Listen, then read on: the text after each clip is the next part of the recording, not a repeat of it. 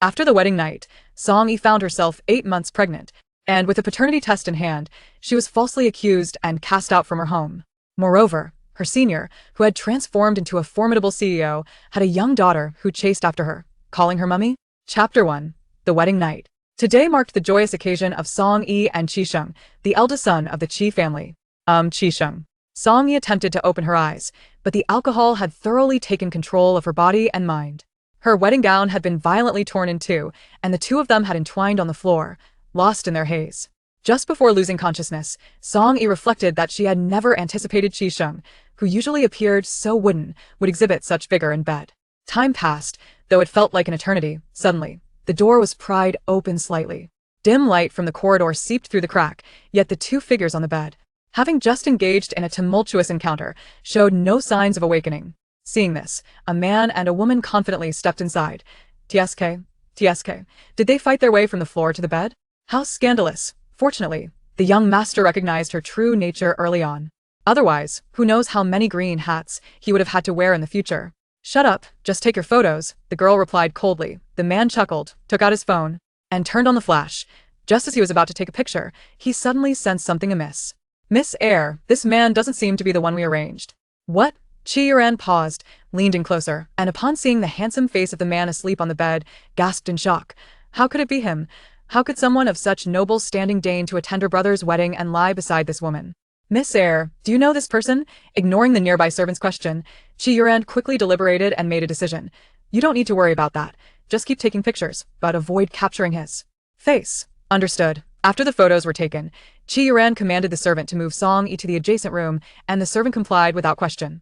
Once the servant and Song Yi had departed, Qi Yuran gazed at the noble and handsome man on the bed, a glimmer of intrigue flashing in her eyes, then shed her garments and gently lay in his embrace. 8 months later.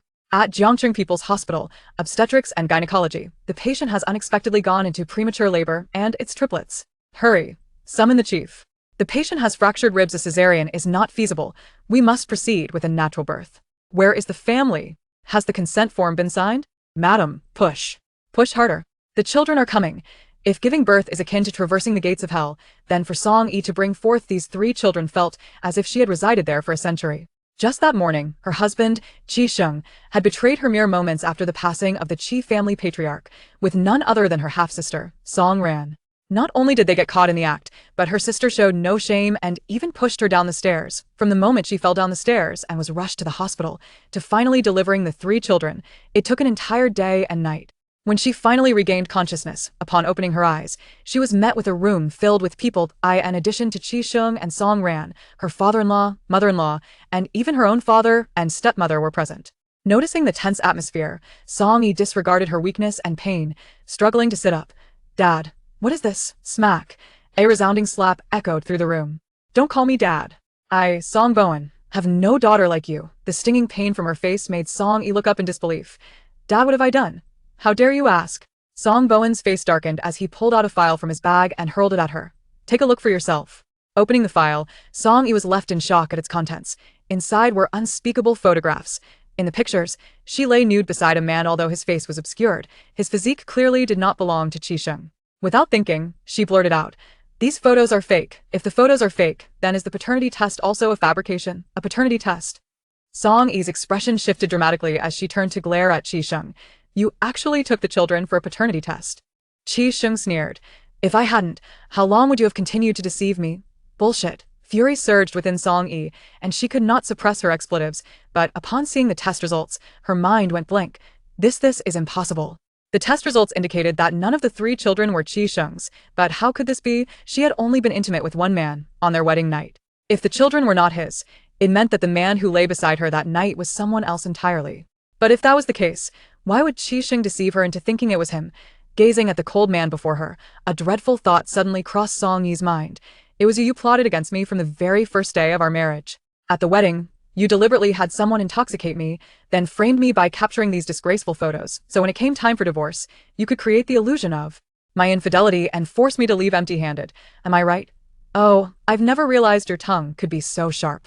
You think your family has hidden treasure, or is in line for a throne. The speaker was Song Yi's mother-in-law, Jiang Qingmei. During her 8 months in the Qi family, while Song Yi's relationship with Jiang Qingmei had not been particularly close, she had been relatively kind toward her for the sake of the children. A.T. Li Song Yi had never heard her speak such harsh words before. When you married into the family, the wedding was the envy of all Jiangcheng. If you hadn't done something to betray Xinger, why would he want a divorce? Of course, it's because he's been with Song Ren all along. Expecting that this revelation would sway others, Song Yi hoped her father would lean in her favor. To her dismay, after hearing this, Song Bowen merely paused for a moment before casually responding, "Then isn't that just a reflection of your own inability to keep his heart?" Chapter 2. A resplendent return. After listening, Song Yi felt an icy chill enveloping her entire being. She had always known that Song Bowen favored Song Ran, but until now, he had at least possessed a semblance of conscience. At this moment, however, Song Bowen left Song Yi feeling a suffocating coldness in her heart for the first time. Her sister had snatched her husband, and he claimed it was her own failure to hold onto his affection. How absurd. This was her own father. In his quest to absolve one daughter, he cast aside all sense of boundaries and principles. She had no desire to utter another word. Merely turning to Qi Sheng and asking, "Where's my child?" Rest assured, those bastards are quite resilient. Aside from the youngest, the other two are perfectly fine. What did you say? Song Yi suddenly sat up, disregarding her postnatal weakness, and grasped his collar tightly. What do you mean by that? Say it again. Qi Sheng sneered. All right, I shall reiterate it plainly. Your youngest son succumbed due to prolonged hypoxia in utero. Do you comprehend? Song Yi's grip slackened, and she collapsed back onto the bed, her face devoid of color. Dead. How could this be?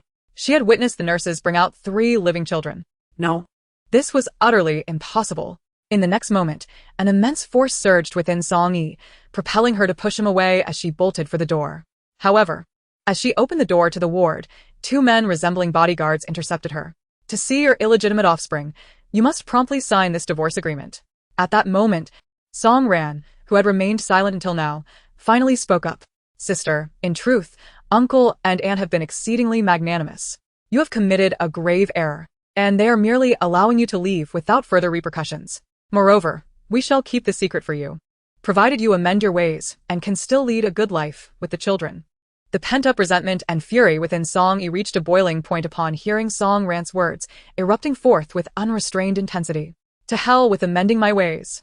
She raised her hand, intending to slap Song Ran across the face, but before her hand could make contact, Song Ran suddenly collapsed to the ground, clutching her abdomen. Ah. My belly. Everyone in the room tensed instantly. Ran, what is wrong? Are you alright? Song Ran clutched her stomach, her face pale and pitiful. I'm fine. Uncle and aunt, please do not blame my sister. She did not know I was pregnant, and it was not intentional. As Song Yi observed the increasingly absurd spectacle before her, she could not help but burst into laughter. You ungrateful daughter. You still dare to laugh. Ran is your sister, and the child within her is your nephew. How could you be so heartless?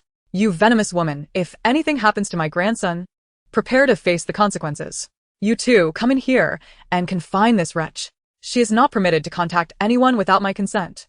Her chilling, desolate laughter echoed through the room, like a dagger piercing the stillness of the night, reverberating endlessly. 3 years later, Jiangcheng International Airport. At noon, the hall bustled with activity, while the television on the wall continued to broadcast financial news without a moment's respite. The Qi Group, a renowned medical conglomerate in our country, boasts nearly 1,000 hospitals under its banner. Since the appointment of the new president, Qi Sheng, 3 years ago, the group has experienced rapid expansion and is poised to go public in the United States within this year. The scene shifted, revealing Qi Sheng on the screen. Simultaneously, a young woman clad in a black coat emerged from the VIP passage, her slender, graceful figure impossible to conceal. Upon removing her sunglasses, her stunning visage elicited gasps of admiration. Observing that familiar yet distant face on the screen, a hint of derision flickered at the corners of her lips. It had been 3 years, and her ex-husband had certainly grown more formidable. However, did he consult her regarding his plans to list in the United States? Chapter 3. A reunion of mother and daughter. Song Yi was momentarily taken aback, lowering her gaze.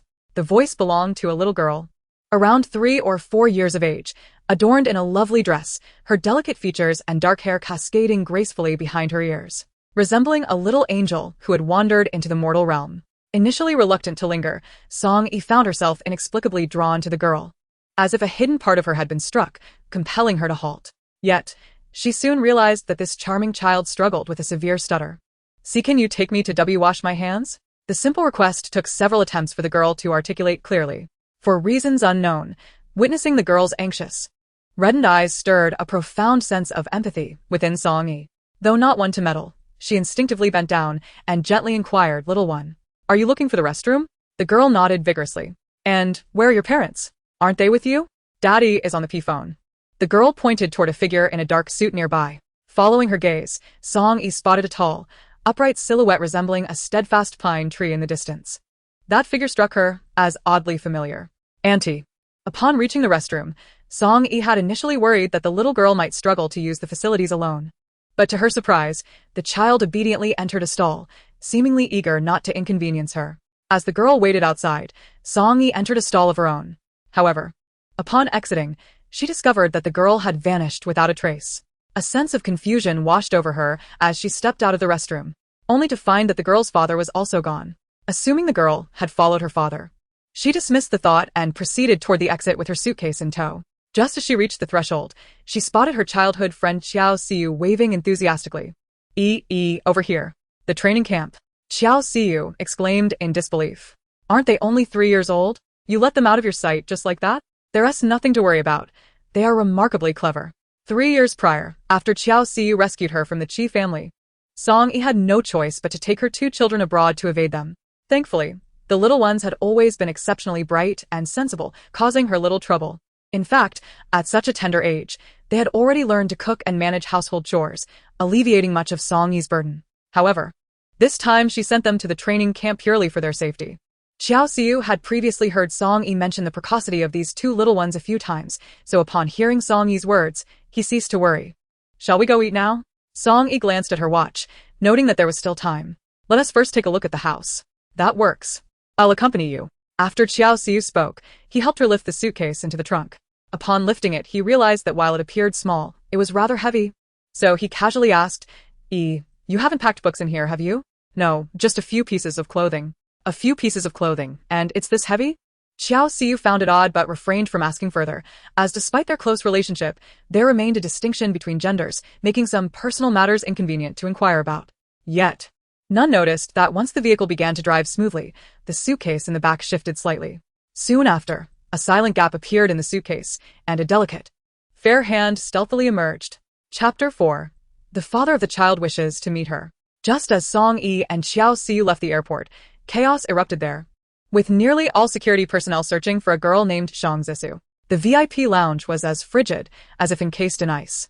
This atmosphere persisted until Secretary Jiang Chen entered. "President Shang, we've found her." The young lady disappeared after entering the restroom with a woman. "Here is the passport information of that woman we just obtained." Seated on the genuine leather couch, the man received the document from his secretary. Upon opening it, a strikingly beautiful face greeted his eyes.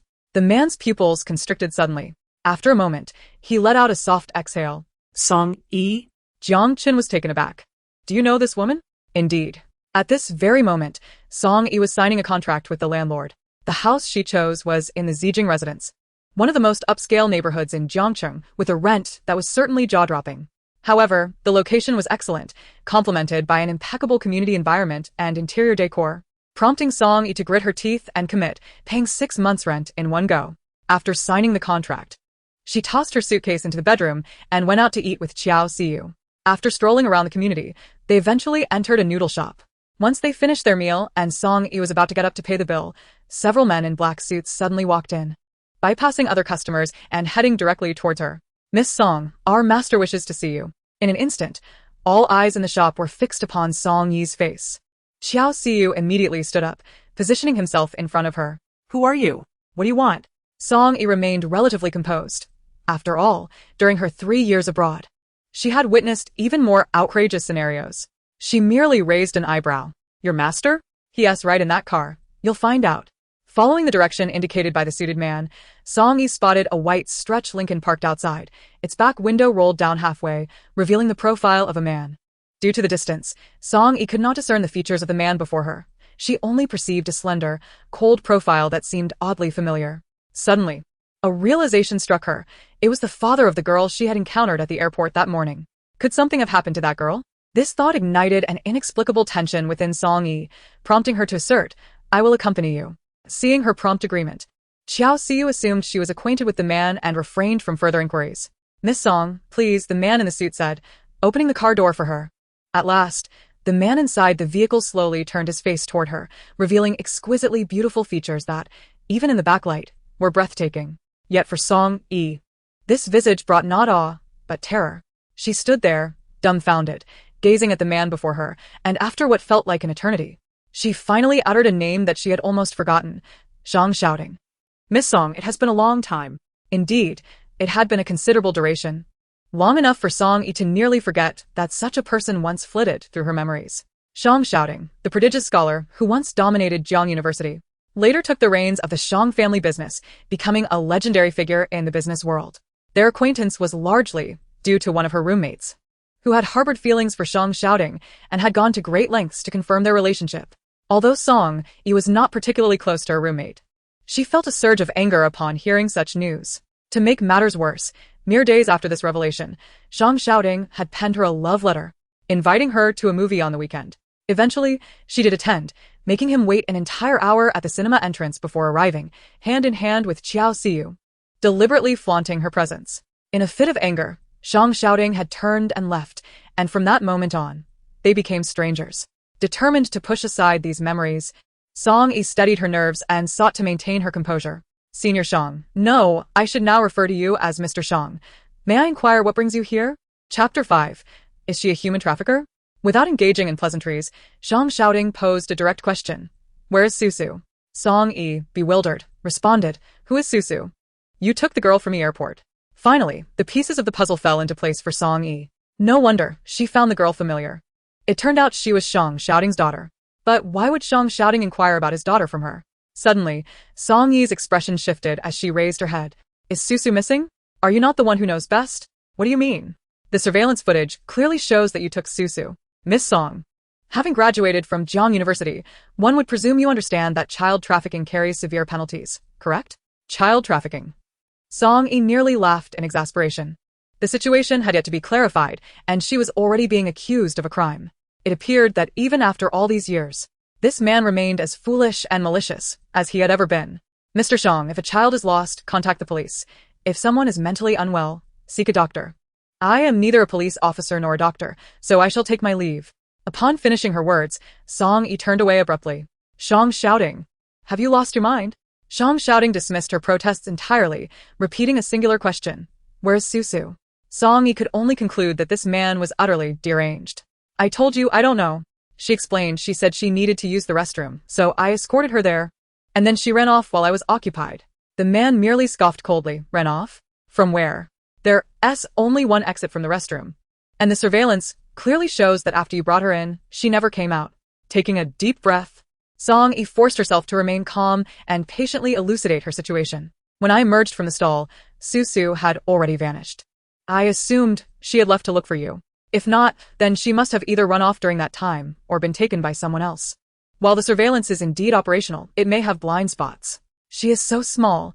It's possible she escaped through one of those blind spots or was taken away by someone undetected. If you doubt my words, you can check the footage to see if I exited alone. Song Yi felt she had analyzed the situation thoroughly. Any reasonable person would review the surveillance or contact the authorities. However, the man before her showed no intention of releasing her, his gaze sharp enough to cut. Just as Song Yi was on the verge of losing her temper, he suddenly inquired, Where's your suitcase? Taken aback, Song Yi replied, I left it at home. Why? Address, he commanded. It dawned on her that he suspected she had concealed his daughter within her suitcase. The absurdity of the thought struck her as both laughable and infuriating. Did he intend to search her home? Fine, as long as he presented a search warrant, she would cooperate unconditionally.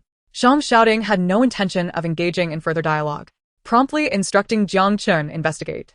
Understood. Song Yi gazed upward in disbelief. You dare. Zhang Shouting, this is an invasion of my privacy. Unfortunately, the two men in the car treated her as though she were invisible.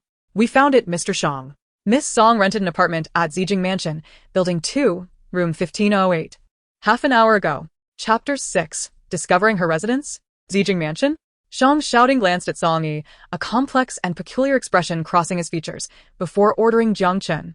Call a locksmith. Song Yi felt a rush of blood to her head. This is a legal entry. I will sue you. Sue away, as long as you can, he retorted. leaving her momentarily speechless, her fervor chilling instantly. While she was unafraid of Shang shouting, the vast commercial empire behind him was an entity she could not afford to provoke. Furthermore, he merely sought to find the girl. If he located her or confirmed that she was not taken by her, he would likely cease his harassment. The noodle shop was near the community, so as soon as the locksmith arrived, Shang's shouting led him into the complex. Song Yi had regained her composure by this time. After calming Xiao Xiu, she followed Shang shouting upstairs with a stoic expression. Upon reaching her doorstep, she effortlessly retrieved her key and unlocked the door without the assistance of a locksmith. "Go ahead, search," she declared, for this house was newly rented, devoid of any possessions, leaving her with little to fear. As Jiang Chun bent down to change his shoes, Song Yi coldly remarked, "There is no need for such courtesy. It will need cleaning again, anyway." To her astonishment, just as the words left her lips, a sweet, childish voice echoed from the bedroom, exclaiming, I want to change." Song Yi was taken aback. Could it be that she was imagining things? Surely not. In the next moment, a lovely little girl, resembling a porcelain doll and holding a mop far too large for her stature, emerged from the bedroom. With one hand on her hip and wide eyes, she approached Jiang Chun in a delicate voice. "Uncle Jiang, can't you see that I just mopped the floor?" Jiang Chun, momentarily bewildered, turned to Shang shouting, who was gazing tenderly at the girl in the room, his demeanor vastly different from moments before in the car. "Susu, come here," he called gently.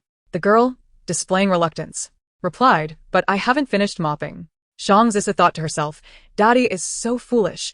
It's not that I enjoy mopping, I just like this ant." Shang shouting, oblivious to the disdain in his daughter's eyes, assumed it was something Song Yi had said to frighten or coerce her, and his expression turned cold once more. Shang Zisa's eyes brightened, her voice tinged with excitement. "Of course I can." Yet, Shang shouting felt a sudden tightness in his chest, though he certainly did not attribute the issue to his daughter. Instead, he believed it was all instigated by Song Yi, leading to an even more frigid glare directed her way. Ignoring him, Song Yi entered the house, changing her shoes. In the midst of the little girl's anxious yet hopeful gaze, she gently crouched down and asked, "Little one, is your name Susu?" Shang Zisa nodded. "Is this uncle at the door your father?" Another nod followed. "Then why didn't you go with your father at the airport just now? Why did you choose to stay with the aunt?" Song Yi refrained from inquiring why the girl had sneaked into her suitcase while she was in the restroom. No one enjoys confessing their misdeeds, especially not a young child. If pressed, the little one might resort to lies in an attempt to cover up her actions. Once children begin to lie, they may develop a habit of evasion, so she opted for a more straightforward question. Indeed, upon hearing the question, Shang Zisu answered without hesitation, "Because the aunt is pretty. The little girl has quite an eye for beauty. I want the aunt to be my mommy." Chapter 7. The Invitation from Huaxin. What? Song Yi nearly stumbled from shock. Shang Zisu stood frozen in place, asserting, "I'm not speaking nonsense. I really like this aunt." Shang Shouting's eyes narrowed, the signs of anger etching his features. Come here. To his surprise, Shang Zisu proved to be even more stubborn, pouting her little face and defiantly huffing, "I won't." As the father and daughter found themselves locked in a standoff, neither willing to yield, Song Yi felt a wave of frustration wash over her. She truly had no desire to involve herself in matters concerning Shang Shouting. However, the predicament of the little girl lingering in her home was untenable, compelling her to placate the child. "Susu, it is impossible for Auntie to become your mommy, but if you genuinely like Auntie, you are welcome to visit and play often, alright?" Shang Zisu pouted, taking a considerable time before reluctantly murmuring her acquiescence, "Alright." Approaching the door, she glanced at her stoic father, ultimately releasing Song Yi's hand with a hint of reluctance. Yet, she suddenly looked up again. "Auntie, you haven't given me your phone number." Song Yi had only intended to coax the little girl out with her previous words, never anticipating the necessity of her return. Despite the little one's endearing charm, she was, after all, Shang Shouting's daughter, and Song Yi wished to sever any ties with that man. However, to go back on her word in front of a child was something she simply could not bring herself to do. In the end, she divulged her phone number to Shang Zisu. Just as Shang Shouting and Shang Zisu departed, Qiao Xiu's call came through. Having studied finance, after being forced out by Qi Cheng, she had taken her 2 children to a firm on Wall Street called TT, where she became a senior analyst. Although her position at TT was not particularly high, she had gained fame under the pseudonym Eve by exposing financial fraud at a company ranked among the world's top 100, thus becoming highly sought after in the financial sector. Stretching languidly, she spoke in a casual tone. "So, which companies are we discussing? You are already aware of the big 4 investment banks, but besides them, there are firms like Guotai, Everbright, and Guangfa." Oh. And Huaxin seems to be interested in recruiting you as well. Huaxin? She recalled that it was Shang Xiaoting's company. There's no need to consider that. Please provide information on the other companies. Song Yi promptly rejected without a second thought. Xiao Xiu paused momentarily. Although Huaxin Capital had only been established 5 years ago, its rapid growth in recent years had even suggested a trend towards surpassing the Big Four. He had previously thought that Song Yi would likely choose Huaxin. Yet to his surprise, it was the first option she dismissed. Before Shang Xiaoting could respond, Shang Zissou eagerly interjected, "It's all my fault. I forgot that Auntie Bai was coming for a follow-up today. I'll go find her right away." Without changing her shoes, she sprinted upstairs on her little legs. Even the housekeeper sensed something amiss, murmuring softly, "What's wrong with the young lady today?" Usually when Dr. Bai visits, she either throws a tantrum to avoid her or hides away. Why is she suddenly so eager to see Dr. Bai today? Moreover, if he heard correctly, the young lady had just spoken 3 sentences in one breath, pausing only once. The housekeeper became increasingly excited, his voice trembling. "Sir, could it be that the young lady's condition is finally improving?" Chapter 8. The Beautiful Auntie. Upon hearing the housekeeper's words, even the usually composed and indifferent Shang Xiaoting could not help but reveal a flicker of surprise in his eyes. Shang Zissou's stutter was not innate. Rather, it was a consequence of an accident 2 years prior, accompanied by moderate depression. Over the past 2 years, Shang Xiaoting has taken Shang Zissou to countless specialists both domestically and abroad, yet the underlying cause of her ailment remains elusive, let alone a cure. Initially, Shang Xiaoting had lost all hope regarding this matter, merely allowing the physician, Dr. Bai, to conduct periodic examinations. However, the butler's recent remarks reignited a flicker of hope within him. Half an hour later, Dr. Bai emerged from Shang Zissou's room. "Mr. Shang, Zissou's condition has indeed improved significantly. Not only has her speech rate accelerated, but her sense of security appears to have strengthened as well. May I inquire if Zissou encountered anyone or experienced any particular events today? Particular individuals?" The face of Song Yi flashed momentarily in Shang Xiaoting's mind, but he swiftly suppressed that thought. He countered with a question, "How is this relevant to Zissou's condition?" Dr. Bai nodded. "Although Zissou's illness appears complex, it fundamentally stems from a lack of security. Her improvement today is evidently a result of enhanced feelings of safety, which leads me to speculate that she must have encountered someone or something that instilled her with a profound sense of security. Someone particularly reassuring?" Song Yi. The notion struck Shang Xiaoting as absurd. "No, she has been with me all day and has not met anyone." Just as he finished his sentence, the butler knocked at the door. "Mr. Shang, the young miss has awakened and immediately expressed a desire to call a beautiful aunt. I was unable to dissuade her." Shang Xiaoting paused momentarily in awkward silence before Dr. Bai broke it. "Mr. Shang, this is the first time Zissou has shown such marked improvement, is it not? I believe you might consider allowing her to interact more with that individual. Perhaps she possesses some remarkable effect on Zissou's condition." Noticing a slight shift in Shang Xiaoting's demeanor, Dr. Bai realized her words had resonated, prompting her to rise and take her leave. Shang Xiaoting refrained from expressing his thoughts on her suggestion and simply summoned the butler. See Dr. Bai out. "Yes, sir." After the butler and Dr. Bai departed, Shang Xiaoting turned towards Shang Zissou's room. "Daddy, you finally came." Shang Zissou rushed into his embrace, clinging to his leg. "Daddy, I want to call that beautiful aunt." Shang Xiaoting replied nonchalantly, "At this hour, she should be asleep." Ah? Shang Zissou looked up at the wall clock with wide eyes. "But it's only 5:30, have you forgotten? She just got off the plane today?" Oh, right. Shang Zissou lowered her head in disappointment. "Then maybe we should plan for tomorrow." Observing Shang Zissou's reaction, Shang Xiaoting realized, just as Dr. Bai had noted, that Zissou's eyes sparkled whenever she mentioned Song Yi, despite the fact that she had never met the woman before. "Can you tell me why you like that aunt so much?" Shang Zissou paused briefly, tilting her head in deep thought before responding earnestly, "Because she is beautiful, gentle, and she smells nice, and her palms are soft. She must be a wonderful mother." Shang Xiaoting beautiful? It's merely SOSO. Gentle? Ha. Yet, witnessing Shang Zissou's joyful expression, he couldn't bring himself to dampen her spirits. If you truly hold affection for that lady, your father can allow you to interact with her. However, you must remember that she can only ever be an aunt to you. Do not mention the idea of her becoming your mother again, do you understand? Shang Zissou was taken aback. "But Daddy, I really—" "There is no room for negotiation on this matter," Shang Xiaoting interjected firmly. "Shang Zissou, do not forget that you have a mother." Shang Zissou's pupils contracted, and in the next moment, the light in her eyes vanished, her head drooping in response. After a lengthy pause, she finally murmured, "I understand." On the first night after returning home, Song Yi had a dream. In her dream, a tender child's voice incessantly cried out, "Mommy, it hurts." She recognized it as her youngest son, the one who had tragically perished due to the actions of Song Ran and Chi Sheng. Song Yi had never even seen the child's body. She had only heard the doctor state that Chi Sheng had sold the child's corpse to a medical anatomy center. "Do not cry, my dear. Mommy is here.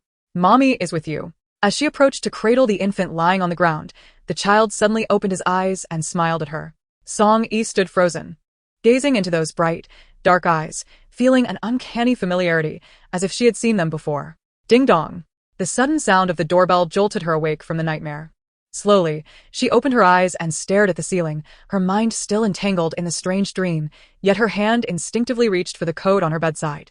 Who could it be? Dressing quickly, she moved to the door and peered through the peephole, her heart racing in shock. Shang shouting. Why was he here again? Chapter 9. The confusing behavior of father and daughter. Yet, the next moment, a sweet and soft child's voice echoed from outside. Pretty auntie, it's me. I've brought you breakfast." Song Yi was momentarily stunned, feeling an overwhelming sense of confusion. Who would have thought that this father and daughter duo would arrive early in the morning to deliver breakfast? Pretty auntie. Are you not opening the door, because you see daddy? Should I ask him to go away? Outside, Shang Shouting's expression darkened. Shang Zisi. The little girl shrank back, her neck retreating under the weight of his stern demeanor, before playfully sticking her tongue out and whining, "Daddy, I was just afraid you would scare the pretty auntie." Shang Shouting, with a cold expression, was about to respond when the door suddenly swung open.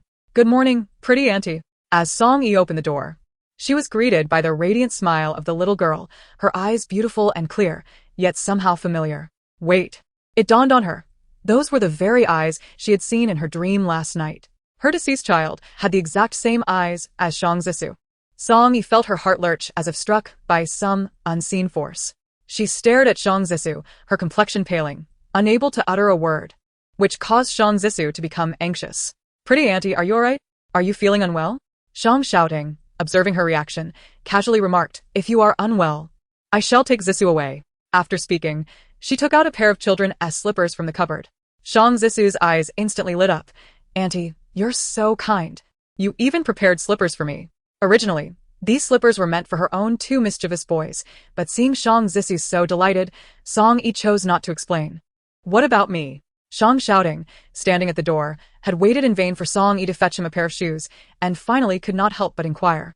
Song Yi looked up, surprised, and asked, "What are you doing here?" Shang Shouting's expression darkened immediately. After accompanying Shang Zisu to buy breakfast early that morning, this was the treatment he received? Indeed, this woman remained as ungrateful as ever. "I do not have any men's slippers. If Mr. Shang insists on coming in, he may as well go barefoot." Angered, Shang Shouting turned to leave. "Dad, where are you going?" Shang Zisi called out to him hastily. Only then did he pause. "I'm going downstairs to smoke. You can come down later." Shang Zisi nodded thoughtfully. "All right, smoke to calm down." Song Yi coldly remarked. "They're used up." "Is that so? Then, it seems I must go barefoot." Observing the expression on Shang Shouting's face, which conveyed a challenge, Song Yi chose not to quarrel with him. She wordlessly retrieved a pair of shoe covers from the cupboard and tossed them in front of him. "Put them on yourself." Shang Shouting shot her a glance. "Didn't you say they're used up?" Song Yi pretended not to hear, taking Shang Zisu's hand and entering the room. Zisu stifled a laugh and quietly asked Song Yi, "Annie, do you know my dad?" "I do not." The male and female voices responded almost simultaneously. The amusement in Zisu's eyes became even harder to conceal. "You don't know each other, yet you are so in sync." Song Yi ceased to respond, while Shang Shouting remained silent, his face cold, and the atmosphere fell into an eerie quiet. However, Shang Zisu felt no embarrassment. She cheerfully set the breakfast on the dining table, asking Song Yi questions as they ate together. Eve. Shang Shouting recalled the personal resume of Eve that Jiang Chun had sent him earlier. Aside from a name, an email, and a 3-year work history at TT, there was nothing else. Yet, these few simple lines had caused a frenzy among major financial institutions in the country, highlighting the woman's mystery and strength. "Obtain her contact information as soon as possible and send it to me. I wish to speak with her personally." Just as Shang Shouting finished speaking, he heard Song Yi, who was having breakfast in the dining room, suddenly cough. Surely, she had not misheard. Shang Shouting wanted to speak with her personally? "Are you alright, auntie?" "I'm fine. I just accidentally choked while drinking porridge." As she spoke, Song Yi cast a guilty glance in Shang Shouting's direction. The moment their eyes met, she felt an inexplicable sensation of being caught in an act of spying and instinctively looked away. Unexpectedly, Zhang Xiaoding suddenly announced, "Zisi, you go play on the balcony for a bit. I need to have a few words with Annie Song, privately." Upon hearing this, Zisu's inner gossip instinct awakened. Dad wants to talk to the pretty auntie alone. Could it be a confession? It seems not entirely impossible. After all, father and the beautiful lady have clearly known each other for quite some time. How I long to stay and listen, yet if I do, father would surely feel shy, wouldn't he? After much contemplation, Zhang Zisi decided it would be best not to play the role of the third wheel. As she rose to head towards her bedroom, she gestured to Zhang Xiaoding with a supportive sign. Zhang Xiaoding pondered. Does this child truly have such an affection for Song Yi? She appears utterly captivated. Once Zhang Zisi departed, Zhang Xiaoding retrieved a folder from his bag and presented it to Song Yi. "Take a look at this," he said. As Song Yi glanced down, she was startled to see the words employment contract emblazoned on the cover. Her first thought was, could it be that Zhang Xiaoding has already discerned that Yifei is indeed her? But upon further reflection, something felt amiss. If he truly recognized her as Yifei, what did his earlier remarks over the phone signify? Was he deliberately speaking for her benefit? Burdened with unanswered questions, Song Yi accepted the document. And upon opening the first page, she was taken aback. A full-time nanny. What on earth is this? I have reviewed your background, he continued. Since your graduation, you have not held a job, thus even with your degree in finance from Jiang University, given your lack of experience, it would be implausible for you to secure a decent position. Of course, you could start from scratch, competing for entry-level roles with recent graduates earning a mere few thousand a month, or even begin with internships. Yet, having been pampered since childhood and eager to marry into wealth before graduating, can you endure such hardship? Song Yi stared at Zhang Xiaoding, momentarily uncertain whether he was serious or merely testing her with this peculiar proposition. Do not misconstrue my intentions. I am not here to assist you. It is simply that Su has taken a liking to you, and coincidentally, we are in need of a nanny. However, fret not, we have plenty of household staff, and your duties would involve merely keeping Su company each day. As Song Yi examined the contract in her hands and then regarded the earnest man before her, she finally grasped that he was indeed seriously intending to hire her as a full-time nanny for Zhang Zisi. Remembering the phone call he had just made, she suddenly felt as though she were witnessing a farcical comedy, unable to suppress a burst of laughter. Ha ha ha. Zhang Xiaoding had anticipated she would react with joy, shock, or perhaps even gratitude, and he had even considered she might refuse. He never anticipated such a response. He frowned. What is so amusing? Song Yi remained unresponsive, her laughter only intensifying to the point where tears nearly spilled from her eyes. Song Yi. Enough. Zhang Xiaoding glared at the woman before him, whose laughter was unrestrained, his expression dark as a cast-iron skillet. Since you are still as ungrateful as before, I see no necessity to offer you this opportunity. In the bedroom, even with her ear pressed to the floor, Zhang Zisi could not discern the conversation between Song Yi and Zhang Xiaoding. She only vaguely heard Song Yi's laughter. A surge of joy filled her heart. The beautiful lady seems so delighted. Could it be that father has successfully confessed his feelings? The next moment, the door swung open, and caught off guard, Zhang Zisi crashed directly into Zhang Xiaoding's thigh, the impact nearly bringing her to tears. Father has left. Without a moment's hesitation, Zhang Xiaoding scooped her up and strode out. As Zhang Zisi lifted her gaze, she noticed that her father's expression was as frigid as ice, contrasting sharply with the radiant smile of the beautiful lady beside him, leaving her utterly bewildered. What was happening?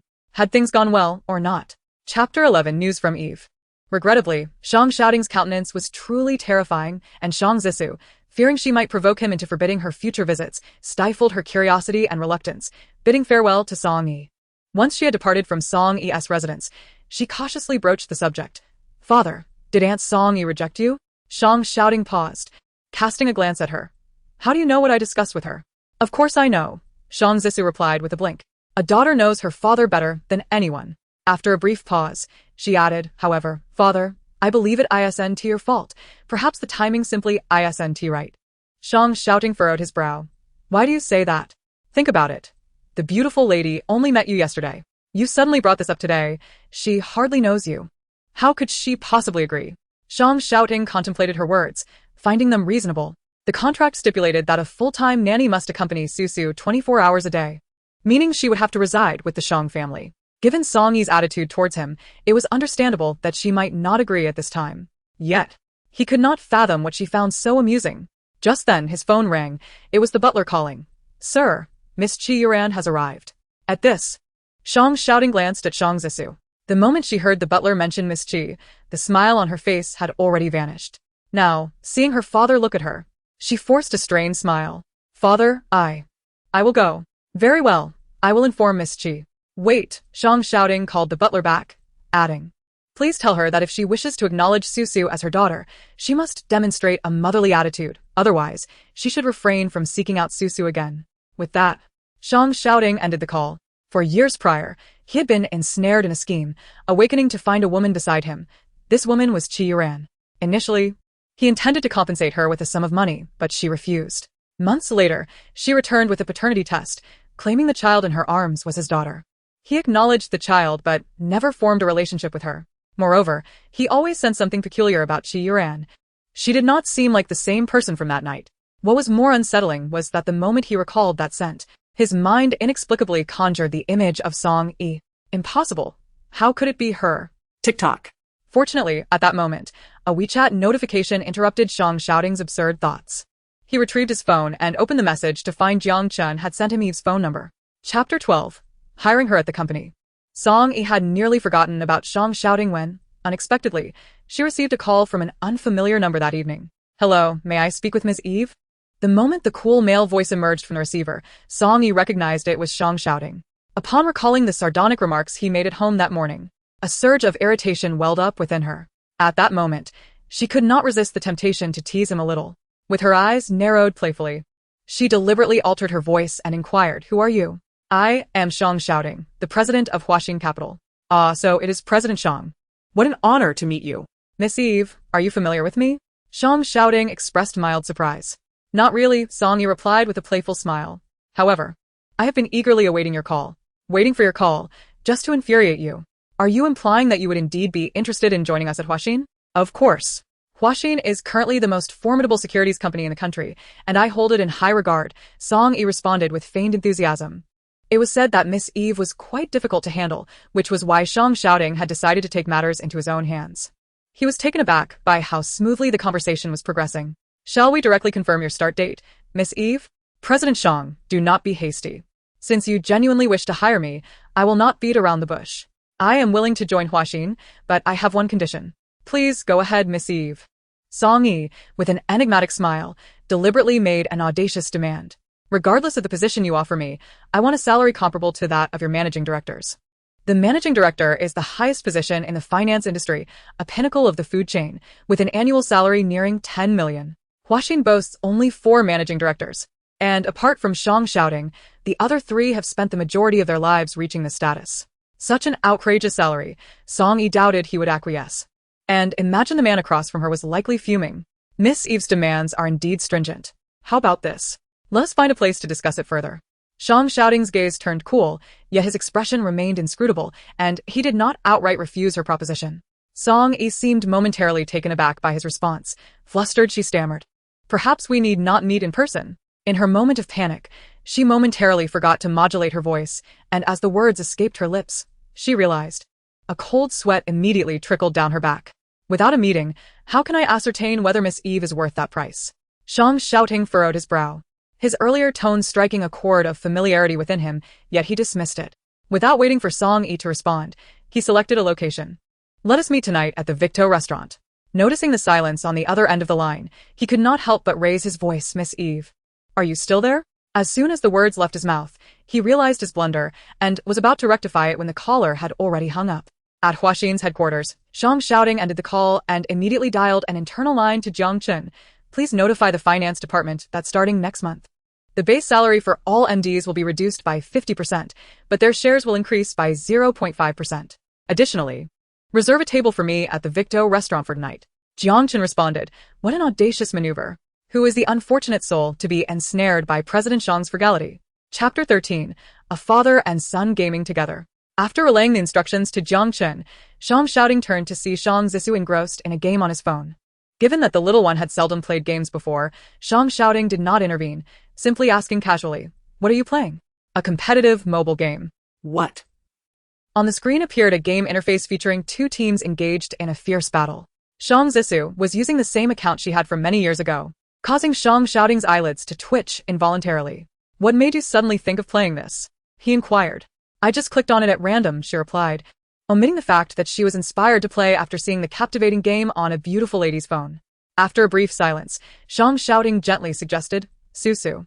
If you enjoy gaming, you might want to consider simpler games, like Connect 4, Snake, or Tetris. They can be quite entertaining. Before he could finish his sentence, a loud voice echoed through the headphones. You have been slain, and the screen turned gray. Shang Zisu pouted, her lips resembling those of a goldfish. Daddy, it's all your fault. You talked too much and distracted me. Shang shouting was bemused. How could he take gaming advice from a little girl whose hand was still smaller than his fist? Yet, he didn't wish to dampen her enthusiasm. Thus, Shang Zisu initiated a new game, but soon found herself on the verge of losing again. Daddy, I really am terrible at this, she lamented. Shang shouting had anticipated this outcome. After all, despite her intelligence, Shang Zisu was merely a 3-year-old child who seldom played games, making it naturally challenging for her to engage in one with a steep learning curve. However, witnessing her disappointment stirred his compassion. He glanced at the game screen again. Although defeat seemed imminent, there appeared to be a glimmer of hope. Give me the phone, he instructed. Shang Zisu paused momentarily, her eyes sparkling with realization as she exclaimed, Daddy, are you going to play yourself? Without a word, he seized the phone and began to maneuver. Shang Zisu watched in awe as the clumsy character on the screen transformed into an agile warrior. Despite being significantly under-equipped compared to the opponents, Shang shouting skillfully evaded numerous attacks and managed to secure a kill.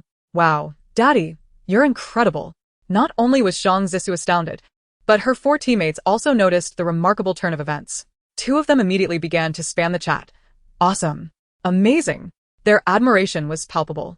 As Shang shouting skimmed through the chat, he discovered that these 2 had been mocking Zisu since the game commenced. He promptly muted them and addressed the other 2 enthusiastic teammates over the microphone. You 2 follow my lead. No sooner had he spoken than the voices of the 2 young boys responded, received. While he marveled at how insidiously these games affected children today, he expertly guided the 2 youngsters, leading them to a triumphant victory against the opposing team, 3 against 5. Wow, what a formidable player. One of them exclaimed. Master, no. What master? Daddy, do you need another son? One who listens, isn't clingy, and can cheer you on. Shang shouting frowned. Were children today so unrestrained in their speech, casually referring to one another as father even in the context of a game? Just then a knock sounded at the door. Mr. Shang.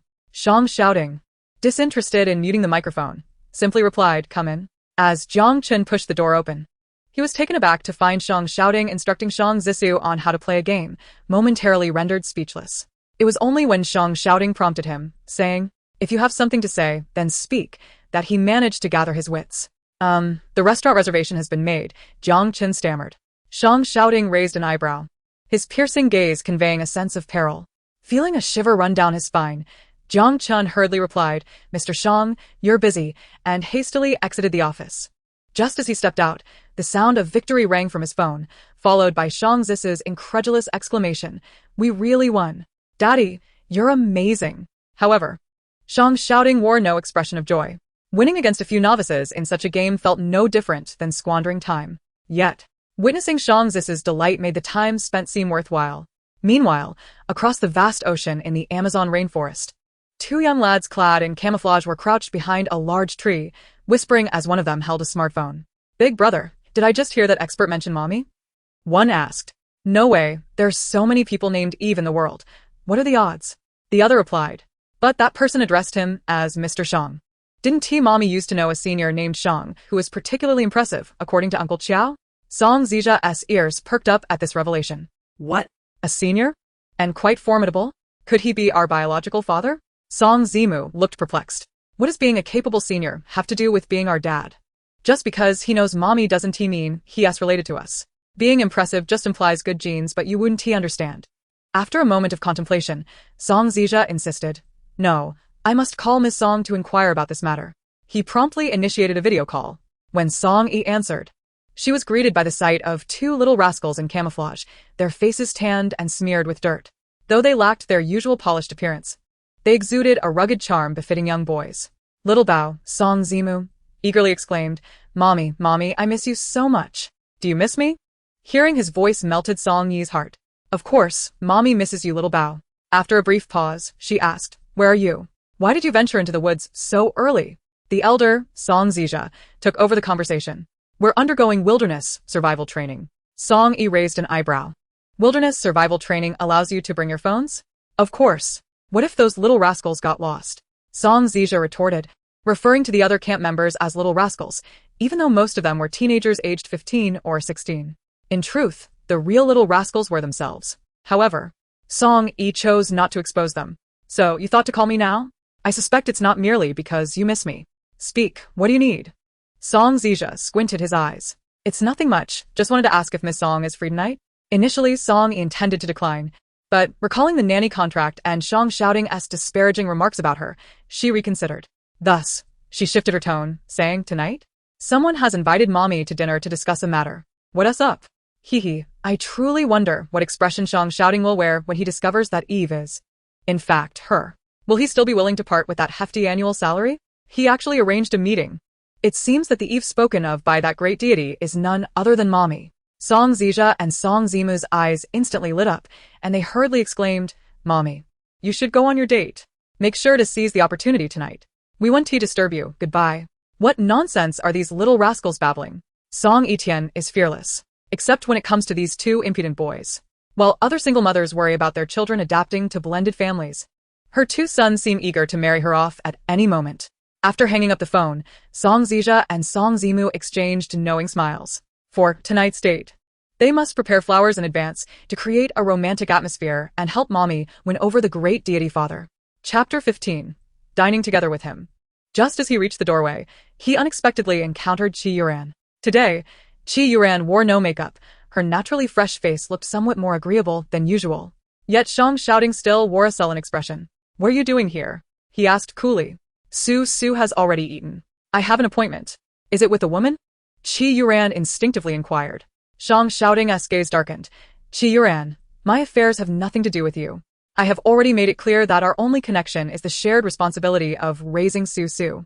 Hearing his words pierced her heart, followed by an overwhelming wave of resentment. No, it cannot be like this. Although Shang Xiaoting had always treated her coldly, he had never been so blunt about their disconnection. Someone must be instigating from behind. Qi Yuran clenched her fists, striving to quell the fury within her. I may have overstepped, but shouting. The reason I came to find you today is not only to have a meal with you and Su. There is something very important I wish to discuss. A friend of mine is at Harvard Medical School, majoring in child psychology. He mentioned that a distinguished mentor from their institute happens to be in Jiangqing these days, and I would like to ask him to take a look at Su. I know you have consulted many renowned doctors these past 2 years, but it is always good to have an additional ray of hope. Shang Xiaoting replied coolly, no need. Su's condition has already improved. What? Qi Yuran feigned surprise, really? When did this happen? Just in the past few days. In the past few days? She had inquired and learned that aside from encountering a woman, Shang Xiaoting had either been at home or at the company. He had not even visited the hospital. Under such circumstances, how could Su suddenly improve? Could it be because of that woman? The more Qi Yuran thought about it, the more anxious she became, although she did not yet know who that woman was. She sensed that this woman posed a significant threat to her.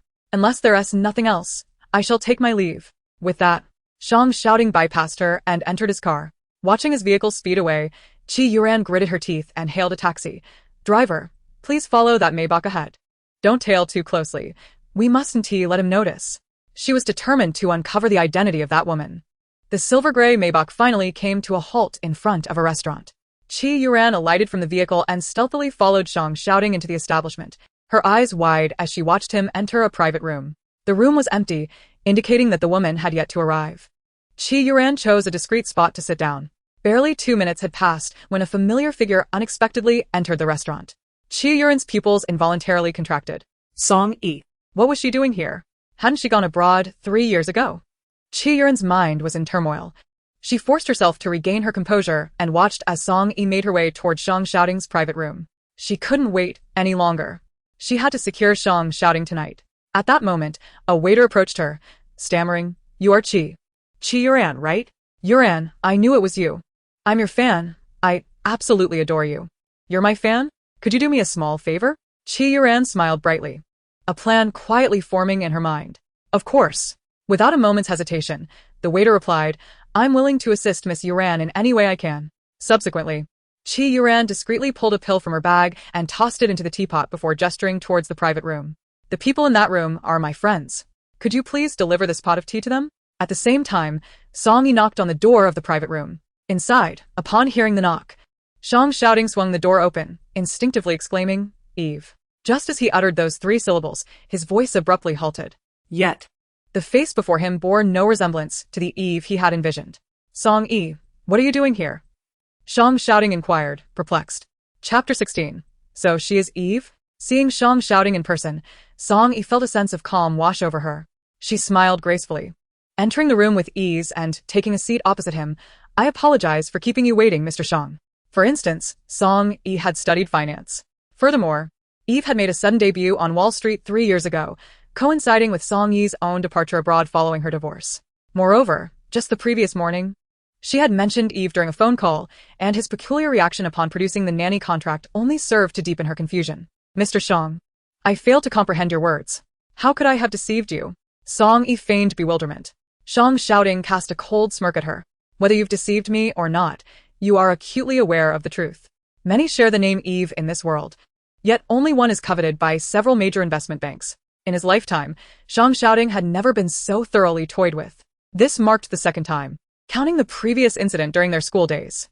With old grievances compounded by new animosities, the meal was destined to be anything but enjoyable. He abruptly walked to his chair, picked up his coat, and prepared to leave. Observing his reaction, Song Yi felt a surge of anger. What did this mean? Was he dismissing her? With her capabilities? Numerous companies were clamoring for her. If that is the case, I must certainly go to Huaxin, Song Yi remarked softly. Is Mr. Shang departing? What a pity.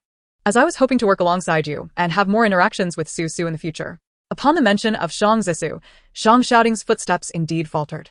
Are you threatening me? He inquired. Song Yi's lips curled slightly. How can this be a threat? I am merely stating a truth.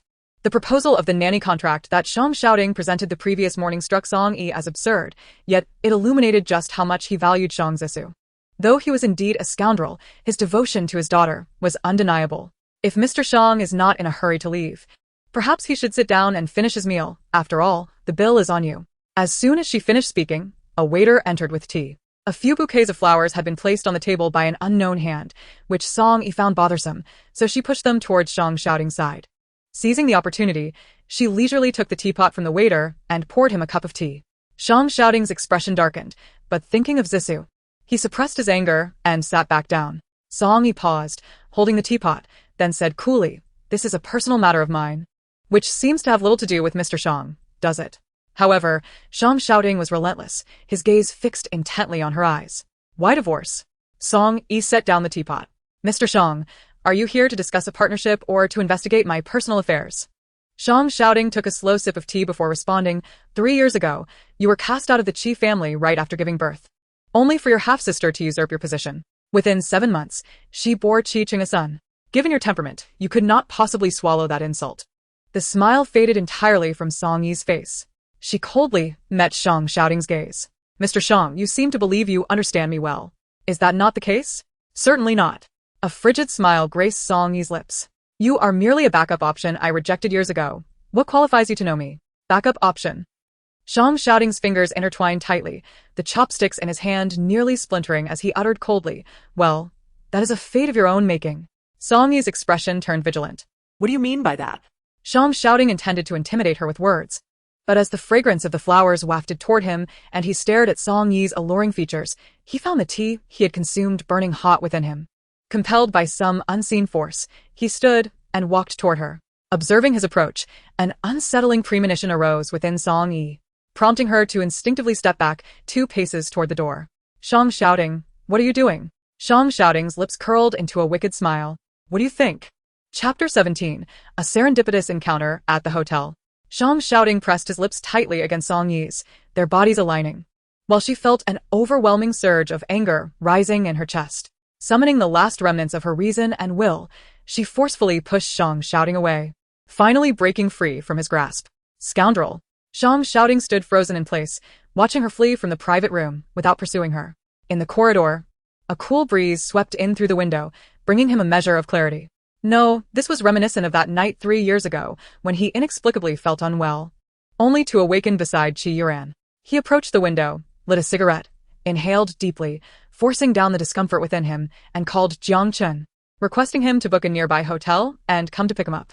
As Song-yi exited the restaurant, her mind buzzed with confusion, her face still bearing an unusual hue. At that moment, Chao Siu suddenly called her. Something's gone awry. I mixed up the flowers.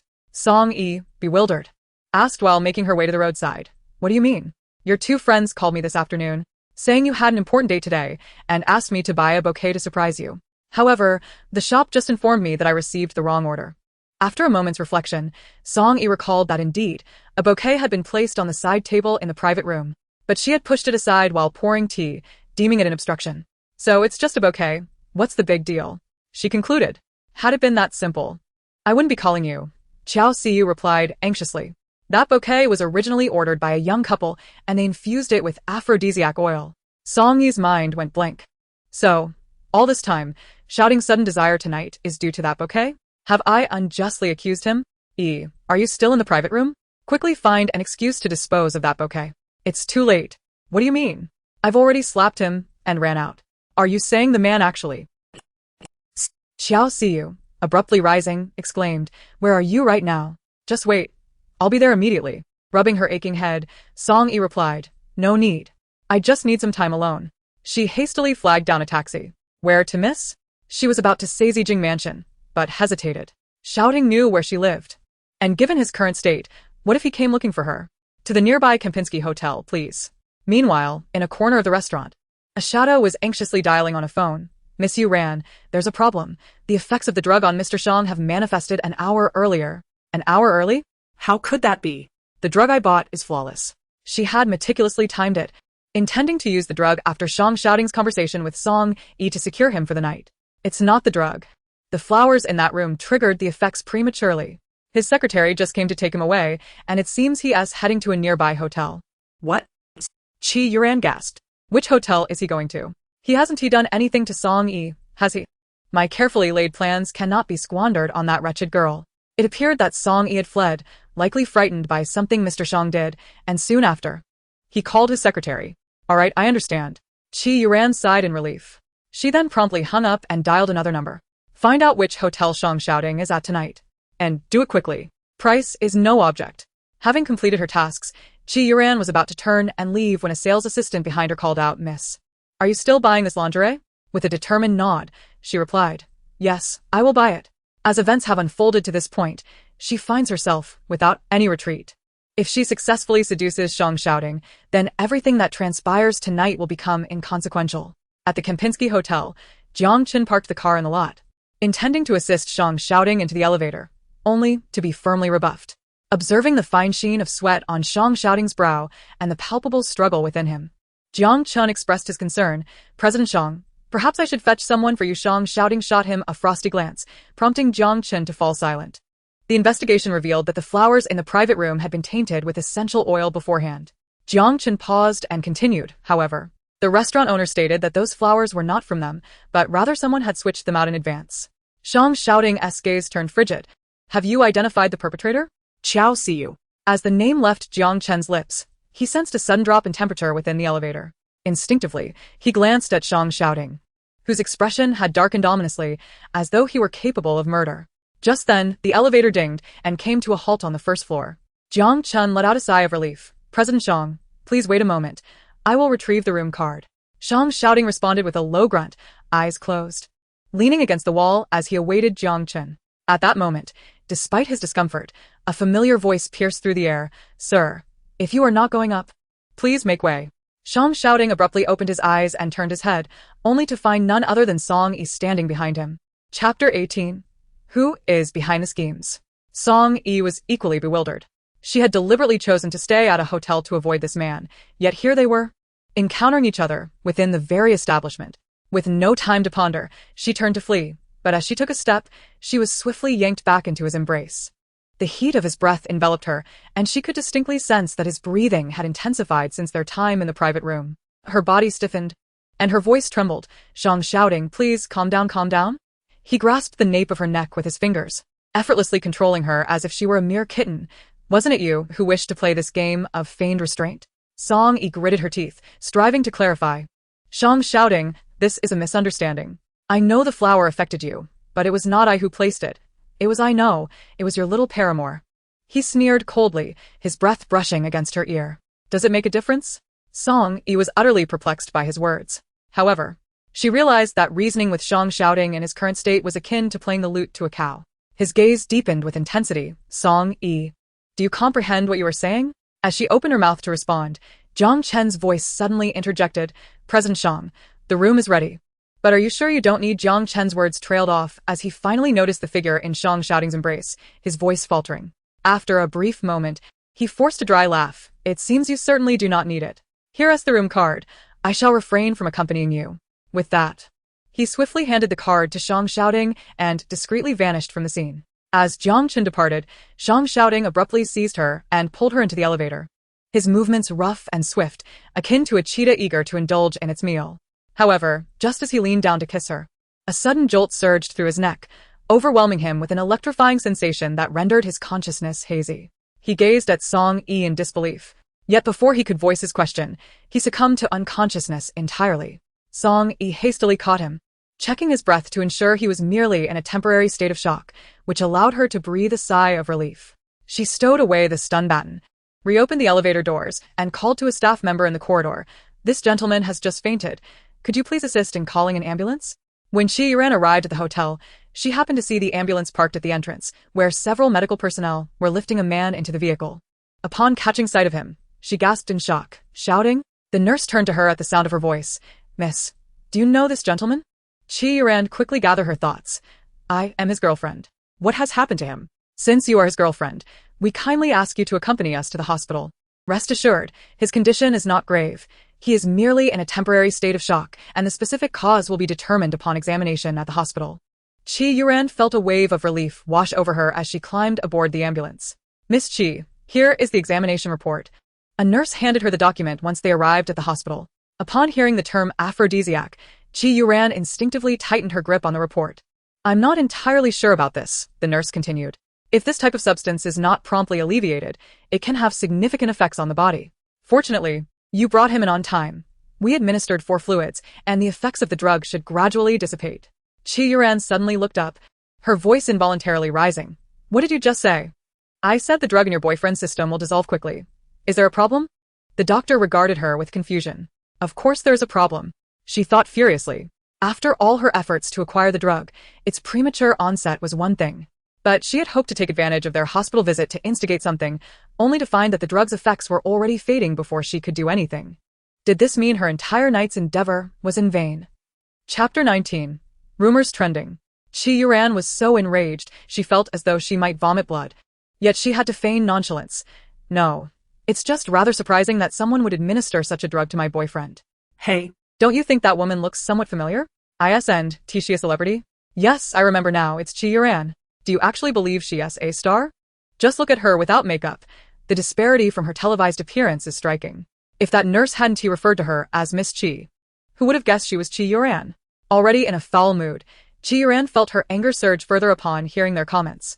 Just as she contemplated turning around to give those gossiping women a piece of her mind, her phone rang unexpectedly. Seeing that it was her manager calling, she answered with a tone of annoyance. What is it? Zhang Bo was well aware of the temperament of this young lady. Hence he endeavored to speak to her as gently as possible. Dearest, are you once again in the company of that businessman? Qi Yuran paused, taken aback. How do you know? You've been photographed. A paparazzo caught you at the hotel entrance, escorting Shang shouting onto an ambulance. Fortunately, that individual had enough sense not to release it immediately and instead shared it with me first. In the entertainment industry, while paparazzi frequently capture private moments of celebrities, not all such information is made public, as stars typically have their companies providing them support. Therefore, their first choice is often to sell the capture material to the stars' companies or agents. Qi Yuran, upon hearing this, dismissed it with a wave. Since you have already handled it, why tell me? Though this matter is resolved for now, you must remain vigilant. With your current level of fame, countless individuals are waiting to exploit any misstep. Zhang Bo continued to ramble on the phone, but Qi Yuran absorbed none of it. Her mind preoccupied with other thoughts. The medication within Shang's shouting system had dissolved, and her plan to sedate him had naturally failed. However, Zhang Bo's words sparked a different idea within her. With this in mind, she interrupted Zhang Bo. Send me the photos. Zhang Bo hesitated. What do you need those photos for? That's none of your concern. Additionally, provide me with the contact information of a well-known journalist. Jiang Bo sensed something was amiss. Dearest, what exactly are you planning? I must insist that you refrain from acting recklessly. Regrettably, Qi Yuran did not afford him the opportunity to continue, abruptly stating, send it to me within 2 minutes, before hanging up the phone. True to her word. Within 2 minutes, Jiang Bo sent her several blurry photos along with a phone number, noted as Mango Media, Chenxiang. Qi Yuran retreated to a secluded corner before dialing the number. Is this journalist Chen? I am Qi Yuran, and I would like to propose a transaction. I wonder if you would be interested? After stunning Shang shouting, Song Yi did not immediately ascend to her room, but instead watched as the staff summoned an ambulance. Feeling reassured before heading upstairs. However, she did not dare to stay at the hotel any longer. After much contemplation, Song Yi concluded that the most prudent course of action was to seek refuge at Xiao Siyu's residence for the night. Xiao Siyu's home, inherited from his father, though modest in size, boasted 2 bedrooms.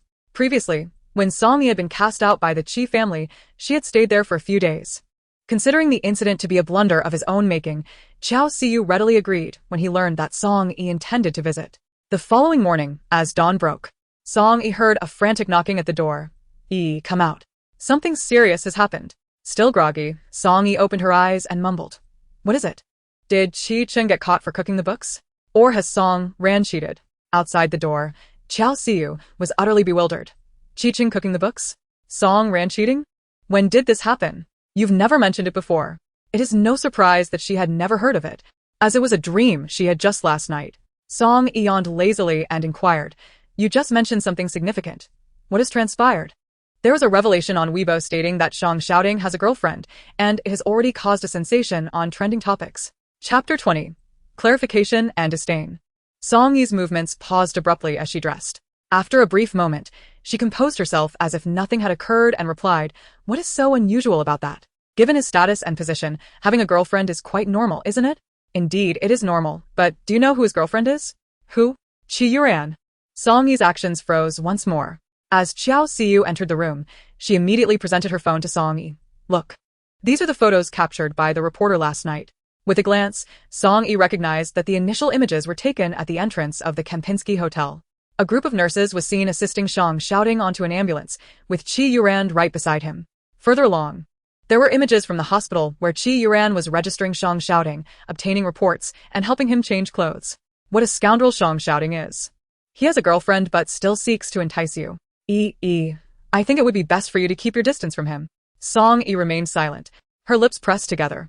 In truth, she was not surprised by the revelation of Shang Shouting's relationship. After all, she had long known him to be a cad since their university days. However, she had never anticipated that his girlfriend would be Qi Yuran. What about Shang Zisu? Could she be the daughter of Qi Yuran? If so, why is Shang Shouting not married Qi Yuran despite having a daughter together? If not, with Qi Yuran's temperament, could she tolerate another woman bearing children for Shang Shouting? What are you contemplating? Noticing her prolonged silence, Xiao Siyu grew concerned that thoughts of Qi Yuran might be reviving painful memories from 3 years prior. Huh. How about beef noodles? No, These 2 individuals, they are no longer relevant to me, Song Yi said indifferently. Rather than discussing the gossip of others, wouldn't it be more practical to consider what to have for breakfast? As childhood friends, Xiao Siyu understood Song Yi's character all too well. In addition to her stubbornness, Song Yi had a peculiar habit of feigning nonchalance when she was particularly affected by something. Therefore, upon hearing her words, Xiao Siyu sighed inwardly, but chose not to expose her facade. I'm nearly sick of beef noodles, let us opt for ribs instead. In the hospital, the moment Qi Yuran saw Shang Shouting awaken, her heart raced as if it were teetering on the brink of a precipice. She endeavored to maintain her composure while pouring him a glass of water. Shouting, how are you? Is there anywhere you feel unwell? Shang Shouting glanced at her, his expression as calm and detached as ever. What are you doing here? I saw you being carried onto the ambulance by several nurses outside the Kempinski last night. So I followed you here, Qi Yuran replied, her face etched with concern. Shouting, what exactly happened last night? Why did the doctor say you were electrocuted? Electrocuted? Shang Shouting's countenance grew cold as he recalled the moment before he lost consciousness. As I surveyed my surroundings, I discovered that I was the sole occupant of the ward, and my complexion was growing increasingly pallid. Where is Jiang Chen? I cast my gaze downward. I suspect Secretary Jiang is quite occupied at the moment, which is why I refrained from contacting him. Occupied? With what, pray tell? This predicament can also be attributed to my oversight. I bit my lip. bearing an expression of discomfort and guilt. When I brought you to the hospital last night, I inadvertently caught the attention of a reporter.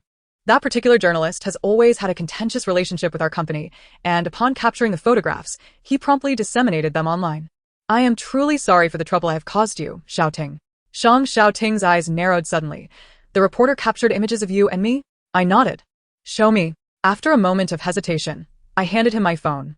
As he perused Weibo, it became evident that our names were trending at the top. He scrolled through the photos with an impassive expression before shutting the phone with a click. The informant's name is Chen Xiang? My heart raced at the revelation. Xiaoting. You mention that this individual has always been at odds with your company? What if I were to assist you in eliminating this problem? A cold glimmer flickered in Zhang Xiaoting's elegant eyes. My complexion shifted dramatically. No, that cannot be right. Xiaoting, you must remain composed. We live in a society governed by law. Yet, he did not afford me the opportunity to finish my thought, swiftly dialing Jiang Chen's number. Mr. Shang, you are awake. That is splendid. I was just about to inquire about your situation with Miss Qi from last night. Zhang Xiaoting replied coolly, ensure that the individual responsible for the leak is silenced and, subsequently, release a statement on the company as official Weibo account clarifying that Miss Qi and I are merely acquaintances. A dull thud echoed in my mind, as if I had been struck heavily by his words, nearly causing me to lose my footing. I gritted my teeth to suppress my tears and raised my gaze to the man before me. Zhang Xiaoting, must you be so ruthless? Ruthless? He raised an eyebrow, as though he could not fathom my dismay. Am I not aiding you with my actions? You are in the midst of a career ascent. Publicizing a romantic involvement would be detrimental to you, would it not? Moreover, I am merely speaking the truth. Our relationship is quite tenuous, is it not? Chapter 21. The young lady disappeared. My fingers clenched tightly into my palms, and after a prolonged silence, I finally spoke. You are correct. Thank you, Xiaoting. Zhang Xiaoting replied in a nonchalant tone. If you are free this evening, we could share a meal together. My eyes widened in disbelief as I regarded Zhang Xiaoting. Really? I had assumed that he had discerned my role in the reporter's exposure, hence his earlier coldness. However, it appeared that his ire was directed solely at the journalist, and he seemed to be extending a warmer demeanor towards me. After all, this was his inaugural invitation for dinner. Without a moment's hesitation, I exclaimed, I am available whenever. Though I longed to linger a while longer, I dared not defy Zhang Xiaoting's wishes, and after careful consideration, I replied, I shall await you this evening. Zhang Xiaoting lowered his head, seemingly indifferent to my words, as if he had not heard me at all. With disappointment, I departed. Shortly after my exit, Jiang Chen arrived in haste. Mr. Shang, I have adhered to your instructions and ensured that Chen Xiang has been blacklisted across all platforms. Additionally, I have issued a clarification on Weibo. Yet it appears that the public remains somewhat skeptical. Jiang Chen paused momentarily at this juncture. However, it seems that people are not entirely convinced. Zhang's articulation could be deemed rather understated. In truth, had Zhang Xiaoting refrained from posting that particular Weibo update, this incident would have gradually faded with the passage of time. With a touch of public relations from both sides, the external world would eventually come to perceive this occurrence as merely a coincidence. Yet, now that Zhang Xiaoting has made such a public announcement, it inadvertently carries an air of desperation to conceal the truth. Presently, the entire network is practically convinced that Zhang Xiaoting and Qi Yuran are indeed entangled in a scandalous affair. Upon hearing this, Zhang Xiaoting merely raised an eyebrow. My statement reflects my stance. How they choose to interpret it is of no concern to me. He is not a celebrity. Why should he care about the musings of keyboard warriors online? Just as Zhang Xiaoting concluded his statement, a nurse entered the room to conduct a brief examination. Mr. Shang, the effects of the aphrodisiac in your system have nearly dissipated. You are cleared for discharge. However, please maintain a light diet for the next few days. Zhang Xiaoting suddenly frowned. Aphrodisiac? I thought it was essential oil? The nurse paused, realizing the implication of Zhang Xiaoting's words, and shook her head. It could not possibly have been essential oil. While there are indeed some so-called aphrodisiac essential oils on the market, they merely create an ambience through scent and do not elicit genuine physiological responses. However, we have detected definitive aphrodisiac substances in your blood, which can only be attributed to the ingestion of aphrodisiac drugs. Upon hearing the nurse's words, Zhang Xiaoting's eyes narrowed sharply, revealing a glint of danger. Even Jiang Chenyu was taken aback for a moment, and as soon as the nurse departed, he could not contain himself. So, the direct cause of Mr. Zhang's condition last night was not essential oil, but rather an aphrodisiac? Who administered this aphrodisiac? Was it Miss Song? What could her motive possibly be? With the talk of essential oil and drugging, it seems implausible that a rational individual would engage in such behavior. Mr. Shang, there must be some misunderstanding in this matter. Correct?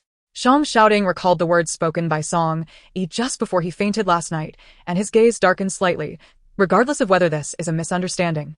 It is inextricably linked to her. The most critical point is that even if it were a misunderstanding, it is one that cannot be resolved. After all, an entire night has passed, and the food and beverages from last night have undoubtedly been disposed of, making any investigation impossible. At that moment, Shang Shouting's phone rang abruptly. It was the butler calling. As soon as he answered, the butler spoke with urgency. Sir, the young lady is missing. Chapter 22, Returning to her residence. Shang Shouting's expression darkened suddenly. Missing? When did this happen? Approximately 10 minutes ago. I went upstairs to call the young lady for dinner, only to find she was not in her room. I dispatched personnel to search the entire villa, but she was nowhere to be found. Have you checked the surveillance footage? Yes, but the morning footage is malfunctioning. It seems the young lady turned off the circuit breaker in advance. Shang Shouting's expression grew increasingly frigid. He had initially thought that the little one, aware of his hospitalization, had hurried over to see him. It now appears that this ungrateful wretch did not come in search of me.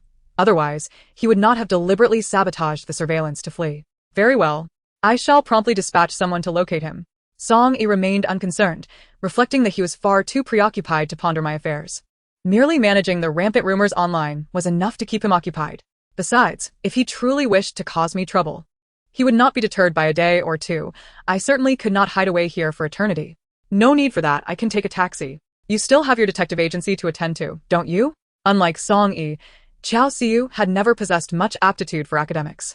During high school, a family crisis prompted him to drop out, relying on a meager inheritance from his father and Song Yi's support to establish a small agency, which allowed him to scrape by. However, in recent years, the real estate market had steadily declined, leading small agencies to either collapse or be absorbed. Fortuitously, Qiao Xiu had cultivated some connections and savings over the years, and upon meeting a skilled detective, he partnered with him to open a detective agency. Song Yi remarked, If you need any assistance, do not hesitate to reach out. I foresee relying on you for some intelligence in the future. Qiao Xiu chuckled. Do we really need to say such things? In a couple of days, once old Lu and I finalize our office space, I shall invite you over for a visit. It will also be a chance for you to meet old Lu. The old Lu he referred to was his detective friend.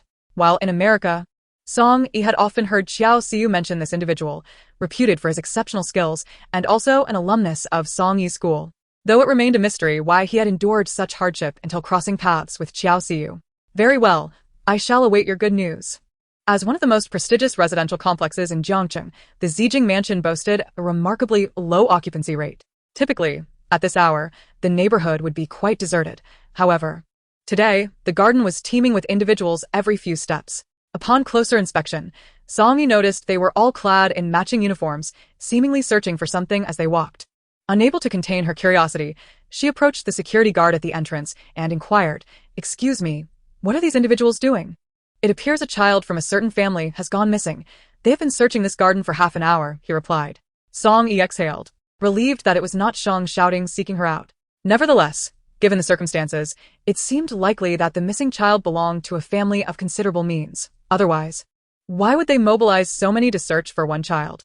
Chen, we have searched the entire building, yet found nothing. Chen, there is nothing in the garden either. We have also scoured the garage, to no avail. Once Song Yi saw the crowd disperse, she dismissed the matter from her mind and headed straight home. Just as she was about to retrieve her keys to unlock the door, she suddenly heard a faint snore emanating from the nearby electrical room. Chapter 23. She is not my mother.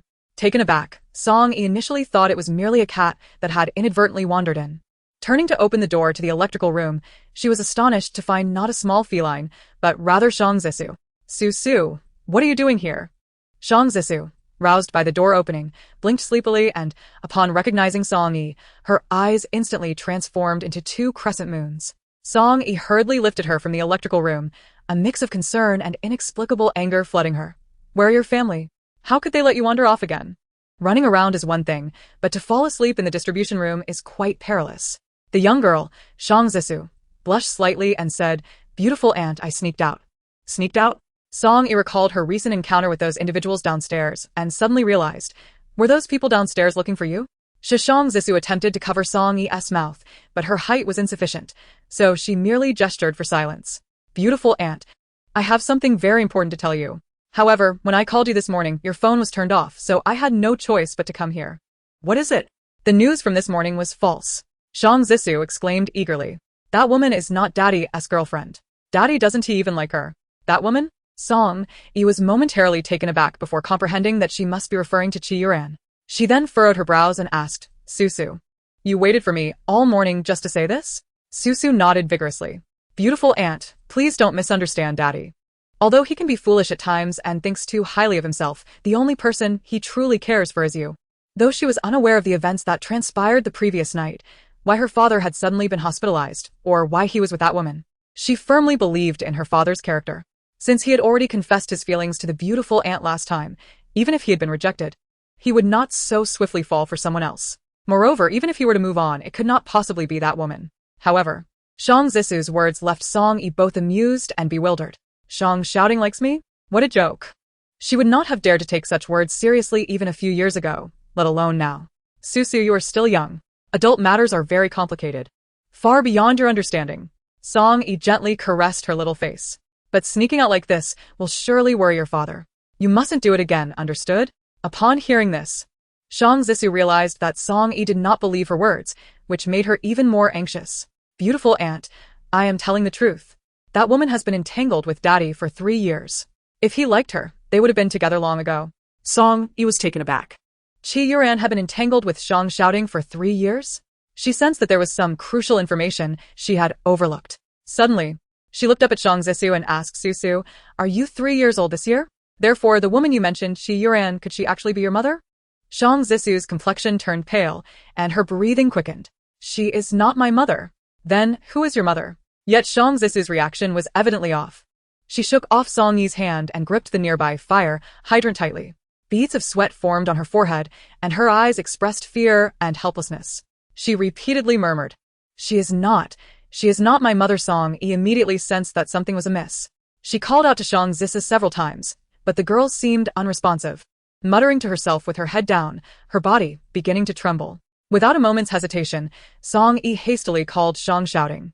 As Shang Shouting completed his discharge procedures and prepared to seek out someone, he noticed a call from Song Yi and immediately deduced that Shang Zissou must be with her. Just as he exhaled in relief, he was abruptly taken aback by Song Yi's inquiry. Shang Shouting, does Zissou have a psychological disorder? Shang Shouting's expression shifted dramatically. What happened to Zissou? She had just been discussing Qi Yuran with him when her demeanor suddenly changed, and she clung to the fire hydrant, repeatedly insisting that she was not her mother, unresponsive to his calls. Veins throbbed on Shang Shouting's forehead. Although Zissou's condition had evidently been improving, why had she suddenly relapsed so severely? What had Song Yi discussed with her? He clenched his jaw. Keep an eye on her. I will be there shortly. Chapter 24. He is a victim of abuse. After hanging up, Song Yi initially intended only to ensure that Shang Zissou did not wander or injure herself. Zissou, however, remained oblivious, her gaze downcast as she murmured to herself. Noting that Zissou did not exhibit any signs of rejection, Song Yi took a step closer, gently placing her hand on Zissou's back. Yet, upon realizing that it was Song Yi behind her, the fierceness and tension in Zissou's eyes gradually faded. 10 minutes later, a knock resonated at the door. When Song Yi opened it, she was met with a face as cold as ice. Seizing the moment before he could speak, she made a gesture for silence. Zissou just fell asleep. Please be quiet. She fell asleep? Shang Shouting's eyes flashed with disbelief. How did she manage to sleep? I saw her trembling while clutching the fire hydrant, so I carried her inside and sang her a lullaby.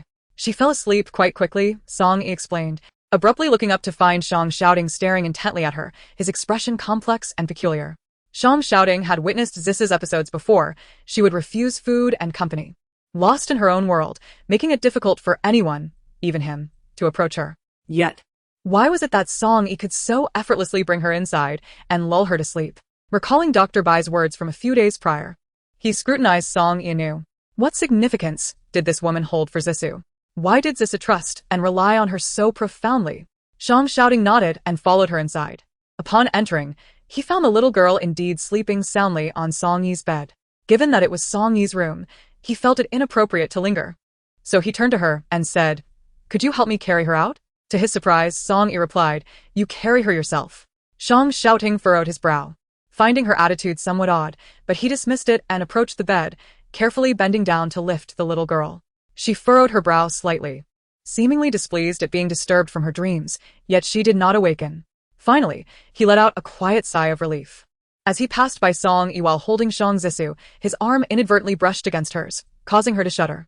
Shang Shouting paused. What's wrong? Song Yi lowered her gaze and replied softly, It's nothing. As Shang Shouting was about to speak, a faint scent of blood suddenly wafted through the air. It seemed he realized something. Glancing down, he indeed saw traces of blood at the cuff of Song Yi's sleeve. Are you injured? He instinctively reached out to inspect her wound, but Song Yi swiftly evaded. I accidentally fell last night. It has nothing to do with you. You fell last night, and it still hasn't healed? Shang Shouting, disinterested in confronting her, insisted, Show me. Song Yi, her expression cold, refused. If you keep this up, Su will wake up. After the way she treated him last night, how could he still want her to go to Huaxin? Surely, this man must have a penchant for self-inflicted suffering. Chapter 25. Acknowledgement of Mistake? Shallow Moon Bay. Shang Shouting, cradling Su, had just exited the vehicle when he spotted a woman approaching. It could only be Qi Yuran. Shang Shouting furrowed his brow. Why are you here again? I heard Su was missing, and I was worried, so I came here directly. Upon realizing Su was in Shang Shouting's arms, Qi Yuran's eyes widened. Su has been found? That's wonderful. Shang Shouting cast her a sidelong glance. You seem to be quite well informed. Qi Yuran's expression shifted slightly as she hurriedly explained. Shouting, you misunderstand. I merely intended to call Secretary Jiang to inquire about you. Shang Shouting, uninterested in her excuses, bypassed her and approached Butler Chen. Have you notified Dr. Bai? Yes. He has been informed. He should arrive in about 10 minutes. Shang Shouting nodded and continued inward with Su in his arms. Qi Yuran, summoning her courage, followed with an anxious expression. Dr. Bai? ISN Tihi Su psychologist? What has happened to Su? Has she relapsed? Shang Shouting's expression darkened. Just as he was about to silence her, the little girl in his arms suddenly murmured softly, Mama. Qi Yuran's eyes brightened instantly. Su, are you calling for Mama? Mama is here. Shang Shouting also looked down, only to see the little girl with her eyes tightly shut, frowning, clearly lost in a dream. Mama. Qi Yuran became increasingly convinced that the child was calling for her, tentatively suggesting to Shang Shouting, how about I hold Su? After a moment's hesitation, recalling Dr. Bai's words about Su's subconscious yearning for maternal love, he ultimately entrusted Su to Qi Yuran. However, unexpectedly, as soon as Qi Yuran steadied Su in her arms, the girl awoke, opened her eyes, and lunged to bite Qi Yuran's arm. Startled, Qi Yuran let out a scream and reflexively released her grip. Shang Shouting's expression changed dramatically as he swiftly caught Su. Qi Yuran's face turned pale. Shouting. I didn't mean to. I was just startled. Itrkli never intended to harm Susu. Yet, Shang Shouting merely turned to Butler Chen with indifference. See Miss Qi out. From now on, she is not permitted to enter Shallow Water Bay without my explicit command.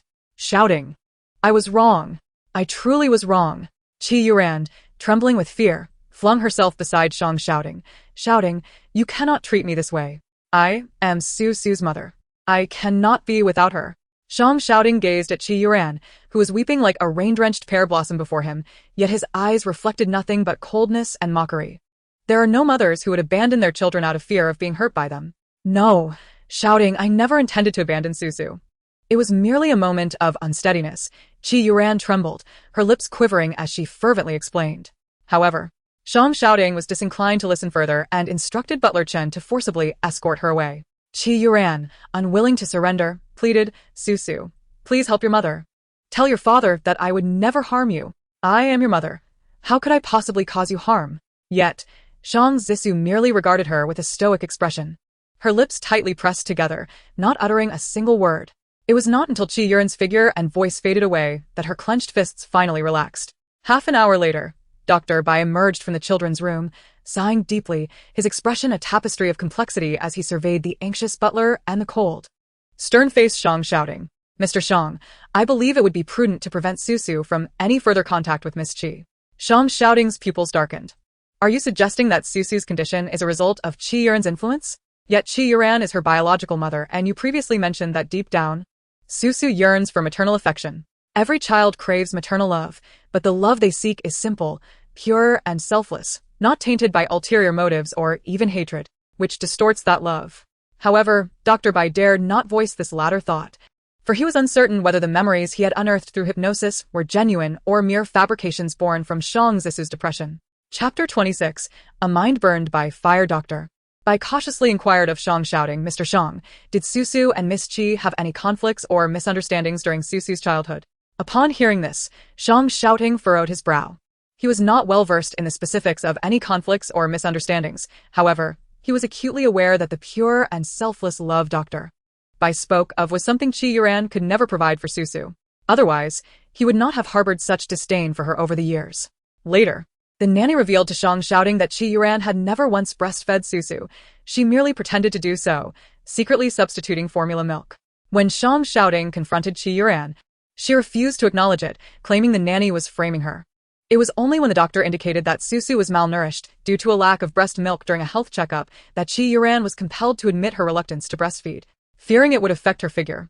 Consequently, Susu effectively grew up devoid of maternal love. Witnessing Shang shouting silence, Dr. Bai's mind suddenly sparked with a bold notion, one he knew he ought to suppress, but could not resist articulating. "Mr. Shang, have you considered finding a stepmother for Susu?" The word stepmother triggered an immediate association of malice in Shang shouting's mind. Yet, inexplicably, another figure suddenly surfaced in his thoughts. "See Dr. Bai out," he commanded, rising to summon Butler Chen. Dr. Bai, fearing his words had angered Shang shouting, refrained from further inquiry, bowing respectfully before taking his leave. A messenger was dispatched to deliver this to the Zijing Mansion, Building 2, Room 1508. Butler Chen paused momentarily, instinctively glancing into the bag, only to discover it contained merely some ointment and bandages. Once again, it was the Zijing Mansion. After such a long journey, all for these trivial items. As Butler Chen looked down at the lightweight bag in his hand, suspicions began to form in his mind. Upon exiting the study, he promptly summoned a servant to send the items away. After being dismissed from Qianyu Bay by Butler Chen, Qi Yuran chose not to leave, but instead lingered at the entrance, anxiously waiting.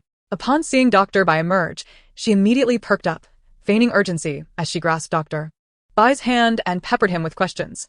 Dr. Bai, having previously learned about Susu's childhood during a hypnosis session, had never held a favorable view of Qi Yuran. Now, Witnessing her affected demeanor only intensified his aversion, leading him to offer minimal responses before finding an excuse to depart. Qi Yuran, who was merely performing, was indifferent to whether Shang Zisu suffered from mania or depression. She was acutely aware that Shang Zisu's illness was her opportunity. No child, when unwell, fails to long for their mother. Hence, after Dr. Bai left, she opted to remain at the entrance, waiting for a full 2 hours until finally, a servant from the Shang family appeared. Eagerly, she approached and inquired, "Did shouting send for me, or is Susu looking for me?"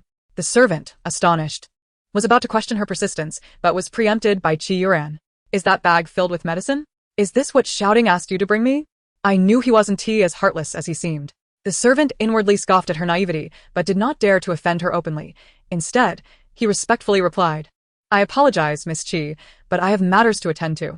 At that moment, the driver arrived with the car. The servant climbed in and, stating Zijing Mansion, the vehicle departed swiftly. Chapter 27. Do not even think about taking him away.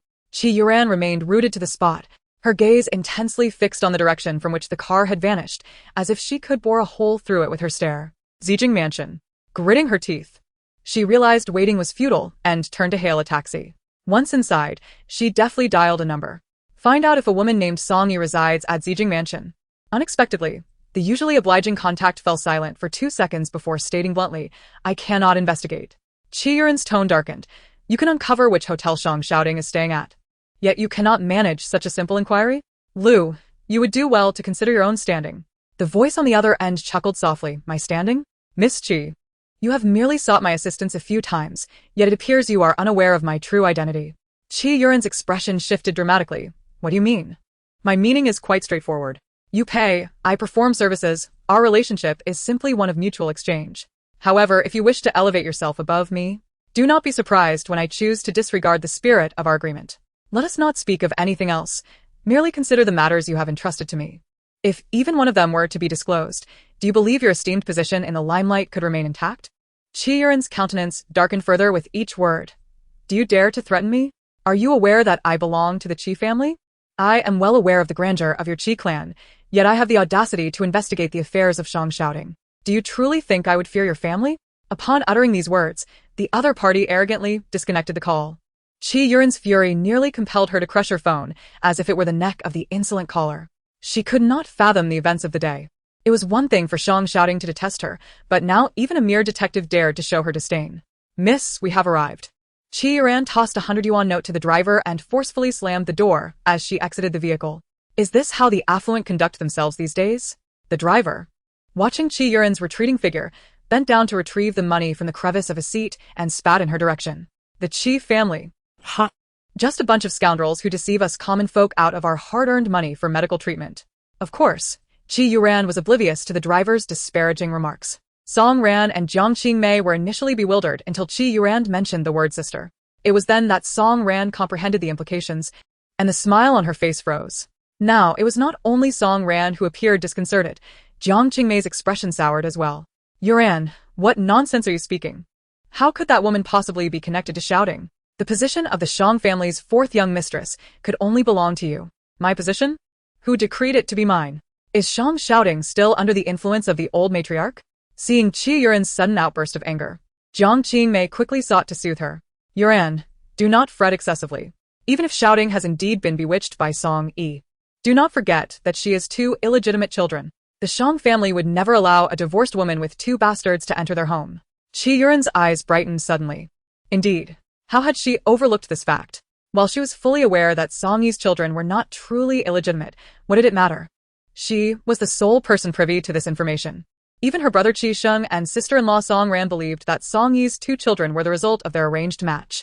As for Shang shouting, he likely remained unaware that Song Yi had borne sons, for at the time of her delivery, the Qi and Song families had jointly suppressed the news. Chapter 28. A heart's ailment requires a heart's remedy. After Chi Yuran's departure, Jiang Qingmei and Song Ran lost interest in further conversation. Jiang Qingmei turned to Song Ran and inquired, "Did Song Yi have any prior dealings with Shang shouting?" Song Ran pondered for a moment before shaking her head. "I have never heard my sister mention the fourth young master of the Shang family." After a pause, she added, however, "What is it?" Well, "My sister did attend the same university as the fourth young master, and it is said that he was exceptionally outstanding during his studies. Most of the female students were enamored with him." Upon hearing this, Jiang Qingmei's expression fell. "I knew it. She must have shamelessly pursued shouting." Song Ran, upon hearing this, lowered her head and refrained from further comment. Qi Sheng was taken aback. Song Yi? Song Ran nodded slightly, but then suddenly bit her lip, her eyes revealing a hint of sorrow and concern. "Ha, even if she resents me, what difference does it make?" Qi Sheng scoffed. 3 years ago, she was no match for me. Do you think I would fear her now?" Song Ran quickly echoed his sentiments. "I think the same.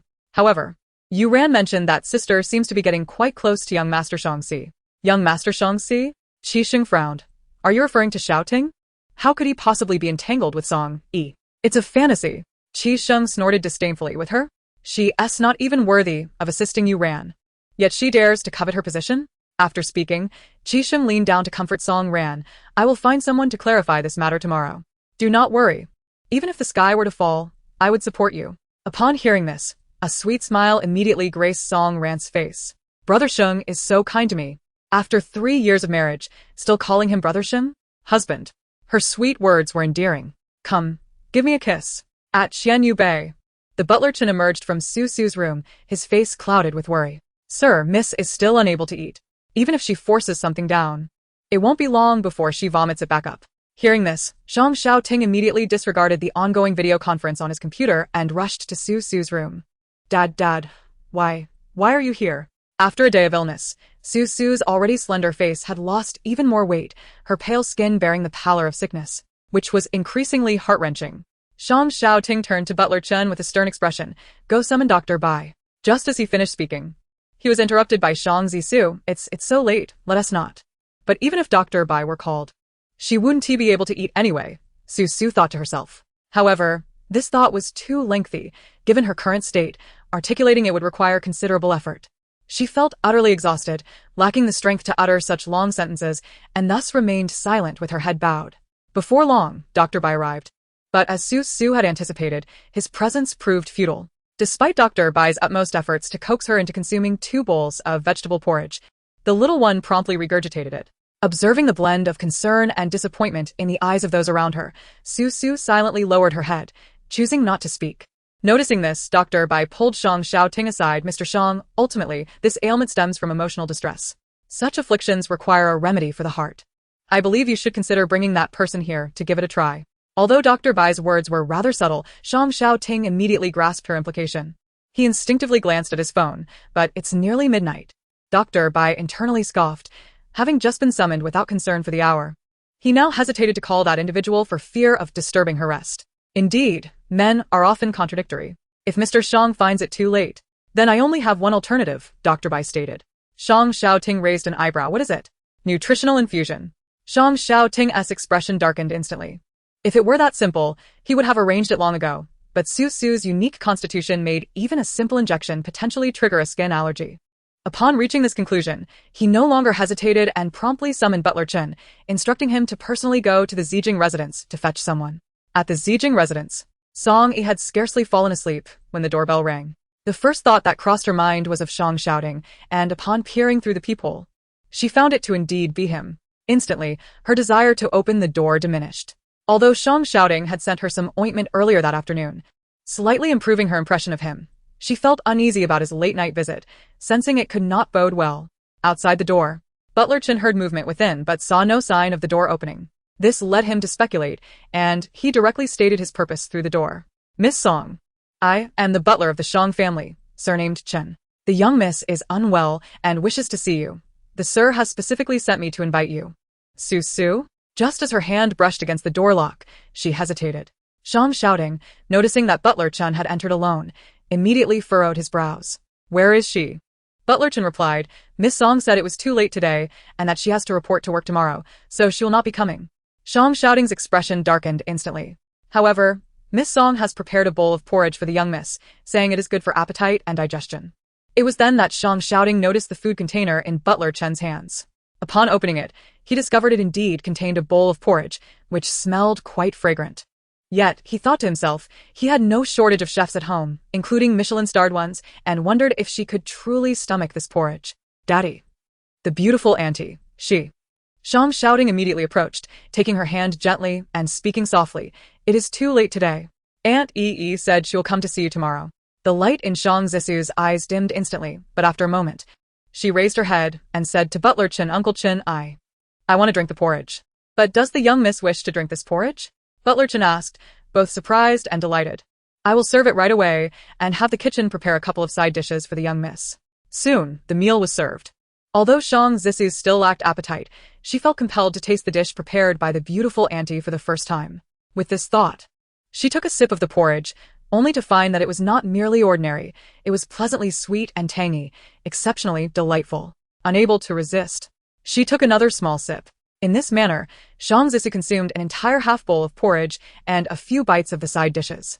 Though still modest, it was a significant improvement compared to before when she would vomit after just a few bites. Seeing that she had eaten sufficiently, Butler Chen was about to call the servants in to clean up when Shang Zisu suddenly raised her head and asked him, Uncle Chen, can this porridge be saved? Butler Chen's expression turned conflicted. But this porridge will not be fresh by tomorrow. It doesn't matter, Shang Zisu said earnestly. I will drink it tomorrow.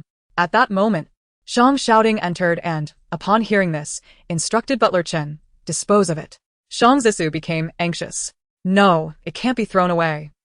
If you still wish to drink it, tomorrow Daddy will take you to Zijing residence and have Aunt Song Yi make it for you again. Shang Zisu looked up at Shang Xiaoting in disbelief. Really? When has Daddy ever lied to you? Shang Zisu remained silent. In truth, what she intended to inquire was whether the beautiful lady would truly allow them entry. Chapter 30. Do you know who I am? The following day, Song Yi rose early. Just as she prepared to descend, she encountered Xiao Xiu at the elevator door, who was bringing her breakfast. Upon seeing her dressed in professional attire, Xiao Xiu appeared bewildered. Are you heading to work? Song Yi nodded, effortlessly accepting the soy milk and fried dough sticks from his hands, expressing her gratitude before stepping into the elevator. Wait, when did you finalize your job? Why didn't you inform me? I was hoping you could accompany me to scout locations for the studio. I just secured it yesterday, and will be signing the contract today. Song Yi paused. I noticed you've been quite busy these past couple of days. So, I didn't mention it. Xiao Xiu nodded. Which company did you choose? Huaxin? Xiao Xiu gasped, nearly choking on his words. Are you serious? Didn't you initially say you wouldn't go to Huaxin? And considering the incident with Shang shouting the night before last really, when did you become so opportunistic? Song Yi shot him a glance. When you become a single parent of 2 children, you'll understand. After a moment, he finally said, then I shall drive you to work. I need to look at houses in that vicinity as well. Huaxin Capital's headquarters is located on the most bustling commercial street in Jiang City, 5th Avenue. While Huaxin Tower is not the tallest building on the street, its unique design and striking appearance have earned it the nickname of the most attractive building on 5th Avenue. Upon arriving at the front desk and stating her purpose, the receptionist made a call to confirm with the HR department. She smiled gently at Song Yi. Miss Song, Manager Chen will be here shortly. Please have a seat and wait. Song Yi nodded and approached the nearby lounge area. As she casually picked up a magazine to peruse, she suddenly heard a familiar voice from the front desk. Is Mr. Shang in? Song Yi quickly lifted her head, only to find the speaker clad in an expensive suit with impeccably styled hair, her ex-husband, none other than Qi Cheng. Ah, indeed, it is a small world. While Song Yi had anticipated encountering Qi Cheng upon joining Huaxin, she did not expect to run into him on her very first day. The receptionist, clearly recognizing Qi Cheng, respectfully remarked, Mr. Shang is currently in a meeting. Does Mr. Qi have an appointment with him? A meeting? That's fine. I'll just wait for him upstairs. Qi Cheng replied, seemingly oblivious to Song Yi's presence as he waved dismissively at the receptionist and headed towards the elevator. Mr. Qi, you cannot go up. The receptionist interjected urgently, rushing to stop him. Qi Cheng's expression darkened instantly. Do you dare to obstruct me? Do you know who I am? I certainly do. You are Mr. Qi of Qi Medical, the receptionist replied, lowering her head slightly. However, Mr. Shang has stated that no one without an appointment is permitted entry. No entry? Qi Cheng sneered, I suppose you no longer wish to keep your job. Just as the receptionist was about to respond, the elevator doors suddenly chimed open. The individual emerging was Jiang Chen. The front desk, as if seeing a savior, immediately cast a pleading glance towards Jiang Chen. Secretary Jiang, this Mr. Qi insists on meeting with General Manager Shang, but he has no appointment. Jiang Chen was momentarily taken aback upon seeing Qi Sheng, yet he quickly regained his composure and, with a smile, ushered Qi Sheng into the elevator. Mr. Qi, I presume you wish to see General Manager Shang? He has just concluded a meeting, so you may proceed directly upstairs. Before Qi Sheng could respond, Jiang Chen pressed the elevator button for him and stepped out. Inside the elevator, Qi Sheng noticed Jiang Chen exiting and made his way to the lounge area, halting before a woman. From Qi Sheng's vantage point, he could only see her profile. She was clad in a crisp, professional outfit that did little to conceal her graceful figure, and she seemed vaguely familiar. Suddenly, a name flashed in Qi Sheng's mind, and he reached for the elevator door, but it had already ascended. Chapter 31. The Deceit of Words. Miss Eve, please follow me. Manager Chen from Human Resources is awaiting you in the conference room. Jiang Chen personally escorted Song Yi upstairs. In the conference room, Chen He had long been waiting with the contract in hand. Upon Song Yi's entrance, he promptly stood and presented the document to her. As she perused its contents, she swiftly identified a discrepancy. An annual salary of 6 million? Manager Chen, are you suggesting that your MD's remuneration is nearly half below industry standards? Jiang Chen cleared his throat and, with a serious demeanor, interjected on Chen He's behalf. Miss Eve, you are likely aware that our employees' salaries at Huaxin are tied to the company's overall performance. Song Yi raised an eyebrow, a smirk playing at the corners of her lips. Is that so? Unfazed, Jiang Chen continued, if you doubt it, Miss Eve, we can visit the finance department now to verify if the salaries of the 4 MDs this month align with the figures in your contract. That won't be necessary. Observing the 2 men's uneasy expressions, Song Yi realized they surely would not dare to tamper with the contract. Thus, it was evident who the real culprit was. Recalling the fervent declarations from that morning's phone call, she couldn't help but scoff inwardly. Men's words are but deceitful tricks. If he sought to ensnare her, he should not fear burying himself in the process. Song Yi flipped to the final page and elegantly inscribed her name, Qing Yijun Xiao, upon it. Seeing her signature, both Jiang Chen and Chen He secretly exhaled in relief. Miss Eve, shall I escort you to your office? Song Yi closed the pen with a casual air. I would like to see General Manager Shang first. Jiang Chen was taken aback. But General Manager Shang should still be in a meeting. You mean Mr. Qi? A slight smirk graced Song Yi's lips, her eyes glinting with mockery. I doubt he would mind. While Jiang Chen was aware of Song Yi's past acquaintance with Shang shouting, he remained oblivious to her connection with Qi Sheng. After a moment's contemplation, he decided to consult Shang shouting first. In the president's office, Shang shouting regarded Qi Sheng, seated across from him on the sofa, and spoke with an impassive expression. I will grant you 10 minutes. Speak your mind. Qi Sheng wore a forced smile, his demeanor one of obsequiousness. I understand that Mr. Shang is quite busy, which is why I have refrained from disturbing you. However, I learned from you ran yesterday that Su Su is unwell. I initially intended to visit her directly, but your housekeeper informed me that I required your permission to proceed. I find this somewhat unreasonable, considering our families have a history. Shang shouting coldly interrupted. If your intention is to discuss the custody and visitation rights concerning Su Su, I suggest you speak directly with my attorney. Qi Sheng's smile faltered instantly. The following moment, he heard Shang shouting continue, you have 8 minutes and 50 seconds remaining. Upon observing Shang shouting's expression, Qi Sheng realized he was not jesting, and his smile vanished completely. Although Shang shouting had never been particularly cordial, he had at least been somewhat courteous for the sake of Qi Yuran and Su Su. Now, however, it appeared that even the semblance of politeness was absent. Qi Sheng felt a surge of frustration within him. Yet, unlike Qi Yuran, he possessed a greater capacity for restraint. Despite being the president of Qi Medical, he was acutely aware that the Qi family's resources paled in comparison to even a single strand of the Shang family's wealth. Thus, regardless of how stifled and enraged he felt, he had to endure. What am I thinking? I should focus on business matters, he said, regaining his composure. By the way, Mr. Shang, I heard that a powerful figure from Wall Street has recently joined Huaxin. Is this true? Shang shouting suddenly glanced at him, raising an eyebrow with a knowing look. Do you wish for it to be true? Chapter 32. Invite her over for dinner. Qi Sheng was taken aback. What sort of question was that? Shang shouting's interest deepened as he probed. Why?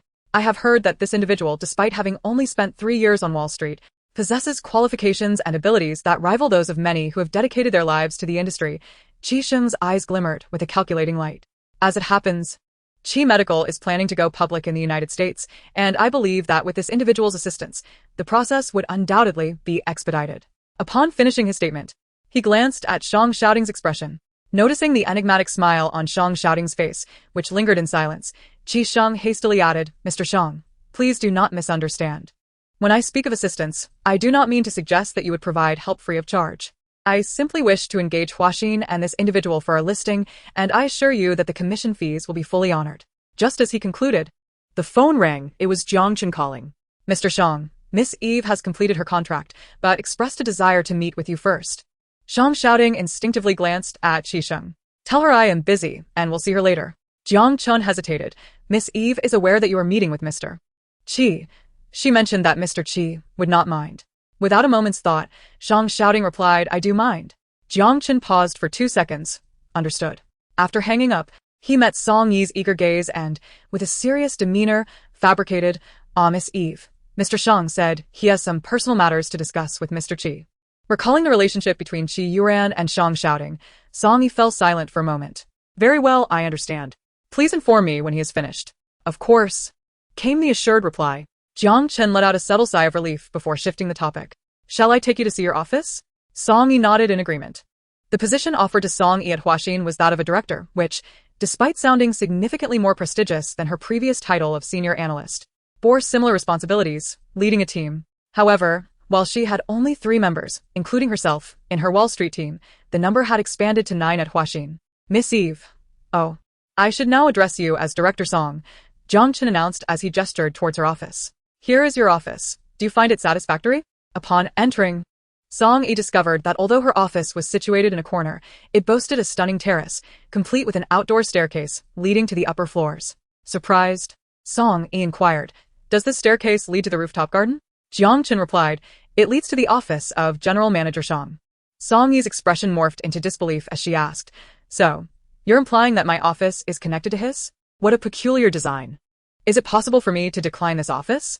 That is not entirely out of the question, Jiang Chen murmured, but that would mean you would have to make do with the intern station in the lobby. Half an hour later, having familiarized herself with her responsibilities, Jiang Chen informed Song Yi that she could proceed upstairs. She promptly set aside her work and, instead of utilizing the terrace staircase, opted to take the long way around. Upon entering the spacious office, she found only Shang shouting present. Song Yi paused, bewildered. Where is Qi Cheng? He has left. Left. She had specifically timed her visit to coincide with Qi Cheng's presence, only to discover he had departed. Frustrated, she declared, in that case, I have no business with General Manager Shang, and will take my leave. Did I permit you to leave? Came a chilling voice from behind her. Song Yi clenched her fists, knowing all too well that once entangled with this man, it was challenging to extricate herself. Is there something else you wish to discuss? General Manager Shang? Come to my house for dinner tonight. Chapter 33. A warm yet firm chest. Song Yi instinctively declined. I have prior commitments this evening. Or you may come to my house if that is more convenient. Shang's shouting appeared to be accommodating. Whatever is easiest for you, he added, though his demeanor suggested otherwise. Song Yi nearly laughed in exasperation. General Manager Shang, I don't believe I ever agreed to your invitation, did I? Shang's shouting seemed oblivious to her words, not even lifting his gaze. Her irritation with his obstinate demeanor was palpable. She realized that if she did not wait for him after work, he would likely come to the Zijing mansion to fetch her personally. For a moment, she regretted joining Huaxin, but then reminded herself that being here provided a better opportunity to approach Qi Cheng, which made her grit her teeth and persevere. By the way, what did Qi Cheng discuss with you earlier? At her inquiry, Shang's shouting paused, his pen hovering midair as he lifted his gaze. A cool and piercing look directed at her. Are you so concerned about him? Song Yi shrugged. Did you not say, General Manager, that a person like me, who bears grudges, would never let go of a scoundrel who has deceived and hurt me? Shang's shouting recognized her lingering resentment towards the Qi family for their past transgressions, but was taken aback by her evident preoccupation with Qi Cheng's every move. He felt an inexplicable restlessness within, causing his tone to turn unyieldingly harsh. I hired you at Huaxin to work, not to pry into trivial personal matters. Song Yi retorted with a cold smirk. Oh, I had thought that Mr. Shang invited me here for your amusement and to be bullied. It was he who compelled her to dine at his residence in the evening, and it was also he who forbade her from broaching personal topics.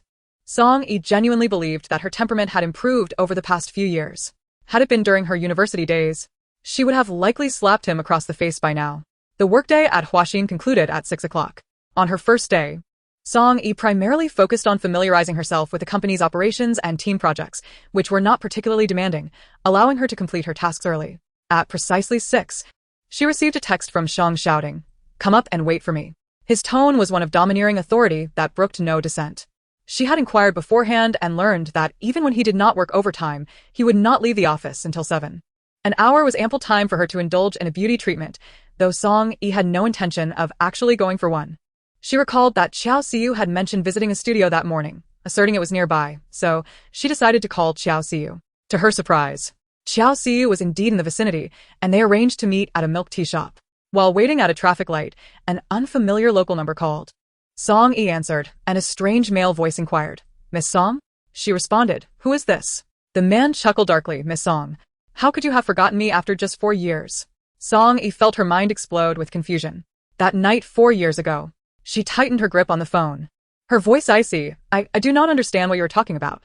How could such an astute person as you not comprehend? The man laughed sinisterly. I still vividly recall what you wore beneath your wedding dress that night in the master bedroom on the 2nd floor. Enough. Song Yi's voice trembled as she struggled to contain the fury surging within her. What do you want? Why so cold, Miss Song? It is said that a day as husband and wife is worth 100 days of kindness. I have always regarded you as my wife in my heart. Furthermore, you have borne me 3 precious sons, have you not? Hearing his lewd words made Song Yi's stomach churn. She longed to hang up the phone and dismiss the incident as if it had never occurred. However, reason told her otherwise. Only a few were privy to what had transpired 4 years ago. As expected, the man could hardly contain himself after just a few words. If you come to room 1031 at Yunting Hotel now, I will reveal to you what truly happened back then. I will only wait for half an hour. Song Yi had long ceased to care about the past events, and she certainly would not naively walk into a trap knowing full well it was one. Yet, after the man finished speaking, she suddenly heard a faint childish voice on the line. Is that you, Mommy? Song Yi's body jolted. Immediately following was the man's low reprimand. Didn't I tell you not to make noise? Her mind was a cacophony of confusion. Standing on the bustling street, she felt darkness encroach upon her vision. She recalled the dream from a few days prior, remembering the youngest son lying in a pool of blood, calling for her mommy. 3 years ago, she had been unable to see the body of her young son after the tumultuous incident at the hospital. The blaring horn of a car pierced the air, startling Song Yi, who stood frozen in place, watching a black vehicle hurtling towards her.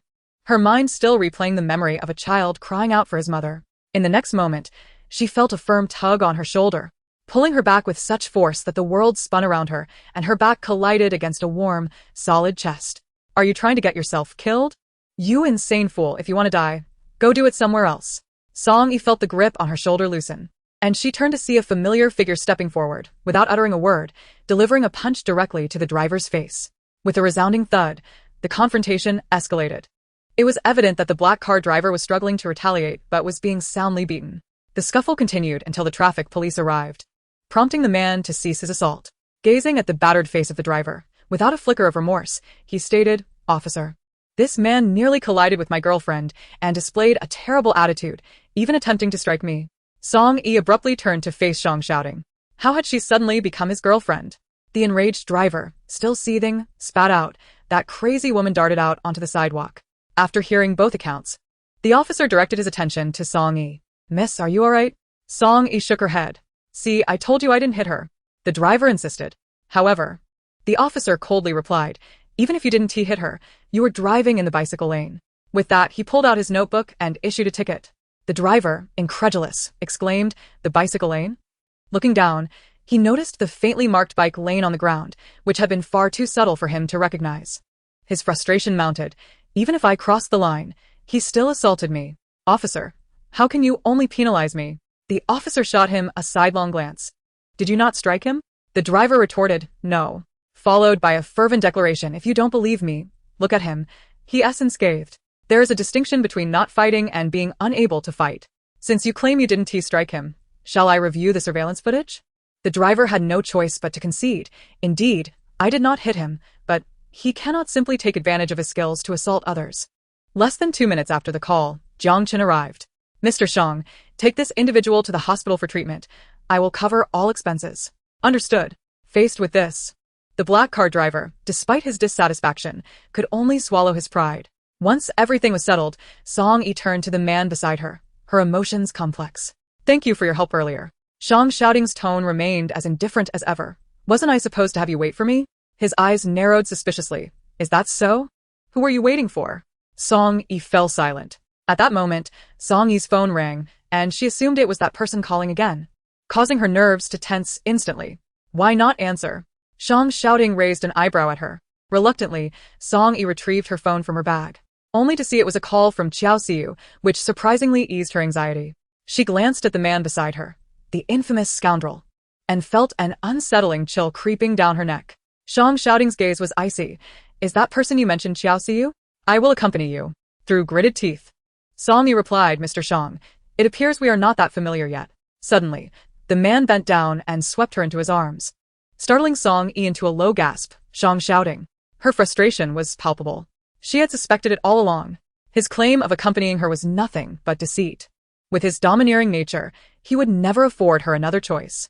Yet, that was secondary. The most pressing issue was, Shang Shouting, "Put me down."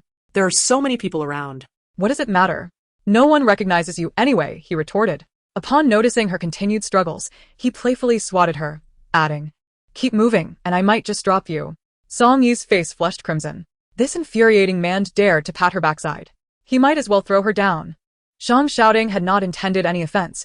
It was merely a casual gesture, and upon feeling the unexpected softness and slight resilience of her form, he realized he might have miscalculated. For a moment, he was taken aback, and a hint of blush crept to his ears. Fortunately, from Song-yi's perspective, she could not see his embarrassment, allowing him to dismiss the incident as inconsequential as he carried the now compliant Song-yi towards his vehicle. As soon as they entered the car, Song-yi's phone rang again. The tension in her mind snapped back into place. Glancing down, she confirmed it was that same number calling once more. Just as she was about to answer, a thought struck her, and her finger hesitated. Why not answer? Song-yi bit her lip, steeling herself to end the call. Just a nuisance call. With that, she hung up decisively. If that child had truly survived, Qi Sheng would undoubtedly be aware, and given his character, it was implausible that he could have remained silent all this time without revealing any hint. Thus, this child could only be a ruse. As Shang Shouting's car approached the gates of Qianyue Bay, they spotted two figures waiting at the entrance, one tall and one small. The taller was Butler Chun, and the smaller, without a doubt, was Shang Zissou. "Beautiful auntie," Shang Zissou exclaimed, her keen eyes spotting Song-yi from afar, her delight causing her eyes to narrow into slits. Initially frustrated from being forcibly brought here by Shang Shouting, Song-yi found her irritation dissipating significantly upon seeing Shang Zissou's sweet smile. After exiting the vehicle, she walked directly to the little girl, taking her hand and following her inside. This was Song Yi's first visit to Tianyue Bay, and it was even grander than she had imagined. From the design to the decor, every element exuded exquisite elegance. However, once inside, she quickly discerned that the interior style leaned more towards whimsical warmth. Evidently tailored for Shang Zisu, the household staff had already prepared a delightful meal. Shang Zisu tugged at Song Yi's hand, leading her inside while chattering incessantly. "Pretty aunt, do you not like eating fish?" Song Yi, taken aback, replied, "How do you know?" "My daddy said so." Shang Zisu grinned, her eyes sparkling like a mischievous little fox. "Daddy mentioned that during university, he never saw you eat fish." Chapter 35. This girl resembles her great-granddaughter. At the Yunting Hotel, room 1031, a rather unsavory-looking middle-aged man ingratiatingly addressed the woman who had just entered. "Miss Chi, I have called that woman as per your instructions. And I also had her dodo do as you said." Slap. A crisp sound echoed as a sharp slap landed on the man's face. "Useless. You can't even handle such a trivial matter." Chi Yuran had meticulously set a flawless trap, eagerly awaiting Song Yi's arrival. However, after waiting for an eternity, she was met only with the man's disappointing news that Song Yi would not be coming. How could Song Yi possibly not come? 3 years ago, she had spent countless days at the hospital, refusing to rest after giving birth, just to see the child's remains. Now that there was finally news about the child, what reason could she have for not coming? "Miss, please do not be angry. What is most important is what we should do now." The speaker was a man dressed in a black suit standing behind Chi Yuran. His name was Feng Qing, a servant of the Chi family who had later been taken on as a personal bodyguard by Chi Yuran. He had been the one accompanying Chi Yuran to the master bedroom that night when Song Yi was moved out. Upon hearing Feng Qing's words, Chi Yuran regained her composure. "Investigate Song Yi's whereabouts tonight, especially who she met and what she did after receiving the call. I will look into it immediately." Feng Qing paused before asking, "What about tonight's plan?" Chi Yuran clenched her fists tightly. "The plan is postponed. Have everyone wait for my news." "Understood." At Tianyue Bay, Shang Zisu brought Song Yi to the dining room, where Song Yi was momentarily taken aback by the decor. The opulent dining room, nearly 50 square meters in size, featured only a small round table measuring less than 1 square meter. There were only 3 chairs, as if it had been arranged specifically for her presence tonight. "Uncle Butler, may we begin the meal?" Shang Zisu asked, completely unaware of any oddity, as she pulled Song Yi's hand and sat down at the small round table. Shang shouting nodded. "I understand. You may leave." Yes. Butler Chin promptly went to the kitchen to instruct the staff to serve the dishes. Shang shouting then pulled out a chair and sat down. With only 3 people at the table and the round table being quite small, Song Yi felt a bit uncomfortable as soon as Shang shouting sat down and instinctively shifted slightly closer to Shang Zisu. Shang Zisu concealed a smile, feigning ignorance, and waited for the servants to finish serving before beginning her antics. "Daddy, I want to eat that meat." Shang shouting served her 2 pieces. Then, in a swift motion, she divided one of the pieces and offered it to Song Yi, earnestly declaring, "Auntie, this is delicious." Song Yi, glancing at the suddenly increased portion in her bowl, felt a twitch at the corner of her eye. Not wanting to hurt the little one's feelings, she could only say, "All right, Auntie understands, but Auntie can serve herself. Su can eat it all." Shang Zisu beamed, "But Su can't eat that much." After finishing her meal, the little one had Shang shouting serve her 2 more pieces of vegetables, which she promptly divided with Song Yi. After repeating this same routine 4 or 5 times, Song Yi could no longer contain herself. She turned to Shang shouting and said, "Mr. Shang, since Su cannot eat so much, perhaps you could serve her a little less?" Shang shouting raised an eyebrow, responding with utmost seriousness, "At home, you needn't call me Mr. Shang." Was this man's grasp of language taught by a physical education teacher? Was the crux of her statement truly about him being Mr. Shang? At that moment, Butler Chun hurriedly entered, whispering something into Shang shouting's ear. Shang shouting frowned slightly. "Why is she here?" Upon hearing this, Song Yi immediately thought of Chi Yuran and swiftly set down her chopsticks. Just as she intended to rise and leave, a kind, elderly voice resonated from the doorway. "What do you mean? Why am I here? Am I not allowed to visit my precious great-granddaughter?" As the voice faded, a silver-haired lady, elegantly dressed, pushed open the dining room door and entered. Shang Zisu's eyes brightened as she joyfully dashed towards the lady, exclaiming, "Great-grandma. Oh dear, let grandma take a look at you. Why have you lost so much weight?" The elderly lady gazed at Su's delicate, slender face, filled with concern. She turned, ready to chastise Shang shouting. But upon noticing a beautiful girl seated nearby, her eyes sparkled with delight. "This young lady bears an uncanny resemblance to my precious great-granddaughter." However, before she could finish her thought, She was interrupted by Shang shouting, "Butler Chen, please call Director Zhao and inquire when her ladyship will be discharged." Hearing this, the old lady's expression shifted instantly. She placed her hands on her hips, blocking Butler Chen's path. "I dare anyone to make that call." Butler Chen, with a resigned demeanor, looked towards Shang shouting for guidance. Shang shouting's eyes twitched slightly. "Grandma, are you not aware of your own health? Why do you continue to act so recklessly?" "What recklessness?" The old lady huffed. "If you had taken proper care of my precious great-granddaughter, would I have to sneak out of the hospital?" At that moment, she suddenly realized she had let something slip and quickly changed the subject. "Ahem, don't try to divert my attention. Just tell me, is this young lady my future granddaughter-in-law?" "Of course not." Song Yi, recalling how Shang shouting had spoken nonsensically before the traffic police, feared he might behave similarly before the elderly lady, and quickly interjected, "Mrs. Shang, you are mistaken.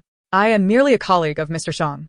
The old lady, scrutinizing both Shang shouting and Song Yi, quickly pieced together the situation. So, They hadn't yet pursued a romantic relationship. No wonder this cheeky lad seemed so displeased upon hearing of her arrival. With a cheerful demeanor, the old lady declared, "Very well. You two continue your meal.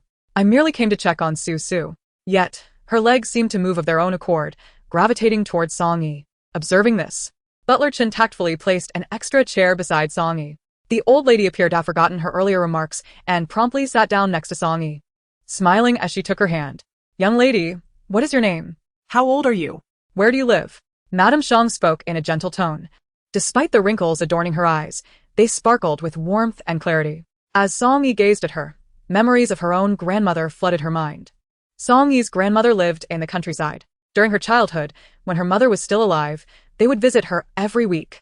During those visits, her grandmother would hold her hand and inquire about various matters while she ate. "Grandma, are you here to see Susu? Or are you here to check on my household registration?" Chapter 36. Is this where the protection begins? Madame Shang clicked her tongue and said, "All right. I suppose this old woman is bothering you. Please, take your time eating. I shall retire to watch television." With that, she rose and made her way to the living room. Just as Song Yi intended to express that it was of no concern to her, she heard Shang shouting calmly remark, "Rest assured, she was going to binge-watch her shows at this hour anyway." Song Yi raised her eyebrows in surprise. "Binge-watch?" Shang Zissa leaned closer to Song Yi, whispering with barely contained laughter, "Great-grandma loves binge-watching even more than I do." She was previously engrossed in Si Ting and is now following Li Guxing. Song Yi had initially assumed that, should Madame Shang indulge in dramas, they would be of a more historical nature. However, she was pleasantly surprised by the old lady's contemporary tastes. After dinner, Shang Zissa took Song Yi's hand and led her to the living room, where they found Madame Shang peeling an orange while delighting in her show, occasionally breaking into a motherly smile. Upon seeing them emerge from dinner, she eagerly beckoned, "Come, come, join me. This drama is absolutely delightful." Shang Zissa sighed, "Great-grandma, Aunt E has to work tomorrow." Song Yi quickly interjected, "No need, madam. I can take a taxi myself. Mr. Shang must be quite busy. He was perpetually occupied and wouldn't mind a brief moment." Madame Shang, chuckling as she approached Song Yi, removed a bracelet from her wrist and placed it into Song Yi's hands. Song Yi found herself momentarily speechless. "Madam, what is this? I wasn't aware you would be here and didn't prepare a gift, so consider this bracelet a token of our first meeting," she explained. Song Yi felt compelled to decline. "Madam, you misunderstand. My relationship with Mr. Shang is merely..." Though Madame Shang's assertion was not entirely erroneous, Song Yi felt a peculiar awkwardness as she continued, "No. Dear lady, I chose Huaxin because, regardless of your reasons for choosing my shouting, your arrival is undoubtedly a boon for our family. Hence you must accept this token of goodwill." With that, Madame Shang insisted, sliding the bracelet onto Song Yi's wrist. When Song Yi attempted to remove it, Madame Shang feigned anger, her expression turning serious. "Enough, no more refusals. Otherwise, I shall be quite displeased." She then subtly exchanged glances with Shang shouting. Receiving the signal, Shang shouting's lips twitched, yet he opted to comply. "It truly is not an extravagant gift. Since Grandma insists, you should accept it." Song Yi genuinely felt that this bracelet was undeserved, and the old lady's earlier words stirred her thoughts. However, she found herself unable to withstand the combined pressure of Madame Shang and Shang shouting, ultimately leaving with the bracelet adorning her wrist as he guided her out the door. As soon as he stepped out of the door, Shang shouting released her. Noticing Song Yi still furrowing her brow, he took the rare opportunity to elaborate. "This bracelet was given to the old lady by the servants as a trinket. It is not particularly precious. Moreover, there are a total of 12 in the set, and the old lady often gifts one to anyone she finds pleasing. So there's no deeper meaning, just accept it with ease. Song Yi pressed her lips together. But enough with the buts. If you refuse it, she will be upset. With that, the driver arrived, presenting the keys to Shang, shouting. He accepted the keys and turned to open the passenger door for Song Yi. Get in. By the time they returned home, it was already past 9 in the evening. It's nothing. I just accompanied his daughter for a meal. That's good, Qiao Si replied, patting her chest, then suddenly added, but why on earth would he invite you to dine with his daughter? He can't possibly be hoping for you to become her stepmother. Can he? Song Yi almost blurted out. How could that be? Yet, as soon as the words left her lips, her mind involuntarily recalled the events of the afternoon by the roadside, and later that evening, when Su knew she disliked fish. And the old lady gifted her the bracelet before departing. I think you should maintain some distance from him. You are aware of the things that scoundrel has done in the past, although he claims to have reformed. Who can truly know if it's genuine or merely an act? Qiao Siyu. Fearing that Song Yi might once again plunge into the arms of that rogue as she did 4 years ago, couldn't he help but voice her concerns despite knowing she shouldn't he? Rest assured, I am quite aware of what I am doing. Song Yi genuinely had no intention of pursuing anything with Shang shouting. However, now that she had entered Huaxin, avoiding contact with him was simply impossible. She cast her gaze downward, changing the topic. By the way, how are things going with your studio? I viewed a property today. It's just a street away from your workplace, and it's quite spacious. Both old Lu and I are quite satisfied, though the rent is slightly on the high side. How much? 30,000 a month. Let South secure that place. I will cover the rent. On the other end of the phone, Qiao Siyu was so astonished that her jaw nearly dropped. What has prompted this sudden extravagance?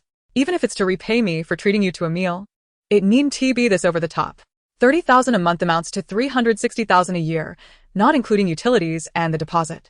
Huaxin has offered me an annual salary of 6 million. 6 million. Qiao Siyu gasped, struggling to contain her shock, and ultimately couldn't refrain from exclaiming. Shang shouting is truly filthy rich. All right, enough of that, Just stick with him, and do well. Song Yi thought to herself, unsure who had just suggested she maintain distance from Shang shouting. Therefore, do not concern yourself with the rent. If you like that property, simply finalize the arrangements. However, she paused. I may need your detective friend to assist me with something. What do you need? Just tell me. Qiao Siyu replied cheerfully. Song Yi hesitated. I would like him to help me investigate a number and a bracelet. Chapter 37. Rare Tenderness.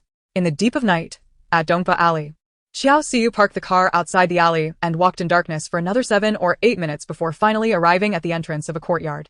What is referred to as a yard is, in fact, a dilapidated flat. The creaking sound of the old gate is jarring upon contact, and within, a dim light flickers, casting its glow upon a spider weaving its web in the corner. Resisting the discomfort rising within him, Qiao Siyu gritted his teeth and approached, knocking on the door. It was not long before the door swung open. The man who answered was clad in a blue tank top and coarse shorts, his hair hanging low enough to nearly obscure his eyes, and his stubble had not seen a razor in weeks. What brings you here? He asked, stepping aside to allow Qiao Siyu entry, casually sweeping the remnants of KFC from the coffee table into the trash bin, thereby creating a modicum of space in the cramped and disordered room. I needed your assistance, but your phone was unreachable, so I had no choice but to come in person. Qiao Siyu paused, his brow furrowed tightly. Old Lu, I'm not trying to criticize you, but this place desperately needs an upgrade. I find it quite satisfactory. It's peaceful and comfortable. Why would I want to change? The man replied, moving to the nearby fridge. Would you like something to drink? It appears we are out of cola and juice. Staring into the empty fridge, the man fell silent for a moment. Perhaps we should order some milk tea. The local shop should still be open at this hour. However, Qiao Siyu had little inclination for milk tea.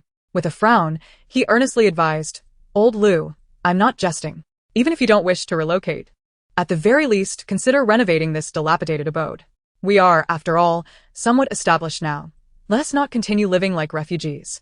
Regrettably, it was clear that his words fell on deaf ears, as the other man merely responded with a noncommittal all right, while his gaze remained fixed on his phone, perusing delivery options. Qiao Siyu could only sigh inwardly at this.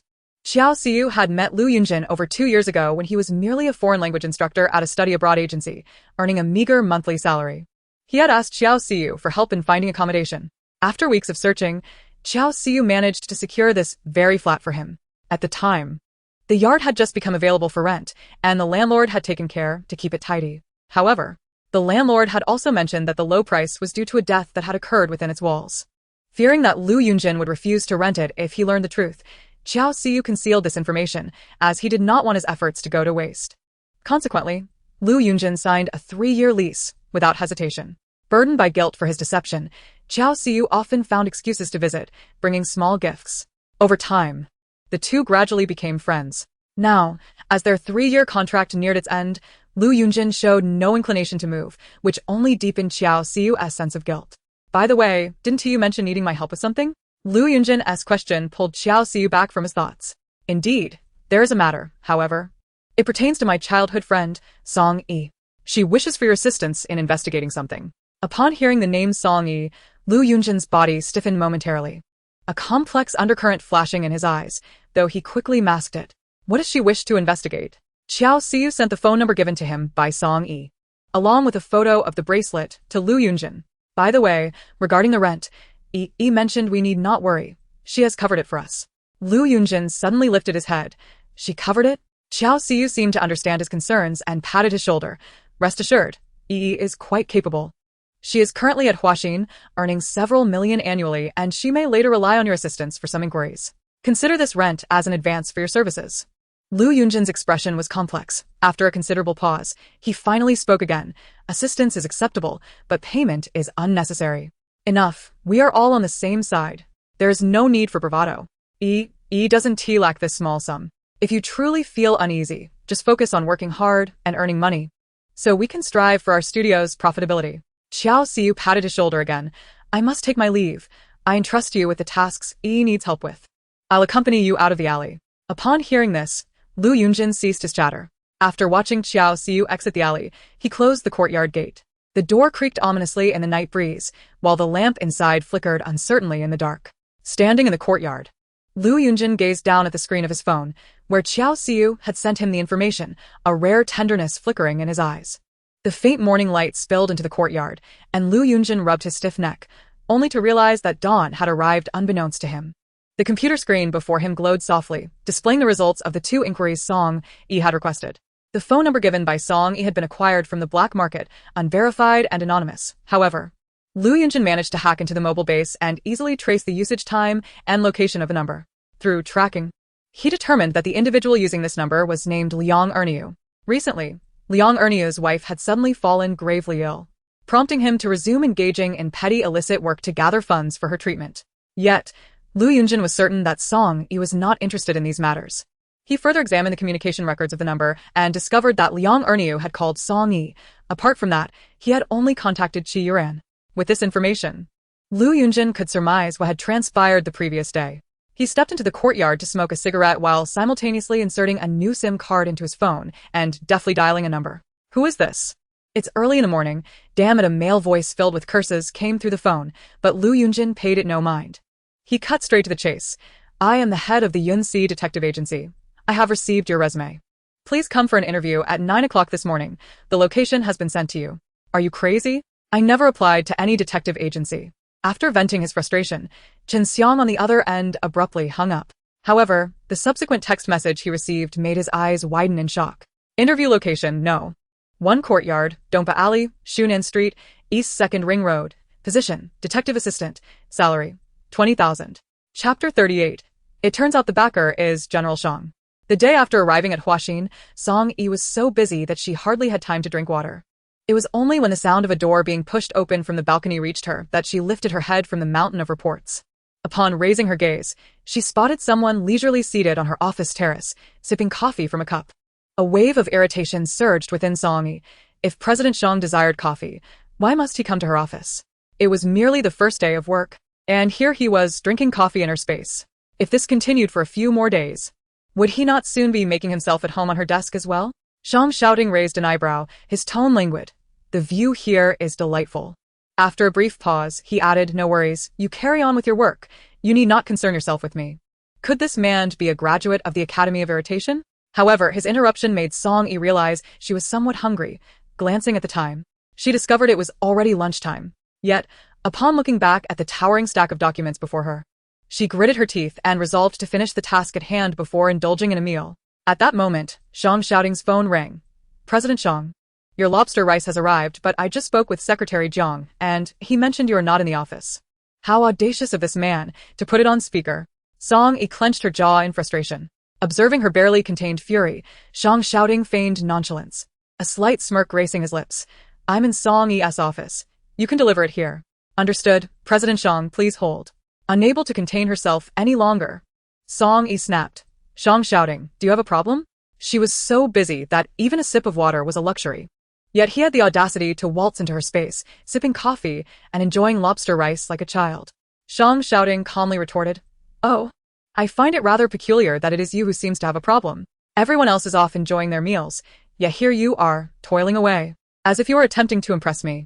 Song Yi replied, rest assured, no matter how hard you try, I will not be inclined to reward you with a bonus for this. With that thought, she stood and made her way toward the door.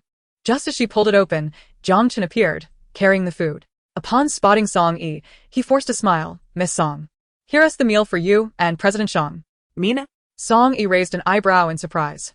Before she could finish her sentence, another hand reached from behind her, taking the two meals from Jiang Chen's grasp, and then teasingly remarked, surely, you didn't think the cafeteria would have anything appetizing at this hour? After speaking, Shang shouting casually seated himself on the sofa in her office, holding the meal. Noticing Song Yi still standing at the door, he arched an eyebrow. What? Are you afraid I might poison your food? Rest assured, had I intended to do so, you wouldn't have left my home so easily last night. Song Yi could not help but recall the misunderstanding from a few days prior. Although Shang shouting had not pursued the matter afterward, it only deepened her sense of guilt. Choosing to remain silent, she quietly took a seat. Shang shouting ordered 2 identical meals. Even as takeout, the presentation was quite exquisite. Already feeling a bit hungry, Song Yi found her appetite piqued by the sight of the delectable dishes. The two of them began to eat in silence. Halfway through their meal, someone pushed the door open. President Song, here is the plan you asked me to revise this morning. Upon finishing her words, she promptly turned and exited, closing the door behind her. Her expression resembled that of someone who had just witnessed something they ought not to have seen. Song Yi, however, dismissively shrugged it off, while Shang shouting casually remarked, are your subordinates all so lacking in decorum? Song Yi rolled her eyes, responding, Mr. Shang, just a gentle reminder. Today marks only my second day at work.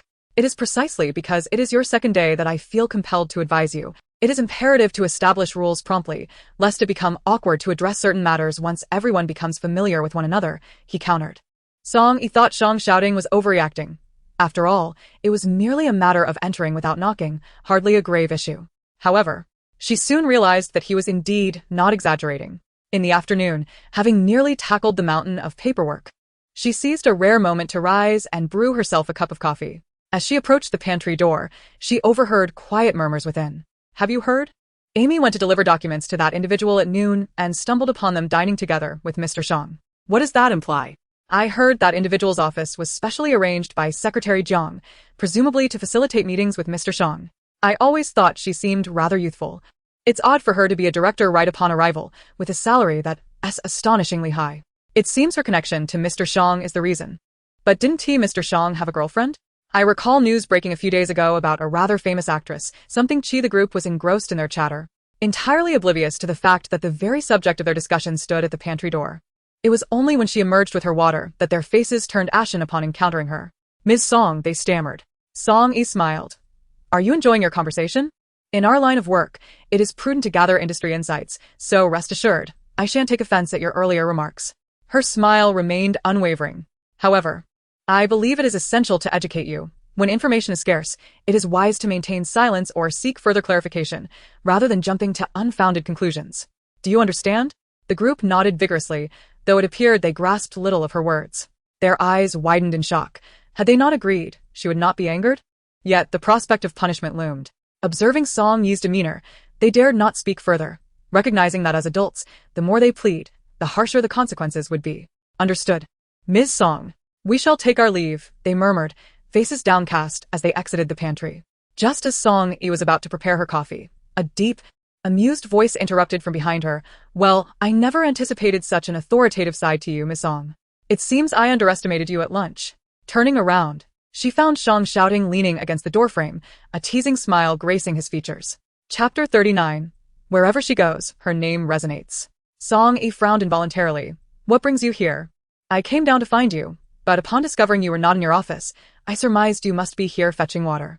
Shang Shouting glanced at the instant coffee in her hand with evident disdain. What is so appealing about that? I have a coffee machine in my office. If you wish to indulge, simply ask Jiang Chen to brew you a cup.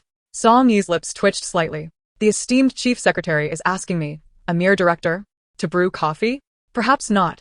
I fear it may shorten my lifespan. After a brief pause, she added, by the way, what is it that you require of me? Is it inappropriate for me to seek you out? Of course, it could affect my performance, Song Yi replied. Shang Shouting pondered. So, in her eyes, his importance pales in comparison to her performance? As Song Yi finished brewing the coffee and prepared to leave without any intention of lingering for further conversation, Shang Shouting had no choice but to state his purpose. Accompany me to a banquet tomorrow night. To his surprise, Song Yi replied without a moment's hesitation, I am unavailable. There was no reason for her to attend some banquet with him. Besides, she needed to call her two mischievous boys. Those little rascals only had one day off every half-month, and it was a challenge to get them to call her. Song Yi paused momentarily, asking, what time tomorrow night? 7 o'clock. Oh, that coincides with the end of the workday, Song Yi replied calmly. According to labor laws, employees subjected to mandatory overtime can file a complaint with the Labor Bureau. Shang Shouting felt the veins on his forehead pulse. Your ex-husband and your father, Song Bowen, will also be attending. Song Yi tightened her grip on the coffee cup. Excellent, he had successfully piqued her interest. She decided to attend the banquet, albeit not with the man before her. The following afternoon, as the end of the workday approached, Shang Shouting grew increasingly impatient, glancing at his phone every few minutes. Yet, Song Yi's profile picture remained conspicuously silent on WeChat. With only 10 minutes left until quitting time, Jiang Chen, after completing his work report, could not resist saying, Mr. Shang, it seems Ms. Song truly will not be attending. You might want to find a female companion quickly. Shang Shouting looked up, casting a cold glare at him. What? Am I incapable of attending a banquet without a female companion? Jiang Chen shrank back slightly. That is certainly not my intention. He hesitated before continuing, however. As you are aware, Mr. Qi will undoubtedly be present at tonight's banquet, and Miss Qi will likely accompany him. If you attend without a partner. Shang Shouting was already disinterested in such gatherings. He merely sought a pretext to spend time with Song Yi. Now that she was not attending, he also had to contend with Qi Yuran. The mere thought of it drained his enthusiasm. Call Mayor Qin and inform him that I am feeling unwell and will not be attending the banquet tonight. Jiang Chen seemed to have anticipated this response, his expression revealing no surprise. Understood. Just as he was about to turn and leave, Shang Shouting suddenly called out to him. Have Song Yi come up. Tell her I need to see her. Jiang Chen instinctively remarked, is it Miss Song downstairs?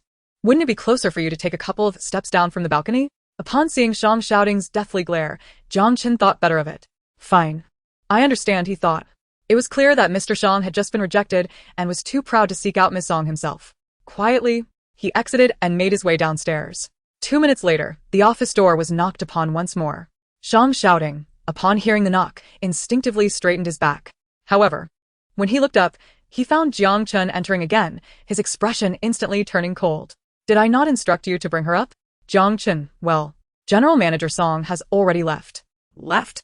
Shang Shouting's expression darkened instantly. It is not even off-duty time yet. Who permitted her to leave?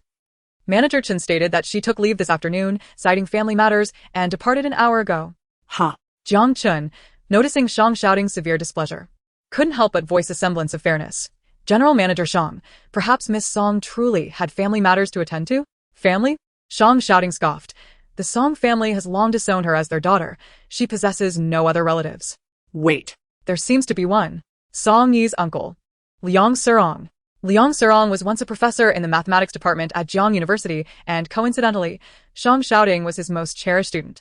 The first time Shang Shouting encountered Song Yi was at Professor Liang's home. He was preparing for the Winter Olympiad, frequently attending tutoring sessions at Professor Liang's residence on weekends. He vividly recalls one particular Saturday afternoon when he was grappling with a challenging problem. Suddenly, a delicate and beautiful hand appeared within his line of sight. This line should be drawn here. Following the direction of her finger, enlightenment struck him. Upon turning to look, he discovered that the girl who had illuminated his confusion appeared to be merely 15 or 16 years old. Perhaps Shang Shouting's astonished gaze rendered the girl bashful. Her cheeks flushed. Please don't look at me like that. I actually don't know how to solve this problem. I just remember seeing my uncle do it and recalled that this line is supposed to be drawn here. In that moment, Shang Shouting came to a realization. She was the niece frequently mentioned by Professor Liang, Song Yi. At that time, Song-yi was absorbed in online novels, with academic performance that could be described as average, merely at the level of a typical second-tier university. Shang Xiaoding initially thought he would never cross paths with her again, yet unexpectedly, the following summer, he encountered her at the Jiang University freshman meet. In just over 6 months of absence, she had seemingly undergone remarkable transformation. The once shy and introverted girl, enraptured by novels, had vanished, replaced by a new student representative who radiated excellence. Wherever she went, it seemed her name echoed. Rumors circulated of her joining the mathematics interest group, winning awards in Olympiad competitions, and her unsuccessful attempt to transfer to the mathematics department. At some point, the name Song-yi had slowly taken root and blossomed in his heart, much like the mathematics he once cherished. He had grown accustomed to being looked up to since childhood, but upon meeting her, he learned for the first time to lower his gaze, to stealthily pursue, and to observe from afar. Everyone regarded him as a prodigy. Yet no one ever knew how profoundly he had fallen in the depths of admiration for someone named Song-yi. General Manager? Chapter 40. I am just an orphan. At 7 in the evening, at the mayor's residence, Song-yi stepped out of a taxi in 10-centimeter black high heels, instantly capturing the attention of everyone around her. Heavens! This woman is stunning. Could she be a celebrity? Surely not a star. If a female celebrity possessed such looks and charisma, she would have risen to fame long ago. Her makeup is so heavy. Who knows what she looks like without it? Perhaps she has even undergone cosmetic surgery. At the end of the sentence, Song-yi felt the voice sounded somewhat familiar, and she glanced in the direction of the sound. To her surprise, it was indeed a familiar face, Mo Yinin, the second young lady of the Mo family in Jiangcheng, who was also Song Rant's close friend since childhood. Mo Yinin had visited the Song residence before, so she naturally recognized Song-yi. However, today, Song-yi had cleverly utilized her makeup skills to subtly adjust her features, complemented by the embellishments of her attire and accessories, transforming herself into a captivating beauty of mixed heritage. Not only Mo Yinin but even Qi Sheng would hardly recognize her. Miss Eve, welcome, the crowd, who had momentarily shifted their attention, instantly refocused on her silhouette upon hearing the name Miss Eve. It was highly likely that she had been recruited by Huaxin, wasn't it? The business executive of Huaxin seemed to be on the mayor's invitation list today as well. Naturally, with the stature of a business magnate, it would be inconceivable for such an event to exclude the business executive. The only uncertainty was whether the executive would make an appearance today. Mo Yinin furrowed her brows, glaring resentfully at Song-yi's back. She had never heard of any Eve, but she was acutely aware that this woman had stolen the limelight since her arrival, drawing the attention of the men around. A seductress. Yinin? Suddenly, a familiar voice came from behind. Yinin, it's great that you're here. I was just lamenting my lack of company. Isn't President Qi accompanying you? Mo Yinin smiled, her gaze briefly scanning Qi Sheng's handsome face. Although her expression betrayed a hint of discomfort, despite being good friends with Song Ran, witnessing Song Ran secure a husband as dashing and wealthy as Qi Sheng while she remained single left her feeling somewhat uneasy. That man, once at such gatherings, is too busy discussing work to pay attention to me. Then why did you come? To cause trouble? Mo Yinin silently scoffed, yet maintained a smile, saying, Oh, I see. President Qi, you need not worry, I will take good care of Xiao Ran. Qi Sheng nodded, contemplating before he couldn't help but caution, Xiao Ran is pregnant.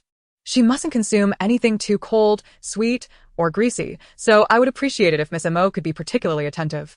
Montag Yin jokingly remarked. Since President Qi is so concerned, perhaps you should just keep Xiao Ran at home. Qi Sheng had genuinely considered that, but he couldn't withstand Song Ran's insistence on attending. Though reluctant, he did not wish to upset her. Come, Xiao Ran, let me take you to the garden for some fresh air. As Qi Sheng quickly engaged in conversation with several executives, Mo Yinin grasped Song Ran's hand and led her toward the garden. Just as they reached the edge of the garden, they heard a woman's laughter emanating from the center. Before Mo Yinin could react, a complex and profound light flashed in Song Ran's eyes. That voice was all too familiar. It had to be Song-yi. Song Ran's lips curled into a slight smile, her eyes glinting with coldness. She had anticipated Song-yi would most likely attend tonight's banquet, and it seemed she had indeed waited for her. Ran, what's wrong? No need, Song Ran shook her head, her gaze already drifting past Mo Yinin toward the center of the garden. Due to the distance, she could only see a group of people over there raising their glasses and laughing, but among them, a figure in red appeared strikingly familiar. Yinin, let us go over there and take a look, she suggested. In truth, Mo Yinin had already recognized that figure, the one who had just overshadowed her at the entrance. The so-called Miss Eve. Initially, she had no intention of approaching, but since Song Ran insisted, she felt obliged to accompany her. The two swiftly made their way over. As they approached, the woman's silhouette became progressively clearer, and snippets of conversation drifted towards them. Song Ran grew increasingly convinced that this woman was indeed Song Yi. She quickened her pace, her voice feigning urgency and excitement. "Sister." Song Yi, holding a wine glass, regarded the several finance gentlemen before her with a bemused smile as they flattered her with tales from the domestic financial sector. Upon hearing the call of sister, she merely raised an eyebrow slightly, then feigned ignorance, continuing to lend an ear to the men's chatter. Indeed, the face that came into view belonged to Song Ran. 3 years had passed, and Song Ran had noticeably rounded out, losing some of her youthful charm, replaced by the soft allure of a mature woman. With a slight smirk, Song Yi inquired, "Miss, do you need something?" Song Ran was taken aback. This woman was not Song Yi. How could this be? Her voice and features were identical. A complex expression flickered in Song Ran's eyes as she scrutinized Song Yi's face several times before releasing her grip. Then, in a tone laced with feigned hurt, she murmured, "I apologize, I must have mistaken you for someone else." Song Yi gently swirled her wine glass, remaining silent. However, the gentleman beside her recognized Song Ran and eagerly interjected, "You must be Mrs. Chi. We have heard so much about your gentle demeanor, perfectly matched with Mr. Chi's talents. It is indeed a pleasure to see you in person. May I ask, what were you searching for just now?" Although Song Ran had grown accustomed to such flattery, she could not help but blush. "Not at all. It is simply that this lady's silhouette and voice bear an uncanny resemblance to my sister." As she spoke, she discreetly observed Song Yi's reaction. Song Yi raised an eyebrow, feigning surprise. "Is that so? Surely, Mrs. Chi must be mistaken, for I am an orphan, having lost my parents long ago, and I have no siblings." As soon as Song Yi finished speaking, the gentlemen immediately redirected their flattery towards her. Who would have thought Miss Eve had such a tumultuous background? However, it is truly admirable that she has risen to become an elite on Wall Street. "Miss Eve, since we are friends now, should you encounter any difficulties, do not hesitate to reach out to me. I, Zhang, am at your service. I, Song, am also here to assist you, Miss Eve, whenever you require." Chapter 41. I came here for you today. Eve. Song Ran felt an odd familiarity with the name, though she could not pinpoint where she had heard it. Seeing these men fawn over the woman like moths to a flame, she found herself harboring an immediate dislike for her, even though Song Ran and Mo Enin were unaware of who Eve was. The news of her attendance at the banquet still spread throughout the hall. Qi Sheng naturally heard about it as well. Following the murmurs of the crowd, he stepped outside and indeed spotted the slender, graceful silhouette in the garden, a sight that struck him with an inexplicable familiarity. Upon careful reflection, he quickly recalled that it was the same figure he had seen in the lounge on the day he visited Huaxin. Thus, had he actually encountered Eve that day? Qi Sheng approached her from behind, instinctively smoothing the hem of his suit jacket before speaking with a smile. "Miss Eve." In the past half hour, countless individuals had approached Song Yi to engage her in conversation, so when she heard Qi Sheng's voice, it took her a moment to register. Subsequently, a smile blossomed at the corners of her lips. A hint of intriguing allure sparkled in her eyes as she replied, "Mr. Qi, I have long admired your reputation." Qi Sheng prided himself on having encountered many beautiful women, believing himself immune to their charms. Yet, when Miss Eve raised her glass and laughed softly at him, he felt as though his heart had forgotten to beat. It was astonishing that someone could possess such beauty, bold and captivating. The notion of a beauty that could bring nations to ruin seemed to manifest before him. "Though we did not meet that day, we are meeting now," Song Yi remarked with a light laugh. "Thus, there is nothing to lament. Some encounters are simply destined." Qi Sheng was momentarily taken aback, but his smile broadened. "Indeed. Miss Eve is correct. We are indeed destined to meet." "Yes, destined indeed, but I still expect you to be completely at my mercy," she teased. Song Yi turned to pour him a glass of champagne, handing it to Qi Sheng with a radiant smile. "In truth, I am aware of the reason you sought me out, Mr. Qi." At the moment he accepted the glass, Qi Sheng felt as if his very soul were being drawn away by the enchanting woman before him, until her sultry voice continued. "You have been quite preoccupied with the company's listing, I presume? You publicly announced Qi Corporation's intentions to go public in the U.S. Yet with nearly half the year gone, you have yet to find a trustworthy investment bank for collaboration. The ordinary firms hold no appeal for you, while the reputable ones initially seemed enthusiastic but have inexplicably grown distant, leaving you without further communication." Qi Sheng's eyes widened in disbelief. "How do you know this?" Song Yi's lips curled slightly. "Mr. Qi seems to have forgotten that this is my area of expertise. Moreover, did you think that only those who approached me could extract information from me? I can equally gather insights from them. Qi Sheng pondered this and found her reasoning sound. Thus he laid his cards on the table. In fact, my visit to Huaxin was specifically to discuss this matter with Miss Eve. Unfortunately, before I could even speak, I was coldly rebuffed by Shang shouting, who claimed that Eve had just arrived at Huaxin and needed time to adjust, and could not take on my case. Since Mr. Qi has been so candid, I shall be forthright as well. Song Yi leaned closer to Qi Sheng, suppressing the urge to retch as she whispered. I came here today, specifically for you. Qi Sheng felt a wave of intoxicating fragrance envelop him, stirring a profound response within his heart. And that phrase, uttered for his sake, was a searing caress upon his ears. Mr. Qi, it is rather crowded and noisy here.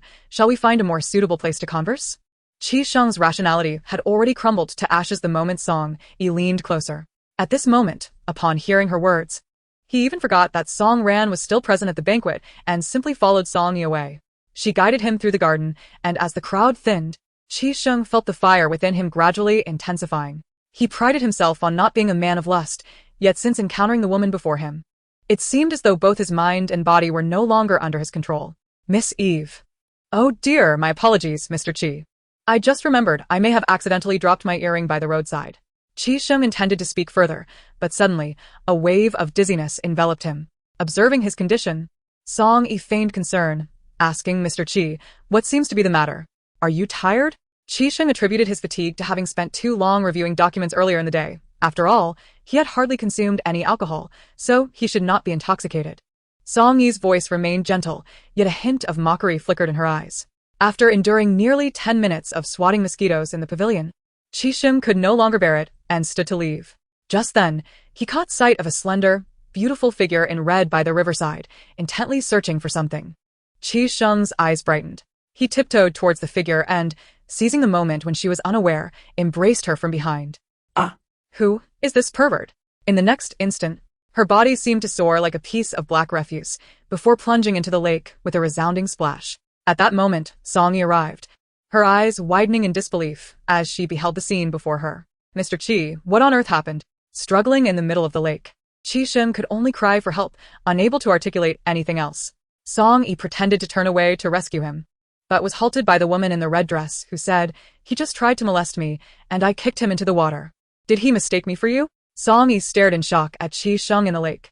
Mr. Qi, you. Left with no choice. Qi Sheng floundered and explained, it's a misunderstanding, Miss Eve. Please save me. Chapter 42. So, what if I fight? Watching Qi Sheng thrashing helplessly in the water, Song Yi felt an overwhelming sense of satisfaction. She feigned concern and urgency, saying, but I can't swim either. Mr. Qi, hold on a little longer. I will call for help. Qi Sheng was on the verge of tears. At such a critical moment, who would she call?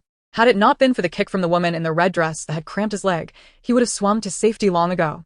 Unfortunately, he was sputtering water, with no chance to voice his thoughts, and could only watch helplessly as Song Yi and the woman in red turned to leave. Seeing someone finally jump in to save him, Qi Sheng's eyes brimmed with tears, which, in truth, were caused by choking on water, and he clung tightly to her neck. What on earth? Qi Sheng nearly retched at the absurdity of it all. Song Yi seemed oblivious to Qi Sheng's reaction, smiling as she withdrew some cash from her pocket. I truly appreciate your help, master. The sanitation worker firmly refused to accept any money, prompting Song Yi to say, perhaps you could provide your address or phone number, so that tomorrow Mr. Qi and I can personally express our gratitude? Qi Sheng's eyes widened in disbelief. It was already an honor to be saved by a sanitation worker, and now he was expected to apologize? Realizing this, he quickly added, yes, please leave your address. And tomorrow, I will come with Miss Eve to thank you in person. The worker, unable to resist their enthusiasm, indeed left his address before departing. Qi Sheng suppressed the indescribable odor that clung to him, forcing a smile. How could that be? Miss Eve saved me. I should be grateful, not sneezing. Is Mr. Qi feeling cold? She inquired. It was no wonder. The wind by the lake was biting, and his clothes were drenched. At this moment, she suddenly glanced down and spotted a coat nearby, her face lighting up with surprise. Oh, isn't this the coat of that sanitation worker? Why don't you put it on, Mr. Qi? Just as Song Yi reached for the garment, Qi Sheng was nearly overwhelmed by the stench. He fought against the nausea, insisting no, thank you. That worker may not mind, but I do, Qi Sheng thought, feeling utterly distraught yet unwilling to show disdain for the savior of his life in front of Eve. Just as he found himself in a dilemma, a familiar voice rang out nearby. What are you doing? Qi Sheng and Song Yi simultaneously looked up to see Mo Yining and Song Ran approaching. Upon seeing Song Ran, Song Yi feigned a look of panic and rushed to clarify, Mrs. Qi, you misunderstand. Mr. Qi and I are not involved at all. Please, do not be upset. The dimly lit surroundings prevented Song Ran from noticing Qi Sheng's earlier predicament. All she saw was the two of them sitting intimately by the water's edge, and it appeared this woman was even helping Qi Sheng remove his clothing. Jealousy and resentment clouded her judgment, and she nearly lost her composure. You wretched woman, step aside. Song Ran pushed the woman before her, only to be taken aback when the force of her shove caused the other to tumble to the ground, accompanied by a distinct crack. Song Yi's brows furrowed as she gasped, "Ah." Qi Sheng, disregarding his soaked attire, rushed to her side. Miss Eve, are you all right? Song Yi's face turned pale. I'm fine, but I think I might have twisted my ankle. What? Is it serious? Let me take a look. Without a second thought, Qi Sheng reached to lift Song Yi's skirt. Song Ran, witnessing this, trembled with rage and lunged at Qi Sheng. Qi Sheng, you have gone too far. Do you even consider me your wife anymore? A sharp sound echoed as Song Ran's mind erupted in disbelief. She stared incredulously at Qi Sheng. You hit me? Qi Sheng scoffed. I did, so what? Song Ran could hardly fathom that these words came from him. After being together for so many years, he had never raised a hand against her, nor had he ever spoken harshly to her. Yet now, he had struck her for the sake of a woman he had only just met. Song Ran felt a wave of grievance and sorrow engulf her, so furious that she could barely stand. Very well. Since you insist on protecting this woman, let's get a divorce tomorrow. With those words, she gritted her teeth and fled, stifling her tears. Qi Sheng was momentarily taken aback. Even Song Yi was surprised, not expecting Song Ran to so readily utter the word divorce. However, upon seeing Qi Sheng's expression, Song Yi quickly understood that Song Ran was not genuinely seeking a divorce. It was merely a ploy to coax Qi Sheng into comforting her. Although Qi Sheng suppressed the urge to chase after Song Ran, regret and concern were clearly visible in his eyes. Observing the situation, Song Yi seized the opportunity to interject. Mr. Qi, Miss Song likely did not intend to push me away, especially considering her condition. It's perilous for her to wander about alone. You should check on her. Qi Sheng, touched by Song Yi's understanding, felt a surge of guilt and admiration. Miss Eve, I apologize for the distress you've endured today. Song Yi offered a faint smile, portraying a facade of fragility while feigning strength and composure. Mr. Qi, please go ahead. Do not worry about me. Her gentle smile was heart-wrenching. Thank you, Mr. Qi. Only then did Qi Sheng suppress his reluctance and discomfort, turning to pursue Song Ran. As Song Yi watched him walk away, the smile on her lips vanished entirely. A flicker of cold mockery crossed her eyes just as a chilling laugh resonated from behind her. Is this what you call having matters at home? Chapter 43. People Change. Beneath the dim streetlight, the man's features were chiseled and stern, his dark eyes deep and frigid, causing Song Yi to instinctively shrink her neck. However, recalling that she was not truly Song Yi at that moment, she realized the man might not recognize her. At most, he would merely attempt to intimidate her. Sir, I believe you have mistaken me for someone else. Misidentified? Shang shouting scoffed. Miss Eve, you must have forgotten that you are an employee of Huaxin. So you presume that I, the president, would not recognize someone I personally recruited? Song Yi, well. It dawned on her that she had momentarily lost her wits, forgetting that despite her disguise, she was still known by the name Eve. After speaking, Shang shouting suddenly approached her, bending down. A sense of foreboding washed over Song Yi, prompting her to instinctively retreat. You. In the next instant, her dread was confirmed as he effortlessly lifted her off the ground. Shang shouting, I'm both angry and embarrassed. Her face flushed crimson. Put me down. Shang shouting shot her a sidelong glance. Did you not just claim I had mistaken you? Song Yi was momentarily speechless. Seizing the chance, Shang shouting carried her toward the garden, while she struggled desperately. Shang shouting, I was wrong to deceive you. Consider this a plea. Please set me down. If anyone sees us like this, I could never clear my name. Most critically, if Qi Sheng and Song Ran discovered her connection with Shang shouting, they would certainly question her identity, rendering her efforts that night utterly futile. Shang shouting narrowed his eyes. Clear your name? Then don't bother. We are above reproach, are we not? Not at all. It would be far more prudent to contemplate how you shall explain tonight's events once we are in the car, rather than struggling with the current situation. Unable to endure any longer, Song Yi exclaimed, Let me out. I will explain everything right now. Observing her dejected demeanor, Shang shouting felt the pent-up frustration of the entire evening dissipate at that moment. A faint smile graced his lips, his tone remaining unperturbed. There's no rush. Didn't you twist your ankle? But I am fine now. Just a hug, and I am all better? Shang shouting narrowed his eyes. It appears my embrace possesses therapeutic qualities for you? For the first time, Song Yi experienced the sensation of speaking to a wall, her irritation reaching a boiling point. Fortunately, the man eventually exhibited a flicker of conscience, opting not to enter directly through the garden but rather to exit via a side door, leading her away from the mayor's residence.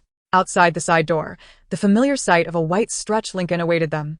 How curious, Shang was not there to apprehend Song. Yet he was with another woman. Unaware of Jiang Chen's peculiar demeanor, Song Yi assumed he, like Shang shouting, had discerned her true identity, and thus felt no need to disguise herself. She straightforwardly remarked, Shang shouting, has anyone ever told you that you are both domineering and detestable? Jiang Chen mused that indeed someone had, for Song Yi herself had remarked upon it. Yet, he suddenly felt a strange sense of disquiet. That voice had sounded remarkably like Song Yi's. Could it be that Shang shouting had a preference for voices akin to hers?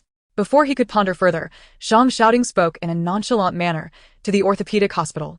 Jiang Chen paused momentarily, feeling perplexed but obediently replied, very well, Mr. Shang. The Zijing mansion? His mind was muddled, an absurd thought briefly surfacing but quickly suppressed. No. It was impossible. This woman bore no resemblance to Song Yi. How could he entertain such an idea? He shook his head, casting aside the ridiculous notion, Mr. Shang. Where exactly are we going? Just as Shang shouting was about to respond, a faint, embarrassing gurgle shattered the silence within the car. Song Yi's face flushed a deep crimson. The sound emanated from her uncooperative stomach. Throughout the evening, she had staged several scenes, neglecting to eat during the banquet. She had not felt the pangs of hunger until now, exacerbated by her earlier irritation with Shang shouting.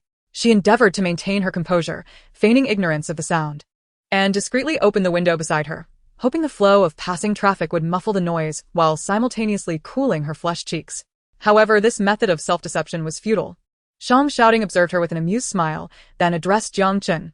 Just stop right here. Jiang Chen, bewildered, responded. On the side of the road? No sooner had the words left his mouth than he was met with Shang shouting's incredulous gaze. The restaurant ahead. Can't you see the large parking sign? Understood. Shang shouting paid no further attention to her, and once the vehicle was parked, he opened the door and stepped out, squinting at Song Yi, who remained seated with an air of composure. Didn't you say your ankle was better? Song Yi pressed her lips together, Mr. Shang. It is quite late now. So, are you suggesting I should carry you? Song Yi. Was the man's command of the language taught by a physical education teacher? Which word in her previous statement hinted at her desire to be embraced? Song Yi felt utterly speechless, yet understood that, given this man's domineering nature, should she refuse to exit the vehicle, he might indeed resort to carrying her into the restaurant. Gritting her teeth, she ultimately decided to disembark. At such an hour, there were few dining establishments still open, thus Shang shouting did not pay heed until they reached the entrance, only to discover that it was a grilled fish restaurant. His brows immediately furrowed. Let us choose another. Song Yi glanced at him, her tone laden with significance. Mr. Shang, people can change. Unexpectedly, Shang shouting returned her gaze with equal profundity. It is evident that after encountering that scoundrel Qi Sheng, you have indeed become rather foolish. Song Yi. Chapter 44, Mr. Shang, you are truly insufferable. Ultimately, Song Yi and Shang shouting opted for this grilled fish restaurant. After all, at this hour, she was quite famished and reluctant to seek out another dining option. Upon entering the private room, Jiang Chun had parked the car and was about to join them when Shang shouting's piercing gaze halted him. What are you doing here? Jiang Chun, I. Before he could finish, Song Yi seized his sleeve and asserted, we are all colleagues. What harm is there in dining together? Her intention was not to defend Jiang Chun, but rather to avoid dining alone with Shang shouting. However, upon hearing her words, Jiang Chun abruptly turned to glare at her. Song Yi, taken aback by his expression, asked, what is it?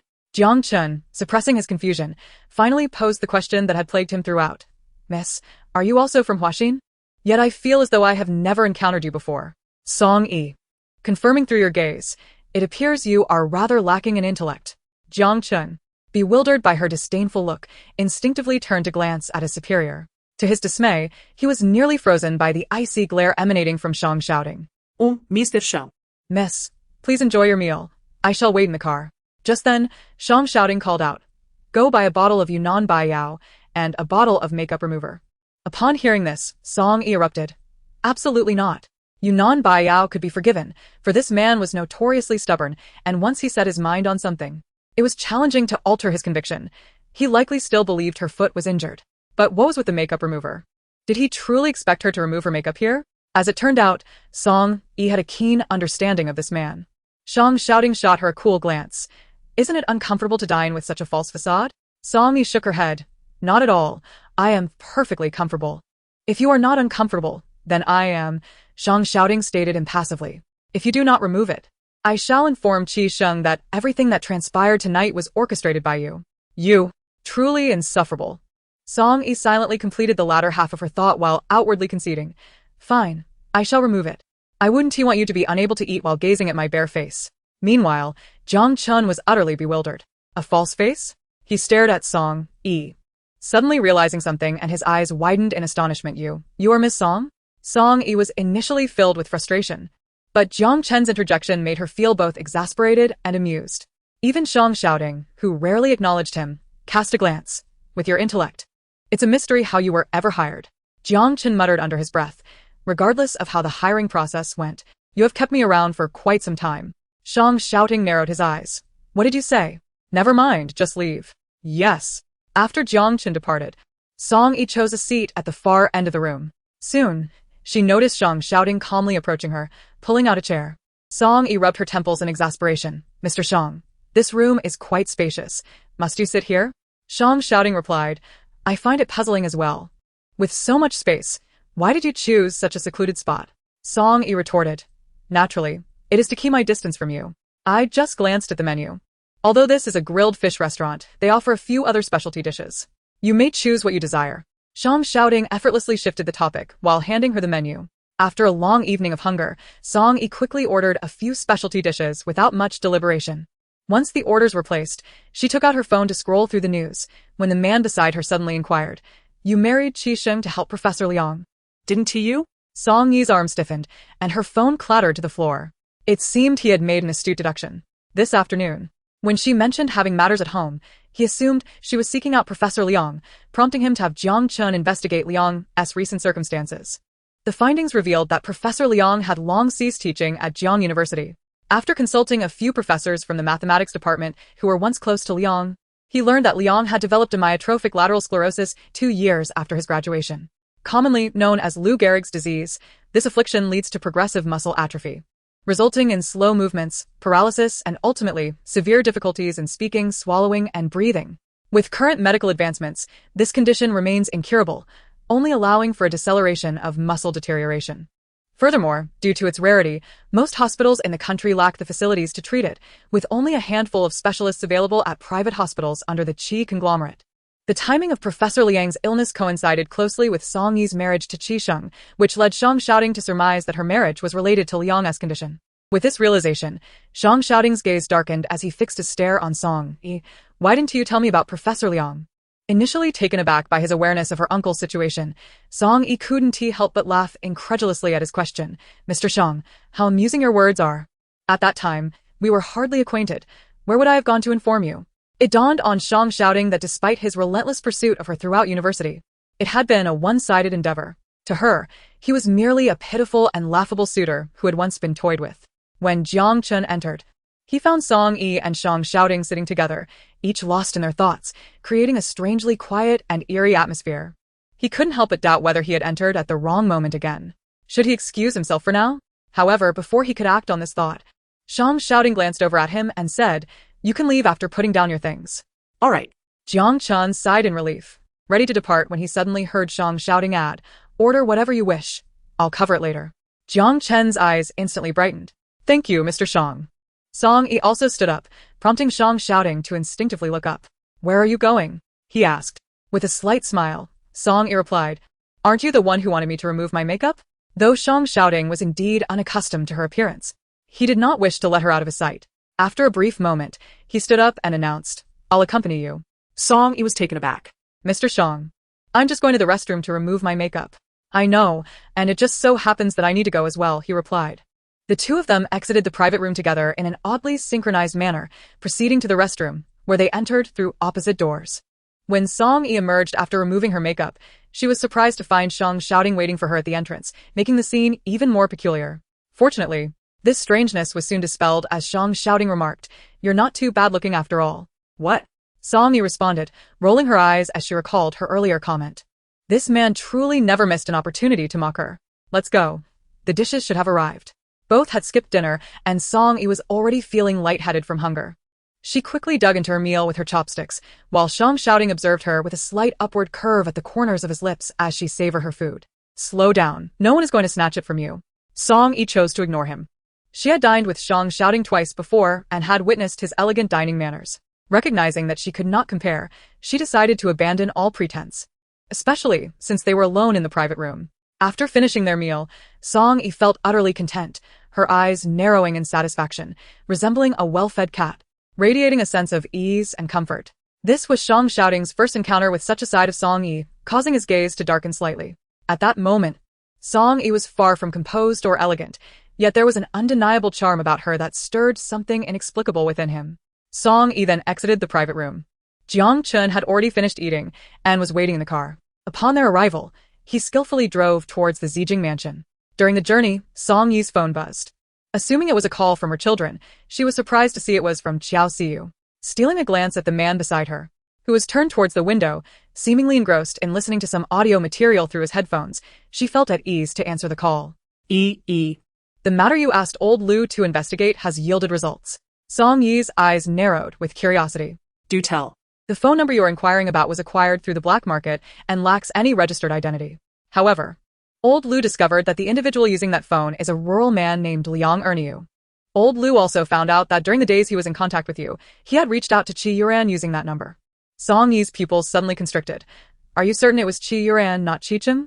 That day, the man named Liang Erniu had abruptly called her, claiming to be her partner from 4 years prior, while a child beside him called her mom.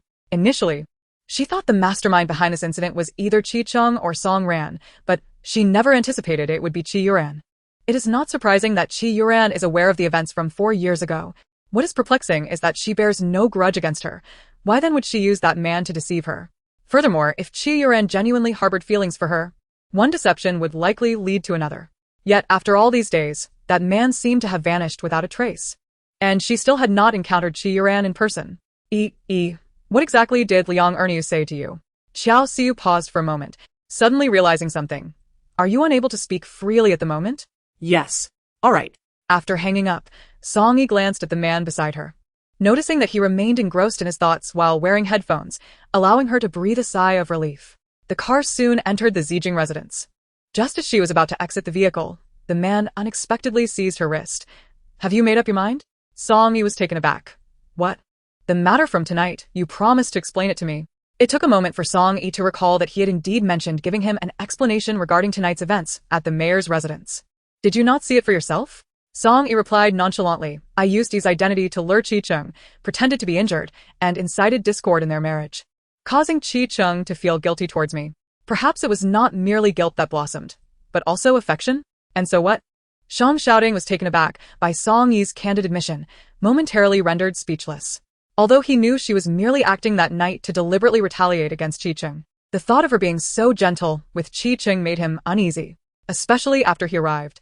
The swift change in her demeanor was a thought that lodged uncomfortably in his chest. If President Shang has no further matters, I shall. Since you clearly wish to attend the banquet, why deceive me into believing you have no interest? Without a moment's thought, Song Yi retorted. Of course. It is because I did not wish to go with you. The instant the words escaped her lips, she felt the man's gaze turn icy, as if it could freeze her in place. Song Yi, oh no, I spoke too hastily. Just as she braced herself for an outburst from Shang Shouting, he unexpectedly released her grip and slammed the car door shut with a resounding thud. In the next moment, the white Lincoln roared to life and sped away. Struggling to suppress the impulse to chase after and kick the departing vehicle, Song Yi clenched her teeth and turned to enter the elevator. Jiang Chun observed the ominous gaze of his master, which resembled that of a man poised to commit murder. Despite knowing he should remain silent in such a moment, he could not restrain himself. Mr. Shang, I believe Miss Song's earlier remark was not intended to convey disdain towards you. She may simply wish to avoid you witnessing her meeting with Mr. Qi. After all, Mr. Qi is her ex-husband. Get lost. Yes. Chapter 46. Reflect on whom you have offended. Jiang Chun parked the car by the roadside and turned off the engine, just as he exited the vehicle. What has Qi Yuran been up to lately? Huh. Jiang Chun sincerely shook his head. I haven't been paying attention. Then he saw Shang Shouting roll down the car window. his expression devoid of emotion, which startled him into a shiver. I will investigate immediately. But didn't Mr. Shang just tell him to leave? Jiang Chen thought, still caught in disbelief. Do you wish for me to embrace you as well? Suddenly, Jiang Chen flung open the car door, yet inwardly, he could not help but murmur to himself that since Miss Song joined Huaxin, Mr. Shang's temperament appeared to have grown increasingly unpredictable. An hour later, at Qianyu Bay, Jiang Chen entered Shang's shouting study, holding the information he had just gathered. Mr. Shang, I have found something. A few days ago, Qi Yuran contacted someone named Liang Erniu, and even had that person call Miss Song, seemingly attempting to lure her to a hotel. But Miss Song did not fall for it. After that, she seemed to have encountered some troubles. Shang's shouting-esque gaze instantly turned chilling. Attempting to deceive Song into a hotel? When did this happen? He recalled that afternoon when he found Song looking utterly disheveled. Had he not appeared in time, she might have been involved in an accident. Mr. Shang, here is the information on Liang Erniu. Jiang Chen continued, handing the documents to Shang, shouting. From this data alone, it does not appear that Liang Erniu has any connection to Miss Song. Shang's shouting-esque cold eyes scrutinized the documents, then inquired. You mentioned that Qi Yuran has recently encountered troubles? After a moment of hesitation, Jiang Chen finally seized the opportunity to speak, his words flowing forth like a cascade. The day before yesterday, a prominent entertainment figure suddenly revealed that Qi Yuran orchestrated the rumors about you. His tone carried a hint of schadenfreude. Oddly enough, that Chen Xiang has already been blacklisted by us, yet somehow he re-established contact with that influencer. Not only did he reveal that it was Qi Yuran who sought him out to secretly photograph her, but he also disclosed their call logs and transaction records. Is that so? Shang's shouting's lips curled into a wicked smirk. Those whom he had blacklisted dared to surface again, committing acts that offended the Qi family. This could only signify two possibilities. Either they intended to go down in flames together, or had found a new ally, emboldening their audacity. Mr. Shang, should I instruct someone to deal with this Chen Xiang? Shang's shouting interrupted him nonchalantly. It is unnecessary. The reason for his blacklisting was merely to intimidate Qi Yuran. Since he is no longer in league with her, I have no interest in his actions. Provided he does not foolishly provoke me, or others he ought not to. Shang's shouting tapped his finger on the table, and after a brief moment, a cold laugh escaped him. Since some individuals fail to cherish opportunities, there is no need to extend further kindness. It has been declared that any actor who has collaborated with Qi Yuran and dares to expose her dark secrets will be rewarded with an endorsement under the Shang Corporation. Directors who come forward will receive investments from Shang, while other personnel who disclose information will earn a cash prize of 100,000 yuan. However, all revelations must be made with real names and solid evidence. Jiang Chen suddenly lifted his head. Upon seeing the cold, piercing face of Shang shouting, he felt a jolt of fear and hesitated to inquire further. I understand now. Qi Yuran has been suffering from insomnia for several consecutive days. Ever since her last failed attempt, orchestrated by Liang Erniu to deceive Song Yi, she had hoped to find another opportunity, but events spiraled out of control inexplicably. First, the supposedly blacklisted Chen Xiang re-emerged to expose her, followed by Liang Erniu's disappearance, and now she was unable to reach the detective surnamed Liu. Just as she had barely fallen asleep, her agent, Jiang Bo, relentlessly bombarded her with urgent calls, forcing her to awaken. After days of pent-up frustration, Qi Yuran could no longer contain herself upon answering the phone, disregarding her celebrity composure as she erupted. Are you out of your mind? Do you even know what time it is? Surprisingly, Jiang Bo, who usually groveled at her feet, adopted a different demeanor today. Instead of immediately apologizing, he coldly mocked her. Instead of questioning me about the time, perhaps you should reflect on whom you have offended. Qi Yuran was further incensed by his attitude. Jiang Bo, it seems you truly have lost your mind. Do you even grasp what you're saying? I am Qi Yuran, the second miss of the Qi family. Do I really need to fear offending anyone? Jiang Bo, well aware of her arrogance, knew she believed that her family's influence would shield her from repercussions, and thus he chose not to engage in further debate. Just check Weibo. What is there to check at this hour?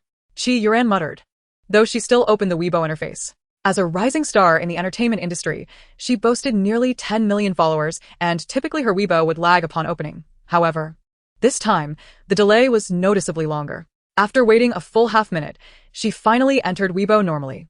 The next moment, her pupils widened in disbelief. Top-tier celebrity Qi Yuran spotted in a nightclub, accompanied by 7 male escorts. She felt a rush of blood surge to her head. This is false. It's slander. Fabrication. As she contemplated throwing her phone, Jiang Bo's subsequent words halted her. Don't be hasty. This is just the first post. There are many more to come. You might want to read them all before reacting. Qi Yuran was stunned for a moment before she managed to respond. What nonsense are you spouting? I tell you, Jiangbo, someone is framing me. Hurry and contact those fools at the company to suppress this. I'm sorry, Miss Qi, but we fools are likely unable to do so. Jiangbo replied expressionlessly. Moreover, the company has decided to unilaterally terminate your contract. Therefore, starting today, we fools are no longer obligated to clean up after you. Qi Yuran's face was a mask of disbelief. What did you just say? Chapter 47. Someone is plotting against her. Termination of contract? Have the fools at the company completely lost their minds? Are they aware of her current worth? Can they truly afford the penalty for terminating the contract? Yangbo.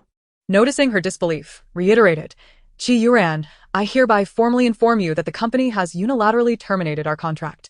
As of today, you are no longer an artist of Huayu. And I am no longer your agent. He paused momentarily, adding, the reason I am making this call is out of respect for the 2 years of collaboration we have shared, and to offer you one final, well-meaning warning. How dare you? Alas, Qi Yuran's retort was met with a busy signal on her phone. Jiangbo promptly ended the call. This marked the first time in over 2 years of their acquaintance that he had taken the initiative to hang up on her. Reflecting on Jiangbo's words, a foreboding sense began to creep into Qi Yuran's mind. Could it be that the company truly intended to abandon her? But how could they dare? The Qi family was currently at the pinnacle of its power. Offending her was tantamount to offending the entire Qi family, who had bestowed upon them such audacity. Contemplating this, Qi Yuran felt a strange calm wash over her. She reopened Weibo, only to discover that she was not merely dominating the top trending searches, but rather monopolizing the entire trending list. Each of the top 10 searches was filled with scandalous allegations against her, Qi Yuran flaunting her status. Leaving the entire crew to wait in the biting cold for 13 hours, Qi Yuran reprimanding newcomers, publicly striking someone 10 times, Qi Yuran's pre-surgery photos being exposed, rendering her less appealing than a mere passerby, Qi Yuran allegedly inducing fans to steal money in pursuit of their idols. Each trending topic linked back to actors, directors, or behind-the-scenes staff who had collaborated with her, all backed by irrefutable evidence. A chilling sensation coursed through Qi Yuran's veins. In that moment, she finally comprehended why the company had upheld her for so long, only to so ruthlessly discard her now, and understood the implication behind Jiangbo's recent words. Any rational individual could discern that she had offended someone, and not just anyone, a formidable powerhouse. The reason she termed it formidable was that Qi Yuran was acutely aware that even 10 Qi families could not compel so many industry insiders to rise against her. Despite her brashness and numerous controversies, she had always known whom to offend and whom to avoid, allowing her to thrive in the entertainment industry until now. Yet at this moment, she was utterly bewildered. Who was orchestrating this against her? Qi Yuran mentally sifted through her acquaintances, and suddenly, her eyes widened in realization. Could it be no? It was impossible.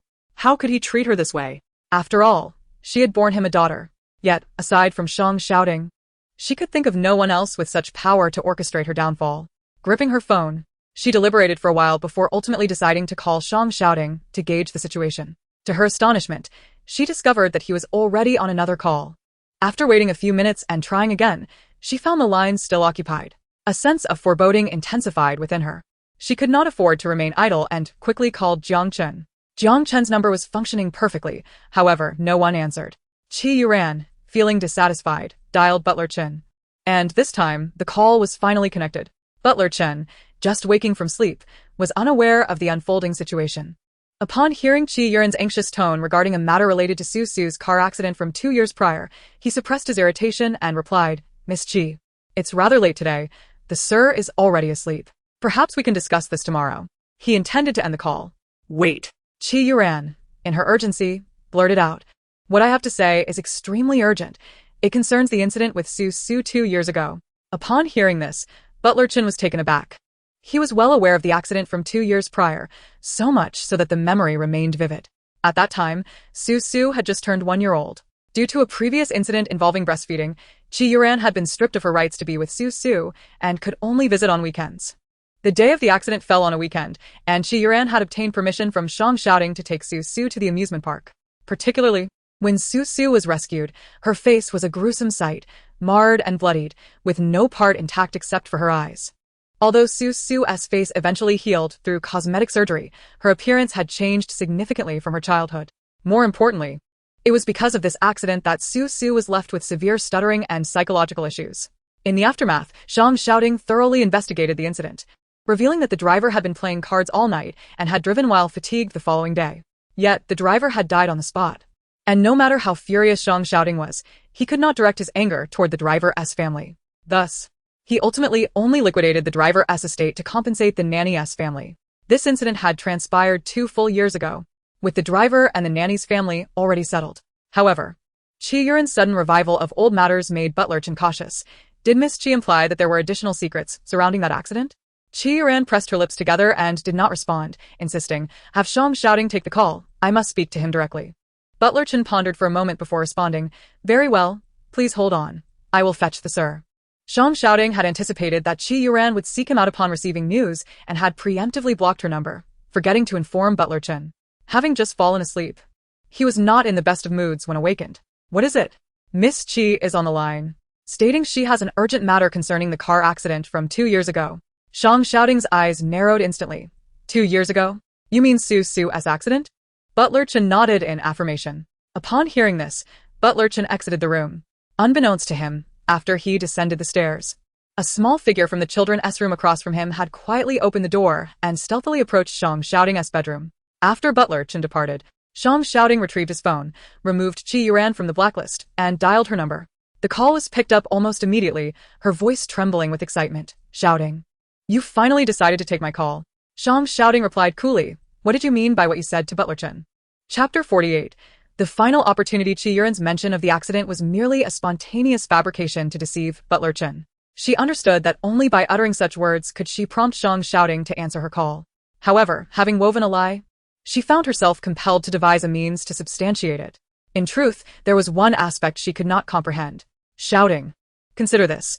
Those who surround you and Su are meticulously selected and nurtured by Butlerchen. Given this, how could the driver knowingly engage in a night of gambling when he had to report to work the following day? So, what have you discovered? Qi Yuran paused. I indeed intended to investigate, but the driver's family was taken away by the police, wasn't he it? So you called me in the dead of night merely to convey a suspicion you have yet to verify? Of course not.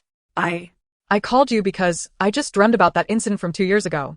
Once a lie is set in motion, it necessitates further deception to sustain it. Fortunately, Qi Yuran was an actress. Although her skills were lacking, she had perused enough scripts to swiftly concoct a plausible narrative. I dreamt that the driver smiled just before he died, as though he found solace. This led me to ponder whether there were overlooked issues concerning him. Have you finished? Zhang Xiaoding sneered. Are you certain that your call tonight pertains to the car accident from 2 years ago rather than your own scandals? Qi Yuran's complexion turned ashen, akin to a desperate clown whose throat was suddenly grasped. She found herself at a loss for words. Zhang Xiaoding interrupted her. I am well aware of the car accident from 2 years ago. Even if there are details I've yet to uncover, I do not require your reminders. However, tonight's actions were indeed my doing. His final statement pierced Qi Yuran's heart like a sharp dagger, leaving her momentarily stunned. Why? Shouting, what have I done wrong? Why are you treating me this way? Do you not understand that my tireless efforts are all for you? In truth, she never aspired to be a star. It was her brother who insisted that only by becoming exceptional would she capture his attention and earn the recognition of the Zhang family. Thus, she toiled tirelessly in her craft, striving to ascend to a position where she could stand alongside him. Yet now, with a mere flippant remark, he had rendered 3 years of her labor nothing but vapor. How could Zhang Xiaoding be so heartless? For me? You frequent nightclubs and engage 7 gigolos all for my sake? Zhang Xiaoding's tone dripped with sarcasm as he mercilessly dismantled her facade. Qi Yuran's face paled further. No, Xiaoding. That was a misunderstanding. I don't even know those people. It's just that save those explanations for your online followers. There's no need to share them with me. As for today's events, consider it a warning. Qi Yuran stood in shock. A warning? Do not provoke those you ought not to. This is my final opportunity for you. Upon concluding the call, without allowing Qi Yuran a moment to contemplate the identity of the person she ought to avoid, Zhang Xiaoding promptly ended the conversation and subsequently blacklisted the number once more. Any residual feelings of guilt or gratitude he harbored had long since dissipated during the years she had relentlessly tormented Su.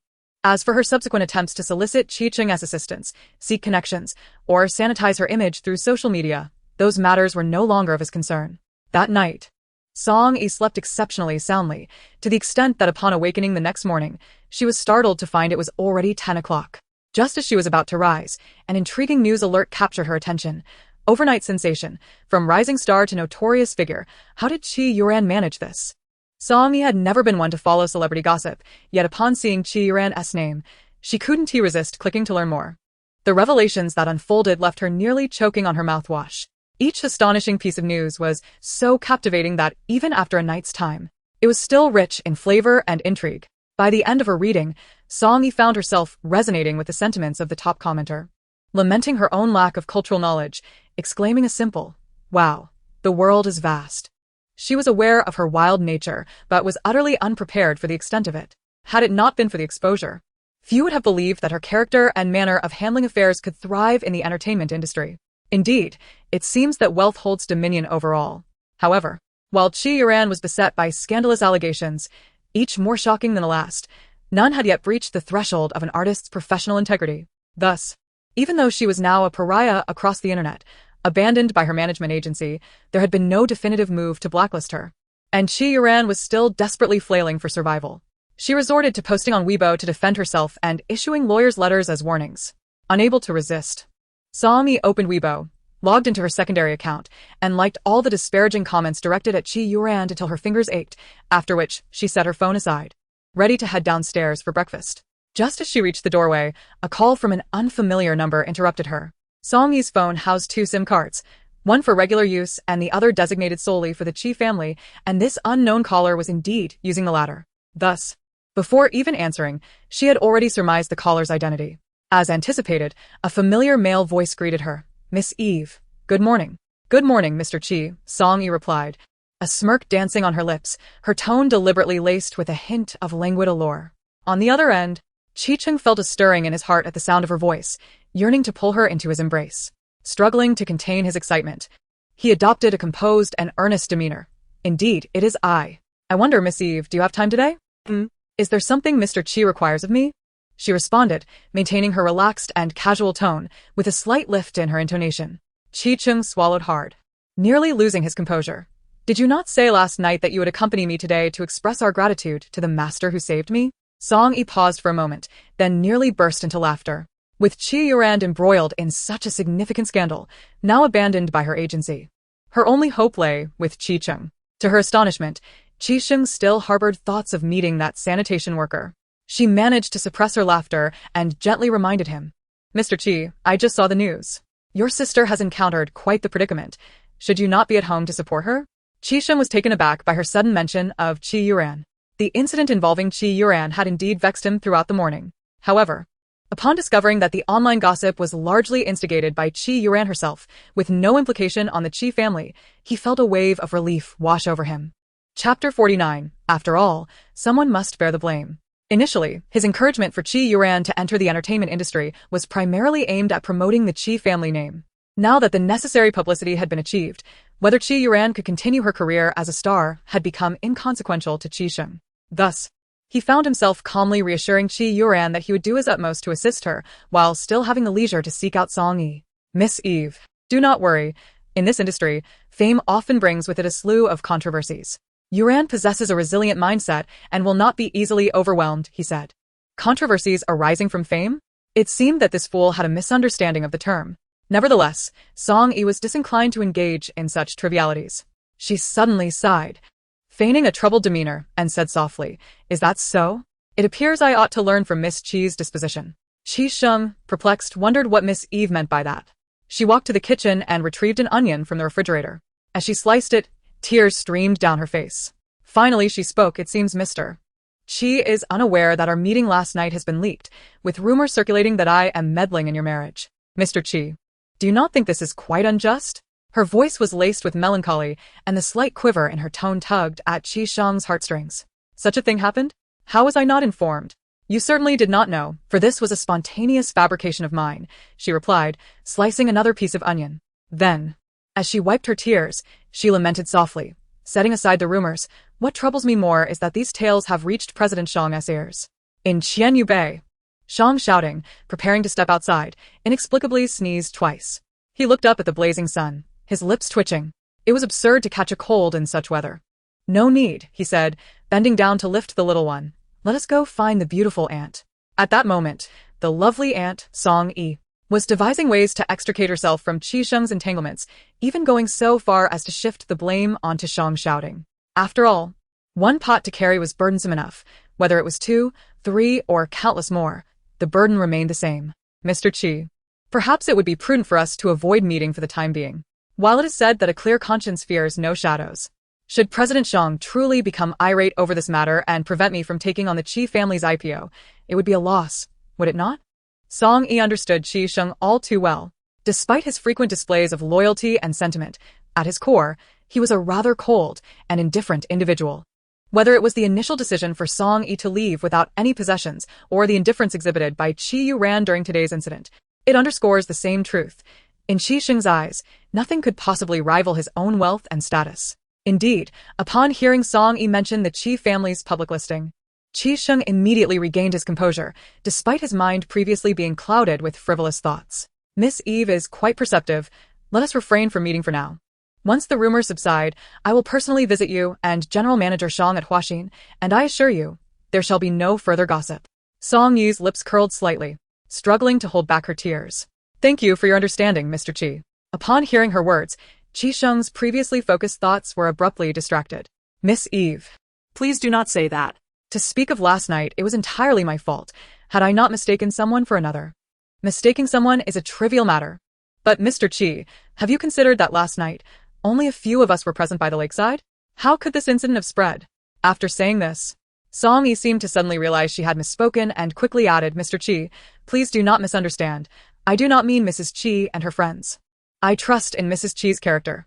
Even if there were a misunderstanding, she would never divulge such matters. Song Yi's words, intended as reassurance, only heightened Qi Sheng's unease. Indeed, how had last night's events come to light? There were so few witnesses by the lakeside, and the woman in the red dress and the laborer had no knowledge of either him or Song Yi, making it implausible for them to have spread any rumors. Could it be that Song Ran was indeed the source? At this thought, Qi Sheng's expression darkened. He pressed his lips together and assured Song Yi, rest assured, Miss Eve. Such a thing shall not occur again. Upon hearing this, Song Yi's lips once more lifted into a faint smile. It was a promise that such an incident would not repeat, rather than a guarantee that Song Ran was not the one to speak. It seemed that Qi Sheng had begun to harbor suspicions regarding Song Ran. She had thought the relationship between those two was robust, but now it appeared far less so. With your assurance, Mr. Qi, I feel at ease.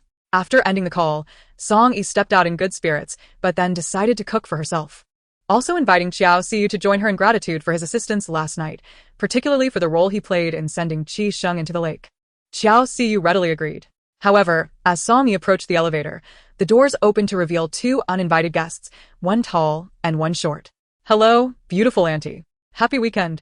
Song Yi stared, momentarily stunned by their presence. Ah, happy weekend. Zhang Xiaoting noticed her cheerful demeanor as she carried a basket of groceries, and raised an eyebrow in mild surprise. Are you off to the supermarket to buy groceries? Song Yi immediately became wary. She fixed a challenging gaze upon him, countering with, Is there something you need, General Manager Xiang? Well, there is a small matter, Zhang Xiaoting replied leisurely. The gas in my home is malfunctioning. Song Yi, and how does that concern me? I am not a gas repairman. Thus, we plan to dine out for lunch. Song Yi exhaled in relief. Oh, is that so? That sounds quite agreeable. There are several delightful restaurants nearby that I can recommend. No more. What you have done is quite satisfactory. Song Yi. Wasn't it agreed that we would dine outside? Don't tell me this outside specifically refers to her home? Before Song Yi could process this, Zhang Xiaoting had already taken the basket of vegetables from her hands with remarkable ease, then, in the midst of her astonishment, calmly stated, Let us go. I will accompany you to purchase groceries. Song Yi ground her teeth. Mr. Xiang, it may not be convenient. Zhang Xiaoting raised an eyebrow. Oh, have you made arrangements with someone else? Song Yi nodded. Zhang Xiaoting's eyes narrowed. Is that so? Who have you made plans with? Initially, Song Yi intended to mention Xiao Siyu, but as the words lingered on her lips, she suddenly recalled that every time she brought up Xiao Siyu, this man seemed to become more domineering. She decisively changed her response. Someone you do not know. Zhang Xiaoting merely acknowledged this with a nonchalano and turned his attention to Zhang Zisu. You see, it is not that daddy does not take you to find beautiful aunties. It is simply that the beautiful auntie has other commitments and cannot accompany you. Chapter 50. The Jealous CEO. Zhang Zisu pouted, her expression a mix of sadness and suppressed tears. I understand. Then, looking at Song Yi with a pitiful gaze, she asked, Then, beautiful auntie, may I come back in the evening? Song Yi. It was evident that these two had intruded uninvited, yet the way this father-daughter duo spoke made it seem as if she had wronged them in some way. Especially the little one. The look in her eyes nearly made Song Yi doubt herself as a neglectful mother. Forget it. She was intimidated by this father-daughter pair. At worst, she would inform Xiao Siyu to come over later that evening. At the supermarket, Su alternately tugged at Song Yi's hand, running ahead, then jumping into the shopping cart for Shang, shouting to push her. Song Yi, infected by her cheerful laughter, gradually forgot that she was being coerced into this outing, diligently selecting items that Su loved. The three of them appeared to be a harmonious family unit, with a handsome man, a beautiful woman, and such an adorable child. They attracted attention wherever they went. Even the sales clerks couldn't help but exclaim, "I truly envy you. You have such a handsome husband and such a beautiful daughter." No sooner had she spoken than another sales clerk chimed in, "Well, considering they are both good-looking, isn't it only natural for them to have a charming husband and a lovely daughter?" Song Yi naturally forgot about the need to explain. Holding Susu's hand. She quickly found the imported milk. Su then tugged her along, exploring every aisle. "Beautiful auntie. Do you like to eat French fries?" Song Yi was about to say she did not like them, but upon lowering her gaze, she met Su's bright, eager eyes filled with anticipation, and her heart understood. It turned out that this little one wanted to eat them herself. Fearing that Shang shouting would disallow her from purchasing snacks, which is why she had asked. Suppressing her laughter, Song Yi replied, "Yes, I like them." Sure enough, following her affirmation, the little one excitedly began to gather a stash of French fries from the shelves, causing Shang shouting's expression to darken. "Did we not agree not to buy snacks?" The little one retorted with conviction. This is for beautiful auntie." Shang shouting. Observing the standoff between the father and daughter, Song Yi stifled a laugh and attempted to mediate. "Indeed, it was a gift for me. However, Su, auntie cannot consume so much, so one bag will suffice." Su pouted slightly, conceding, "Fine, one bag it is. It's better than none." After a few more steps, she inquired, "Pretty auntie, do you like jelly?" Song Yi shook her head. "Not particularly. Jellies contain too many additives, which are not beneficial for children's development." Su acknowledged with a soft "oh," refraining from further argument, her gaze lowering as she passed the jelly section.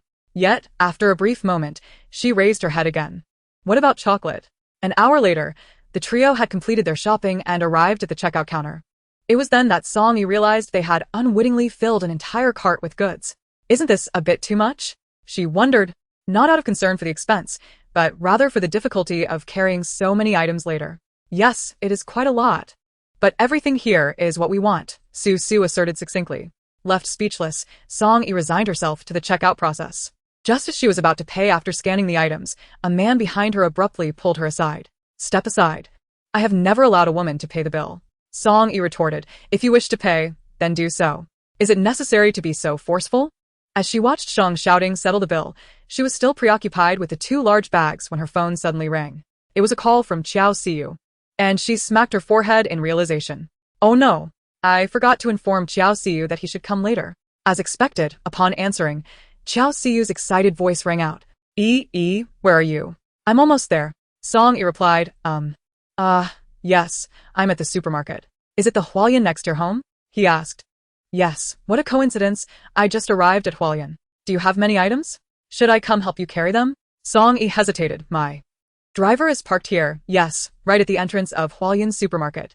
I've already gotten out of the car, just wait for me at the exit. I'll be down shortly." After this exchange, Xiao Siyu hurriedly ended the call, leaving Song Yi standing in a daze with her phone in hand. Noticing this, Shang shouting raised an eyebrow. "Is this the person you invited?" he inquired. The voice sounds rather familiar. Are you certain I don't know him?" Song Yi. Unable to fabricate a further excuse, confessed. "Actually, you know him. It's Xiao Siyu. He helped me out last night, so I wanted to treat him to a meal." Shang shouting raised an eyebrow slightly. "Is that so? What did that mean? Did she really need to deceive him?" No, why was she explaining so much? She didn't know him anything. It was he who was mooching off her meal. Unbeknownst to Xiao Siyu, who was still reveling in the prospect of a free meal, he was about to face an unexpected situation. Until, 5 minutes later, he spotted Song Yi at the exit, accompanied by the father and daughter duo, alongside a cart brimming with food. His smile abruptly faltered. After a moment of stunned silence, he inhaled deeply and approached, feigning nonchalance. "Oh, mister. Shang is here too? What a coincidence at the supermarket." Song Yi's lips twitched slightly. A chance encounter at the supermarket. Who would have thought of it? "Mister Shang joined us for lunch." Xiao Siyu's smile was frozen upon his face. Wasn't it agreed that he would treat him to a meal? What does it mean to bring Mr. Shang and his daughter along? The fragile boat of friendship can capsize at any moment. Forget it. Considering the several bags of fresh lobsters in the shopping cart, let us finish this meal before any upheaval. Xiao Xiu, suppressing his discomfort, stepped forward to greet Mr. Shang. Mr. Shang, it has been a while. Indeed, this was true. Thus, today marked their first formal encounter after several unpleasant confrontations. Chapter 51. She actually called him Siyu. To alleviate the awkward atmosphere, Song Yi took the initiative to change the topic. Siyu, you arrived just in time. Su and I accidentally bought more than we could carry. Come help me with these. Little did she know. Both men's expressions darkened at her words. Xiao Siu thought to himself, so, I am merely a tool for carrying vegetables. Mr. Shang's internal monologue echoed. She actually called him Siyu? Siyu. Song Yi looked at the suddenly grim faces of the two men, bewildered. Did I say something wrong? Xiao Siu chuckled softly, then walked to the shopping cart, picked up 2 large bags, and silently moved ahead. Mr. Shang did not rebuke her, but merely shot her a cold glance before picking up the remaining bags and striding toward the exit. Fortunately, the considerate little Su took Song Yi's hand, helping to alleviate the awkwardness. Pretty aunt, that uncle, who is he? The little one's eyes twinkled. Is he the Annie's boyfriend? Song Yi paused for a moment, then burst into laughter. Of course not. Afterward, she playfully pinched the child's nose. Su is still so young. How would you know what a boyfriend is? Su puffed out her cheeks. Of course I know. She not only understood what a boyfriend was, but she also knew that her daddy wanted to be the pretty Annie's boyfriend, even though he was reluctant to admit it. But that was all right. One day he would be proven wrong, and she eagerly anticipated that day. Pretty aunt, since you and Uncle Qiao are not boyfriend and girlfriend, then why are you so close? Song Yi was momentarily taken aback by this question but quickly smiled and explained, because Annie has known Uncle Qiao since childhood. They are very good friends. Oh, childhood friends. That doesn't seem to pose much of a threat to Daddy, Su reassured herself, her gaze toward Xiao Xiu becoming much more favorable. She beamed as she approached Xiao Xiu, looking up at him with a naive and charming expression. Uncle Qiao, do you have a girlfriend? Xiao Xiu was taken aback. No. If not, I can introduce you to many beautiful teachers at our kindergarten. Xiao Xiu replied no, thank you. What a peculiar experience it was, being introduced to a potential match by a 3-year-old. Xiao Xiu felt a mix of emotions and glanced at Mr. Shang beside him. Who would have thought that Su, despite her innocent appearance, is quite mature for her age? Xiao Xiu nearly stumbled at this revelation. What does it have to do with good genes? However, when he looked down and met the angelic face of the little one, he had to admit that those genes were indeed remarkable. In Song Yi's home, there was but a single pair of men's slippers, purchased by Xiao Xiu on the day of their move. Thus, there was no need for Song Yi's assistance. He simply retrieved his own pair from the shoe cabinet. However, he was promptly met with a scolding from Song Yi. Go play your games, she said irritably. Preparing slippers for Shang shouting? Haha. Given Shang shouting's mindset, he might misconstrue her gesture as an invitation to frequently visit her abode. Observing their exchange, Shang shouting's expression visibly darkened, even though he was aware of their childhood bond. A smoldering irritation lodged itself within him, causing a sense of unease. After Su donned her children's slippers, she caught sight of her father's sour expression and instantly recognized the looming trouble. Her father was rather petty and could not tolerate provocation. Suddenly, a thought struck her. The game. Her eyes lit up as she turned to Xiao Xiu. Uncle Qiao, what games do you usually play? Do you play Honor of Kings? Oh, you know about Honor of Kings? Xiao Xiu raised an eyebrow. I not only know, but I can also play. I'm already at Platinum. Susupotet proudly. Is that so impressive? Should we play together? Sure. Su exclaimed, then turned to Shang shouting with a hopeful look. Daddy can join us too, right? Shang shouting pursed his lips and replied coolly, you two go ahead, I'm not interested. Thus, she didn't press him further. Once they entered the game and Su had pulled Xiao Xiu into her team, she suddenly piped up, Uncle Qiao, I have a few friends who also want to play with us. Then let them join, Xiao Xiu replied casually. But that means more people, Su blinked. Why don't we find a few more and gather 10 people to create a room? That works. Xiao Xiu was quite agreeable. As he had no pressure playing with a bunch of children, he regarded it as merely a game against bots. Soon enough, Su had gathered her friends. Yet they were still one short. Feigning exasperation, Su lamented. I've invited everyone I could. There's simply no one left. She paused, finally revealing her hidden thought. Shall I ask Daddy again? Shang shouting had originally intended to assist Song Yi in the kitchen, but when he stood behind her, he found himself utterly at a loss. After all, aside from preparing milk for Su, he had never engaged in any kitchen-related tasks in his life. Noticing him lingering at the door as if to offer help, Song-yi handed him a potato, requesting that he peel it. Moments later, Song-yi witnessed the comical sight of potatoes rolling across the floor. When she looked up, she found the typically dignified and aloof man appearing rather flustered. This potato seems a bit slippery, Song-yi sighed. Indeed, the image of a culinary master among the elite could only exist in romance novels. In reality, it was quite rare for CEOs to step into the kitchen. Mr. Shang, perhaps it's best if I handle this, she suggested. Shang shouting replied. Then I shall wash the rice noodles. But the rice noodles don't require washing. What about the shrimp? Surely they need to be cleaned? Shrimp must have their veins removed before washing. Do you know how to devein shrimp? Ultimately, the much-derided Mr. Shang, at the earnest request of Song-yi, emerged from the kitchen. Shang Zissou had long anticipated this outcome, and seizing the moment, she beckoned him. Daddy, let's have a room. We're just missing one person. Hurry. Chapter 52, A Worthless Game. Uninstalled. Mr. Shang shouting had no choice but to sit down and join them. Upon entering the room, he spotted two familiar usernames. And a slight frown creased his brow. These two, they're the same ones, the two young gentlemen, Hua Mulan and Diao Chan, who played alongside you last time. He recalled that during their previous gaming session at the company, these were the only two boys who had followed his instructions while assisting Su Su. Since that last brutal defeat, Shang Zissou had developed an interest in the game, even registering her own account to play for an hour or two each day. Under normal circumstances, Mr. Shang would not permit her to indulge for so long. However, following her sudden health episode, he had heeded Dr. Bai's advice and relaxed his oversight somewhat. As long as she did not exceed 2 hours of gameplay each day, he would not intervene.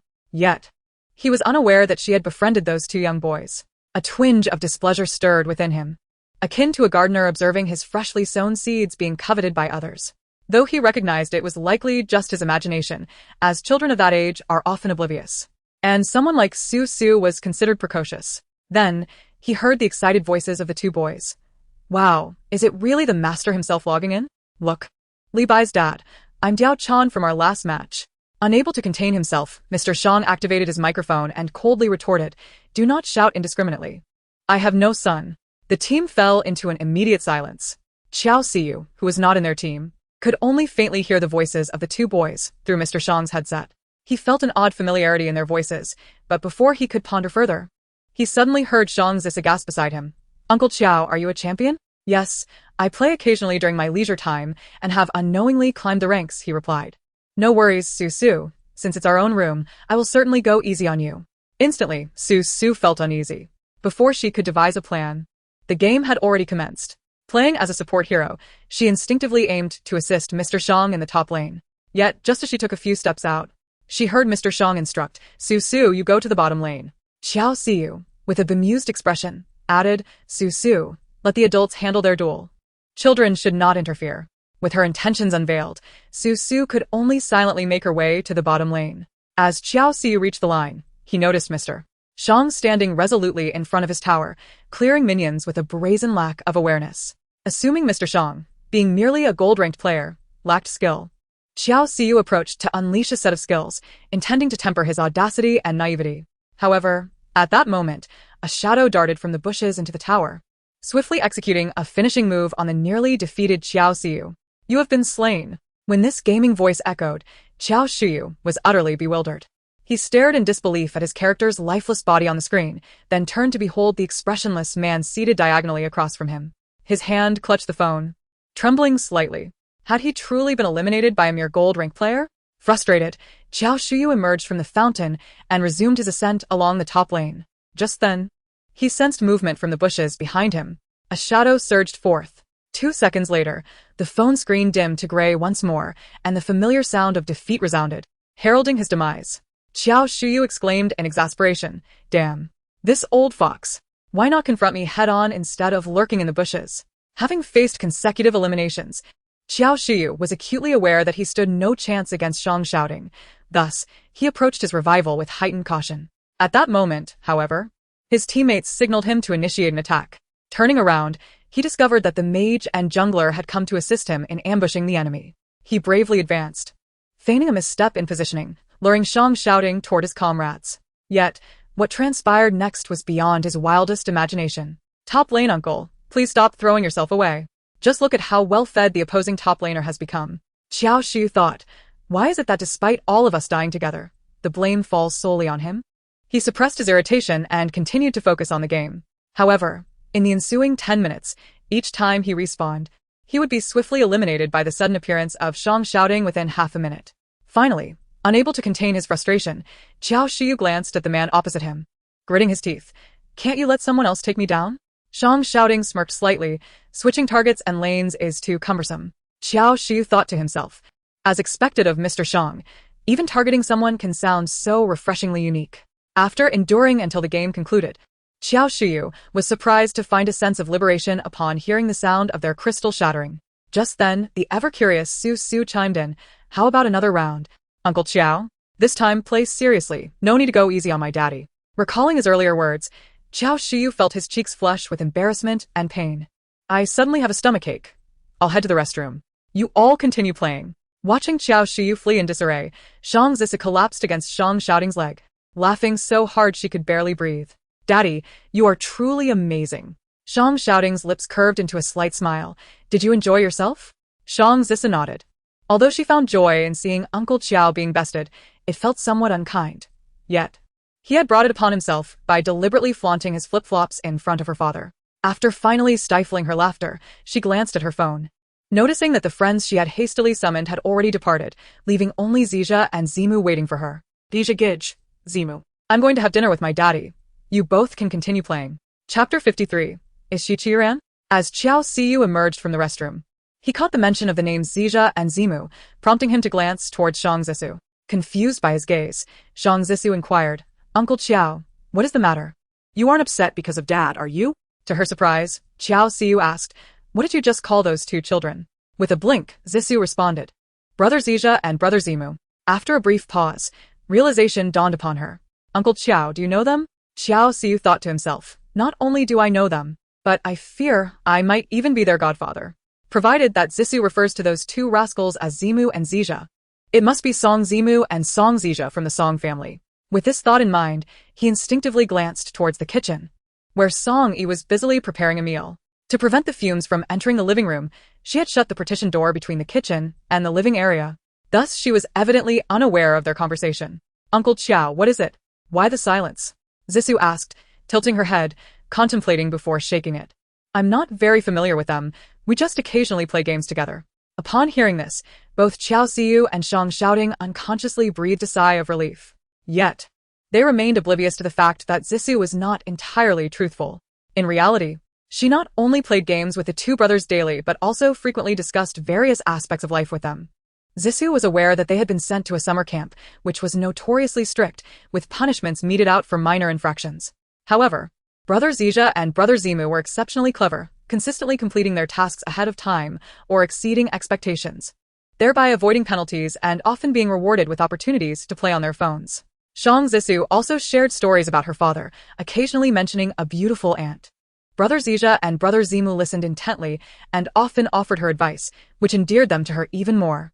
They promised to visit her in Jiangcheng once the summer camp concluded. However, she intended to keep this information from Uncle Qiao and her father for the time being, as adults tended to complicate matters, worrying about potential dangers lurking in the world. Initially, Zisu had harbored some reservations about them, but as time passed, she inexplicably grew fond of the two brothers. She even dreamed of them at summer camp, chasing after them and calling out brother. Meanwhile, Song Yi was preoccupied in the kitchen, completely unaware of the unfolding events. Only after she finished cooking lobster and stepped out to retrieve other dishes did she notice Qiao Siyu's troubled expression and Zisu's reddened eyes. As for Shang Shouting, he was on the balcony making a phone call. Despite the distance, it was evident that he wore an unusually grim expression. Song immediately sensed something amiss and exchanged a glance with Qiao Siyu, silently questioning the matter. Just as Qiao Siyu intended to pull her aside to explain, Zisu grasped Song Yi's hand, biting her lip, and softly uttered, "It's her." What? Song Yi's eyes widened in shock. Did she attempt to harm herself? In that moment, it struck her that she referred to Qi Yuran. Song Yi cast another glance at Qiao Siyu, and upon seeing the latter nod affirmatively in her direction, she realized her initial suspicions were correct. Her emotions became rather complex. In Song Yi's perspective, Qi Yuran's current predicament was entirely self-inflicted. Moreover, she harbored doubts that Qi Yuran's wrist-cutting incident was genuine. After all, Qi Sheng had mentioned earlier that Qi Yuran had a remarkably good mentality. Given the Qi family's current influence, Even if Chi Yuran were to falter in the entertainment industry, she could easily thrive in another field. However, in the presence of Su Su, Song Yi felt it inappropriate to express such thoughts, as Chi Yuran was, after all, Su Su's biological mother. She grasped the little one's hand and gently reassured, "Don't be afraid, Su Su. She will be fine." Initially intending to say your mother, she suddenly recalled that her previous mention of mother had triggered Su Su's sudden episode, prompting her to swiftly amend her words. After speaking, she discreetly glanced at Su Su, relieved to see her demeanor was relatively stable.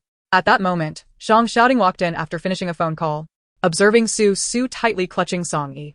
His gaze deepened as he looked at Song Yi and stated directly, "Chi Yuran has cut her wrist. She is currently receiving emergency treatment. I need to go to the hospital." Song Yi was taken aback. "Are you going alone? What about Su Su?" She found it peculiar that Zhang Xiaoding would not take Su Su along given such a significant incident involving Chi Yuran. What had transpired between the mother and daughter? However, she refrained from probing further, merely nodding, "All right, go ahead. There's no need to worry about Su Su here." Once Zhang Xiaoding departed, Su Su naturally lost interest in playing games. She followed closely behind Song Yi, making an honest effort to assist despite her short stature, endearing Song Yi and evoking a sense of tenderness. Their meal was remarkably quiet. After finishing, Song Yi first coaxed Su Su to bed for an afternoon nap before stepping out and closing the door behind her. Turning around, she found Xiao Xiu looking at her with a complex expression. Sensing he had something to discuss, she called him to the balcony to avoid Su Su overhearing and asked straightforwardly, "What is it?" Xiao Xiu scrutinized Song Yi for a moment before speaking. "Yi, what are your true thoughts regarding Zhang Xiaoding?" Song Yi furrowed her brow. "What do you mean?" She was taken aback when Xiao Xiu suggested, "Don't tell me you still can't see that Zhang Xiaoding clearly intends for you to be Su Su's stepmother." Song Yi's mind buzzed with confusion. After a brief pause, she feigned calmness. "You are overthinking. Zhang Xiaoding likely just wants to utilize me to alleviate Su Su's condition." Xiao Xiu appeared taken aback. "Condition? What condition?" Song Yi proceeded to recount the incident from 2 years prior involving the car accident. The previous episode where Su Su suddenly fell ill had startled Song Yi significantly. After inquiring with Zhang Xiaoding, he had explained the origin of Su Su's condition and mentioned the car accident that had occurred 2 years ago. However, upon hearing Song Yi's recounting, Xiao Xiu's expression shifted. Do you know the name of that driver? Or the address where the accident occurred?" Song Yi was momentarily stunned by the inquiry. "I don't know. Why?" Song Yi grasped him firmly. "Xiao Xiu, clarify your words. What truly transpired during that accident?" However, the typically forthright Xiao Xiu merely shook his head this time. "This matter does not concern you. It is perhaps better that you remain uninformed." After a brief pause, he added, "Unless you genuinely wish to take on the role of a stepmother to Su Su." Chapter 54. The accident was not so simple. Zhang Xiaoding refrained from speaking further. Su Su. From the very first encounter, Song Yi felt an inexplicable fondness for the little girl, whose charm was simply irresistible. Upon learning that she was Chi Yuran's daughter, Song Yi contemplated maintaining a distance from her. Thus, when Su Su fell ill and refused to eat, and Zhang Xiaoding sent the butler to fetch her, she declined, opting instead to prepare a pot of porridge for the butler to take. Yet the following day, when she was forcibly taken to Qianshui Bay by Zhang Xiaoding, witnessing the little one's delicate face, which had lost much of its roundness overnight, her heart ached with regret. So, what if she was Chi Yuran's daughter? The sins of adults do not implicate the innocence of children. Moreover, Su Su was so well-behaved, deserving of affection, care, and the nurturing love that should envelop her as she grew. Consequently, Song Yi ceased to suppress her fondness for the little girl. However, Xiao Xiu's earlier remarks felt like a bucket of cold water poured over her, awakening certain realizations. At Su Su's tender age, she was in a phase of utmost dependency. Having lacked maternal love since childhood, it was evident that she had projected her yearning for that love onto Song Yi. But was she truly prepared to assume the role of Su Su's stepmother? Recalling Zhang Xiaoding's icy demeanor and reflecting on her complicated history with the Qi family, along with her 2 sons residing across the ocean, Song Yi swiftly dismissed the notion, since it was clear she would not be with Zhang Xiaoding.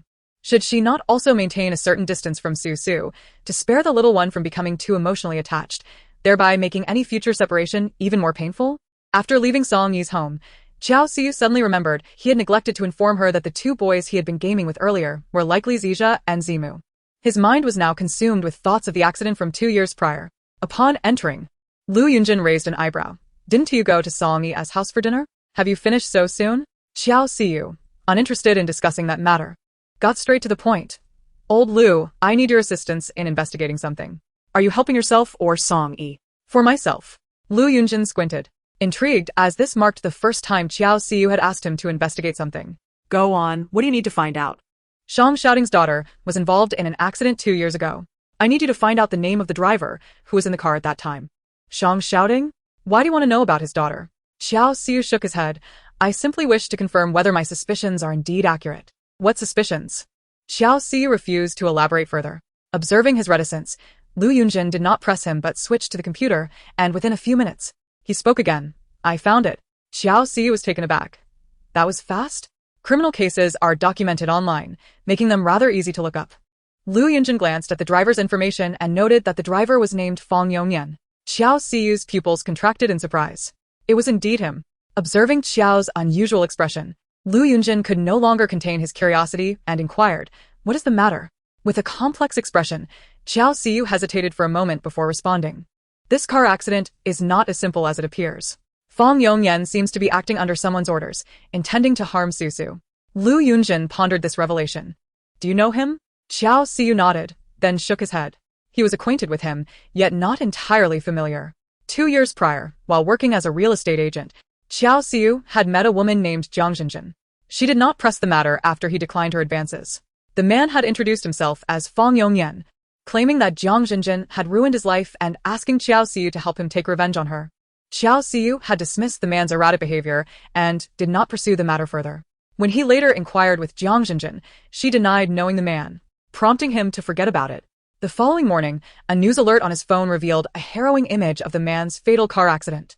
Subsequently, Jiang Jinjin also vanished from sight. It was not until more than 6 months later, when Qiao Xiu was hospitalized for a gastrointestinal bleed, that he unexpectedly encountered Jiang Jinjin in a hospital bed, only to discover that she was on the brink of death. Upon secretly reviewing her medical records, he was shocked to learn that she had contracted HIV 7 years prior. In that moment, a chill ran down his spine. Thankfully, he had resisted temptation and had not pursued a relationship with Jiang Jinjin. Otherwise, he might have been oblivious to the grave consequences. Are you suggesting that Jiang Jinjin, aware of her terminal condition, deliberately seduced men to spread the virus as a form of societal revenge? This would indeed clarify Fang Yongyan's earlier remarks to Qiao Xiu. However, how did this connect to the car accident? How can you be certain he was coerced into targeting Shang Xiaoding's daughter? What if he was merely fatigued while driving or, like Jiang Jinjin, seeking vengeance against society? Qiao Xiu pressed his lips together. Jiang Jinjin's liaisons were not acts of societal retribution. She was serving a purpose for someone. Who? Qiao Xiu shook his head, uncertain of the identity. He only knew that this individual also bore the surname Shang. Shang Huaqing, the current family patriarch, had adhered to the principle of maximizing superior genetics, marrying 5 wives and fathering 9 sons. The eldest, Shang Xiqing, was already 32, while the youngest, Shang Sai, had just turned 3. Even among ancient monarchies, the Shang family's lineage was impressively extensive. Among the 5 adult sons of Shang Huaqing, Shang Xiaoding undoubtedly garnered the most attention, not only as the eldest son of the first wife but also for his exceptional intellect and capabilities from a young age. Regrettably, Shang Xiaoding seemed entirely disinterested in inheriting the family fortune. During his university years, he defied convention by choosing mathematics as his major. After graduation, he had a falling out with Shang Huaqing and embarked on his entrepreneurial journey, remarkably acquiring Huaxin in just 2.5 years. Chapter 55. A stepmother cannot compare to a biological mother. However, the fact that Shang Huaqing does not hold Shang Xiaoding in mind does not imply that others feel the same. Shang Xiaoding's excellence is a source of pride for Shang Huaqing, yet for some, it serves as a stumbling block. I comprehend your implication. Lu Yunjin mused. Do you suspect that a close friend of Shang Xiaoding orchestrated the accident? Those familiar with Shang Xiaoding are aware that Susu is his treasure. If Susu were indeed to perish in that accident, Shang Xiaoding would undoubtedly fall into despair. At that juncture, a friend who typically refrains from direct confrontation with Shang Xiaoding would find an opportunity to act. It is astonishing that, even in the 21st century, one can witness such palace intrigue. The Shang family truly offers a spectacle. Upon finishing her statement, Lu Yunjin gazed at the taciturn Qiao Xiu, raising an eyebrow and inquiring, "What are your thoughts? Should we inform Shang Xiaoding of this matter? What purpose would that serve? He is a scoundrel. He deserves whatever misfortune befalls him. Moreover, without evidence, even if I were to tell him, he would not believe me." Qiao Xiu paused and added, "I am merely concerned for Yi. Lu Yunjin's fingers hesitated on the keyboard as she feigned nonchalance and asked, Song-yi, what are you worried about? She has been getting too close to Shang shouting lately, and she is quite fond of Susu. I fear she might become embroiled in the Shang family's troubles because of him. Xiao Xiu's mind was solely occupied with Song-yi, thus failing to notice the subtle shift in Lu Yunjin's expression upon hearing his words. At Shanghai Hospital, in a private room, sister-in-law, do you think shouting will truly come? The first question that Qi Yuran asked upon awakening from her recent ordeal was this. Rest assured, he will certainly come. After all, you are Susu's biological mother. Qi Yuran offered a wry smile and shook her head. Sister-in-law, you do not understand. Even though I am Susu's birth mother, he still abhors me. The recent online slander against me is undoubtedly his doing. What? Song Ran exclaimed in disbelief. Why would President Shang treat you this way? What other reason could there be? It is undoubtedly that wretched Song. A profound hatred flickered in Qi Yuran's eyes.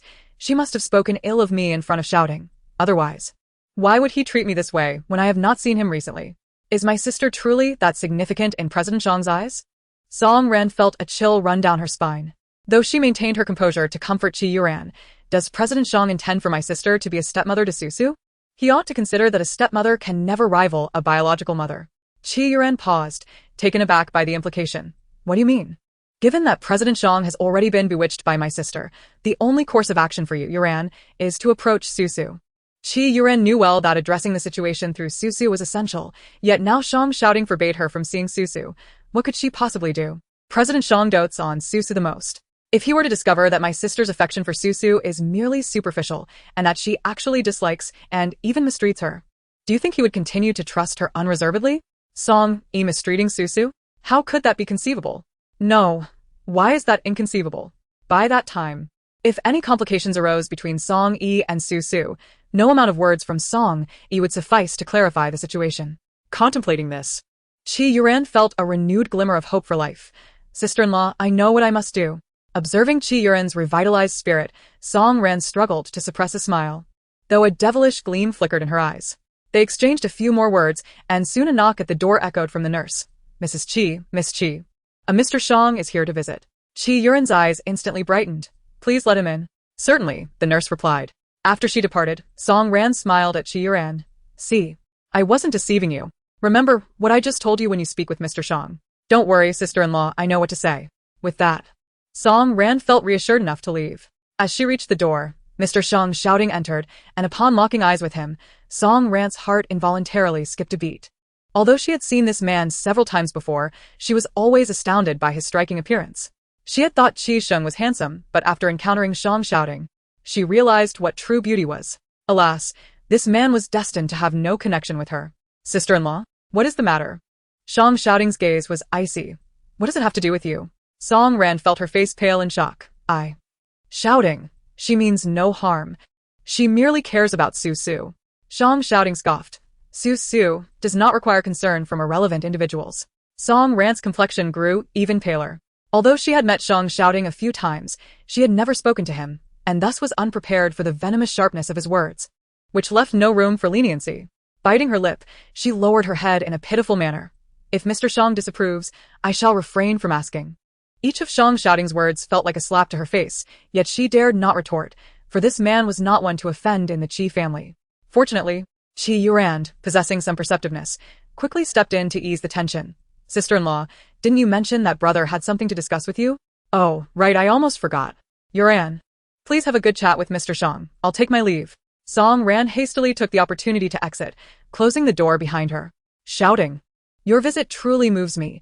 Qi Yuran recalled Song Ran's instructions and endeavored to summon tears, gazing at Shang shouting with doe-like eyes. Shang shouting remarked, another performer just left. And now I have another drama queen? He smirked and settled into the sofa across from her, appearing rather amused as he watched her act. Oh really? Just how moved are you? Qi Yuran pursed her lips and softly replied, shouting, do you know? Having traversed the gates of the underworld, I suddenly realized that everything happening today is indeed of my own making. Chapter 56, The Early Bird Catches the Worm. Shang shouting narrowed his eyes. Could she truly have come to such a realization so swiftly? Why did he find it hard to believe? Qi Yuran, oblivious to Shang shouting's reaction, continued speaking. Shouting, whether you believe it or not, I have never intended to harm Susu. In the past, love blinded my judgment, leading me to unconsciously treat Susu as a tool to please you, thus neglecting her true feelings. I am not a qualified mother, and therefore, I possess no right to seek your or Susu's forgiveness. However, please trust that from this day forth, I shall strive to become a worthy mother. As for your relationship with Miss Song, I shall refrain from further inquiries and will not create any more troubles for her.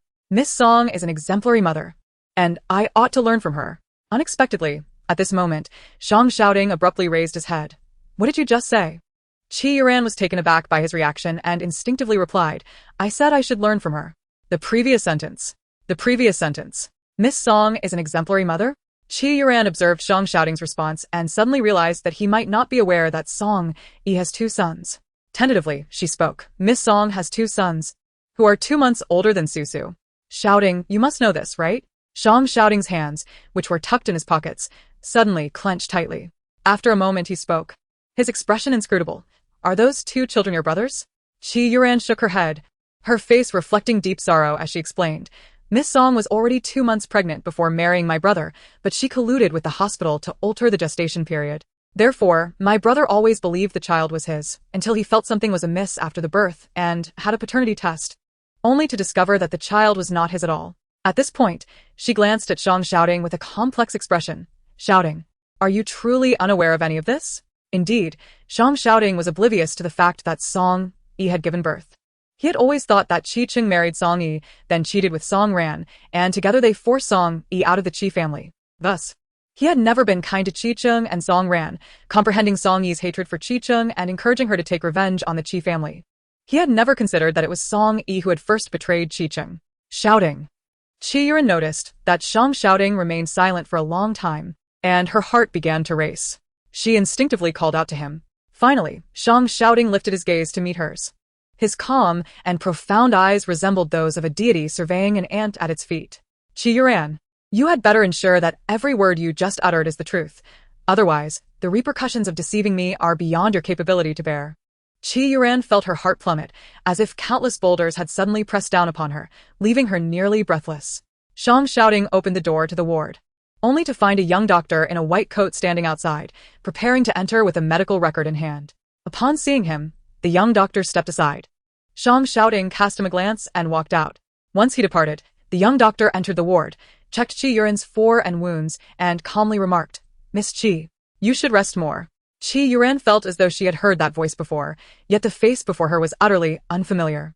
Just as Shang Xiaoding's overwhelming presence had left her feeling pressured, she found herself yearning for conversation. Thus, she initiated a dialogue with the young doctor, inquiring, Are you a physician at this hospital? I don't believe I've seen you before. The young doctor offered a gentle smile, responding, The Harmony Hospital is quite vast. Although Miss Qi is the sister of CEO Qi, it is not unusual that we haven't crossed paths. Indeed, Qi Yuran contemplated his features and remarked, I must admit, it's somewhat surprising. With looks like yours, you could easily thrive in the entertainment industry. It's a pity you chose the medical field. The young doctor chuckled lightly. Who says that good looks must lead to a career in entertainment? I chose to be a doctor because the person I admire is also in this profession. Qi Yuran squinted slightly, intrigued. The person you admire? Your girlfriend? Not quite yet, he replied. So, you are still harboring unrequited feelings? Qi Yuran laughed softly. With your charm, pursuing a girl should be a breeze, right?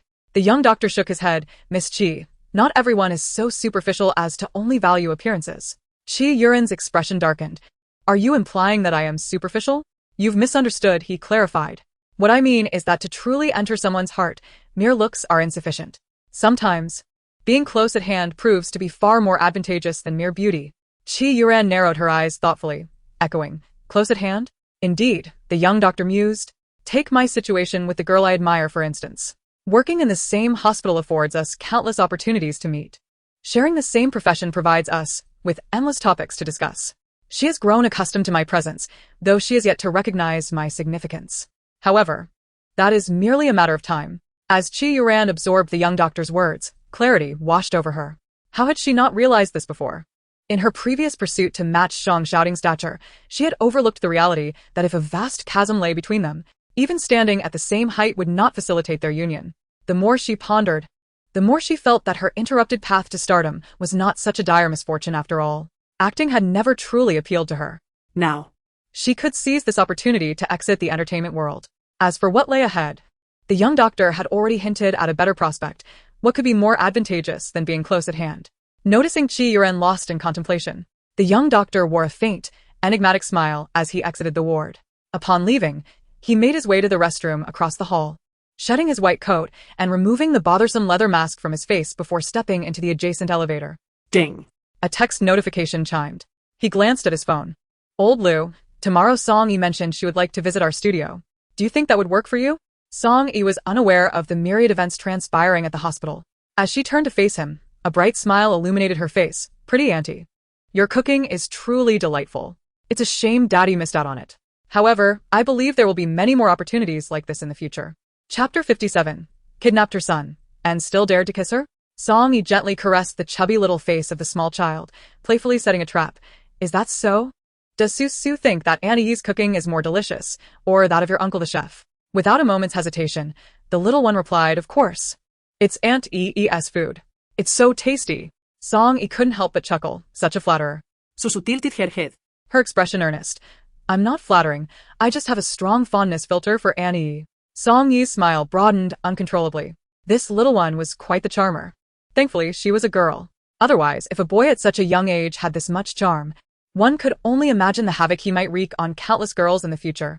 Alright, as long as Aunt is here, Su, you can go watch television or play games. How can the television be more beautiful than a lovely aunt? Nevertheless, Su hopped down from her stool, trailing behind Song Yi like a curious little puppy, asking questions left and right. Once everything was nearly tidied up, Song Yi sat on the balcony with Su in her arms and took out her phone to check for any messages from Shang shouting. However, just as the screen lit up, a news notification caught her attention. Chi Yuren announces withdrawal from the entertainment industry. Song Yi's pupils contracted slightly. Realizing Su was still beside her, she immediately considered closing the notification. Unfortunately, the little one had already seen it. Looking at Song Yi, the clarity of her eyes briefly flickered with the complexity of a child's understanding. Auntie Yi, I want to see. What? Her withdrawal statement. Song Yi was taken aback, quickly shaking her head. Su, this matter has nothing to do with you. It's an adult issue. Let the adults handle it. Song Yi was well aware that Su, like the two mischievous boys in her family, was an exceptionally intelligent child. However, Su's sensitivity and fragility surpassed theirs. Thus, Song Yi wished to shield her from the intricate and tumultuous world of adults, even if that person was her biological mother. Su wanted to say more, but suddenly, Song Yi's phone rang. Upon seeing that it was Shang shouting calling, she answered in front of Su. Is she awake? Yes, are you coming to pick her up? No rush, Shang shouting paused. Just come down. Huh. To the parking lot, I have something to discuss with you. After saying this, Shang shouting hung up. Song Yi was left bewildered, unsure of Shang shouting's intentions. Why could he not discuss it at her home? Aunt Yi, don't worry. If Daddy bullies you, I will help you and beat him up. Su's words alleviated much of Song Yi's apprehension. With a smile, she pinched the little one's chubby cheek. Then you must be strong. Don't go easy on him. Of course. Aunt Yi and I are a team. Watching the little one pound her chest with determination, Song Yi couldn't help but laugh. All right, Aunt will go down first. You stay here and behave. In the parking lot, Song Yi surveyed her surroundings, but saw no one until she noticed a Rolls-Royce quietly parked in the corner. Shang shouting had many luxury cars. Just among those Song Yi had seen, there were 3 or 4. However, she had never encountered this particular Rolls-Royce. At this moment, the car parked in the lot was the most expensive of all, leaving her with no alternative. Song Yi approached the car window and tapped on the glass. When the window rolled down, the familiar face of Shang shouting appeared. Get in, he commanded. After a moment's hesitation, Song Yi opened the door and took a seat. Speak. What is it? Shang shouting turned his head, fixing his gaze upon her. 3 years ago, why did you divorce Chi-chung? Song Yi's expression shifted subtly as she looked up at him. You called me down here just to ask this? Indeed. I recall stating when I joined Huaxin that this matter does not concern you. I stand by my words. No comment. With that, she attempted to open the door and exit, only to find that it was locked. Frustration coursed through her. She loathed this man's shamelessness and cursed her own forgetfulness for once again stepping into his vehicle. In the next moment, Shang shouting leaned in closer, his formidable and frigid aura enveloping her. He tilted her chin, his dark, profound eyes reflecting her anger and vulnerability. Song Yi, what exactly are you afraid of? Suppressing her discomfort, she leaned back slightly. Shang shouting, you're overstepping. What was she afraid of? She was afraid of far too much. afraid that revealing the truth from 3 years ago would jeopardize her plan for revenge against the Qi family, afraid that Shang Xiaoding would side with them and thwart her efforts. Most of all, she feared that Zizia and Zimu would be unwittingly drawn into the conflict between her and the Qi family. Is that so? Shang Xiaoding opened the drawer beside him and pulled out a photograph, handing it to her. These two children, you must be quite familiar with them. As Song Yi's gaze fell upon the photo, her breath caught in her throat. In an instant, she snatched the picture from him, her expression tense and fierce as she demanded, "What have you done to them?" Shang Xiaoding was taken aback. He had merely investigated the identities of the two children, never intending any harm. However, witnessing her protective demeanor stirred something unsettling within him, compelling him to tacitly acknowledge her accusation. Song Yi gazed at him in disbelief. She had assumed he would only look into the matter, yet it seemed he had truly dispatched someone to capture Zizia and Zimu. Despicable. Despicable? Shang Xiaoding's countenance darkened abruptly. He grasped her chin once more, his eyes icy and dangerous. Song Yi, do you believe you have the right to label me as such? I have never concealed anything from you, whether regarding business or family. And what of you? First, you manipulated me under the guise of Eve, then secretly met Qi behind my back, and now you conceal matters concerning the children. By what right do you claim I am despicable? His words were delivered with righteous indignation. Mr. Shang, I believe you have misunderstood something. I am not your girlfriend, and thus you are not obliged to be so candid with me. Of course, if you choose to do so, that is your prerogative. However, you have no right to demand the same honesty from me, do you? Song Yi lifted her gaze, calmly meeting Shang Xiaoding's eyes, each word deliberate and devoid of personal sentiment. Shang Xiaoding gazed into those striking black and white eyes and felt an overwhelming impulse to kiss her recklessly, to silence her with a fervent embrace, to stifle her cold words. Just one more sentence, any utterance that sought to sever their connection, and he would act. Mr. Shang, Su is still waiting upstairs. If there is nothing else, could you please let me and my son go? The sudden pressure of his lips left Song Yi wide-eyed in disbelief. How dare this scoundrel, who had taken her son, also force a kiss upon her? Chapter 58. The misunderstanding runs deep. Song Yi struggled to push him away, but alas, she was no match for this man. Instead, her resistance only incited Shang Xiaoding to kiss her more fiercely, like a wild beast on the brink of losing control. Her mind went blank, her senses overwhelmed by his essence. Shang Xiaoding, who neither smoked nor drank and rarely wore cologne, exuded a warm, languid aroma reminiscent of pine trees on a sunny winter day. It was intoxicatingly pleasant. Wait a minute. What was happening? She was being forcibly kissed by this scoundrel in the car, and yet her thoughts drifted to how delightful his scent was. Damn. This man was intoxicating. Regaining her senses, Song Yi swiftly lifted her knee and struck him with force. The man let out a muffled groan, finally releasing her. Though his expression was far from pleasant, yet Song Yi's own countenance was hardly better. Shang Xiaoding, have you lost your mind? Her face flushed, breaths coming in quick gasps. The lingering chase of him left her emotions in turmoil. Shang Xiaoding felt he might indeed be losing his sanity.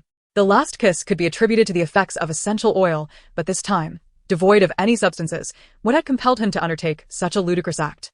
Observing his silence, Song Yi narrowed her eyes. Shang Xiaoding, you can't possibly have developed feelings for me again, can you?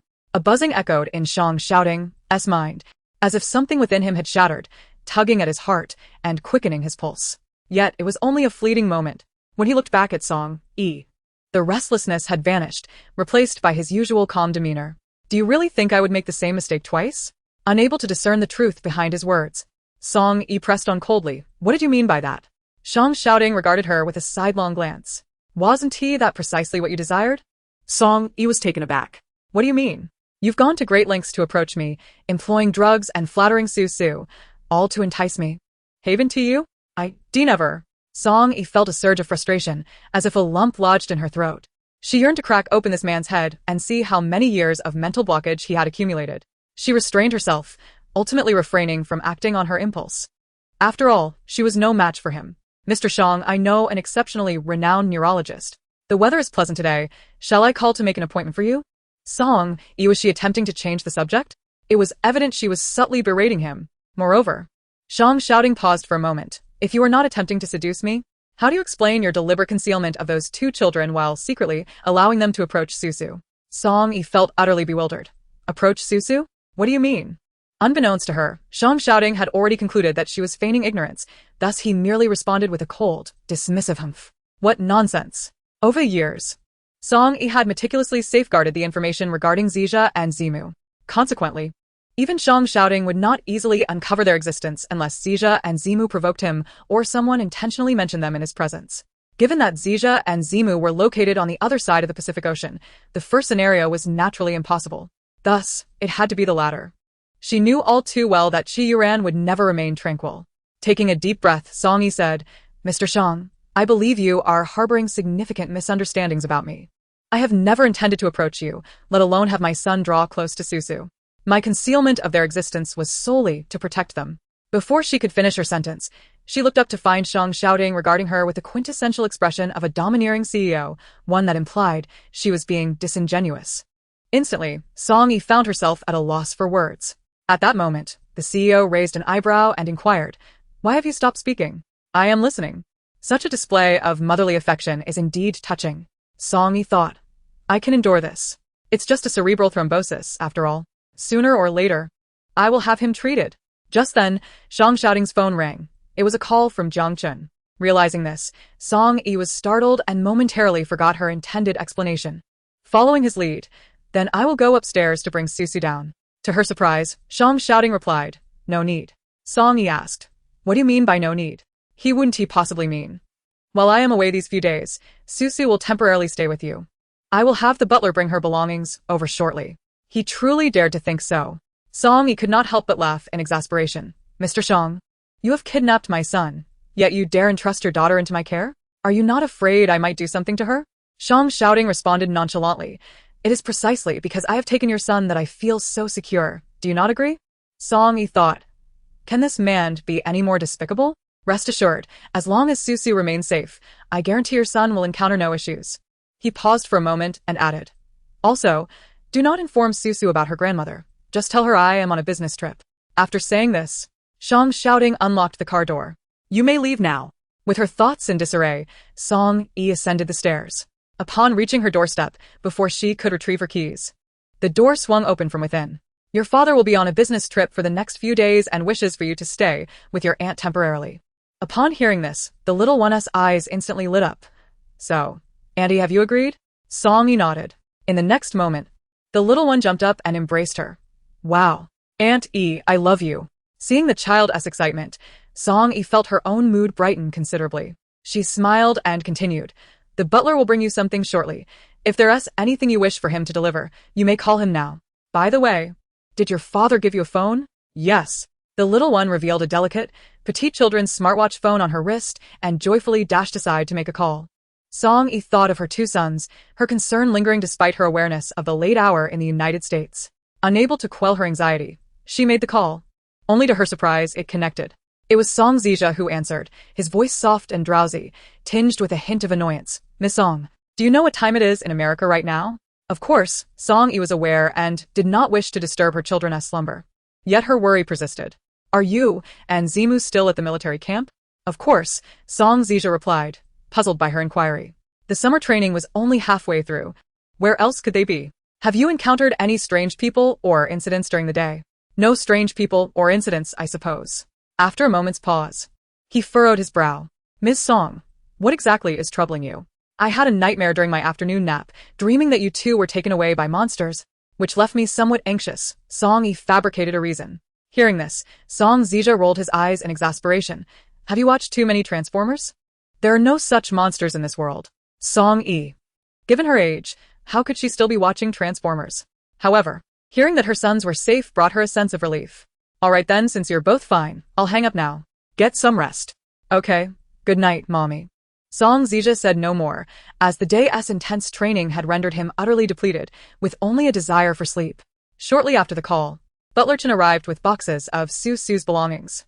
As Song-yi observed the myriad of items being brought in, her emotions were complex. This was merely a short stay, not a long-term residence. Otherwise, how could they possibly have brought along bookshelves, toys, and even a piano? Thankfully, her possessions were few, and the rented house was spacious enough. Otherwise, it would have been a challenge to accommodate everything. Once the moving was finally completed, Butler Chen introduced two maids, Miss Song. "These two maids will come daily to assist you, and Miss Susu with laundry, cooking, and tidying up." "Isn't this a bit excessive?" After hearing Butler Chen's words, Song Yi contemplated and ultimately decided against further refusal. That evening, Shang Xiaoding called Song Yi's phone, but she handed it over to Su Su. Shang Xiaoding was momentarily taken aback upon hearing Su Su's voice, but quickly regained his composure. He patiently conversed with Su Su for quite some time, asking about everything from her meals to her interactions with Song Yi, before finally requesting to speak with Song Yi herself. Su Su immediately turned. Beaming at Song Yi, Auntie Yi, Daddy wants to talk to you. Reluctantly, Song Yi took the phone. Su still listens to you, right? Shang Xiaoding initiated with a courteous tone. After a brief silence, he continued, have Su come inside. I need to speak with you privately. Here we go again. Song Yi instinctively felt defensive at his words. No need for that, you can speak directly. Shang Xiaoding replied, it's about Grandma's health condition. Upon hearing the first half of the sentence, Song Yi felt a shock in her heart, but she soon breathed a sigh of relief and promptly inquired, is it stable now? Not yet, the doctor replied. We need to observe for another 3 to 5 days. How much longer do you have to stay there? Shang Xiaoding suddenly chuckled. What? Do you miss me that soon? Song Yi rolled her eyes in exasperation. Shang Xiaoding, could you please refrain from such narcissism? I merely wish to know how many more days I need to help take care of your child. She had completely given up on explaining herself to this man, for she understood his mindset all too well. No matter how she elucidated the situation, his self-absorption would remain unchanged and misunderstandings would persist. As it turned out, Song Yi was not mistaken in her assumptions. On the other end of the line, Shang Xiaoding was indeed contemplating how this was the quintessential behavior of women, saying one thing while meaning another. It was somewhat amusing and slightly endearing. Oh, Song Yi paused momentarily. Is there anything else? Shang Xiaoding pondered for a moment and realized that there was indeed an important matter to discuss. In the next few days, both Jiang Chen and I will be absent from the company. Please keep a vigilant eye on the other older gentlemen there. Although they may appear amiable towards you, they harbor some dissatisfaction. They simply have not expressed it out of respect for me. Older gentlemen? Song Yi was taken aback. Are you referring to General Manager Wang and General Manager Zhang? Why are they dissatisfied with me? You, a mere director, expect to receive the same salary as them right from the start. It's quite unreasonable for them to be pleased with that. True, Song Yi conceded with a nod. I will be cautious. You need not worry excessively. They wouldn't dare to act against you. At most, they might engage in some petty antics to annoy you while I'm away. Just don't stoop to their level. Understood, Song Yi affirmed. After she spoke, a sudden chuckle emerged from the other end of the line. Song Yi was left bewildered. What are you laughing at? You seem quite well behaved when you're not being noisy and are speaking calmly. Song Yi thought to herself, how could he portray her as the troublesome one? Clearly, he was the one who was both sulky and domineering. If there's nothing else, I'll hang up now, she said curtly. Wait. Before he could finish a sentence, a beeping sound echoed from her phone. Shang Xiaoding's expression darkened instantly. How little did she desire to converse with him, to hang up so hastily? The chairman Jiang Chen referred to was, of course, not the chairman of Huaxin, but rather Shang Huacheng, the chairman of the Shang conglomerate, which controls a significant portion of the national economy. Very well, I will report to the chairman immediately, Jiang Chen stated as he prepared to leave but was suddenly stopped by Shang Xiaoding. Tell me, why does she deliberately seek to approach me and Su Su? Jiang Chen was momentarily perplexed. She? He? Whom is the chairman referring to? The chairman or the matriarch? It seems neither fits. As Jiang Chen lifted his gaze to clarify, he caught sight of Shang Xiaoding's phone still lit up, instantly comprehending his inquiry. Song Yi was deliberately approaching Shang Xiaoding. This was, in essence, a false proposition. Shang Xiaoding's earlier question was undoubtedly intended to compel him to validate this fallacy. How could he do that? Jiang Chen racked his brain and suggested, perhaps it is due to her being captivated by your charismatic personality? Shang Xiaoding shot him a cold glare. Then why does she always seem to avoid me? Jiang Chen. Chapter 60. Love for the House and its Crows. Enough, you may leave now. Upon hearing these words, Jiang Chen exhaled in relief. Just as he was about to turn and leave, he suddenly heard the man behind him add nonchalantly, the bonus for this month has been cancelled. Jiang Chen nearly burst into tears at that moment. Mr. Shang, I was wrong. Was it merely a matter of feelings? Even if he had to fabricate a response, he should at least conjure an answer. I believe that Miss Song isn't deliberately avoiding you. She might just be naturally aloof and not quite adept at social interactions. On the surface, Song Yi seems to connect with everyone, yet over the years, her only true companion has been Xiao Xiu. During her university days, she had many admirers. But after rejecting Shang Xiaoding, he noted that the other suitors were not much better than himself. Although she eventually married Qi Sheng, it is said that their relationship was merely superficial. Otherwise, Qi Sheng would not have brazenly expelled her from their home. only to bring Song Ran in shortly thereafter. Describing her as cold by nature seems rather fitting. Yet, this line of thought only deepened his curiosity about who could possibly compel her to willingly bear those two sons. By the way, have you still not uncovered the identity of their father? Shang Shouting waved his hand dismissively. Enough, you may leave. Jiang Chun regarded Shang Shouting and tentatively inquired, Mr. Shang, what about my bonus for this month? If you cannot clarify such a trivial matter, how can you expect a bonus? Jiang Chun could only whimper, but it is not entirely his fault, is it? He suspected that Ms. Song herself might not even know who the father of her children is. In Jiangcheng, at the Zijing residence. As it was Su Su's first time sleeping at someone else's home, Song Yi, concerned that she might not rest well, meticulously arranged the guest room to resemble her children's room back in Qianshui Bay, even bringing the bedding from there. However, when bedtime arrived, Su Su insisted on sleeping next to Song Yi. Unable to resist her persistence, Song Yi relented. All right, but just for one night. Starting tomorrow, Su Su will have to sleep alone, understood? Without a moment's hesitation, Su Su nodded. One night was better than none, if necessary. She would charm her way into another sleepover the following night. Perhaps after this evening, Aunt Yi might even enjoy sharing her bed. With no guilt, Su Su burrowed into Song Yi's blanket, finding it quite delightful. Song Yi watched the little one wriggling about like a silkworm under the covers, both amused and speechless. Auntie. Yes. What kind of person do you think Daddy is? Song Yi was momentarily taken aback. Turning to look at her, what made you suddenly think to ask this question, Su Su? Su Su's eyes sparkled with mischief as she replied. I'm just curious why Daddy is so appealing to women, yet you, Annie, don't seem to like him at all. Indeed, upon hearing her words, Song Yi could not help but take the bait. How do you know your daddy attracts women? At such a tender age, she seemed to understand quite a lot. Song Yi pinched her chubby little face. Don't think so much. Just sleep well. Seeing her reluctance to divulge more, Su Su nestled closer and added, but, actually, I'm quite happy. Song Yi was taken aback. Happy about what?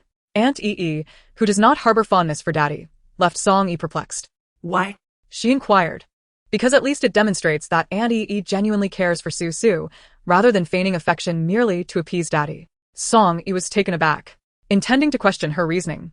However, upon recalling Su Su's biological mother, Qi Yuran, she found her words caught in her throat, leaving only an unutterable ache in her heart. She instinctively embraced the little one, whispering, those who do not cherish Su Su are blinded by greed, unable to see her endearing and lovely nature.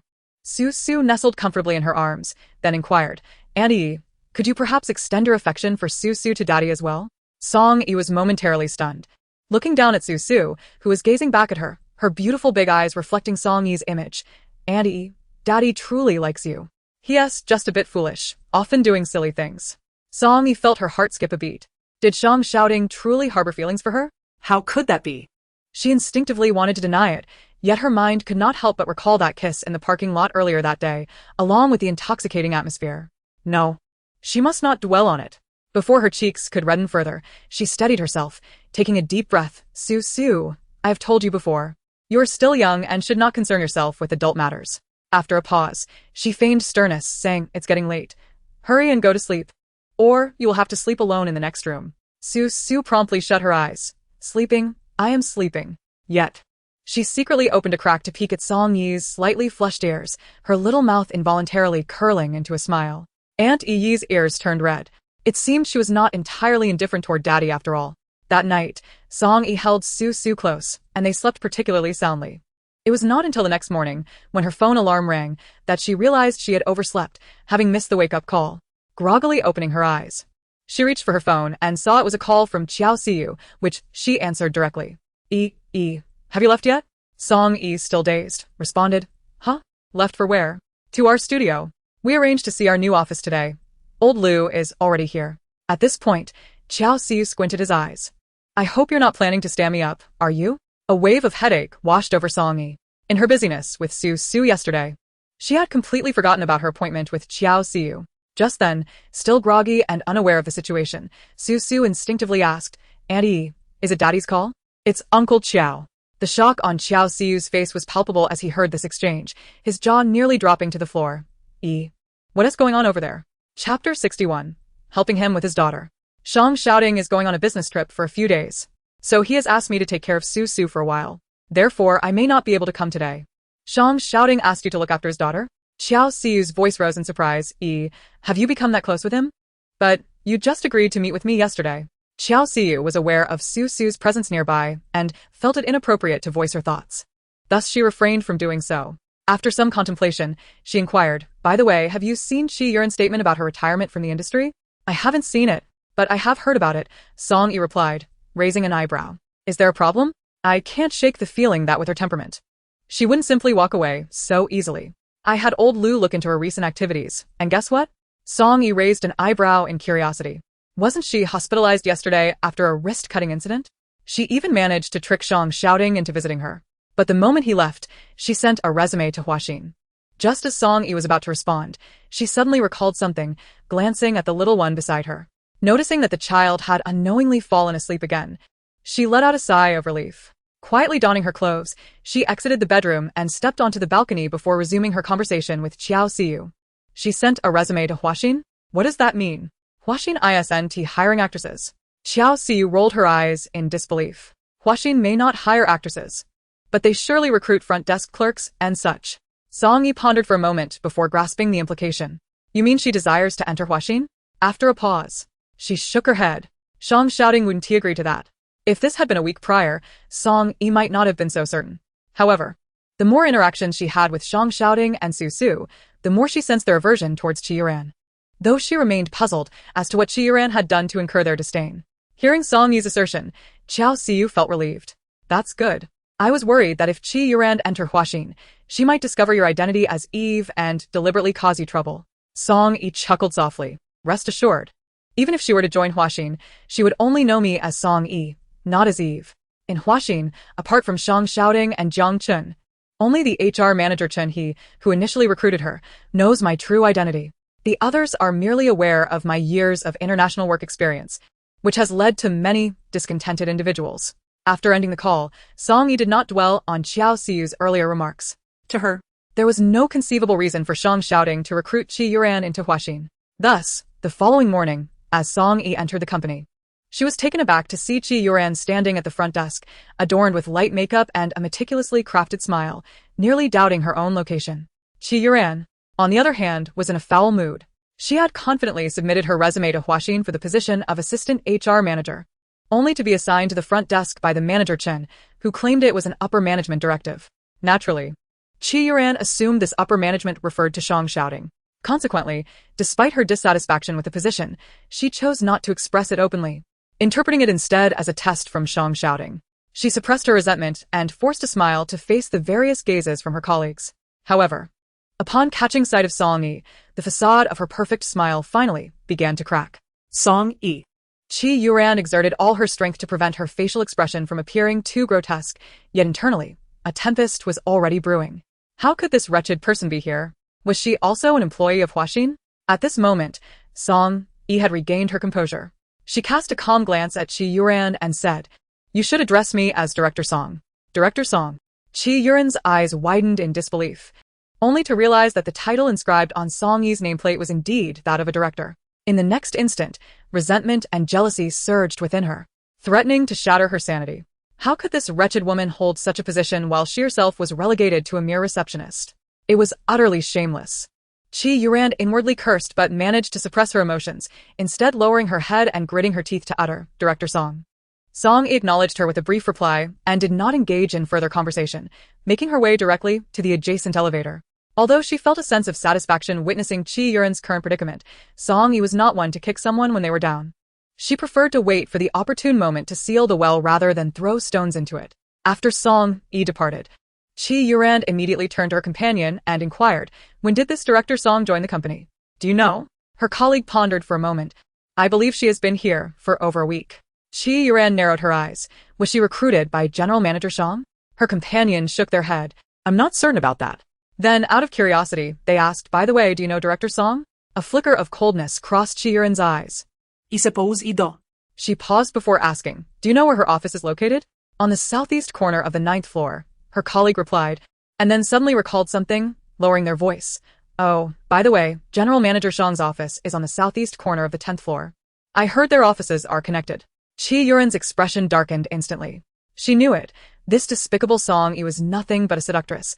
How could she possess any genuine skills? Zhang's shouting was utterly ridiculous. Not only did he bring her into the company, but he also engaged in such absurdity, oblivious to the gossip among employees. Consumed by jealousy, Qi Yuran longed to seize Zhang Shouting's hand and demand an explanation. Yet, she waited and waited, but his figure never graced the office throughout working hours. Unable to contain herself, she asked her companion, "By the way, Xiaoxue, have you seen the general manager? It seems I haven't spotted him at work today. The general manager is on a business trip and won't be coming in today." She had finally managed to enter Huaxin, only to find Zhang Shouting absent. How could she possibly seize the opportunity now? That's a personal matter for the general manager. Aside from Secretary Jiang, and Director Song, no one else is privy to it. Qi Yuran clenched her fists in frustration.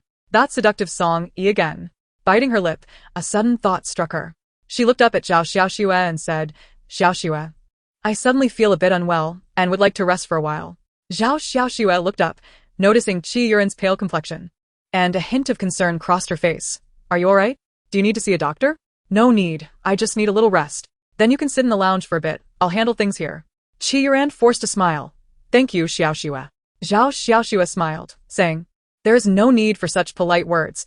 It is my honor to be friends with a superstar like you." Despite her modesty, Qi Yuran felt a sense of appreciation for Zhao Xiaoxue's words, alongside a growing fondness for her. However, unbeknownst to Qi Yuran, after she left the front desk, Zhao Xiaoxue discreetly took out her phone to send a message, her lips curling into a smile. Casting a glance back toward the direction Qi Yuran had vanished, a trace of mockery flickered in her eyes. Fool. Qi Yuran, or rather, Qi the Fool, after departing from the front desk, circled around the pantry and, seizing an opportunity when no one was paying attention, quietly took the elevator to the 10th floor. Unfortunately, due to her past as a celebrity, she attracted immediate attention. As soon as she exited the elevator, someone recognized her. "Qi Yuran, aren't you the one responsible for the front desk? What brings you to the 10th floor?" The news of Qi Yuran's employment at Huaxin as the front desk attendant had already circulated within the company, and everyone was still abuzz with gossip. Thus, the sudden appearance of the main character left the onlookers feeling somewhat uneasy. In contrast, Qi Yuran maintained her composure. "I am here to see General Manager Zhang. Could you please tell me which office he is in?" "General Manager Zhang? His office is upstairs. It's the second room on the left as you exit the elevator." A kind-hearted individual offered guidance. Qi Yuran smiled gently at the person. "Thank you." With that, she re-entered the elevator. As the elevator doors closed, the previously quiet office erupted into a flurry of chatter once more. Wow, no wonder she's a superstar.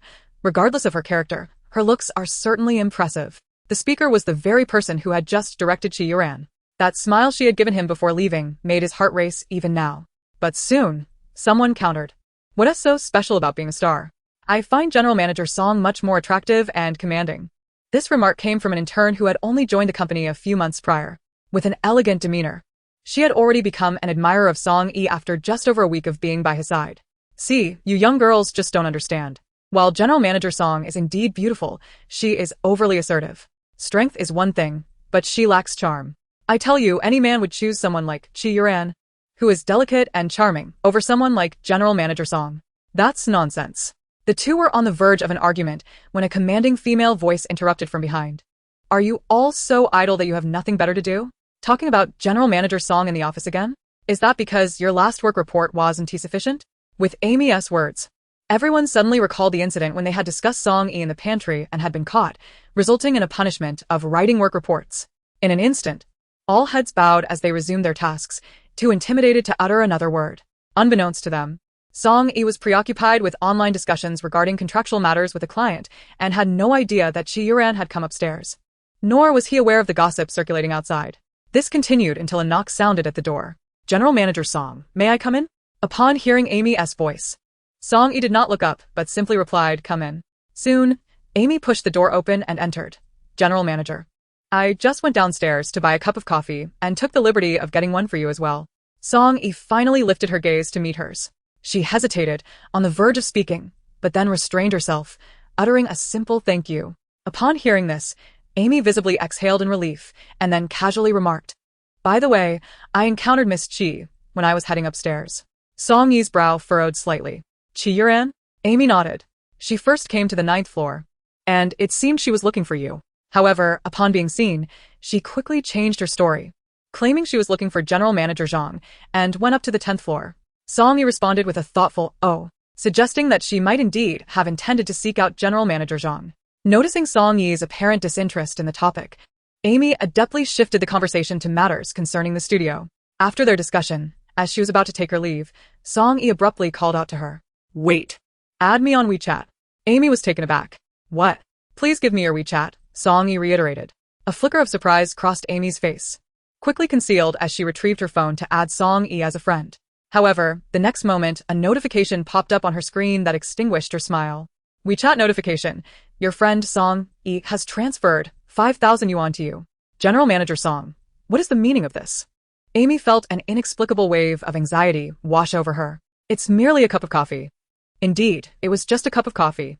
But if she were the employer, she would not wish for her employees to venture downstairs for a beverage that required a 10-minute wait. Nor would she want them to resort to such measures to curry favor. Amy, you have been with Huaxin for quite some time. I trust you understand my point, Song Yi stated expressionlessly. Yet, Amy's face shifted between shades of green and white. What you mean, General Manager Song, is that I will never dare to buy coffee during work hours again. You must have misunderstood. I did not intend to ingratiate myself with you. With the mention of coffee and the insinuation that Qi Yuran was seeking trouble, she still insisted she meant no offense. Although Song Yi had only been at Huaxin for a week, it was sufficient time to grasp the personalities of her subordinates. Amy was a quintessential office veteran, seasoned, somewhat talented, and adept at navigating the winds of change. When Song Yi first arrived, Amy felt that her position had been usurped and, having witnessed Song Yi dining with Zhang Xiaoding, spread rumors to tarnish her reputation regarding their relationship. Once Song Yi caught wind of this and dealt with it, Amy realized that Song Yi was not to be trifled with and promptly shifted to a strategy of appeasement. Thus, it was today that Song Yi decided to be forthright and candid with her. Amy attempted to offer further explanations, but Song Yi was disinclined to entertain her excuses, promptly assigning her a task before sending her on her way. As for Amy's mention of Qi Yuran's visit, whether it was merely a probe or a blatant attempt to cause trouble, Song Yi remained unperturbed. Chapter 63. Is this what a person is capable of? Zhang Xiaoding had left in haste, leaving many tasks inadequately addressed, and another MD in the company had directly transferred Zhang Xiaoding's responsibilities to Song Yi. Despite the torrent of curses swirling in her mind, Song Yi could only suppress them, recalling Zhang Xiaoding's admonishments from the previous night. With an overwhelming workload, Song Yi had no time to contemplate Qi Yuran's intentions. During her lunch outing, she remained vigilant and backed up the contents of her computer. As it turned out, her concerns were not unfounded. Tian Xinran was indeed the infatuated admirer who had remarked that Song Yi was more attractive that morning. Upon hearing this, Song Yi had no choice but to exit the office with her laptop. However, as she approached Tian Xinran, she lowered her voice and said, Xinran, could you discreetly visit the surveillance room and assist me in reviewing the footage from lunchtime, specifically the camera at the entrance of General Manager Zhang's office? Tian Xinran was momentarily taken aback, her eyes widening slightly. Is President Song suspicious? Not merely suspicious, but certain, Song Yi replied. Someone accessed my computer during lunch, but I currently lack evidence to ascertain their identity. Understanding the gravity of the situation, Tian Xinran promptly made her way to the surveillance room. Her expression serious, yet filled with a hint of delight. Such a significant task entrusted to her by her idol indicated the trust Song Yi had in her. She was determined to unearth the miscreant who had tampered with her goddess's computer. After Tian Xinran's departure, Song Yi proceeded directly to the conference room with her laptop. Upon entering, she found the other two directors and their subordinates already present, with only her team yet to arrive. The audacity of those close to General Manager Zhang was evident, as they dared to be late even to a meeting convened by Zhang, the director. Casting a cold glance, Song Yi noted that the speaker was Liao, another director of equal rank who often spoke to her in a condescending manner, likely due to his lower salary. With Zhang Xiaoding absent, he felt emboldened. However, Song Yi had no desire to engage with such trivialities. She turned to Director Zhang and inquired, Director Zhang, I heard the meeting was scheduled for 2 o'clock. I trust when I'm not late? Of course not, but everyone else is already here, and your team is still incomplete, which might cause some discontent. You needn't take it to heart, President Song, Zhang replied with a congenial smile, embodying the role of a peacemaker. Yet, his words subtly criticized Song Yi for her tardiness. She shot him a cold glare. This was a classic case of the absence of the lion allowing the monkeys to seize control. When Zhang Xiaoding was present, these elders clamored to curry favor with her. Now, with his brief absence, they were eager to create trouble for Song Yi. Fortunately, after 3 years on Wall Street, she had encountered all manner of cold stares and warm welcomes, not allowing such minor issues to disturb her. However, her composure faltered upon opening her laptop. Despite having formed some suspicions, she nearly lost her temper. She had anticipated that the individual who accessed her computer might have merely deleted items intended for her afternoon meeting or recent work. Little did she know that the fool had eradicated everything from her hard drive. Not even a trace of WPS remained. Clenching her teeth, she heard Director Zhang's jovial voice from above. By the way, the merger case with Longhe Group is under President Song's purview, correct? Song Yi abruptly turned her head. There stood the old fox, grinning like a jade-faced Buddha.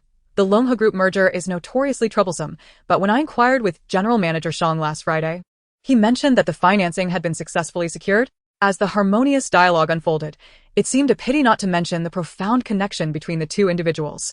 Song Yi cast a glance at her watch. President Song? She inquired, lifting her gaze. Certainly, she replied calmly. Rising from her seat, she approached the whiteboard at the front, seized the nearby black marker, and began her explanation with an air of tranquility. Longhe Group is a renowned food enterprise in our nation, encompassing nearly 10 esteemed brands under its banner. This time, Longhe Group aspires to acquire 2 other equally formidable companies. With nothing but her eloquence, a pen, and an exceptionally sharp intellect, Song Yi meticulously unfolded the narrative of the acquisition's background, the design of the acquisition plan, and the subsequent contract negotiations, vividly recreating it all before the audience, down to the minutiae of each data point. Initially, the audience assumed her lack of a computer indicated a casual approach. Yet as they listened attentively, they began to sense something amiss and hastily requested her team members to open the comparative reports. To their astonishment, they discovered that Song Yi had recited every detail flawlessly. A collective gasp echoed in the room. It is imperative to understand that a single acquisition case may entail hundreds of data points, each valued in the millions, and yet Song Yi had flawlessly memorized them all. Is this a feat achievable by mere mortals? This surely resembles the prowess of an AI. Even Liao, who frequently sought to challenge her, could not restrain himself from inquiring. President Song, did you intentionally memorize these figures? With a slight smirk, Song Yi coolly retorted, why would I need to memorize these data points? Do you think I have such idle time on my hands? But earlier, I merely glanced at them and happened to remember, she replied. Liao was left speechless, realizing his own folly in attempting to measure his intellect against hers. At that moment, the cunning Zhang Sheng interjected, indeed. President Song possesses an innate brilliance that surpasses ordinary individuals like us, especially those of us who have aged and struggle to keep pace with the minds of the youth.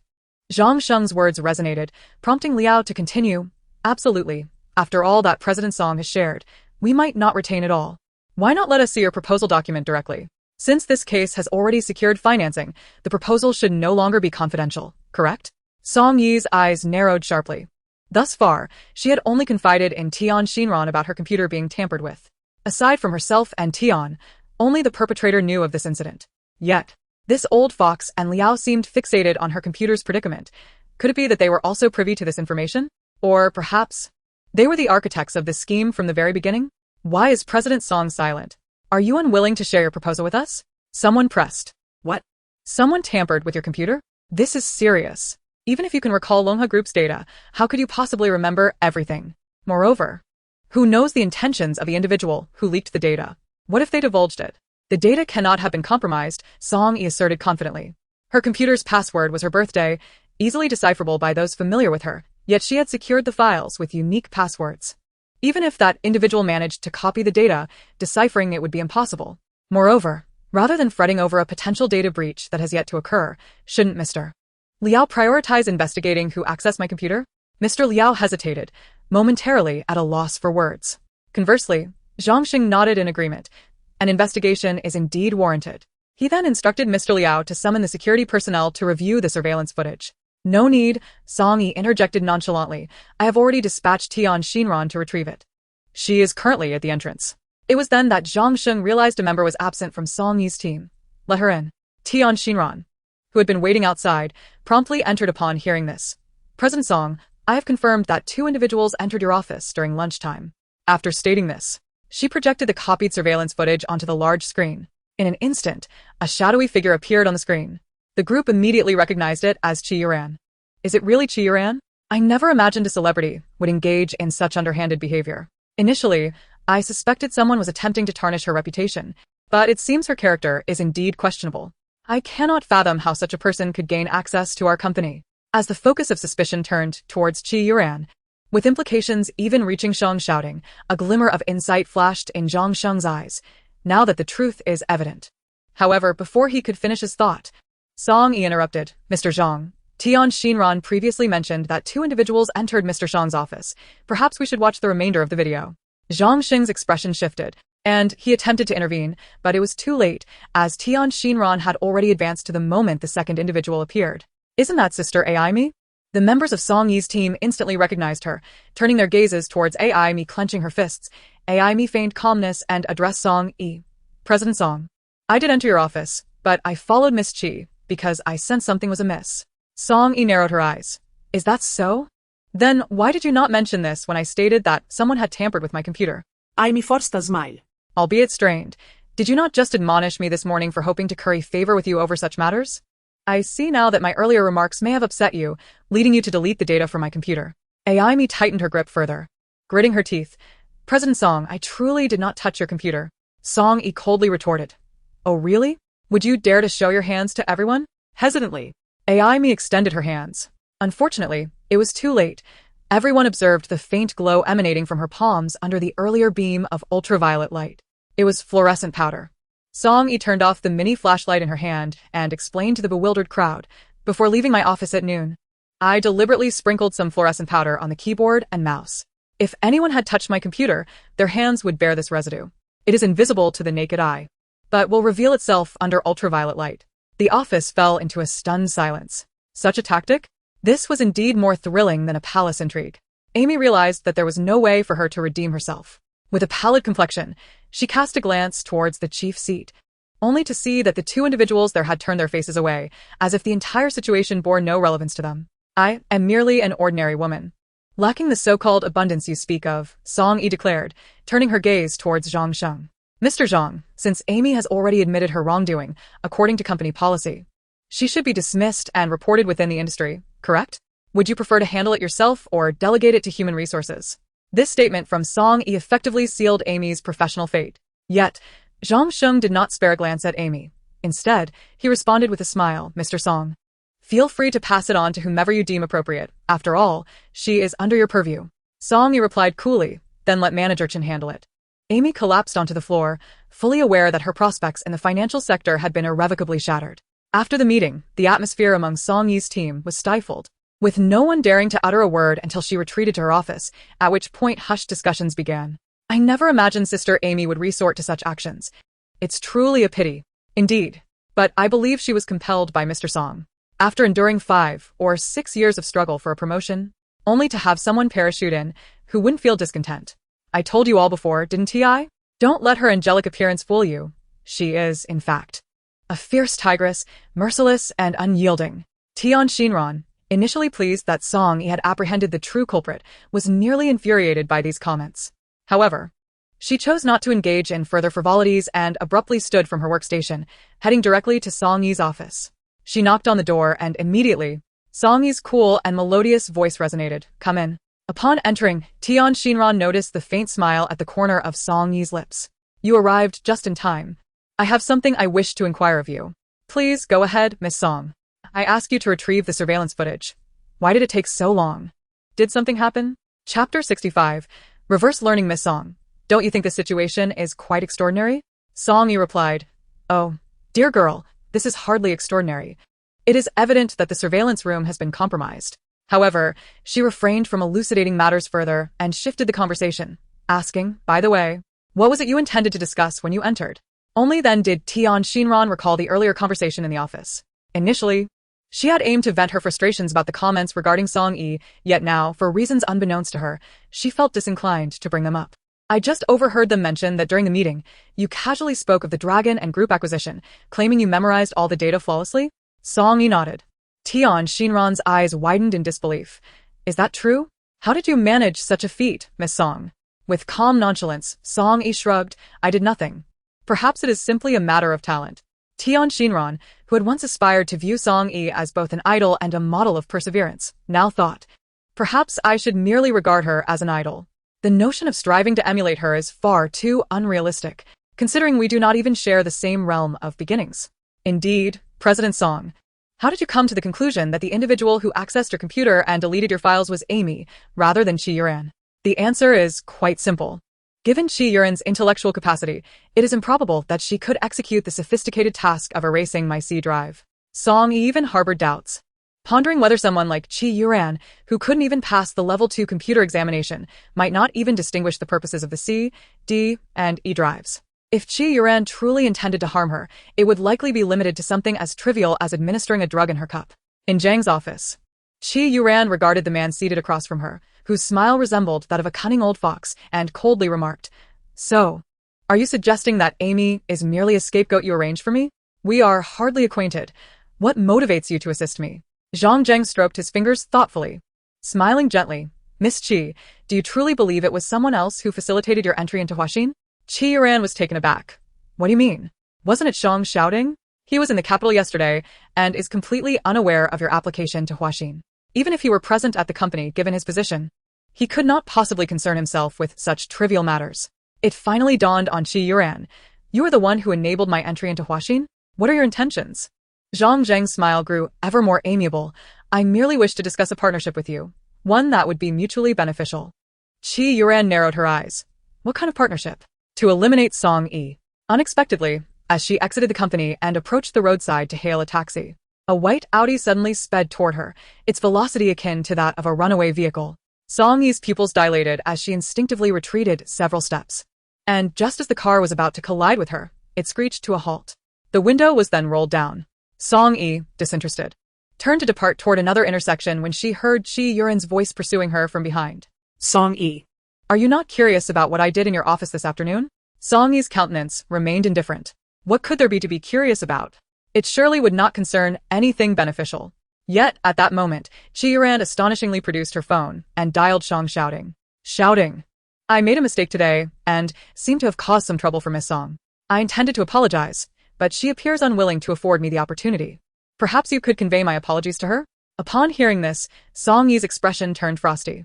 It truly was shouting who had facilitated her entry into the company? Observing Song Yi hastily departing, Qi Yuran smirked slightly as she ended the call to the unconnected number. At the Zijing residence, due to illness, Su had not attended kindergarten and typically received lessons from a home tutor at the Qianyuebe villa, courtesy of shouting. However, today she was at Song Yi's home and, relieved of her lessons, enjoyed a leisurely slumber, awakening to read and practice the piano, finding no monotony in her activities. It was not until the afternoon, after awakening from her nap, that she began glancing at the clock repeatedly, for the first time perceiving the passage of time as excruciatingly slow. After enduring until just past 6 o'clock, she finally heard sounds at the door and sprang from the sofa like a slingshot, rushing to open it. Song Yi mused, "Why do I suddenly feel as though I have been keeping a little dog?" As soon as she finished work, she rushed out to greet her little companion. Stifling a laugh, she set down her computer, changed her shoes, and took the child's hand, forgetting to leave as she inquired about what the little one had done at home that day. Only then did Su share the activities of her day, sticking out her tongue playfully and tilting her head towards Song Yi, saying, "Annie, how about I accompany you to work tomorrow? It's so boring being home alone." Song Yi restrained the impulse to pinch her cheek, replying, "Speak properly. No more cuteness." The little one responded with a soft "oh," then drooped her little face, pushing her vegetables around in the bowl, murmuring to herself, "But Su really wants to be with Annie." This little one was simply irresistible. Seeing that Song Yi was on the verge of relenting but suddenly held back, Su couldn't help but feel a hint of surprise. However, she was wise enough not to pry further.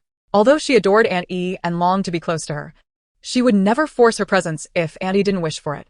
This was a lesson she had learned in reverse from her father.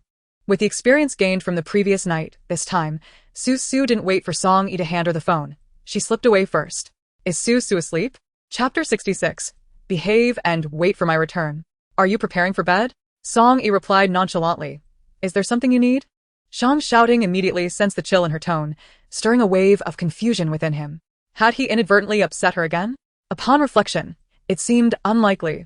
He had spent the entire day managing matters in the capital, hardly able to send a message.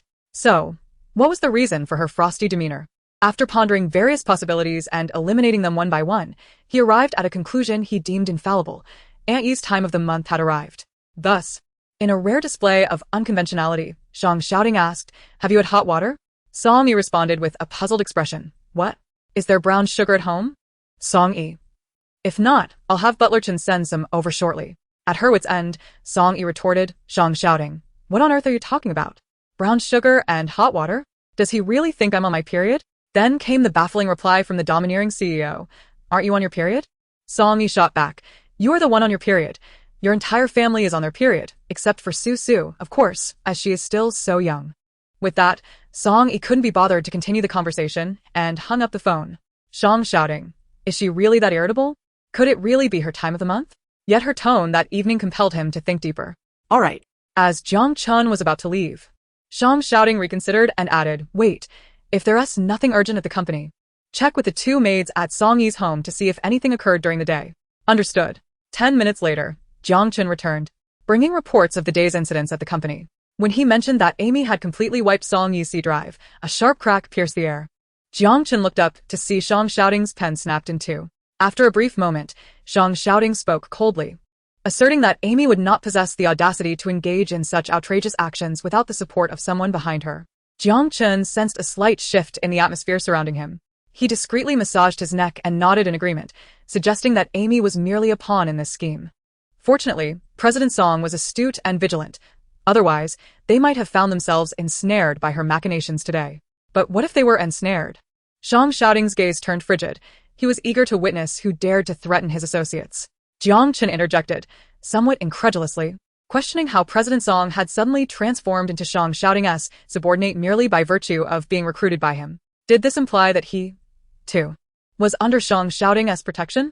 Yet he had never experienced such safeguarding from him. Men. Jiang Chun silently scoffed, yet his expression remained impassive.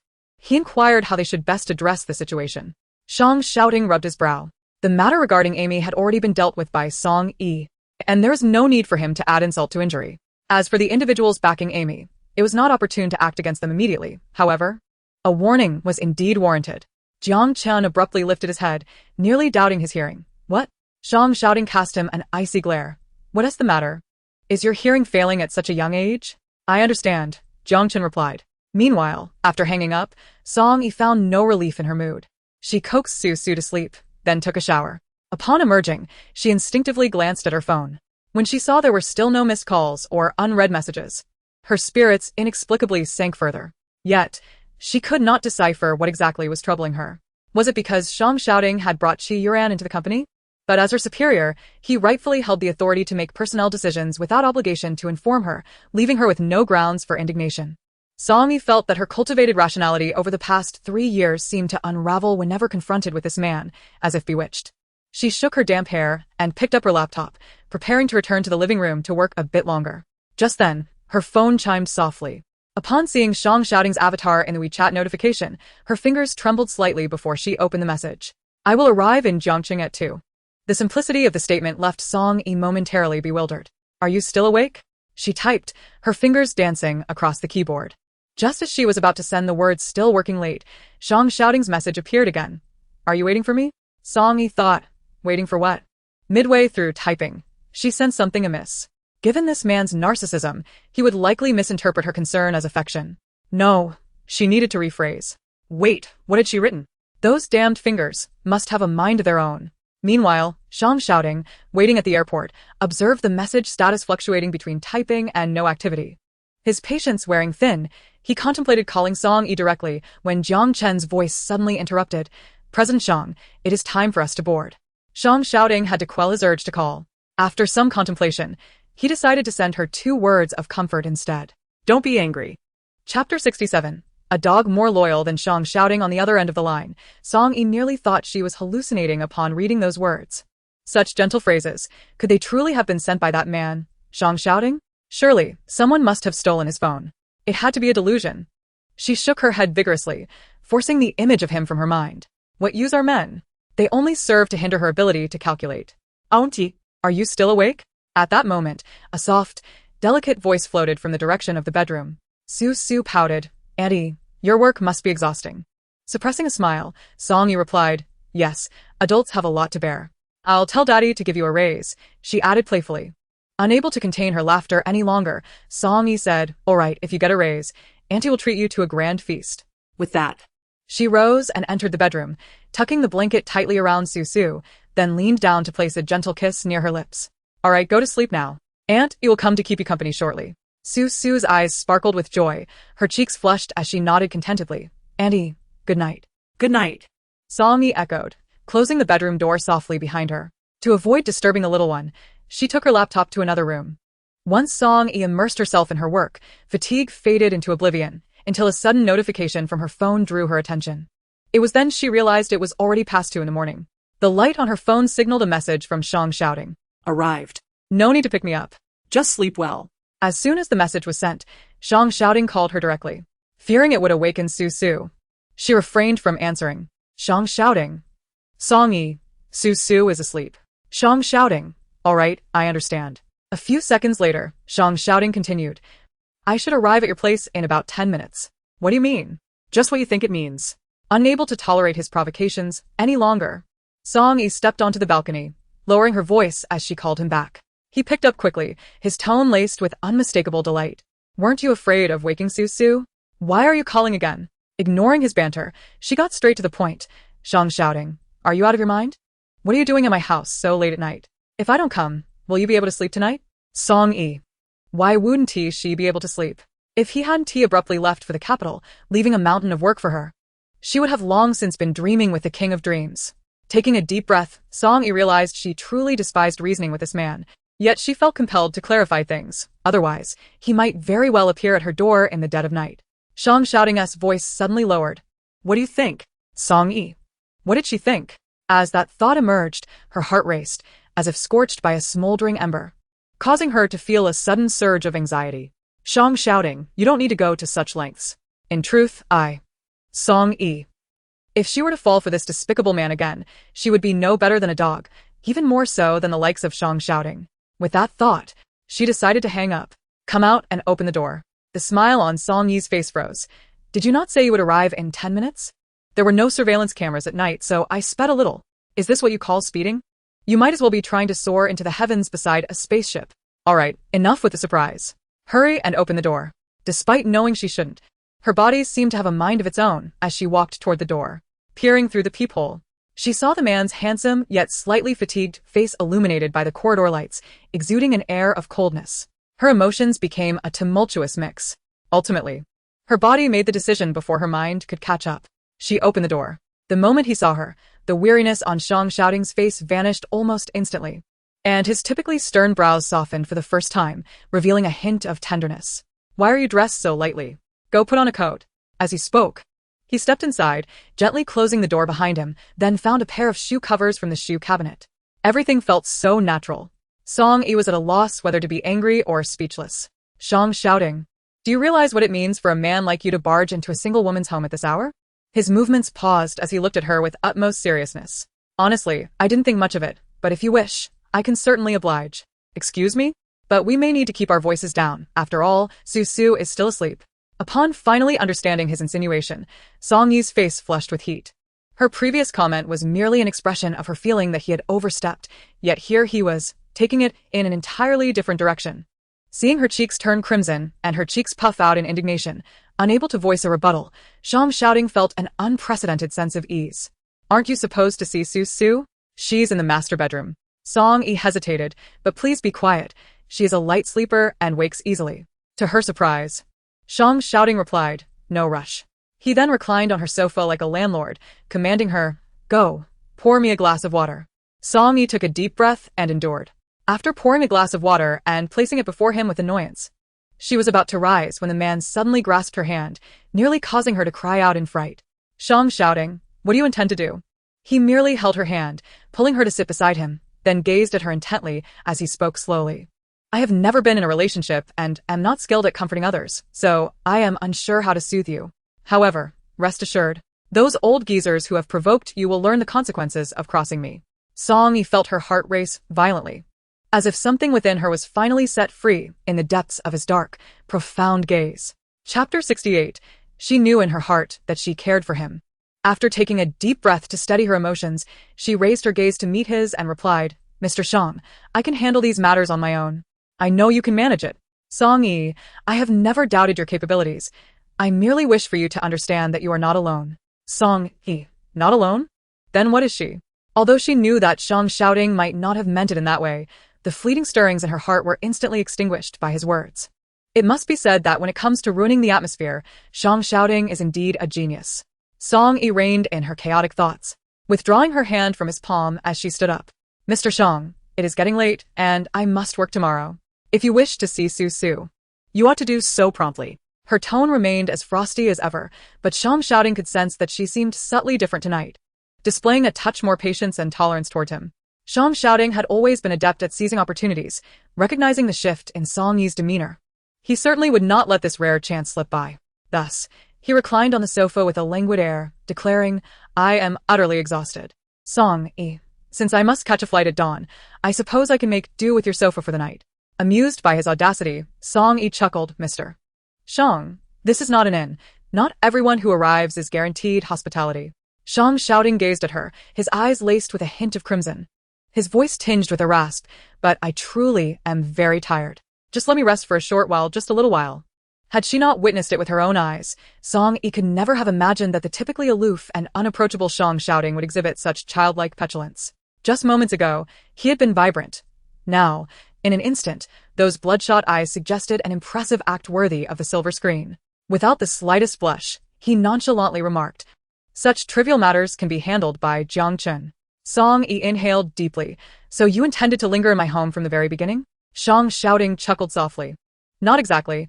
I truly did not anticipate you would open the door for me. Song Yi, is this what they call inviting the wolf into the fold? Had I known, I would have been a bit more resolute. Rest assured, I said I would lend you the sofa, and that is indeed all it is. At most, I might borrow the restroom. I will leave at first light. After a pause, Shang Shouting added, you should go to sleep. Do you not have work tomorrow? Song Yi was indeed too fatigued to continue this exchange, tossing out a casual, do as you please, before turning to enter her master bedroom. She promptly locked the door behind her. Shang Shouting, observing the firmly closed door, inhaled the air that seemed to carry a sweet essence and slowly closed his eyes. Minutes later, just as he began to drift into sleep, he heard a faint click from the direction of the bedroom, followed by nearly inaudible footsteps approaching him. Shang Shouting held his breath, feigning deep slumber. It was only when the footsteps receded and the sound of the door locking echoed again that he exhaled softly. Opening his eyes to the sight of an additional thin blanket draped over him, a smile crept onto his lips, and a glimmer akin to scattered diamonds sparkled in his gaze. He knew, deep down, that she indeed harbored feelings for him. The small woman, who speaks with a forked tongue, is rather endearing. The following morning, when Song Yi awoke, the living room was devoid of any presence, save for a neatly folded thin blanket and an empty glass. A fleeting sense of disorientation washed over her. Aunt E, what troubles you? Did you not sleep well last night? Su Su inquired, her face etched with concern. I'll call Daddy later and ask him not to burden you with so much work. Song Yi pinched the little one's cheek, refraining from addressing her comment, and instead asked, which outfit would you like to wear today, Su Su? Su Su pointed to a garment at random, and as Song Yi assisted her in dressing, she suddenly remarked, Annie, I had a dream last night. Song Yi raised an eyebrow. Oh? What dream did you have? I dreamt that a big bad wolf came to our home. Song Yi paused momentarily. Did Su Su somehow know that Shang Shouting had visited last night? Suppressing her unease, she probed further. A big bad wolf? And then what happened? A wave of heat flushed her cheeks, yet she maintained her composure. It was merely a dream, Su Su. Dreams can be quite peculiar. There's no need to dwell on them. Noticing the faint blush on Song Yi's ears, Su Su stifled a mischievous grin and obediently nodded, choosing not to mention the wolf again. After breakfast, Song Yi left for work, watched by a reluctant Su Su. Upon entering the office, Song Yi immediately sensed something was amiss. As she settled into her seat and instinctively reached for her water cup, she finally realized the discrepancy. Her water cup had been replaced. Although the new cup bore the same design as her original, it was evidently brand new. Taken aback, she called for Tian Xinran. Did you change this water cup for me? To her surprise, Tian Xinran shook her head. It was Zhao Xiaoxue. Song Yi frowned. Zhao Xiaoxue? Her memory was sharp when it came to numbers, yet she struggled with names and faces, and this name only vaguely rang a bell. Zhao Xiaoxue worked in the HR department, overseeing the front desk and office supplies. Since someone had entered your office yesterday, Manager Chen sent her over early this morning to change your door lock and also to replace your water cup, Tian Xinran explained. Hearing this, Song Yi felt a wave of astonishment. Manager Chen was remarkably considerate. Not only did he replace the lock, but he also thought to switch her water cup, ensuring it was the same model as the previous one. She resolved to personally thank him later. See you. Does your esteemed boss have any free time lately? Could you assist me with another matter? Aunt E, are you free for lunch? See you asked. Old Lou and I just arranged a meeting nearby your office. Why don't you come down and join us for a meal? Chapter 69. Surely, it must be an illusion. Sounds good, Song-yi replied without a moment's hesitation. Why don't you find a restaurant? I will take about 10 minutes to come down. She had long been curious about the mysterious figure that Xiao Siyu often spoke of, and this was the perfect opportunity to invite him to lunch while seeking his assistance. After hanging up the phone, Song-yi swiftly gathered her belongings and descended the stairs. Upon reaching the lobby, she deliberately glanced in the direction of the front desk. Unfortunately, not only did she fail to spot the woman named Xiao Xiaoxue, but instead, she encountered an eyesore. Qi Yuran, however, clearly had no intention of letting her off easily. Is President Song going out for a meal so early because she has an appointment? The insincere smile on Qi Yuran's face made Song-yi feel nauseated. Indeed, Qi Yuran's feigned smile quickly froze, and after a moment, she gritted her teeth and retorted. President Song certainly knows how to joke. Everyone in the company knows that General Manager Shang is currently on a business trip in the capital. Qi Yuran's expression instantly morphed into one of fury. No, she refused to believe it. This wretched woman was undoubtedly trying to provoke her. Even so, Qi Yuran was incensed and was about to retaliate when Song-yi preemptively declared, "All right, I won't chat with you any longer. I must go eat, otherwise."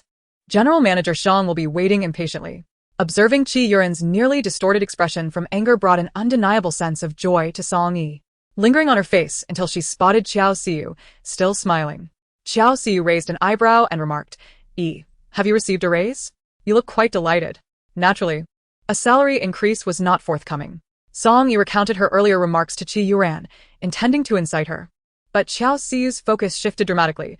"Did you say Shang shouting stayed at your place last night?" Song-yi stumbled momentarily, nearly twisting her ankle. How could she have let that slip? Impossible. I was merely fabricating that to irritate her. Song-yi lowered her head, her gaze betraying a hint of guilt. Having known her for many years, Xiao Siyu understood her better than she understood herself. How could she not perceive Song-yi's unease? Xiao Siyu swallowed her words, casting a deep glance at Song-yi before rising to introduce the two. This is the esteemed figure I mentioned, old Lu Yunjin." Upon hearing the name, Song-yi looked over. At Xiao Siyu's urging, Lu Yunjin had finally gotten a haircut after moving to a new office and had even purchased new attire. Thus, the man who entered now presented a stark contrast to his previous disheveled appearance. He donned a simple pair of black dress pants, slightly rolled up at the cuffs, revealing his fair and handsome ankles. His upper attire consisted of a casual white t-shirt, and his face was freshly shaven, showcasing a youthful and handsome visage reminiscent of a recent graduate entering the workforce, as pristine as a blank slate. Xiao Siyu was momentarily taken aback. "What is going on? Do you two know each other?" Then she witnessed Lu Yunjin break into a smile. Like the melting of winter's frost, it was gentle and warm. Junior sister Song-yi. It's been a while. Xiao Siyu was left speechless, feeling like a superfluous bystander. As for Song-yi, she had not shared much about old Lu with her, so Xiao Siyu's ignorance was somewhat understandable. However, Lu Yunjin had evidently informed old Lu about Song-yi's matters in detail. Yet old Lu had never once mentioned his acquaintance with her. The more Xiao Siyu pondered, the more discontent brewed within her, feeling as though old Lu did not genuinely regard her as a friend. At that moment, Lu Yunjin began to elucidate. "I have only met Sister Song a few times. Although I have heard numerous tales about her from you, I am uncertain whether she remembers me, which is why I refrained from mentioning our prior acquaintance." Upon hearing Lu Yunjin's explanation, Xiao Siyu felt a wave of relief wash over him, reflecting on Lu Yunjin's previously introverted, silent, and sensitive nature. It made perfect sense that someone like him would find it difficult to forge friendships and would prefer not to discuss his own matters. "Very well. I shall not hold this against you, but you must drink 3 cups as punishment during lunch, understood?" Xiao Siyu was aware of Lu Yunjin's commendable tolerance for alcohol. There were times when he would stay home alone, drinking through the night, only to function normally the following day. As expected, Lu Yunjin agreed readily, thus allowing the matter to be laid to rest. Xiao Siyu then shifted to gossiping about how Song-yi and Lu Yunjin had met during university. Just as Song-yi was about to speak, she hesitated, suddenly falling silent. Conversely, Lu Yunjin was unusually forthcoming this time. "Actually, it's quite simple. One day, after class, Sister Song left her notebook in the classroom. I happened to sit in her seat for the next class, so after the lesson, I made an effort to return it to her." Xiao Siyu raised an eyebrow. "Is that all?" Then, a week later, we both participated in the mathematical modeling competition and ended up in the same group.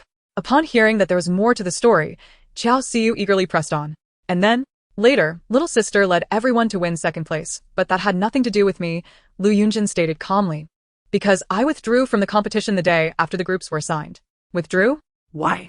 Due to my heavy academic workload. I simply did not have the time to juggle both studies and the competition. Xiao Xiu instantly sensed that Lu Yunjin was not being entirely truthful. If he had truly been that overwhelmed with studies, he would never have signed up for the competition in the first place. Choosing to withdraw only after the groups were finalized suggested he was compelled to do so. Xiao Xiu recalled a time when Lu Yunjin had been intoxicated and had inadvertently revealed a few words that reinforced his belief that Lu Yunjin had a deeper reason for withdrawing. As he pondered this, he glanced at Song Yi and realized that her gaze towards Lu Yunjin was peculiar, filled with an unspoken tension. Suddenly, a ludicrous thought crossed Xiao Xiu's mind. Could there have been something between the two of them in the past? However, he quickly dismissed the notion. He had known Song Yi since childhood. If there had been anything between her and Lu Yunjin, he would undoubtedly have been aware of it. It was merely an illusion. Without a doubt. Chapter 70. A Solitary Remembrance. Nothing had indeed transpired between Song Yi and Lu Yunjin. Were it not for that accidentally left notebook, Song Yi might not even remember Lu Yunjin. After all, among the numerous teammates who participated in the mathematical modeling competition with her, the only name she could recall was that of her roommate who had accompanied her in the contest. Just as they finished ordering their dishes, Xiao Xiu received a phone call.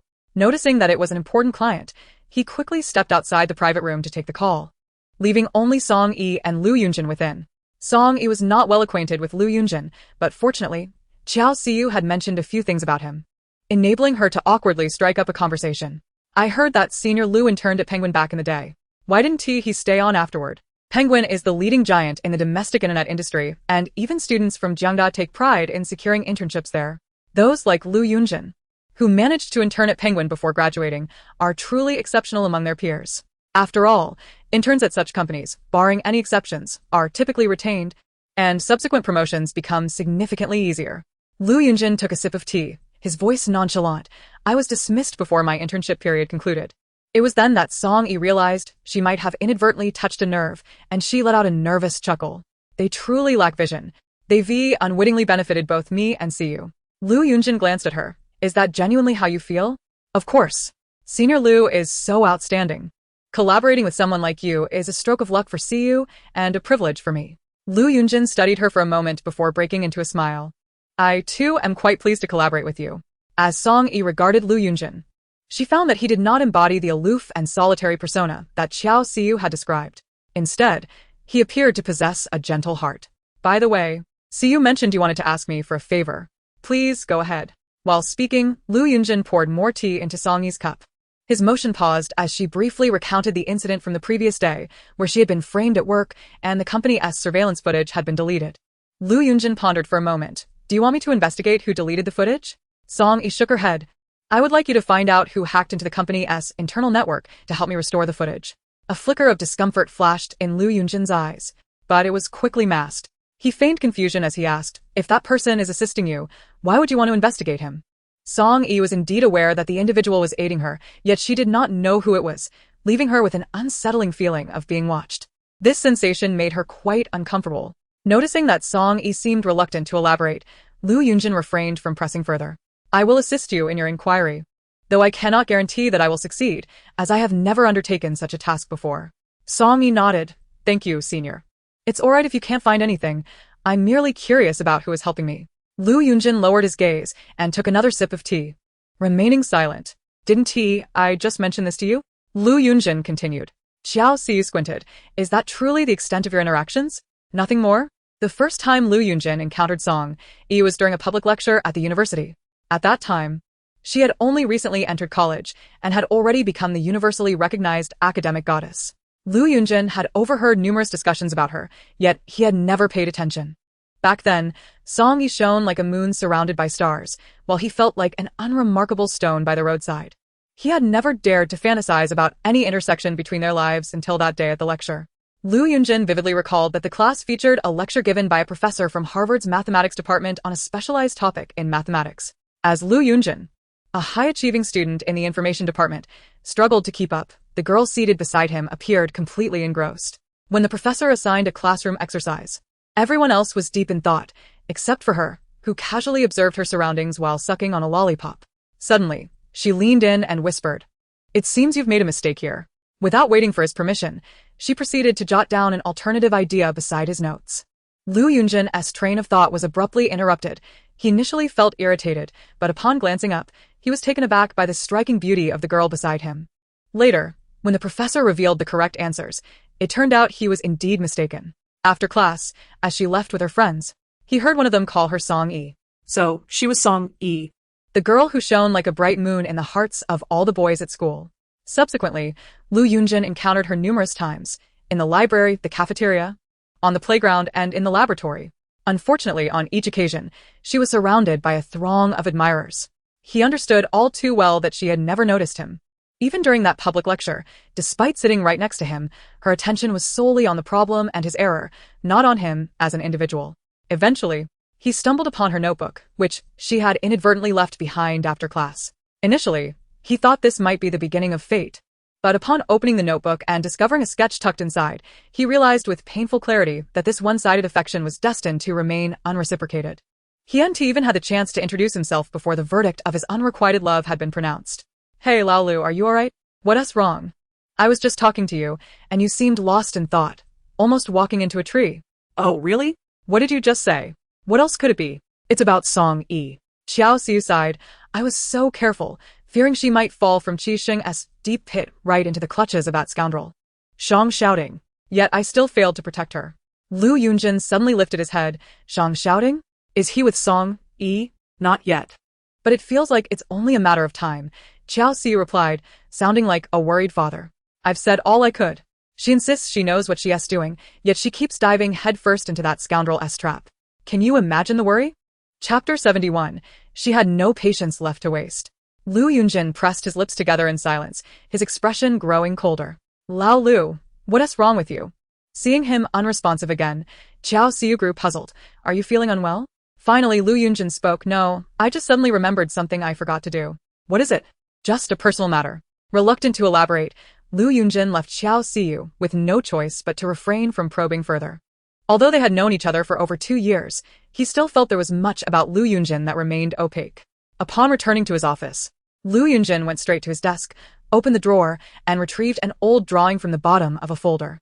The paper had begun to yellow with age, and the ink was somewhat blurred, yet the distinct features of the subject were still discernible. At that moment, Xiao Xiu sought out Lu Yunjin for a matter.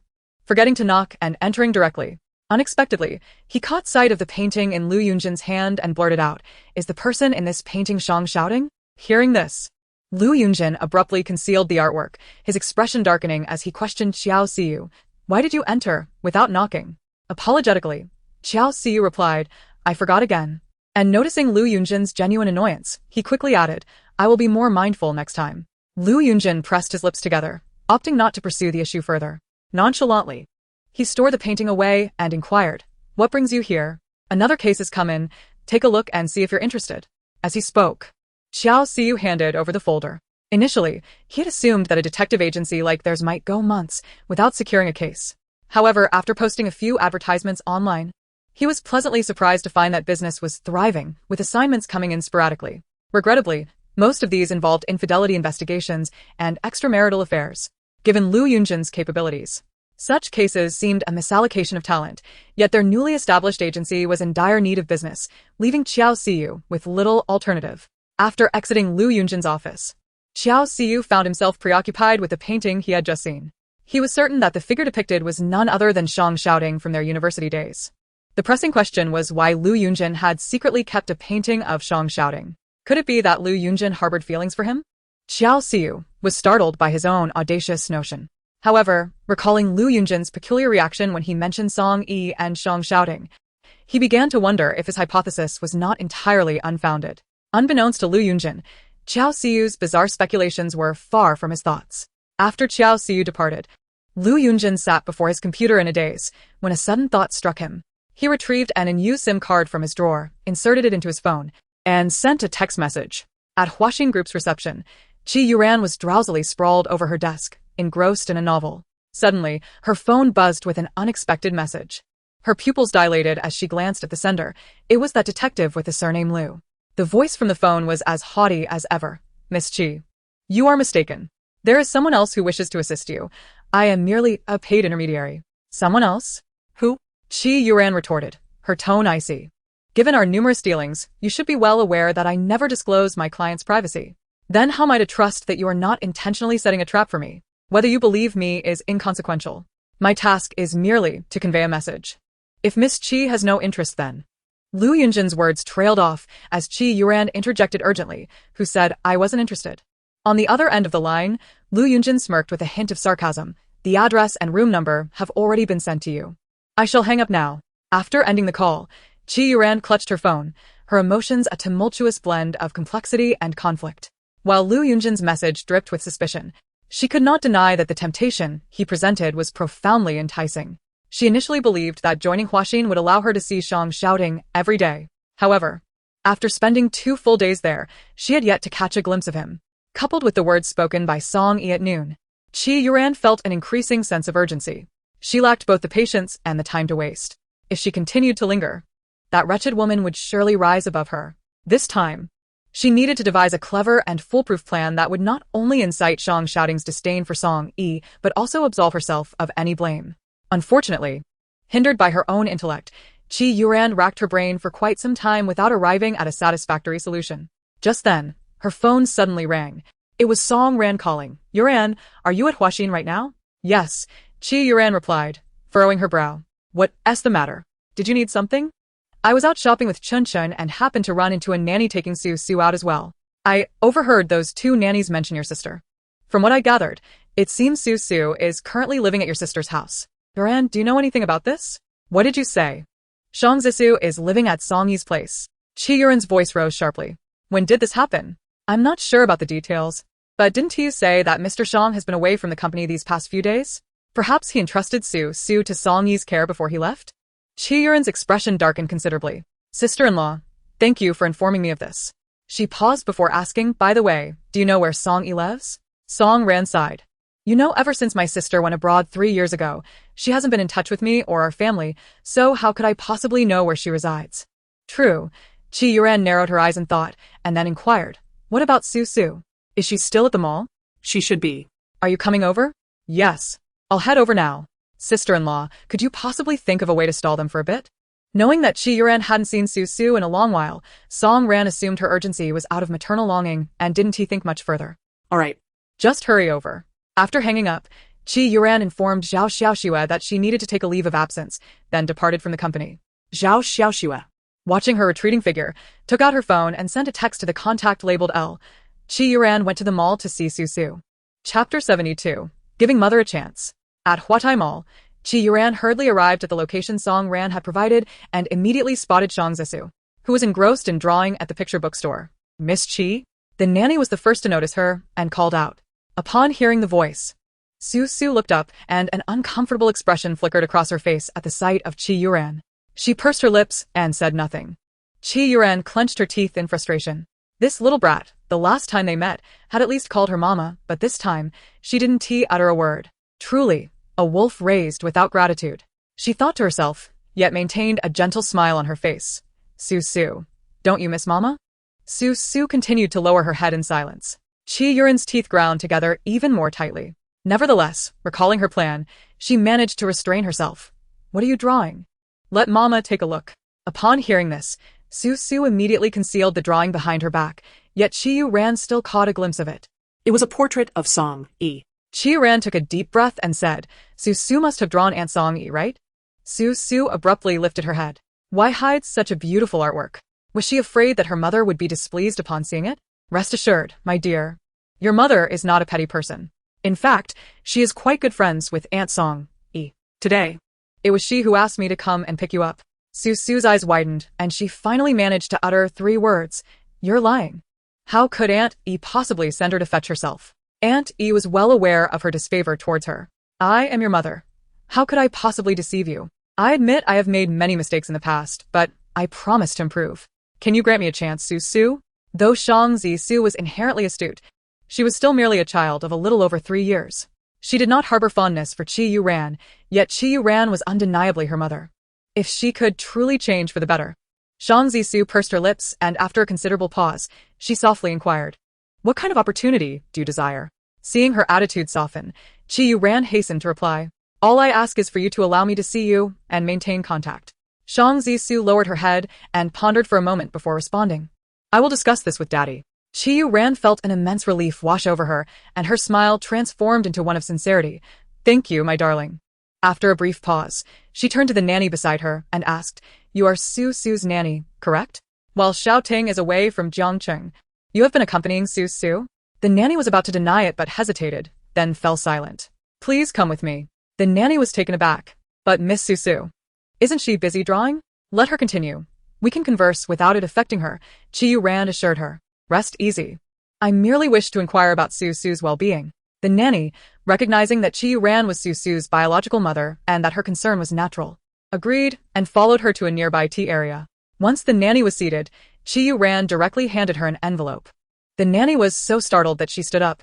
Miss Chi, what is the meaning of this? With a slight smirk, Chi Ran replied, Open it, and you shall find out. The nanny hesitated but eventually opened the envelope. Inside were two items, a bank card and a photograph of her daughter. Upon seeing the photograph, the nanny's complexion drained of color. Miss Chi, what do you mean by this? Xiao Ting believes I do not care for Su Su, yet he fails to realize that no mother could ever truly disregard her own child. Chi Ran took a sip of tea. You have a daughter as well. You should understand my intentions. The nanny detected the threat in Chi Ran's voice, and her mind went blank. What have you done to my daughter? As long as you comply with my wishes, I assure you that not a single hair on her head will be harmed, and you will receive substantial compensation. However, should you choose to disobey. Upon witnessing the glint of malice in Chi Yuran's eyes, the nanny felt a chilling tremor within her. Acutely aware that she could never rival the daughters of such affluent families, she lowered her head and inquired, What would you like me to do, Miss Chi? Observing her compliance, Chi Yuran softened her tone, assuring her, Do not worry, it is merely a trivial matter. Subsequently, she leaned closer, whispering a few words into the nanny's ear. The nanny, upon hearing this, abruptly lifted her gaze, disbelief etched across her face. You want me to harm Xiao Xiao? I seek your assistance in reuniting my son and me. Chi Yuran interjected sharply, Song Yi is not Su Su's biological mother. How could she genuinely care for Su Su? She merely intends to exploit Su Su to gain Xiao Ting's trust. Once he is deceived, Su Su will be doomed. A girl under the thumb of a stepmother cannot expect a bright future. Noticing the lingering hesitation in the nanny's expression, Chi Yuran intensified her persuasion. If you were in my position, would you feel secure allowing your daughter to live with a stranger? The nanny's expression hardened, and she slowly nodded. I understand. I will follow your instructions. A satisfied smile graced Chi Yuran's lips. That's the spirit. This card contains 100,000. Once the task is accomplished, I shall grant you another 100,000. With this 200,000, your daughter's college expenses will be no concern. After much deliberation, the nanny ultimately accepted the card, tucking it away in her bag. Having concluded this serious discussion, Chi Yuran noticed Su Su still engrossed in her drawing and decided to buy her a few ice creams and small cakes. However, Su Su did not touch them. Shaking her head in refusal, Grandpa Chen will come to pick us up. The Grandpa Chen she referred to was Butler Chen. Chi Yuran, upon hearing this, did not press the matter further and accompanied her until they saw them get into the car. Only then did she flag down a taxi. Driver, follow closely behind that white Bentley. Before long, the white Bentley turned several corners and entered the renowned upscale community of Jiangcheng, Zijing Mansion. The taxi carrying Chi Yuran was halted at the community entrance. She settled the fare, stepping out to stand at the gate. Her gaze darkening as she watched the Bentley disappear from sight. She recalled the last time she had visited the merchant, when Shang Xiaoting had unceremoniously ousted her from his premises but had sent someone to deliver medicine to Zijing Mansion. At that moment, she had suspected that Song Yi resided there. Her suspicions had proven correct. It seemed that this wretched woman had captured Shang Xiaoting's attention long ago. Chapter 73. The Hypocrite. Exiting Zijing Mansion, Chi Yuran rifled through her phone's contact list and dialed a number saved under the name by Weiwei, a small-time actress. Although Chi Yuran's reputation in the industry had been irreparably tarnished, rendering her a pariah, she remained the eldest daughter of the Qi family. Bai Weiwei, on the other hand, was a lowly actress, barely scraping by with minor roles, and could not afford to offend Chi Yuran. Thus, despite having collaborated with her only once and having faced Chi Yuran's bullying, Bai Weiwei felt compelled to answer when she saw the call. Miss Chi, what can I do for you? Bai Weiwei asked, her voice tinged with apprehension. Chi Yuran replied coolly, I noticed your location on social media. You are in the capital today? Bai Weiwei paused, taken aback. Yes, why do you ask? There exists a scene that can be performed in merely half an hour for a sum of 100,000. Would you take part? Half an hour for 100,000? Bai Weiwei could scarcely fathom that such fortune could exist in this world, let alone befall her. Moreover, this proposition originated from Qi Yuran, which naturally diminished its credibility. Miss Qi, I might not be available tonight. Oh, is Director Yang Chengwu expecting you tonight? Bai Weiwei's expression shifted dramatically. Miss Qi, what nonsense are you speaking? I have no engagement with Director Yang. Before she could finish her sentence, her phone emitted a soft chime. Glancing down, she saw that Qi Yuran had sent her a multimedia message. An ominous premonition surged within Bai Weiwei as she opened it, and her complexion drained of color. Miss Qi, how do you possess this photograph? If you wish to prevent me from sending this photo to Yang Chengwu's wife, you will obediently follow my instructions tonight. Bai Weiwei clenched her teeth, struggling to utter, just tell me what you want me to do, Miss Qi. That evening, 2 days prior, Shang Shouting had consistently called at this hour, yet today, he had not reached out. Aunt E, don't be disheartened. Perhaps Daddy has matters to attend to tonight. Song E chuckled. Annie is not disheartened. She paused. However, you, Susu, ought to take a bath and prepare for bed. Despite being only 3 years old, Susu could bathe herself, needing only assistance with washing her hair due to her short arms. As Song E washed her hair and was about to dry it, she suddenly noticed a small bump on Susu's neck and inquired, Susu, when did you get that bump on your neck? Huh? Susu touched her neck, feeling a slight itch. I don't know. Perhaps it was earlier. When we were out for a walk, I might have been bitten by a mosquito. Nevertheless, she remained cautious. For Shang Shouting had once mentioned that Susu had a unique constitution and was prone to allergies. So, once Susu completed her bath, Song E applied some ointment on the bump. After administering the medication, Song E tucked Susu into bed and prepared to work a little longer. But Susu suddenly called out to her, Auntie. Startled, Song E turned to look at her. Susu was grappling with how to convey that Qi Yuran had visited her earlier that afternoon. Before she could articulate her thoughts, Song Yi's phone vibrated. Aunt E. You go ahead and check your messages, Susu casually suggested. Upon hearing this, Song E retrieved her phone to take a glance. Noting that it was a WeChat message from Shang Shouting, she thought little of it and opened it directly. However, upon seeing the photograph in the chat, a thunderous shock reverberated through her, leaving her momentarily paralyzed. In the image, a beautiful woman lay bare upon a bed, emanating a victorious smile towards the camera, while the man she embraced and kissed was none other than Shang Shouting. Aunt E, what is the matter? Susu, noticing Song Yi's expression, was alarmed. What happened? It was only then that Song Yi remembered Susu was beside her. She swiftly turned off the phone screen and forced a smile. It's nothing. Just a minor issue at the company. You should sleep now. Andy will step out to make a call. Susu's eyes glimmered with concern. Is it a call to Daddy? Song Yi instinctively exclaimed, no. Susu, seemingly contemplative, nodded. Initially, she intended to share her thoughts with Song Yi but decided against it. Auntie E, you should quickly call. If it becomes too troublesome, just contact Daddy and let him handle it. Song Yi forced a smile and nodded. Once the little one obediently closed her eyes, she took her phone and exited the room. To avoid being overheard by Susu, she deliberately moved to another room and even closed the door. However, when she illuminated her phone screen, preparing to call Shang Shouting, she hesitated. Their relationship was merely that of a superior and subordinate. What right did she have to intrude upon his private matters? Moreover, that woman had purposely used Shang Shouting's phone to send her a photo, clearly hoping to witness her flustered reaction. If she were to call now and confront him, wouldn't she be falling right into that woman's trap? Taking a deep breath, Song Yi forced herself to regain her composure. Although she had known Shang Shouting for many years, she still felt she had never truly understood him. Initially, she regarded him as an unattainable ideal, a godlike figure to be admired from afar. However, after her roommate's incident, her admiration had completely dissipated, leading her to view him as a thorough scoundrel, a hypocrite. Reflecting on that incident coupled with the recent photo, an overwhelming sense of nausea surged within her. In the master bedroom, Susu lay in bed, preoccupied with thoughts of the conversation she had with Qi Yuran earlier in the afternoon and Song Yi's troubled expression. An inexplicable sense of unease settled in her heart. She felt as though something ominous was on the horizon. The more she contemplated, the more restless she became. She tossed and turned for over half an hour, reasoning that Andy must have finished her phone call by now, so she threw off the covers and decided to seek her out. Just as her feet touched the floor, a wave of dizziness washed over her, and darkness enveloped her vision as her small body collapsed to the ground. In the adjacent room, upon hearing a dull thud from the master bedroom, Song Yi immediately sensed that something was amiss. She hurriedly opened the door and rushed inside. only to find Su Su unconscious on the floor. Her heart seized painfully, and her complexion turned pale. Su Su. She dashed over and lifted the little one onto the bed, only to discover that Su Su's forehead was burning with fever, her face unusually flushed. Fortunately, as a mother of 2 sons, Song-yi possessed considerable experience with children. Despite her frantic worry, her mind remained remarkably clear. She swiftly dressed Su Su in a jacket and carried her downstairs, hailing a taxi to the nearest hospital. 10 minutes later, at the municipal hospital's emergency department, the doctor inquired, "Are you Song Zis's mother? Your daughter is experiencing acute symptoms triggered by an allergy." Thankfully, she was brought in promptly. "We have administered antihistamines, however. Her fever is quite severe, and she will need intravenous fluids to reduce it."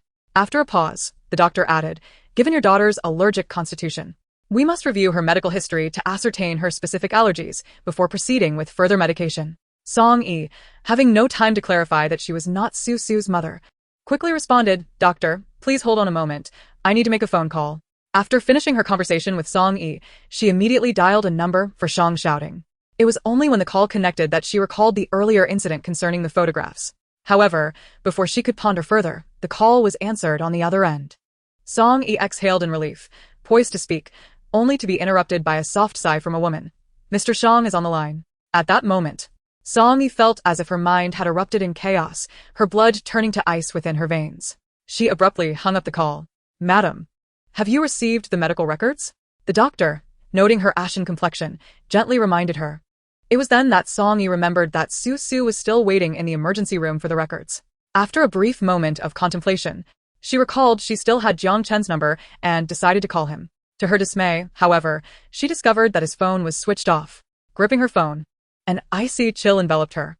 Was she truly left with no choice but to contact Shang Xiaoding again? The mere thought of what that man might be engaged in at that moment induced a wave of nausea within her. Yet, as repugnant as the idea was, she had to persevere. After all, Su Su was blameless. "Hello, who is this?" The same woman's voice emerged from the phone, soft and laced with a hint of breathlessness. Clenching her jaw, Song-yi replied, "Please let Shang Xiaoding take the call." Even though she recognized that this woman was being deliberately provocative, she could not suppress the feeling of disgust that churned within her, nor the subtle ache in her heart. Resolutely, she chose not to utter another word, disconnecting the call before reaching out to Qiao Siyu instead. Fortunately, Qiao Siyu never turned off her phone at night. "Yi, "What's wrong? Is there an emergency at this hour?" Her voice was still thick with sleep, evidently having just awakened. "Su Su has developed a high fever and is currently in the hospital requiring her medical records, but I cannot reach Shang Xiaoding. Could you possibly assist in contacting Senior Liu to retrieve Su Su's records?" Upon hearing this, Qiao Siyu's mind instantly sharpened. "I'll call old Liu right away to have him check.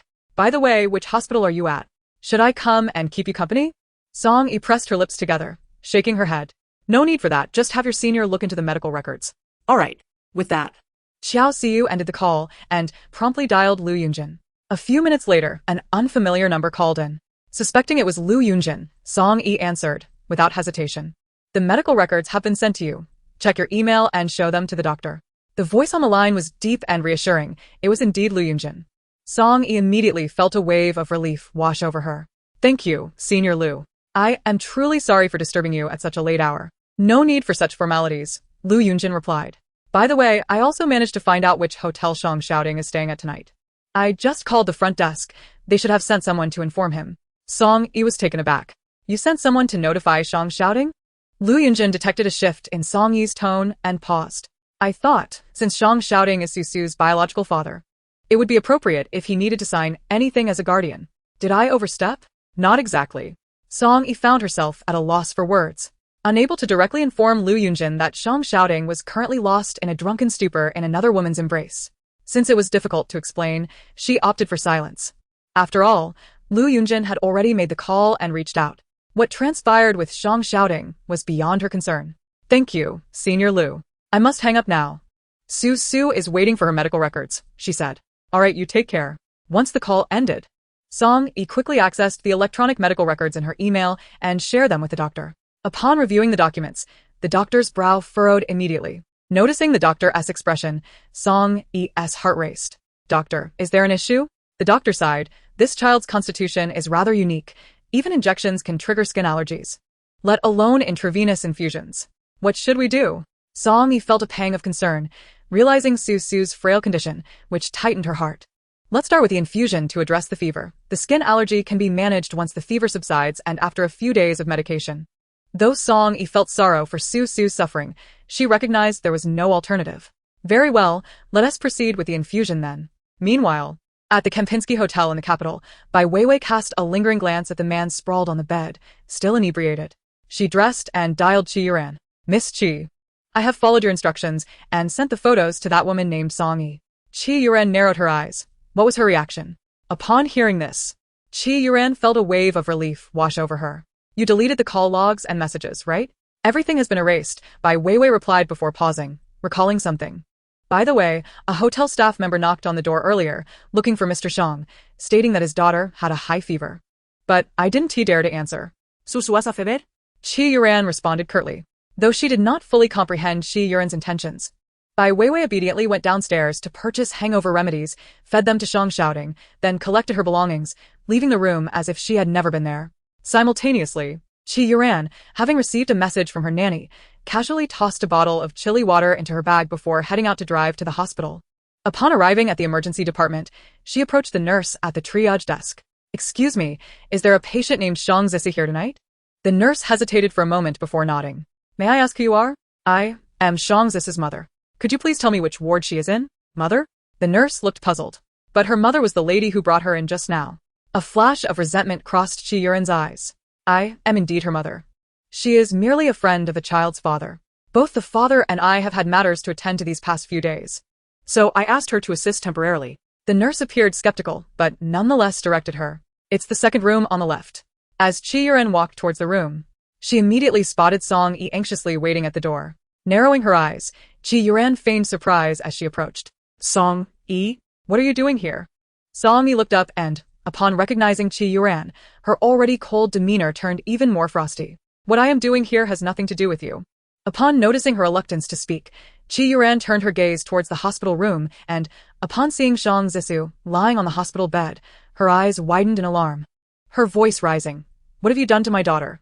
This outburst immediately drew the attention of other patients waiting in the corridor. The striking resemblance between Song-yi and Su had already captivated many, and now, Qi Yuran's words incited a murmur among the onlookers. What? Isn't this woman the child's biological mother? No wonder she struggled to present the medical records when the doctor asked. She had to make a flurry of phone calls. But even if she isn't the biological mother, it seems she cares deeply for the child. Song-yi, already in a foul mood, had no intention of engaging in a charade with Qi Yuran. Qi Yuran, say another word, and I shall throw you out of here without hesitation. At this proclamation, the bystanders were even more astonished. Qi Yuran? Isn't she the recently disgraced celebrity? I hardly recognized her without makeup. And she is such a grown daughter? This secret was well kept. Didn't they say someone was deliberately tarnishing her image? So much scandal emerged, yet this significant piece of information remained hidden. Perhaps the child's father has a remarkable identity. Didn't she just mention Xiaoting? I recall the rumors linking her to the CEO of Huaxin, who is indeed named Shang Xiaoting. Qi Yuran was taken aback that Song-yi would openly utter her name, and she was unprepared for the fact that she remained a topic of gossip despite her withdrawal from the public eye. In that moment, she felt like a jester, subjected to the scrutinizing gazes of those around her. Overwhelmed by humiliation and irritation, Qi Yuran felt an urge to lash out at Song-yi. However, recalling her plans for the evening, she suppressed her emotions and continued, Song-yi, do not take advantage of me. Su is my daughter. And you know her condition prevents her from receiving intravenous fluids. What are you doing? Put me down. With an expressionless face, Song-yi hoisted Qi Yuran as if she were carrying a sack, swiftly making her way outside. The agony she endured during childbirth 3 years prior made Song-yi realize that only by becoming strong could she protect her child. Thus, after receiving her first paycheck in America, she enrolled in a taekwondo class. 3 years of training followed, and while she may not be a master, she was certainly more than a match for someone as delicate as Qi Yuran. No matter how Qi Yuran struggled, Song-yi remained steadfast, unyielding, until they exited the hospital, at which point she unceremoniously released her onto the roadside. Never before had Qi Yuran faced such humiliation. Her blood boiled with rage. Song-yi, you wretched woman. How dare you insult me? Do you think I won't call my brother to deal with you? Song-yi cast a disdainful glance at her and coldly replied, feel free to call. With that, she turned and re-entered the hospital. You dare. I have already thrown you. What else could I possibly fear? But next time, I cannot guarantee that you will land on your backside rather than your face. Chi-Yun's fingers were nearly digging into her palms. As soon as Song Yi left, she promptly took out her phone, but instead of calling Chi-Chung, she dialed Shang Xiaoting. When Shang Xiaoting was roused from his slumber by the incessant ringing, his mind was enveloped in a fog of drowsiness. He fumbled to grasp his phone from the bedside, though his vision remained somewhat blurred. He could barely discern that there were over a dozen missed calls, all from Chi-Yuran. In the dead of night, what scheme was this woman concocting? Enduring both a throbbing headache and mounting irritation, he answered the call. What is it? Xiaoting, you finally answered. Chi-Yuran's voice trembled with tears. Su has a fever, and I want to go in and see her, but Song Yi not only refused me entry but also threw me out of the hospital. In her heart, she mused, what kind of potent chili water was this, wishing she had only inhaled a hint of it. Su has a fever? When did this happen? Upon hearing this, Shang Xiaoting's senses sharpened almost instantly. Disregarding his headache, he sprang from the bed and began dressing. The doctor said she was brought to the hospital half an hour ago, Chi-Yuran sobbed. Half an hour ago? Shang Xiaoting immediately glanced at his phone. Discovering no missed calls or unread messages, his brow furrowing involuntarily. If Su truly had a fever, how could Song Yi not have informed him? Such a significant matter. Surely Chi-Yuran wouldn't dare to fabricate a lie? Where are you now? At the municipal hospital, in front of the emergency department. Shang Xiaoting pressed his lips together. Understood. Xiaoting, are you in the capital? Perhaps you could call Miss Song and let her know. I do not ask for much, only to catch a glimpse of Su. However, Shang Xiaoting did not allow her to finish her plea before abruptly ending the call and dialing Song Yi directly. Yet, she was disinclined to pay attention. Her mind was consumed solely with thoughts of Su. She wondered whether the little girl's fever had subsided. Even if it had, there would still be suffering ahead. She pondered what exactly the little girl was allergic to, despite having previously followed Butler Chen's instructions to remove all allergens from the household. Her thoughts were interrupted when her phone suddenly rang. In that moment, her expression turned icy. Chapter 76. Something feels off. Song Yi instinctively resisted answering the call, yet reason compelled her to pick up. Taking a deep breath, she pressed the answer key. Where are you? Shang Xiaoting inquired immediately after the connection was made. Song Yi strove to suppress the revulsion bubbling within her and replied coolly, at the hospital. Is she really at the hospital? Shang Xiaoting furrowed his brow. Is Su ill? Yes, it's a high fever triggered by an allergy. Shang Xiaoting's heart tightened. Allergy? Is it serious? Have you identified the allergen? She has already been administered antihistamines and is currently receiving intravenous fluids to reduce her fever. The allergen has yet to be identified. It can only be tested once the lab opens tomorrow morning, Song Yi replied, her tone icy and matter-of-fact. Preoccupied with concern for Su's condition, Shang Xiaoting momentarily overlooked the peculiarity in Song Yi's tone, instinctively asking, if Su has a fever, why didn't you inform me? Upon hearing these words, Song Yi let out a cold laugh. Tell you? How could I possibly do that? Shang Xiaoting was taken aback. What do you mean? Yet. Song Yi chose not to elaborate further. Instead, she responded with an icy tone. Su's condition has been stabilized, and I am currently at the hospital with her. If there is nothing else, I shall hang up. Shang Xiaoting, in disbelief, thought to himself, you. Before he could finish his sentence, she had indeed hung up. Shang Xiaoting was left utterly bewildered. Su was unwell, and he couldn't even express his concern with a phone call? Whose daughter was she, after all? A surge of inexplicable anger welled up within Shang Xiaoting, compounded by the residual effects of alcohol coursing through his veins, causing a throbbing pain in his head. In that moment, he decided against calling Song Yi again to placate her and instead dialed Jiang Chun. To his astonishment, Jiang Chun, who usually kept his phone on 24/7 even during vacations, had his phone switched off today. Fortunately, Jiang Chun was staying at a hotel nearby. Shang Xiaoting promptly descended to find his room and knocked on the door. When Jiang Chun opened it and saw Shang Xiaoting standing there, his expression was one of utter disbelief. Mr. Shang, you're awake? Why is your phone off? Mentioning this caused Jiang Chun's face to fall. Revealing a hint of suppressed grievance, it fell into the toilet. Shang Xiaoting could hardly believe his ears, momentarily rendered speechless. Well, serves you right for playing with your phone in the restroom. Jiang Chun gazed at Shang Xiaoting, suppressed his feelings, and finally spoke up, Mr. Shang. It was you who threw it. Without a second thought, Shang Xiaoting retorted, impossible. You were drunk last night. It's only natural you wouldn't remember. I hold no grudge. Jiang Chun paused. To be honest, I am quite surprised you woke up so quickly. Shang Xiaoting had rarely indulged in alcohol throughout his life. Even at banquets, he abstained completely. However, last night's feast had been hosted by an elder who had watched him grow up, and it was unthinkable to refuse their toasts. That one drink had rendered his mind incapacitated. As for the absurdity of throwing Jiang Chen's phone, Shang Xiaoding would never admit to such foolishness, even inebriated. Losing a phone was trivial, he could always purchase a new one. Surely, his monthly bonuses were ample enough for that, weren't they?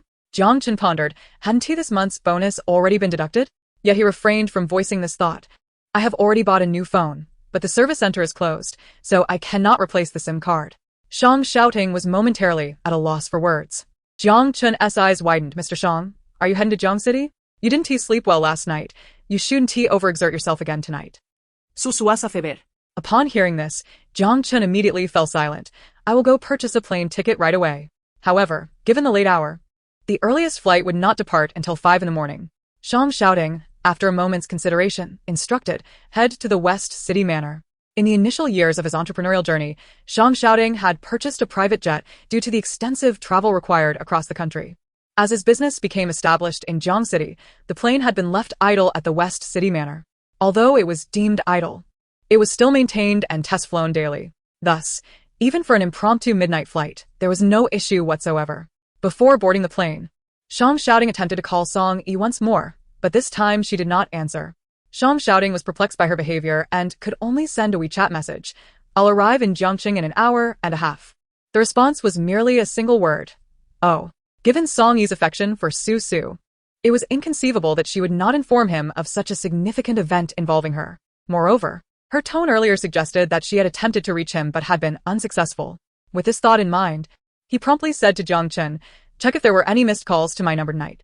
With Wi-Fi available on the plane, Jiang Chen quickly accessed his computer, logged into the carrier's backend, and retrieved Shang Xiaoding's phone number. There are no missed calls. However, you did call Miss Song around 11 last night. Shang Xiaoding's eyes narrowed in surprise. 11 o'clock last night? He had been thoroughly intoxicated by then, completely unaware of making any call to Song Yi, unless he had been sleepwalking. Was it possible that he had indeed been sleepwalking? This time, Song Yi answered promptly, her voice tinged with a hint of surprise. Aren't you on a plane? Shang Xiaoding acknowledged her question. How can you make a call? I couldn't find a suitable ticket, so I took a private jet. Normally, Song Yi would seize the opportunity to tease him about his wealth and capriciousness, but at that moment, she merely offered a faint, indifferent smile. Her gaze was cold, laced with a touch of mockery. Oh. Another simple oh. Shang Xiaoding found himself at a loss for words, remaining silent for a considerable time before finally asking, did you call me last night? A flicker of derision crossed Song Yi's eyes. Mr. Shang, I'm not quite following. You were the one who said I hadn't contacted you, and now you're saying I called you. I'm left wondering whether I ever made that call. Clearly, Song Yi was speaking out of anger, aware of his own shortcomings. Shang Xiaoding dared not retort and instead admitted his fault. I was drunk last night and don't recall any call from you. Song Yi replied coolly, is that so? Su Su has a high fever and she couldn't find her medical records. She's terrified and on the verge of a breakdown, while you're in the capital drinking and socializing with women. I foolishly thought you had changed over the years, but it seems you've merely elevated your standards. The ordinary women of Jiangqing no longer captivate your interest. It is the elite women of the capital who hold your attention. A scoundrel remains a scoundrel. His nature never changes. Upon hearing Song Yi's unmistakably sarcastic tone, Shang Xiaoding pressed his lips together, adopting an unprecedentedly humble demeanor. Song Yi. I truly was drunk and remember nothing. If I said anything inappropriate over the phone last night, I apologize. Apologize? A trace of mockery surfaced in Song Yi's eyes. Mr. Shang, there is no need for you to apologize to me. Whatever you say or do is your prerogative and bears no significance to me. Shang Xiaoding furrowed his brows. Song Yi. Before he could finish, a voice resembling that of a nurse or doctor came through on the other end. Madam, your daughter has woken up and is looking for you. Upon hearing this, Song Yi immediately responded. Okay, I'll be there shortly.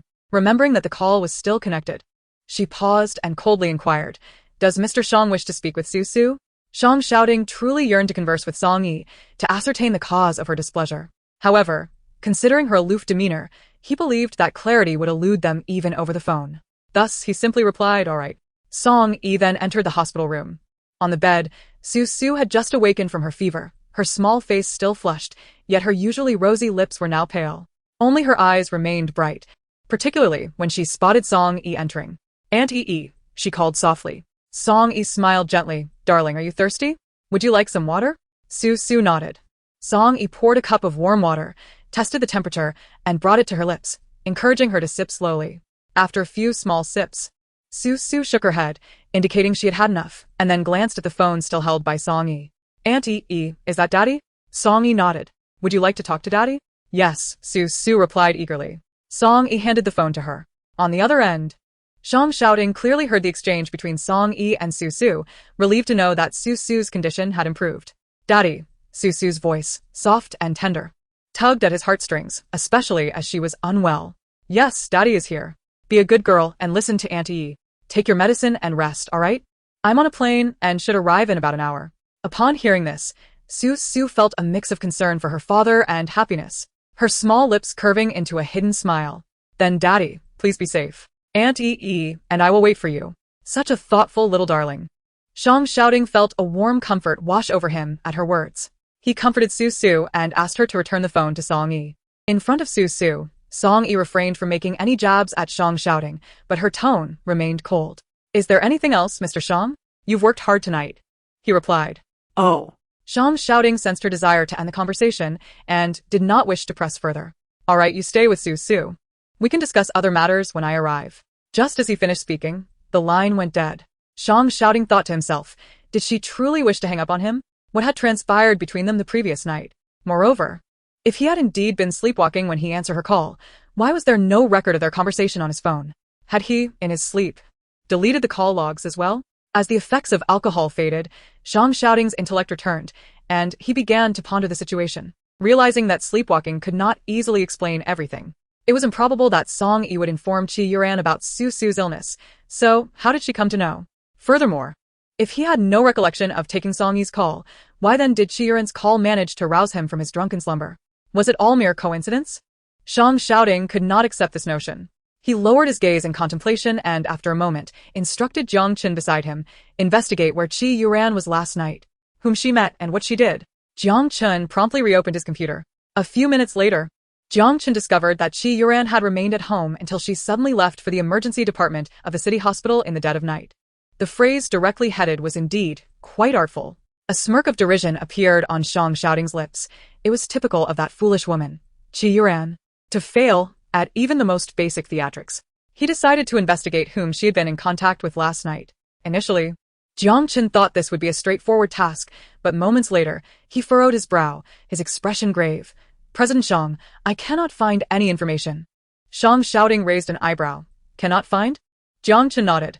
Someone hacked into her phone and the back end of her service provider in advance and deleted all her communication records from yesterday. Is it irretrievable? Jiang Qin shook his head, reluctantly conceding. That person possesses superior skills. Superior skills? Zhang Xiaoding's eyes narrowed, revealing a glimmer of sharp, dangerous intent. It appears Qi Yuran has found a formidable ally. He pondered how peculiar last night's events had been. Despite the obvious conspiracy, it was rife with coincidences. Given Qi Yuran's limited intellect, it was implausible for her to devise such a sophisticated trap to ensnare him. Now, it was becoming clearer. The enigmatic figure behind Qi Yuran not only had a profound depth of character, but also possessed technical prowess, surpassing Jiang Qin's. This sparked a flicker of interest in Zhang Xiaoding. So, what shall we do now, President Zhang? Zhang Xiaoding took a sip of his coffee, the bitterness blossoming on his tongue, yet his brow unfurled. Last night, after I got drunk, you left immediately after bringing me to my room, correct? Jiang Qin nodded, but hesitated as he recalled something. Actually, it wasn't an immediate departure. There was a small incident in between. Zhang Xiaoding raised an eyebrow. What incident? After I assisted you into the room, noticing you seemed unwell, I helped you to the restroom, but inadvertently, your phone was pulled from your pocket and tossed into the toilet. Chapter 78. She is ultimately an outsider. Zhang Xiaoding's temples twitched, and then? I was about to bend down to retrieve it when you suddenly vomited into the toilet, and afterward, you pressed the flush button yourself. Zhang Xiaoding could no longer contain his frustration. I was not inquiring about your phone.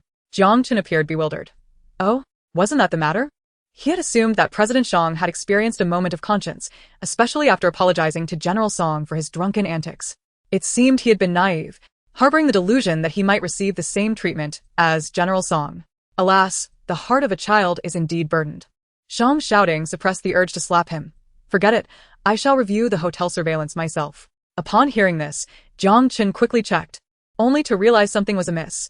President Shang, the hotel surveillance footage from after I left your room has been deleted. And it appears to be the work of the same individual.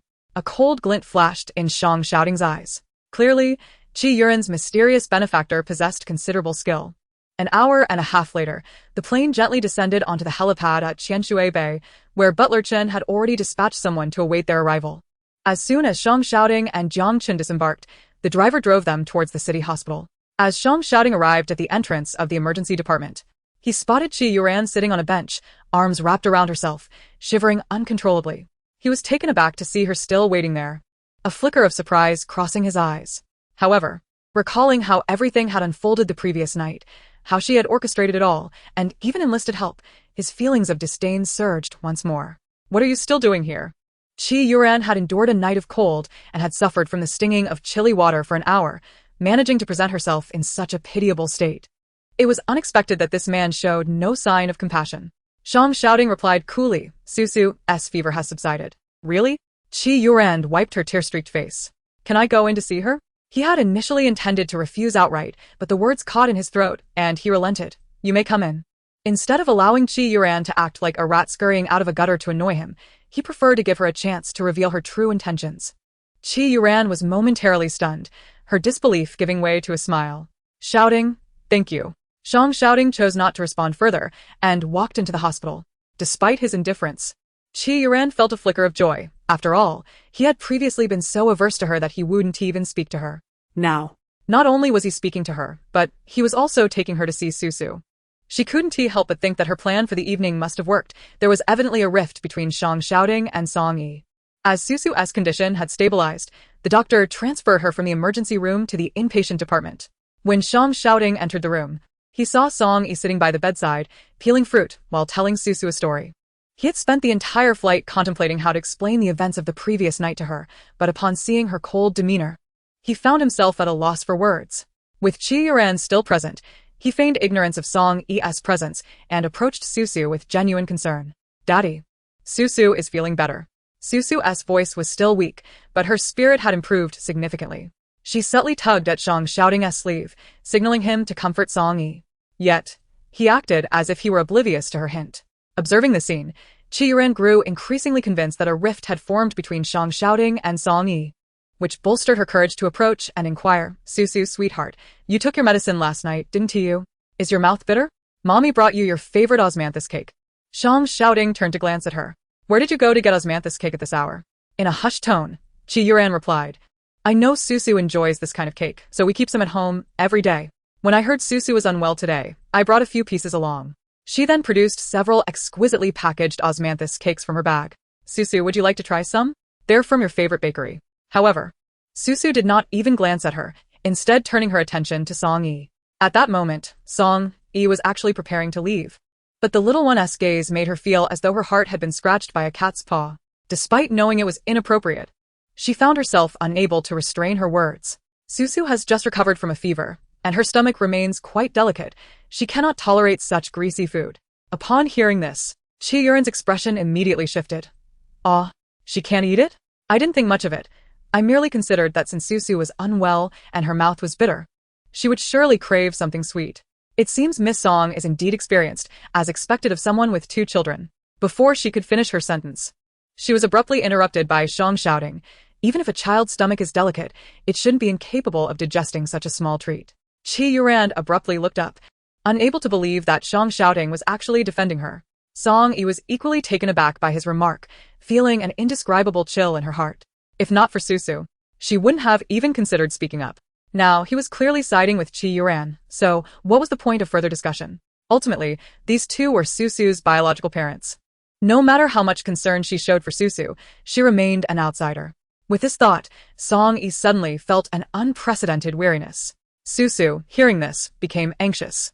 Aunt Yi, please don't go. Susu was genuinely baffled by her foolish father's thoughts, as he had brought Qi Yuran in at this time, and even defended her. Not only was Auntie upset, but she herself felt angered. Although Qi Yuran was her biological mother, she had never given Susu an ounce of maternal love. In contrast, Aunt Yi was the one who truly cared for her, who loved her, and had spent half the night in the hospital watching over her. Perhaps the hospital room was too small, barely accommodating 3 people. As an outsider, She felt as though even breathing was a struggle within its confines. Of course, it was not so simple. Observing the situation, Zhang Xiaoding chose not to linger in the hospital room. After coaxing Susu to sleep again, he stepped outside, followed closely by Qi Yuran. Shouting, "There's something I'm uncertain about whether I should say," she began. Zhang Xiaoding glanced at her sideways. "What is it?" Miss Song mentioned that the hospital's laboratory closes at night, making it impossible to test for Susu's allergens. However, I'm concerned that without identifying the allergen, Susu might develop a fever again. Coincidentally, I have a friend in the laboratory, so I secretly took a sample from Susu's vomit and sent it over.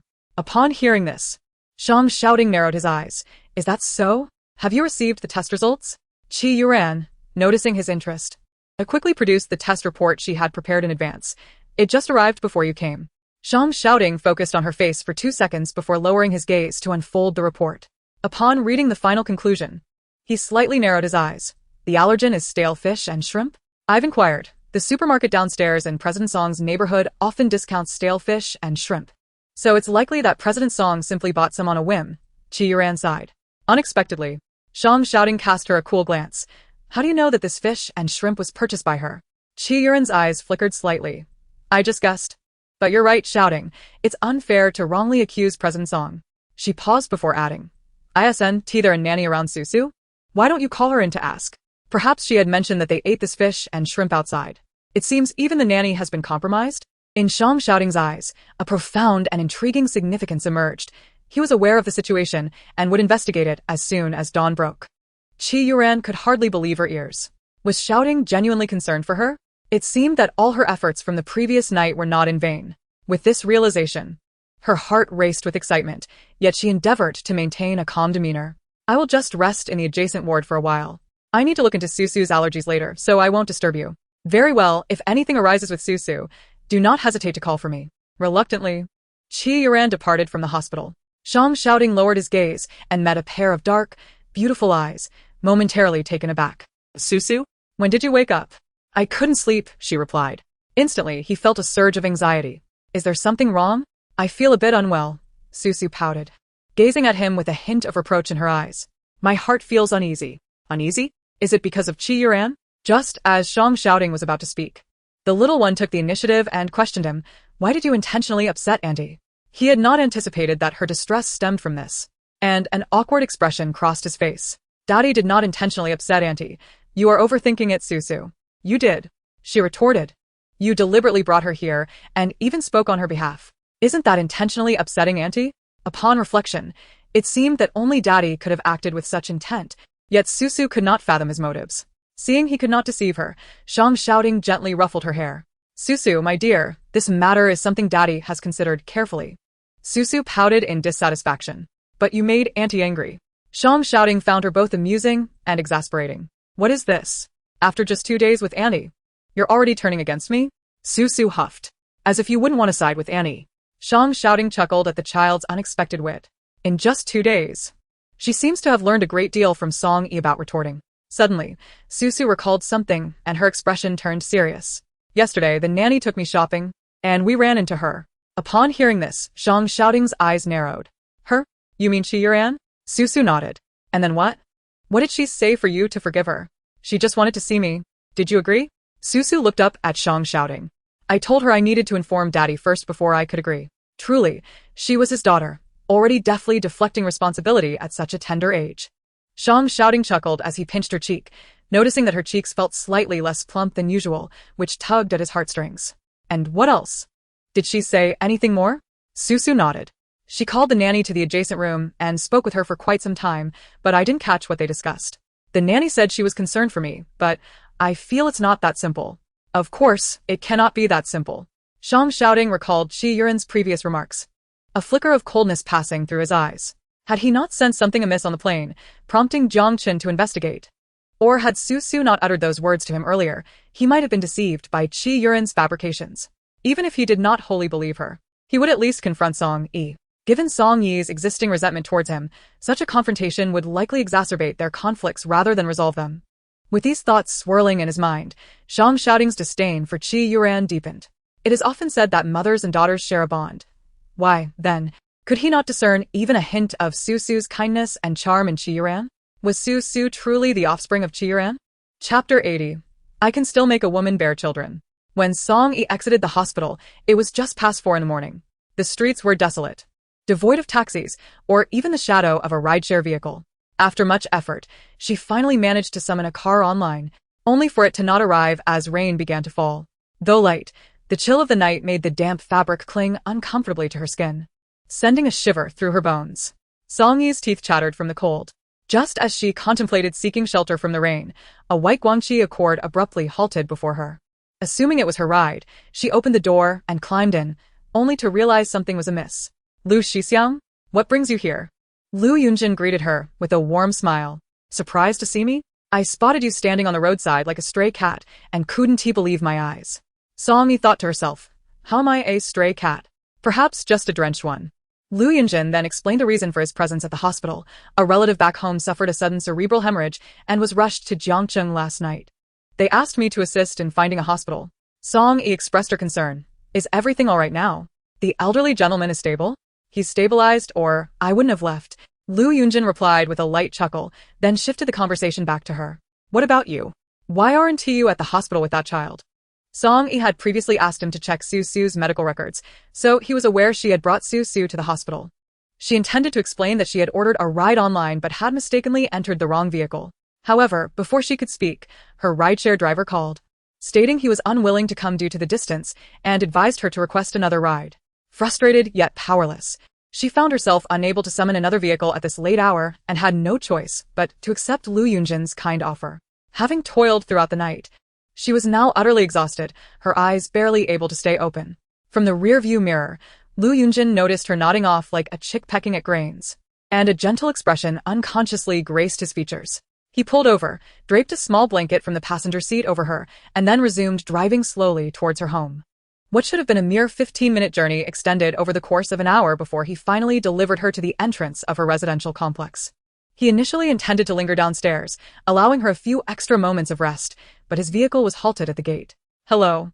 Vehicles not registered to this complex are not permitted entry, the security guard politely informed him, knocking on the car window. This commotion roused Song Yi from her slumber. She drowsily opened her eyes, noticing the blanket draped over her. After a moment of confusion, she finally remembered who she was, where she was, and what she needed to do. Have we arrived? Thank you, Brother Lu. Lu Yunjin parked the car at the entrance of the community, took an umbrella, and opened the car door for her. There's only this umbrella in the car. Allow me to escort you downstairs, he said apologetically. Song Yi glanced at the relentless rain outside and nodded. Then I appreciate it, Brother Lu. At worst, it was merely a favor owed. After all, Brother Lu was close friends with Qiao Siyu, who had a good relationship with her. Surely, there would be an opportunity to repay this kindness. After escorting Song Yi downstairs, Lu Yunjin wished her to rest well and left. Who was that man just now? Song Yi asked. Are you out of your mind? Shang Shouting's gaze was icy. I am asking you, who was that man? Is he the father of your illegitimate child? Though Shang Shouting had halted his words just in time, Song Yi clearly understood what he meant, and her expression turned cold. Illegitimate child? You must be referring to my 2 children, right? However, upon hearing this explanation, her countenance did not improve. Instead, it grew even more frigidly sarcastic. Shang Shouting, do you truly believe your own words? You really need not explain further. If you did not already harbor prejudice against my 2 sons, with your upbringing, even in a fit of rage, you could never utter such demeaning words. Would you not agree? Song Yi's gaze toward Shang Shouting was permeated with an icy chill, as if it could seep into his very marrow. I simply cannot fathom. If you deem my son to be an illegitimate child, how you can so easily entrust your daughter to my care. Are you not concerned I might raise her to be just as? Song Yi. Shang Shouting could no longer endure her words, interrupting her with a grim expression. I merely spoke in haste. Must you twist my words into something so acerbic? Acerbic? Yes, she admitted that her words had been hurtful. Yet how could they compare to the pain inflicted by his actions? Recalling the events of the previous night, which felt like a nightmare, she looked at him with no warmth left in her eyes. Shang Shouting, I am weary. Shang Shouting frowned. What do you mean? Let this end here, she said slowly and calmly, enunciating each word. Tomorrow, I shall write my resignation letter. You may send someone to collect Su Su's belongings. From henceforth, we will go our separate ways. Before she could finish her sentence, darkness enveloped her vision. Infuriated, Song Yi gritted her teeth, Shang shouting, "Put me down." Emotionless, Shang shouting carried her upstairs, firmly holding her waist and legs. Despite her fists beating against him, he remained silent, enduring it all. Only when they reached her front door did he set her down. "Open the door." Song Yi looked up at him, her defiant gaze filled with cold disdain. Shang shouting, "Do you possess any skills beyond bullying women?"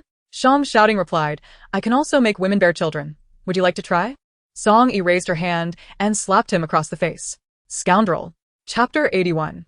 Is Mr. Shang disdainful of me? In a moment of extreme emotion, Song Yi, believing he could easily evade her slap, exerted nearly all her strength as she struck him. To her astonishment, he neither dodged nor flinched, allowing her hand to land squarely on his face. Accompanied by a sharp crack, his once fair and handsome visage instantly swelled, 5 red and purple fingerprints marking his skin. Song Yi momentarily froze. Had he calmed down? As she stirred, preparing to speak, he suddenly grasped her chin, his gaze intense, reminiscent of a seething galaxy. "What transpired earlier was my fault. I offer my sincerest apologies. I assure you, I shall never again speak ill of your son or view them through a biased lens." Song Yi doubted her own hearing. The man, who had always maintained an aloof superiority, was apologizing to her? Yet, the next moment he shifted his tone, so, who is that man? Song Yi knew all too well that his apology was insincere, merely a ruse to extract information from her. Her heart, which had briefly warmed, grew cold once more. With an impassive expression, she shrugged off his hand. "What does it matter to you?" Shang shouting pressed his lips tightly together, fixating on her ungrateful mouth, wishing to kiss her fiercely. However, seeing her, he ultimately refrained from provoking her further. "I will explain last night's events later. For now, rest well, you need not go to the office today. I will grant you a day off." Song Yi looked up.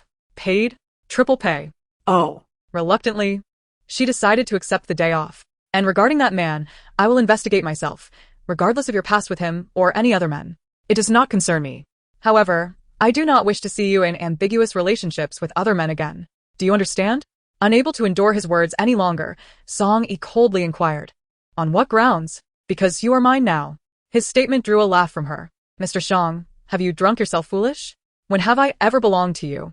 Just as she finished speaking, he suddenly placed his hand on her chest. Startled, she instinctively prepared to slap him again, but hesitated upon seeing his already swollen face.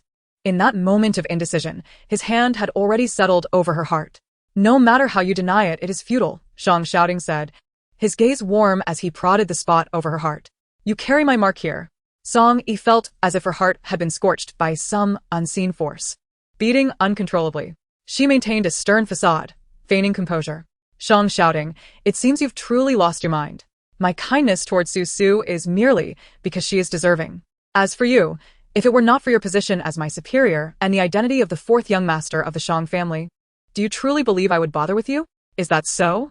Shang shouting raised an eyebrow. "Then why were you angry last night? Was it not because I brought Qi Yuran to see Su and defended her?" "Of course not. Qi Yuran was Su's biological mother. He had taken Su's mother to see her. What right did she have to be upset? Even when he defended Qi Yuran later." Song Yi felt no anger, merely that he was a fool who could not discern right from wrong. "Then what was the reason for your anger last night?" Song Yi pursed her lips, declaring, "I am not angry." "Is this not anger?" The expression on her face suggested she was on the brink of fury. Shang shouting ruffled her hair gently, saying, "If you do not wish to talk, then let us postpone the discussion. After a good night's sleep to cool your temper, we shall converse again." With that, and before Song Yi could react, he leaned down and placed a quick kiss on her forehead before turning to descend the stairs. Shang shouting, "You truly are insufferable," Song Yi exclaimed. Shang shouting merely smiled slightly, choosing to ignore her outburst. Downstairs, Jiang Chun, having just acquired a new phone, was already waiting in the car. Upon seeing Shang shouting emerge, he promptly approached him. Shang shouting raised an eyebrow in surprise. He had not yet given any instructions. Yet Jiang Chun had already conducted his own investigation. Perhaps he was not as inept as he often appeared. "Let me tell you about this man named Lu Yunjin.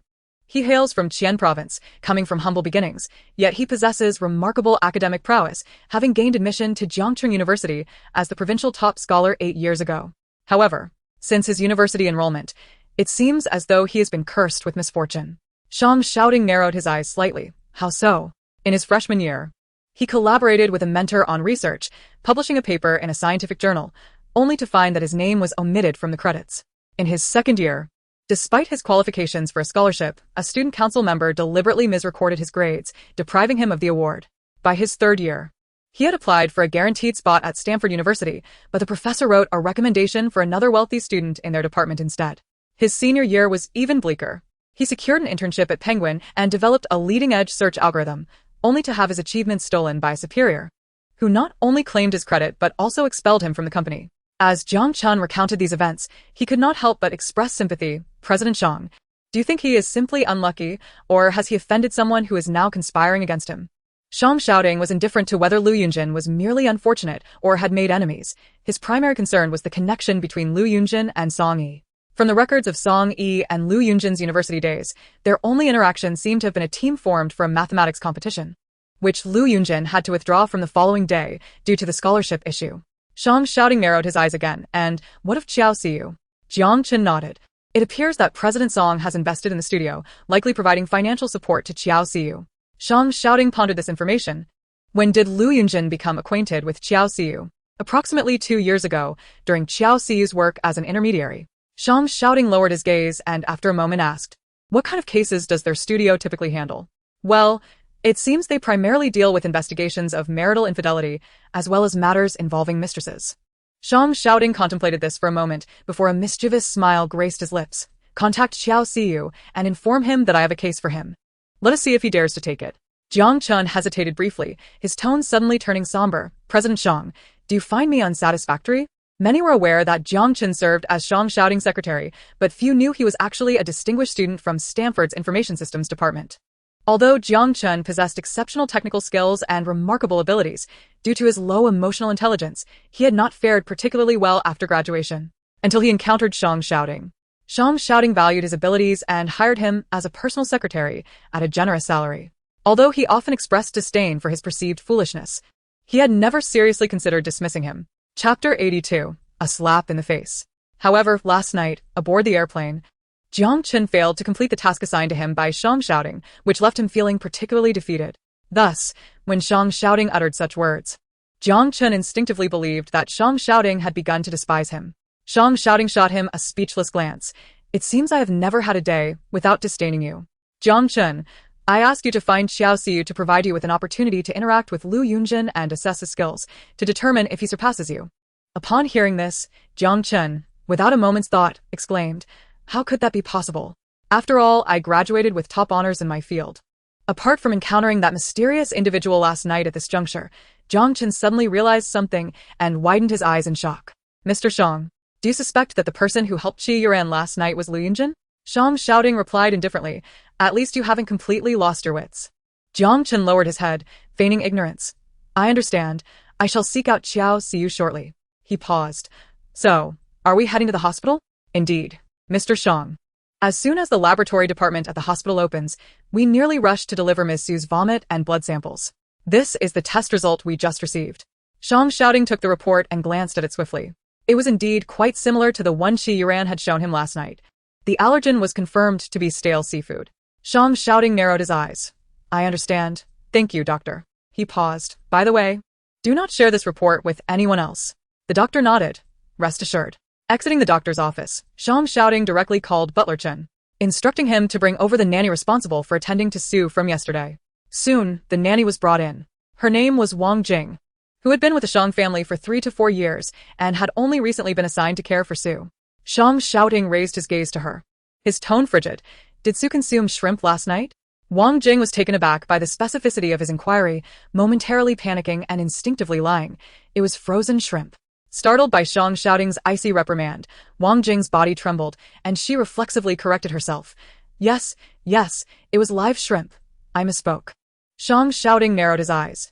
Are you certain it was live shrimp? Wang Jing, observing Wang Jing's flustered demeanor, Xiang Xiaoding suddenly let out a cold laugh. Speak. What benefits did Qi Yuran offer you that would compel you to harm a 3-year-old child? Wang Jing was not inherently malicious. She had agreed to assist Qi Yuran only because her daughter had been threatened. Now, confronted with Xiang Xiaoding's stern questioning, she could no longer maintain her composure and knelt down with a thud. Sir, it is all my fault. I am the one who harmed the young miss. Xiang Xiaoding's gaze was frigid. Is that so? Then how exactly did you cause harm? Explain yourself clearly.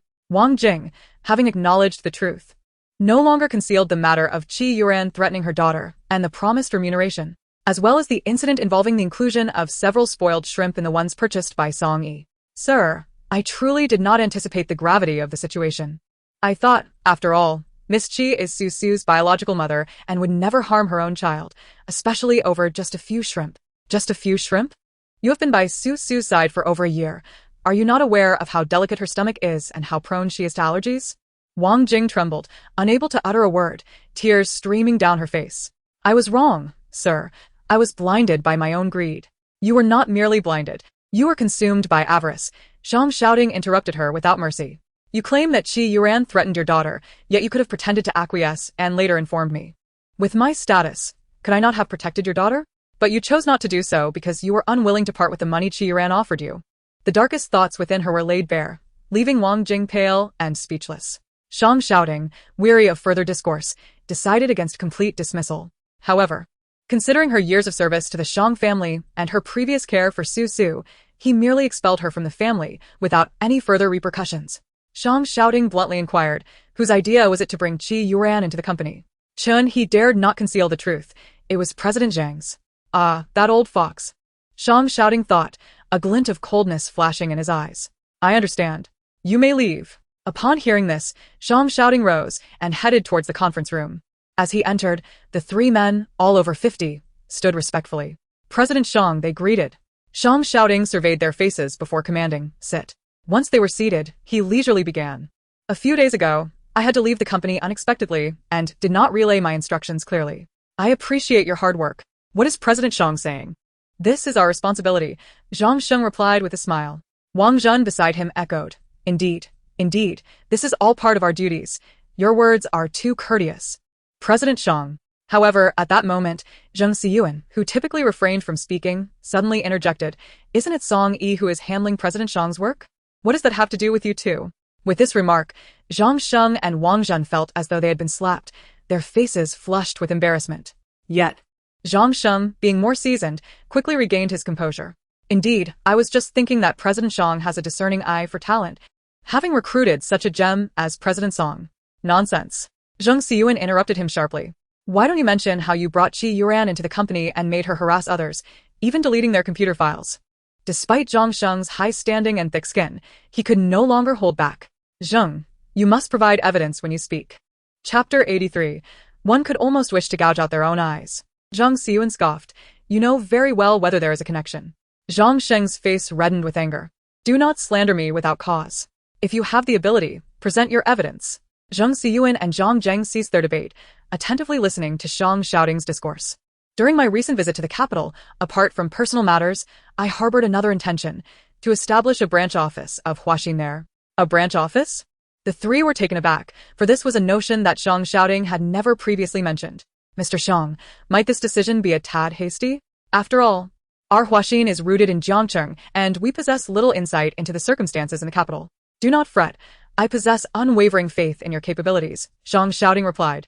Pausing slightly, especially in your case, Mr. Zhang. Over the past few days of my absence, Mr. Zhang has managed the company's affairs with remarkable finesse. Upon hearing this, Zhang Zheng felt a flicker of delight within himself, ready to respond, when Zhang Shouting abruptly shifted his tone. Thus, I have decided to transfer Mr. Zhang to the branch office. I am confident that under his leadership, it will flourish. Zhang Zheng's countenance immediately changed. Mr. Zhang, you overestimate my abilities. I lack such merit. Your modesty is unwarranted, Mr. Zhang. I heard you recently hired a receptionist, did I not? Zhang Shouting's lips curled into a sardonic smile. I had thought you were eager to seize authority. Otherwise, why would you intervene in hiring matters? Finally comprehending the true nature of Zhang Shouting's intentions, Zhang Zheng felt a cold sweat trickle down his back. Mr. Zhang, I was mistaken. I shall not dare again. I do not understand your words, Mr. Zhang. I am complimenting your adeptness in personnel management. How could that be erroneous? Or is it true what Zheng Xiyuan suggested earlier, that the incident regarding Mr. Song was indeed orchestrated by you? No, of course not. Since it is not, the matter is settled. You shall lead your team to the capital tomorrow, Zhang Shouting concluded. Casting a glance at the other two. Do either Mr. Wang or Mr. Zheng have reservations regarding my decision? Naturally, Zheng Xiyuan did not, and even if Wang Zhen did, he would not dare voice it. Thus, the matter was resolved. Once the three exited the conference room, Jiang Chen could no longer restrain his curiosity and inquired of Shang, shouting, "Mr. Shang, when did you decide to open a branch in the capital? I had not heard you mention it before." Shang shouting replied nonchalantly, "Just now." "Just now?" Jiang Chen was taken aback, his eyes widening. "But does that not mean there is not even an office space available in the capital? How will Mr. Zhang and the others manage the company there? What relevance does that have to me?" Shang shouting responded impassively. "My duty is to provide him with the funds to establish the office. As for whether he can make it succeed and how he chooses to operate thereafter, that is his concern." At that moment, Jiang Chen finally grasped the situation.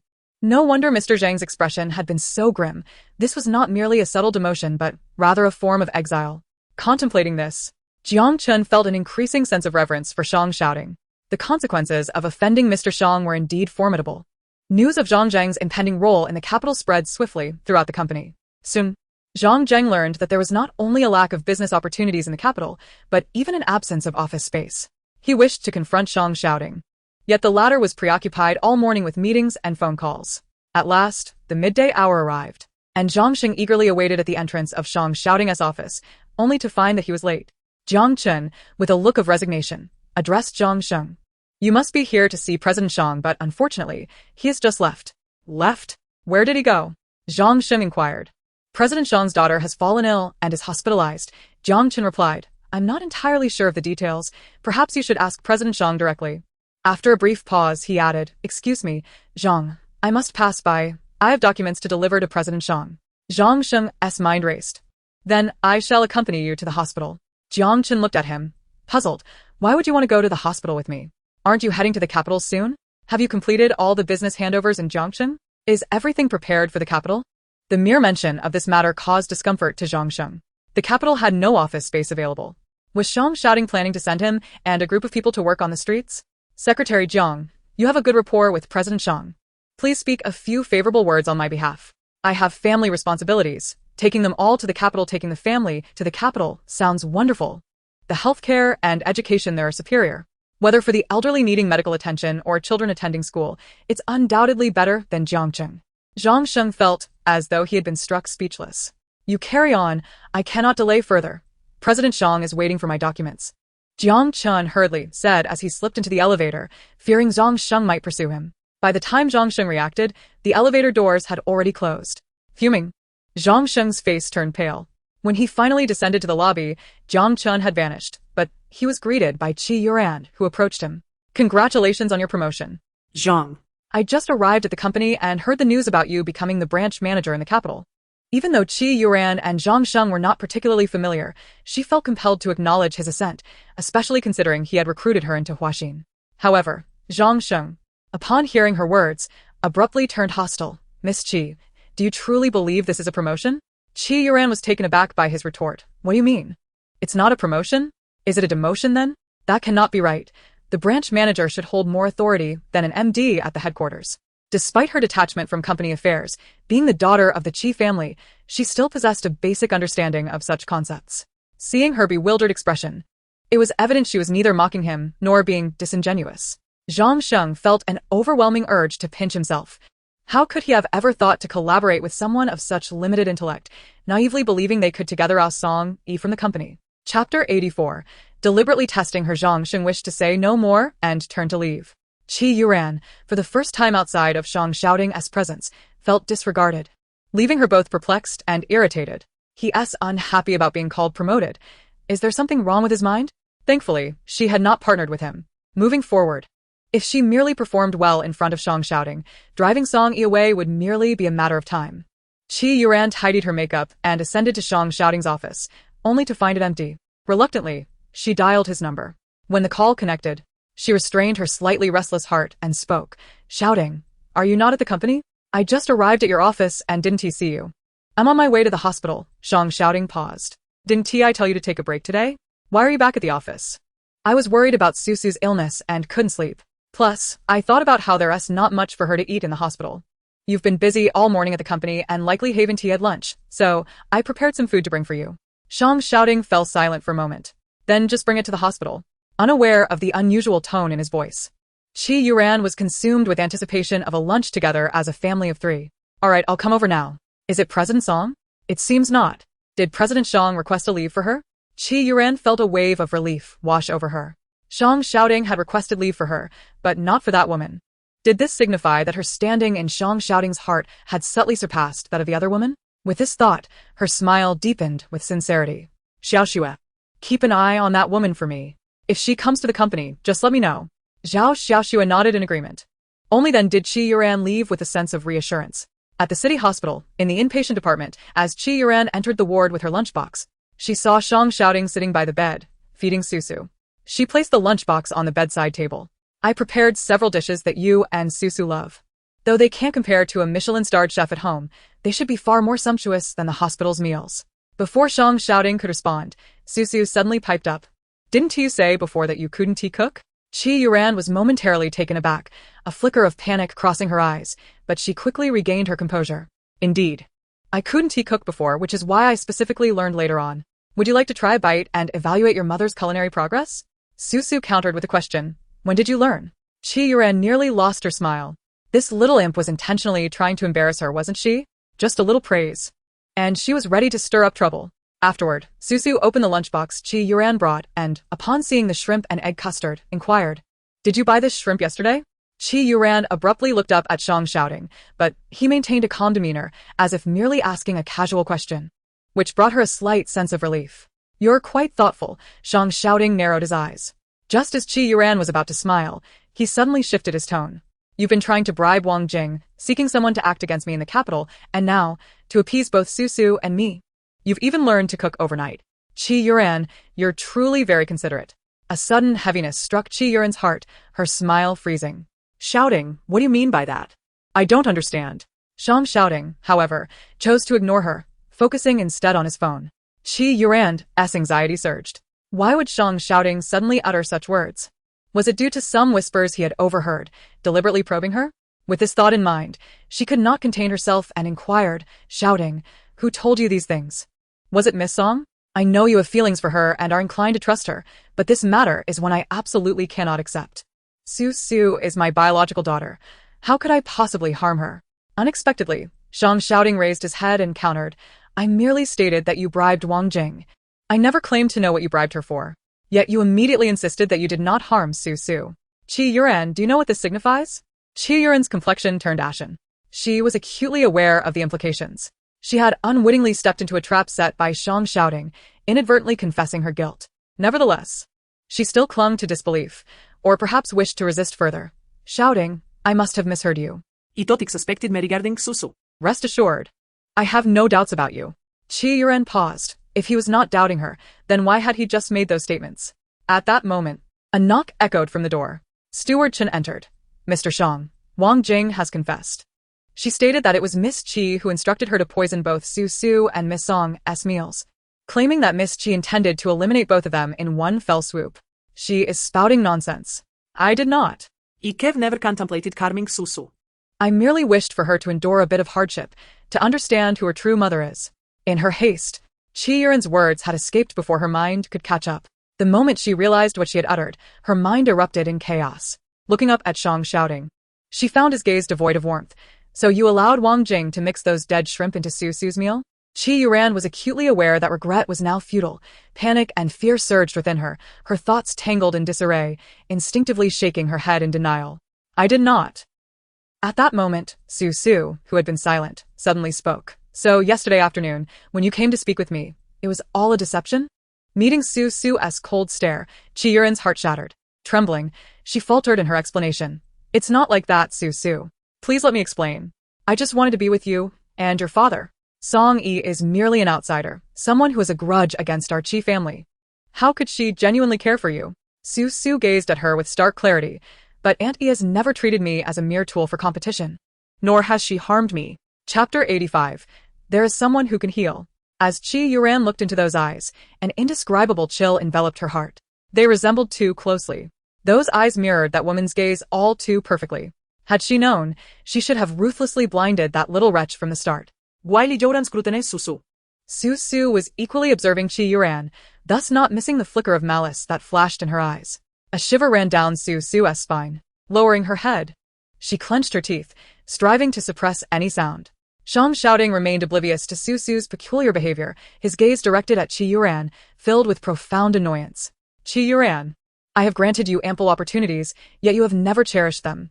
Thus, I see no reason to extend any further. Upon hearing these words, Qi Yuran sensed impending doom. The last time Shang shouting uttered such sentiments, he had dispatched individuals to expose her scandals, leading to her ostracism from the industry. This time, she was already on the precipice. Retreating now would mean plummeting into an abyss. Shouting, allow me to explain. I did not harm Su Su. It must have been that vile Song Yi, in collusion with that detestable nanny, who conspired against me. Shouting, you must believe me. How could I ever harm Su Su? She is my own flesh and blood. Suddenly, a resounding slap echoed through the room, causing Qi Yuran's head to turn sharply, leaving her momentarily dazed. Aside from the buzzing in her ears, she could only feel a fiery sting on her face. I have never struck a woman. Qi Yuran, you are the first. Shang shouting's gaze was frigid. From this day forth, you shall no longer possess visitation rights or guardianship over Su Su. Though Qi Yuran was aware of Shang shouting's ruthlessness, she never anticipated such severity. Enduring the pain on her face, she turned to him, disbelief etched across her features. Shouting, are you truly forcing me into a corner? For the sake of Song Yi, you are destroying my career and now seek to take my daughter away. What is it about her that warrants such actions from you? This has nothing to do with Song Yi, Qi Yuran. You have brought this upon yourself. If you contest this, you may engage a lawyer to negotiate with mine, or even file a lawsuit. However, should you choose to pursue legal action, I will ensure that your misdeeds are laid bare in court. At that point, it may not merely be a matter of losing rights. Fear enveloped Qi Yuran entirely. Grasping Shang shouting's sleeve, tears streamed down her cheeks like pearls from a broken string. Shouting, I was wrong. I truly realize my mistakes. I beg you grant me another chance, and I will mend my ways and treat Su Su with the care she deserves. Unexpectedly, Qi Yuran stumbled forward, colliding with the bedpost. The impact causing her vision to sparkle with pain, compounded by the lingering sting on her face. She felt more humiliated than ever before. A deep-seated hatred began to fester within her. It was all Song Yi's fault. Why had she managed to capture Shang shouting's heart in such a brief span? Had she cast a spell on him? At that moment, a sinister glimmer ignited in Qi Yuran's eyes. Yes, a spell. If Song Yi could bewitch Shang shouting, why could she not do the same? Observing the strange light in Qi Yuran's expression, Shang shouting realized she had concocted yet another nefarious scheme, his gaze darkening.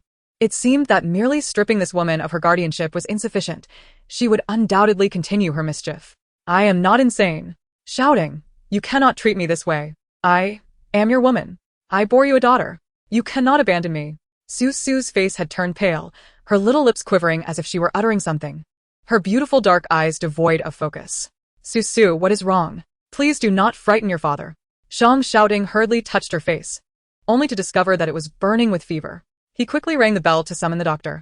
The physician, upon arrival, could only arrange for the nurse to bring her temperature down while discreetly pulling Shang shouting aside to inquire softly, Mr. Shang, has Su Su recently experienced any psychological distress?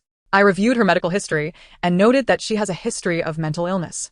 Her current condition bears a resemblance to her previous episodes.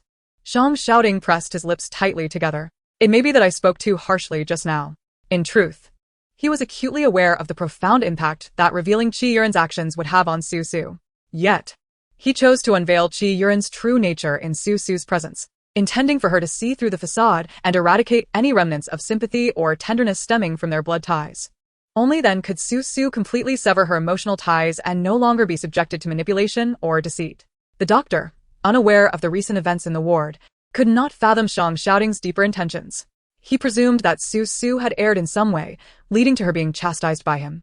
Meanwhile, the little one had been administered fever-reducing medication by the diligent nurse and had succumbed to a drowsy slumber, her lips still murmuring softly, though indistinctly, reminiscent of a call for her mother. The doctor, at a loss for words of comfort, sighed, Mr. Shang, we can bring down Su Su's fever, but her emotional turmoil is beyond our remedy. Her emotional turmoil? A figure suddenly flickered in Shang shouting's mind, and after a brief pause, he spoke. There is one person who can heal her.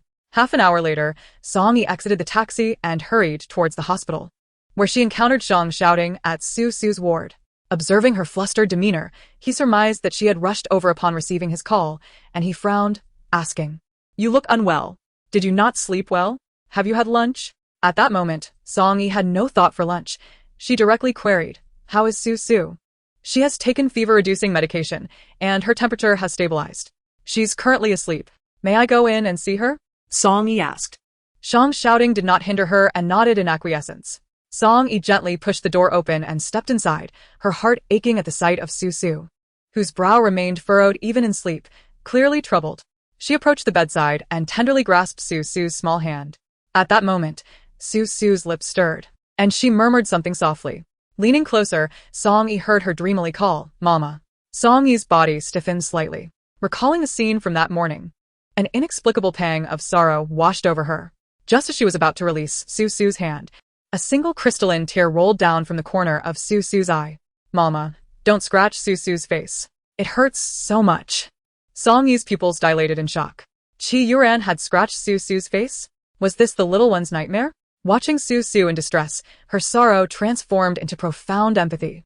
She gently caressed Su Su's face, her voice tender and low. Do not be afraid, Su Su. Aunt Yi is here, and no one can harm you.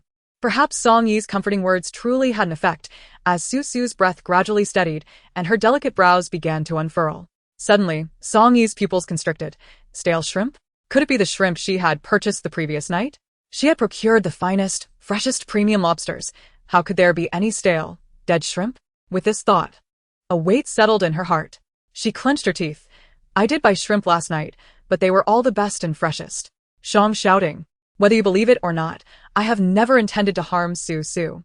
Shang shouting's phoenix eyes half closed, ready to respond, but Song Yi continued, regardless.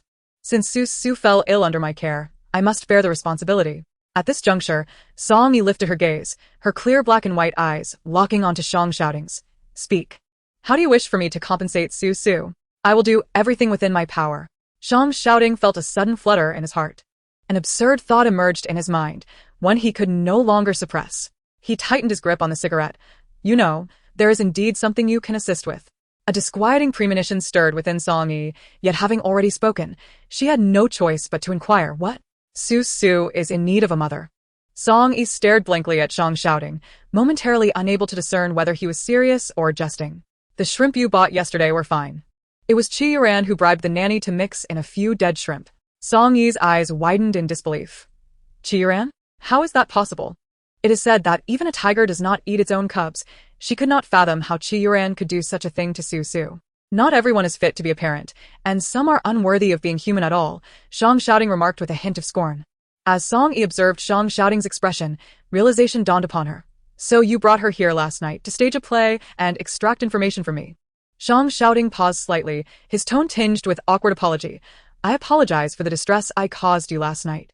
Song Yi refrained from responding, but a sense of inexplicable aversion welled within her. While Qi Yuran was indeed deserving of her fate, Shang shouting was also exploiting her that morning, was he not? She recalled the images that woman had sent her last night, and the calls she had made, struggling to suppress the discomfort in her heart and stomach. She averted her gaze from Shang shouting. Before she could finish her thought, Shang shouting had already grasped her hand. Song Yi. You know I did not wish to hear this. Song Yi attempted to pull free, yet finding herself unable and unwilling to lose her temper in the hallway. She gritted her teeth and spoke coldly. Then what does Mr. Shang wish to hear? You just said you would compensate Su Su. Shang shouting met her gaze directly. Su Su needs a mother. It was then that Song Yi realized Shang shouting was not joking. Had this been before last night, she might have considered it, but now she found him laughably domineering and selfish. Su Su needs a mother. So must I become the stepmother to your daughter? Have you ever considered that my son is in need of a father as well? Shang shouting, can you truly fulfill the role of a good father? Shang shouting was momentarily taken aback. You cannot. Song Yi coldly interjected. From the very beginning, you have looked down upon my two children, believing they were conceived from my indiscretions with others. Thus in your mind, they are but illegitimate children. Shang shouting's brow furrowed. Haven't I already apologized for this matter? If apologies held any weight, why would we need the police? Song Yi, you are being unreasonable. Am I being unreasonable? Song Yi scoffed. You had someone investigate my son. Yet you never sought to understand them, instead, relying solely on your own conjectures. You concluded that I deliberately allowed them to approach Su Su and manipulated their safety to compel me to treat Su Su well. Now that you realize Su Su cannot be separated from me, you attempt to persuade me to marry you, to become a stepmother to Su Su, disregarding both my and my son's feelings. Born into wealth, everyone has catered to you. leading you to become self-centered, completely oblivious to the essence of genuine emotion. True affection requires mutual understanding, trust, and respect. But what have you offered me? Shang shouting. Chapter 87. The conversation could not continue. Shang Shouting's complexion gradually turned pale. Once Song Yi finished speaking, he coldly responded, "So, I have always been that kind of person in your eyes? Are you implying that I have been misunderstood? Please, enlighten me on where I have erred." Shang Shouting clenched his fists, staring intently at her. "At the very least, I have never intended to belittle you or your children." Is that so? Song Yi sarcastically lifted the corners of her lips. It seems Mr. Shang is indeed a man of contradictory words and actions. Just last night, you emerged from another woman's bed, and today you propose that she become a stepmother to Su Su, while referring to her son as an illegitimate child. And yet, you claim to hold no contempt for her or her offspring. Shang Shouting must have mistaken her for that foolish Qi Yuran, believing that a few flattering words could win her over. Song Yi, what must I do for you to believe in my sincerity? Sincerity? Song Yi forced a smile, her expression devoid of warmth. Such a precious thing as sincerity cannot be squandered. I have no time to indulge Mr. Shang in this bourgeois game of guessing. Therefore, I suggest you seek another to accompany you. With that, Song Yi seized the opportunity, while Shang Shouting was distracted, freeing herself from his grasp and striding into the elevator across from them. By the time Shang Shouting caught up, the elevator doors had already closed.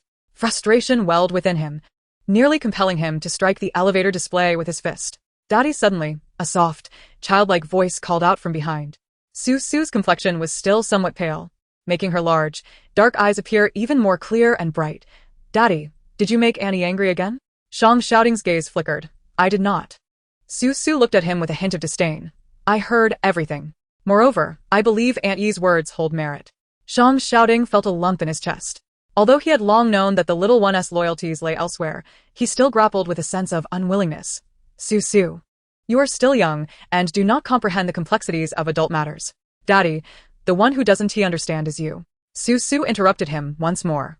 "I have lived with Aunt Yi, and my understanding of her surpasses yours.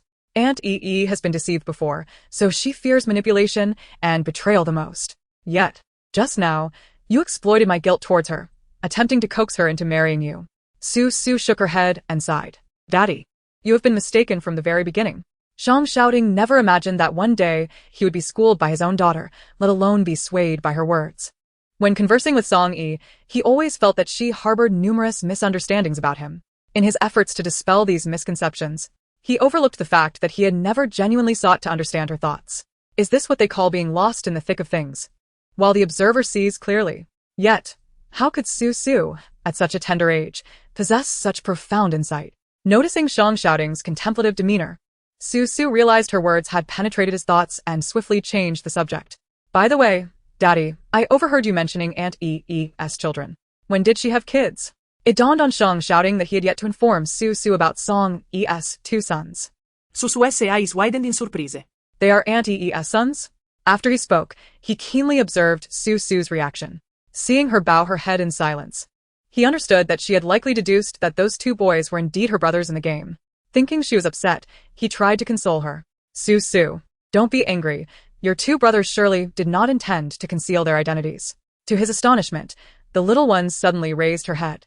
"Why would I be angry?" Shang Shouting stammered. "Zija and Zimu are just characters I encountered in a game.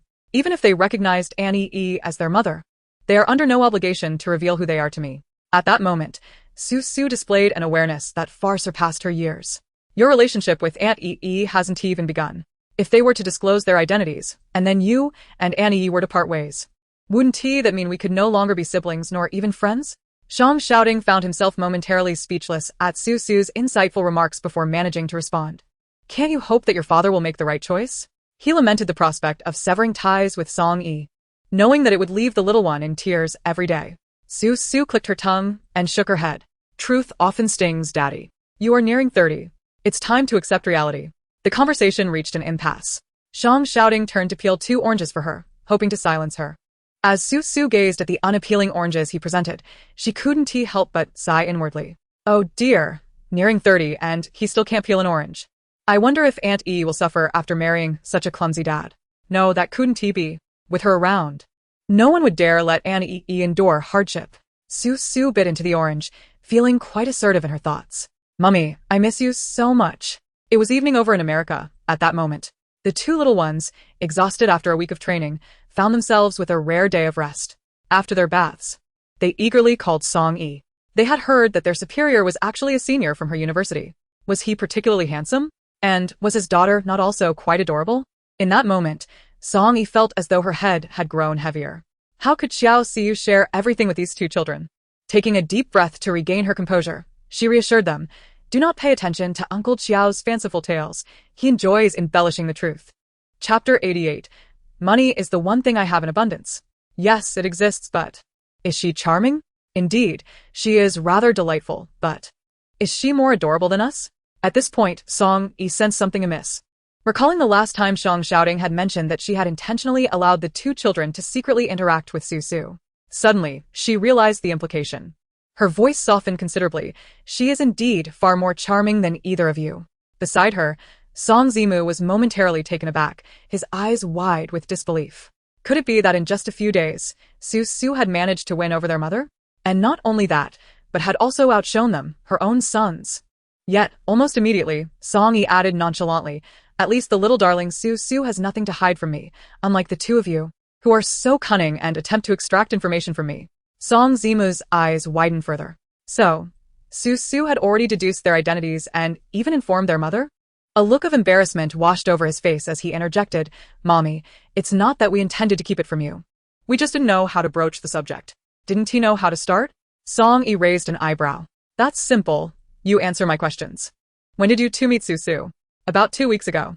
"And how did you meet?" "One day while playing a game, we happened to be paired with her. She was using her daddy's game account and wasn't very skilled. Later, her father logged in himself and guided us over the microphone, which led us to victory." Song-yi could hardly believe that the two boys had met Su Su through a game. "How did you know she was the daughter of my superior?" "Her father mentioned you, saying something about signing you on with Huaxin, and that's how we found out." As Song Zima spoke, he suddenly realized something was amiss. Wait a minute. Had Mommy just said that Su Su had already disclosed their matters to her? Why was she asking again? A sense of being outwitted washed over him. And he glanced at Song Zija, only to find him looking at him with an expression of utter incredulity. Song Zimu thought to himself, "So, I was indeed tricked by Mommy? How could this happen? Where was the trust between mother and son?" Just then, the taxi that Song-yi was in came to an abrupt halt. "Miss, we have arrived." Only then did Song-yi realize she was at the foot of Huaxin Tower. After paying the fare and stepping out, she addressed the two little ones on the phone. "Mommy has to go to work now. I shall speak to you later." Lost in his discontent over being outmaneuvered, Song Zimu pouted and huffed in response. After Song-yi hung up the phone, Song Zija languidly remarked, "I wonder if that little girl, Shang Zisu, has awakened." Upon mentioning Shang Zisu, Song Zima's mood improved slightly. "Shall we make a call to check?" "You can call if you wish. I merely asked out of curiosity." Having long since grown accustomed to Song Zija's prideful demeanor, Song Zimu promptly dialed Zis's number, without further ado. In no time, the call was answered. "Brother Zimu?" The girl's voice was sweet and melodious, bringing a sense of comfort. However, Song Zija suddenly furrowed his brow. "Are you ill?" Zisu, caught off guard despite her attempts to conceal her condition, could only respond with a soft "I had some bad food yesterday and had an allergic reaction." Song Zija's frown deepened. Zisu had been by her mother's side these past few days. How could she have eaten something bad? Moreover, their mother hadn't mentioned anything amiss. Could there be something more to the story? "Are you feeling better now?" Yes. "The fever has subsided, and I should be able to be discharged tomorrow." At this point, even the somewhat slow-witted Song Zimu began to grasp the gravity of the situation. "Why are you still running a fever?" "Zisu, what exactly did you eat?" Zisu pressed her lips tightly together. "Brother Zimu, I assure you I'm fine." Please don't ask. "How can this be fine?" Song Zimu was about to press further when Song Zija snatched the phone away, bypassing inquiries about her allergy, and instead asked where she was hospitalized and in which ward. Zisa grew increasingly puzzled. "Brother Zija, what exactly are you planning?" "I'm bringing you a little gift." "What kind of gift?" "If I told you, it wouldn't be a surprise." Hearing this, Zisa couldn't help but smile. Having suffered from poor health since childhood, she had spent nearly half a year in the hospital following a car accident 2 years ago, which had fostered a strong aversion to hospitals. However, she found that her feelings were shifting. Once the call ended, Song Zimu curiously inquired of Song Zija, "What are you planning to give Zisu?" Song Zija narrowed his eyes slightly, revealing a glimmer akin to that of a cunning little fox. "Zimu, it seems we haven't seen Mother for over half a month." "Have we?" Song Zimu paused, nodding in agreement. Would you like to see her? Of course. Yet, Song Zimu wisely remained silent, sensing that his elder brother's words held ulterior motives, perhaps even traps. Sure enough, the next moment, Song Zija began to earnestly coax him. Song Zimu's lips twitched. Brother, though my intellect may fall slightly short of yours, I am still well above my peers, regarded as a prodigy. Could you refrain from treating me like a fool? Song Zija clicked his tongue. My younger brother has grown and is no longer easily deceived. Nevertheless, I have my ways. Don't you wish to see mother? To see Zissou? I do, but… Zissou, fearing we might worry, wouldn't he share the truth with us? Yet consider this. If she weren't seriously ill, why would she be hospitalized for so long? Moreover, did you notice how she barely mentioned her father and mother? What does that indicate? What does it indicate? Foolish one. It clearly suggests that her father and our mother's relationship is in turmoil. Song Zimu stood in stunned silence. Did something truly transpire between Mommy and Susu's father? With this thought, Song Zimu's expression softened slightly, yet he soon furrowed his brow. But even if we obtain the passport, we lack the funds to purchase plane tickets. Song Zija's lips curled into a mischievous smile. No money? What I asked. I am never lacking in funds. Song Zimu interjected. Wait a moment. Yesterday during training, when I was parched, you didn't even have enough to buy a bottle of water. How is it that you now claim to be flush with cash? Wasn't that to bolster your resolve? Song Zimu scoffed. You are merely stingy. You are a miser. With a slight pout, Song Zimu, although filled with grievances towards her elder brother, ultimately chose to acquiesce, for she was well aware of Song Zija's frugality. 3 hours later, moreover, everything seemed peculiarly seamless. Not only did they effortlessly procure the passport, but during check-in, the staff at the counter did not even question the presence of 2 children checking in alone. They simply processed their paperwork. Upon receiving the ticket, Song Zimu was astonished to discover that Song Zija had secured a seat in first class. Zija. Where on earth did you amass such wealth? Song Zija feigned ignorance, keeping his eyes shut. It was only when a flight attendant passed by that he lazily opened his eyes. Beautiful sister, could you bring my brother some snacks? He is far too noisy. The flight attendant had already taken note of the 2 little ones, not solely due to their adorable appearances, but also because they appeared to be unaccompanied by any guardians. Hearing Song Zija's request, she turned to Song Zimu. Little friend, what snacks would you like? We have dried fruits, pastries, and candies. Chocolate, please. Song Zimu paused before adding, and could you also bring my brother a cup of coffee?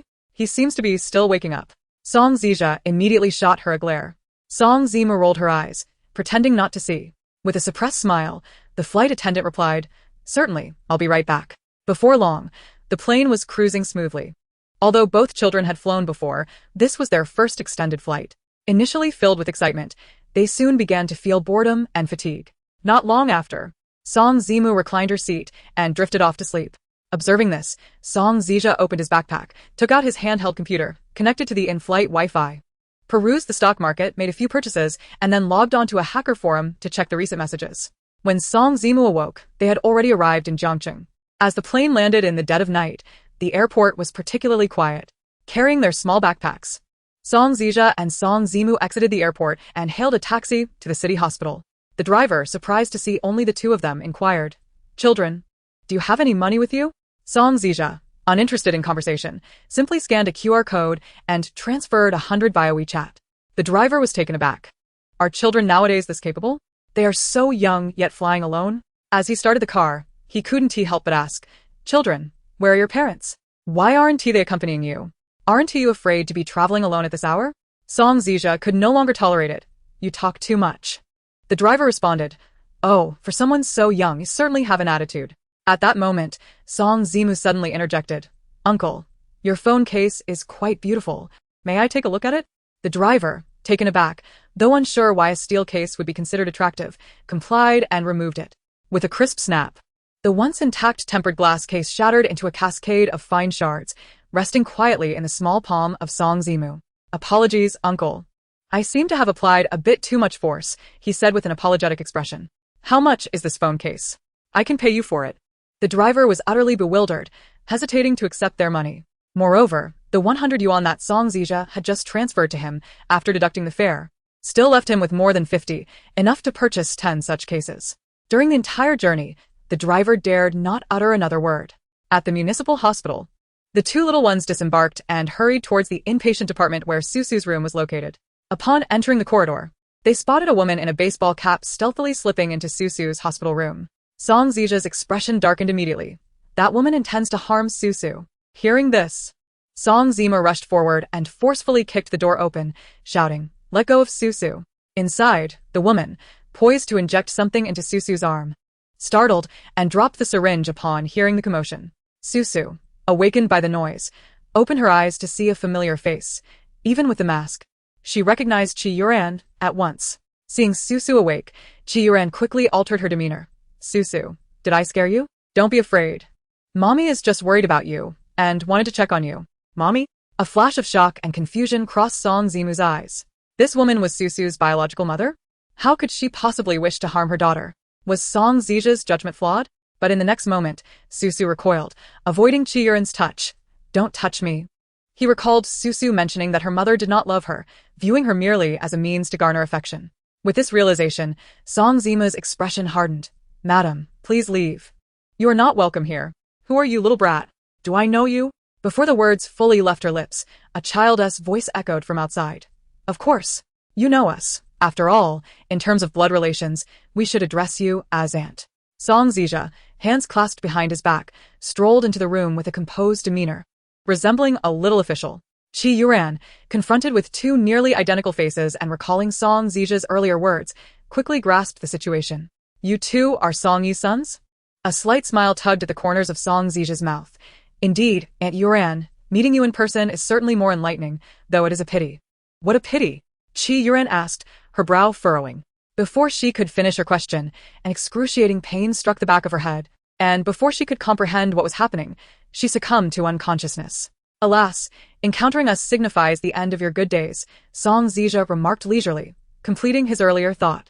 Having spoken, he sidestepped the unconscious Chi Yuran and approached the bedside, offering a gentle smile to the stunned Susu. "Allow me to formally introduce myself. I am Song Zija, and from this day forth, I shall be your elder brother." Chapter 90. Do you think he would believe it? Upon hearing this, Song Zimu was momentarily taken aback, but quickly regained his composure to add, "I am Song Zimu, and I shall be your second elder brother." It was only then that Song Zimu recalled the wooden stool he held in his hand, realizing he had inadvertently used it to render Susu's mother unconscious. Clearing his throat, with a flush of embarrassment, Song Zimu hastily set the stool down, assuring Susu, "Do not worry, I exercised restraint. She will merely be unconscious for a brief moment." With that, Susu felt a wave of relief wash over her. Gazing at her two brothers, tears welled up in her eyes, once more. Alarmed, Song Zimu exclaimed, "Why are you crying again, Susu? I have told you that your mother, she is not my mother." All right, she is not. But pray tell, why do you weep?" Song Zija, perceptive to her desire to avoid further inquiries about the previous incident, tactfully diverted the conversation, responding naturally, "I promise to surprise you. And I certainly cannot go back on my word." Susu felt a warmth in her heart at his words. She had initially assumed that the surprise mentioned by Brother Zija during their phone call the previous day was merely a gift sent her way, never anticipating that they would come to visit her in person. Upon hearing this, Song Zimu and Song Zija exchanged knowing glances, choosing to remain silent in unison. "Mistaken? You are not merely mistaken." Susu took a breath and emphatically declared the latter part of her statement. "You are simply too cool."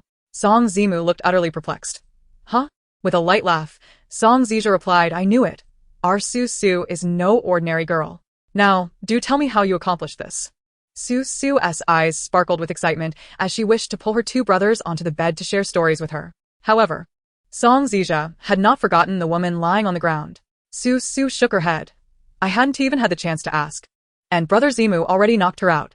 Noticing their gazes shift toward him, Song Zimu quickly explained, "I believe I saw her with a syringe, seemingly intending to draw Susu's blood. She was startled when I barged in, causing the syringe to roll beneath the bed." He then bent down and lifted the bedspread, revealing indeed a small syringe lying beneath. "See, this is it." Song Zija regarded the syringe with a complex expression. Glancing back at Susu, who bore an expression of confusion mixed with disappointment and distaste, he began to grasp the situation. "Why not leave her to your father to handle?" Song Zija suggested with a slight smirk. "As long as you do not inform him that we were the ones who rendered her unconscious, it should be fine." Susu frowned, "But she clearly saw you both earlier. When she awakens, won't she tell Daddy?" Susu. "That seems somewhat logical. After all, She had witnessed Brother Zimu leap up and had thought her eyes were deceiving her. Su pondered for a moment before exclaiming, "I will call Daddy shortly and say that she barged into my room at midnight and was subsequently knocked out by someone unknown." Su is truly clever. As Song Zija spoke, he couldn't help but gently stroke Su's head. His fingers met a soft mass of hair, far more pleasant to touch in both texture and volume than that of Song Zimu. He couldn't help but click his tongue in his mind, realizing once again how delightful it was to have a sister. He fantasized about wrapping up this little girl and whisking her away. However, recalling that she was still unwell and that he had to train in a desolate place abroad, he promptly extinguished that thought. Sisters are meant to be cherished. Having acknowledged Su as his sister, he vowed never to let her suffer or endure any grievances. The two siblings lingered in the hospital until dawn before departing, ensuring that no one would know of their visit. Meanwhile, the innocent and naive Song Zimu, still battling jet lag, was yawning continuously. Upon seeing Song Zija squatting by the roadside with a handheld computer, he assumed his brother was hailing a taxi and paid it no mind. In the hospital room, after the two had left, Su followed the original plan and called Shang Shouting, summoning him to the hospital with the pretext they had previously agreed upon. Shang Shouting had intended to keep vigil over Su that night. However, at around 3 in the morning, he received an urgent call about a business issue abroad that required a video conference with a supplier. Little did he know that in just over an hour, such a significant problem would arise. When he finally arrived at the hospital, he radiated an air of hostility, especially upon seeing the unconscious Qi Yuran on the floor. He barked orders at Jiang Chen to bind her in the next room and wake her with cold water. Jiang Chen promptly made a call, and soon 2 men resembling bodyguards carried Qi Yuran next door, securing her tightly. After such an ordeal, Qi Yuran slowly opened her eyes, fortunate to avoid the fate of being splashed with water. However, when her gaze fell upon Shang Shouting standing before her, she instinctively shrank back, her eyes betraying an unmistakable fear. "Shang Shouting, why are you here?" Shang Shouting smirked coldly. "Isn't that a question I should be asking you? Miss Qi, why aren't you at home at this hour and instead in my daughter's hospital room?" Qi Yuran barely managed to utter a word before her mouth was forcibly silenced by a piece of cloth, her eyes widening in indignation. "You're unlikely to speak the truth. It's better for me to investigate myself," Shang Shouting remarked, giving Jiang Chen a knowing glance, which Jiang Chen immediately understood. A few minutes later, a curse? Shang Shouting's eyes suddenly ignited with fury, his gaze slicing through Qi Yuran's face, causing her to tremble instinctively. "Moreover, I've uncovered the chat records of these 2 individuals." Jiang Chen eagerly presented his phone to Shang Shouting. "Originally, Qi Yuran intended to cast a curse on you, but the master said your yang energy was too strong to penetrate. It was advised that she start with someone close to you, leading her to target Su." Shang Shouting took the phone and casually flipped through it, discovering, as Jiang Chen had said, that Qi Yuran had come to the hospital merely to collect Su's hair and blood, intending to manipulate her mind. Upon reading this, Shang Shouting's gaze once again pierced the woman on the ground. "It seems I've been too lenient with you." Qi Yuran shook her head vigorously. Shang Shouting narrowed his eyes. "Are you feeling wronged?" Surprised that Shang Shouting would even acknowledge her, Qi Yuran immediately nodded. "Very well, I shall grant you an opportunity. Tell me who assisted you the night before last, and I shall consider lessening your punishment this time." "The person who aided her the night before last?" Qi Yuran was momentarily taken aback, failing to grasp the reference to Detective Liu, and mistakenly thought he was inquiring about the woman she had coerced into taking those compromising photos at the hotel. Thus, she nodded eagerly. "I will tell you. I will tell you." Shang Shouting exchanged a knowing glance with Jiang Chen, who promptly stepped forward to remove the gauze from Qi Yuran's mouth. "Speak. Who was it that helped you that night?" "It was Bai Weiwei." "Bai Weiwei?" Shang Shouting frowned, vaguely recalling having heard that name before, yet unable to place it. Jiang Chen quickly searched for it and discovered that Bai Weiwei was merely a low-tier actress, decent-looking but mediocre in acting. How could such a woman outpace him in deleting hotel surveillance footage and set up a firewall he could not breach? Jiang Chen found it utterly implausible. Suddenly, Shang Shouting recalled something. His phoenix eyes narrowed as he calmly probed. "I remember now, you had collaborated with this woman before. And you had even confronted her over a role she snatched from you, correct?" A fleeting look of unease crossed Qi Yuran's eyes, shouting, "That was all in the past. Such a person would never assist you voluntarily. You must possess some leverage over her, compelling her to help you." Shang Shouting's gaze darkened. "Speak. What have you compelled her to do?" Qi Yuran hesitated, remaining silent. "If you do not speak, I can always inquire with Bai Weiwei." After saying this, Shang Shouting signaled Jiang Chen, who immediately grasped the intent and picked up the gauze once more. Seeing that her mouth was about to be covered again, Qi Yuran became frantic. Moreover, since she had merely instructed by Weiwei to annoy Song Yi without any serious actions taken, she decided to divulge everything. I will tell you. I will tell you. Shang Xiaoting's expression suddenly darkened. He had been wondering why Song Yi had been so unmanageable these past few days, thinking it was due to his drunken ramblings over the phone, only to discover this was the reason. And what else? Qi Yuran shook her head. Nothing more. She just took some photos, nothing else, and during that time, Song Yi called you. She must have answered. Qi Yuran looked bewildered. Surveillance? What surveillance? Jiang Chan was about to say something further, but was halted by Shang Xiaoting. He looked at Qi Yuran again and inquired, how did you know which hotel room I was in that night? It was a detective who informed me. A detective? Shang Xiaoting's phoenix eyes narrowed slightly. Which detective? I only know his surname is Liu, but I do not know his full name. Surname Liu? Shang Xiaoting immediately thought of Liu Yunjin. Do you have his contact information? Qi Yuran nodded. I have his phone number, but it may not be reachable. Ever since I had a quarrel with that detective named Liu, I lost contact with him until he suddenly called me a few days ago. She recited a string of numbers, and after jotting them down, Jiang Chen dialed the number, only to frown and report, Mr. Shang, it's a disconnected number. This outcome did not surprise Shang Xiaoting. In fact, when Qi Yuran mentioned that the detective's surname was Liu, he was already about 70 to 80% certain that it was Liu Yunjin. Calling was merely a means of confirmation. Shouting, I have told you everything I know. Could you please let me go now? Qi Yuran, unable to bear the silence any longer, spoke softly. She had been attacked suddenly from behind by those two rascals, lying on the ground for half the night, and her body was already sore. Waking up to find herself bound in this place made her even more uncomfortable. Unexpectedly, upon hearing her words, Shang Xiaoting turned to Jiang Chen and inquired, I recall there is a mental hospital nearby. Qi Yuran's eyes widened in shock. A mental hospital? What was Shang Xiaoting planning? Yes, Mr. Shang, the 7th hospital is right next door. Jiangqing's 7th hospital is specifically a mental institution. Shang Xiaoting glanced down at Qi Yuran and commanded, take her there. Be sure to explain her situation to the doctor and take good care of her. Care? How exactly does one provide care? Before Jiang Chen could ponder this, Shang Xiaoting had already turned and exited the room, just as Jiang Chen intended to follow. He was taken aback by Qi Yuran's heart-wrenching cries from behind, which made his head throb. He hastily stuffed the bandage back into her mouth and summoned the two men who had initially restrained her. You two, take this woman to the 7th hospital next door. Make sure to ask the doctor to take good care of her, understood? The two bodyguards looked bewildered. What does Secretary Jiang mean by take care? Are you two incapable of understanding Chinese? Why do you need to ask about taking care? Do you want me to consult Mr. Shang on your behalf? Jiang Chen feigned authority. The two bodyguards, frightened and not daring to argue further, immediately replied, we wouldn't dare. We'll take her there right away. Chapter 92, It's best to soothe a woman early. As Shang Xiaoting emerged from Qi Yuran's room, Jiang Chen followed closely behind. Shang Xiaoting shot him a glance. Is everything arranged at the hospital? Jiang Chen, unfazed, replied, I entrusted it to Chen Wu and Chen Liu. Chen Wu and Chen Liu were the two bodyguards from earlier.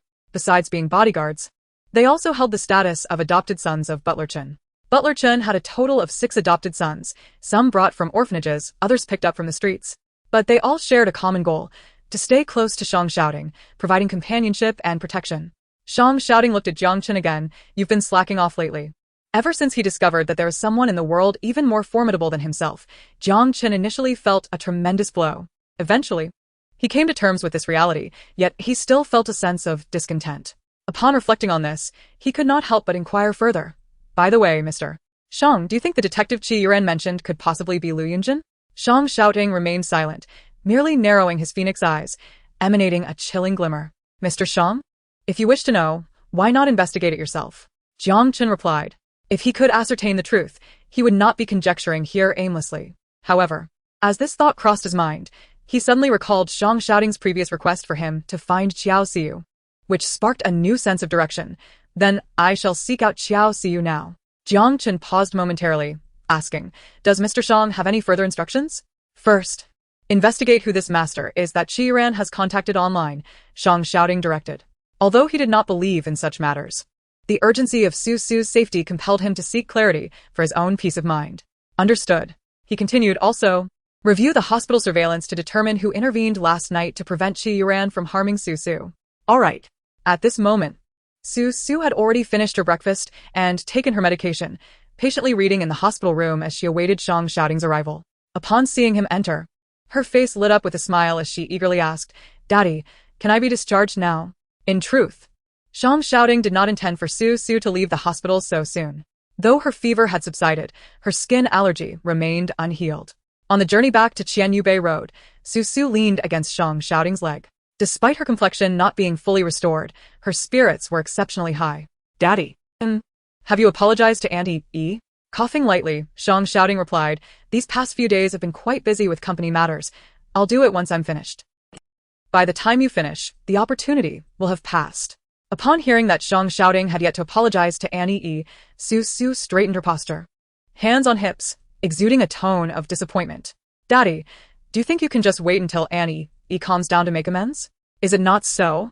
Shang Shouting, feeling somewhat guilty, rubbed his nose. Su Su's expression grew more earnest. Daddy, you are gravely mistaken. When it comes to appeasing girls, timing is paramount. Shang Shouting furrowed his brows, puzzled by this principle. Aunt E, being clever and assertive, will only be upset with those she cares about. If you do not comfort her while she is angry, once she cools down, she may not feel as fondly towards you, rendering your apologies futile. Shang Shouting was taken aback by her words, his handsome brow knitting tighter. Is that truly the case? Of course. Despite his skepticism, Shang Shouting pondered Su Su's words deeply.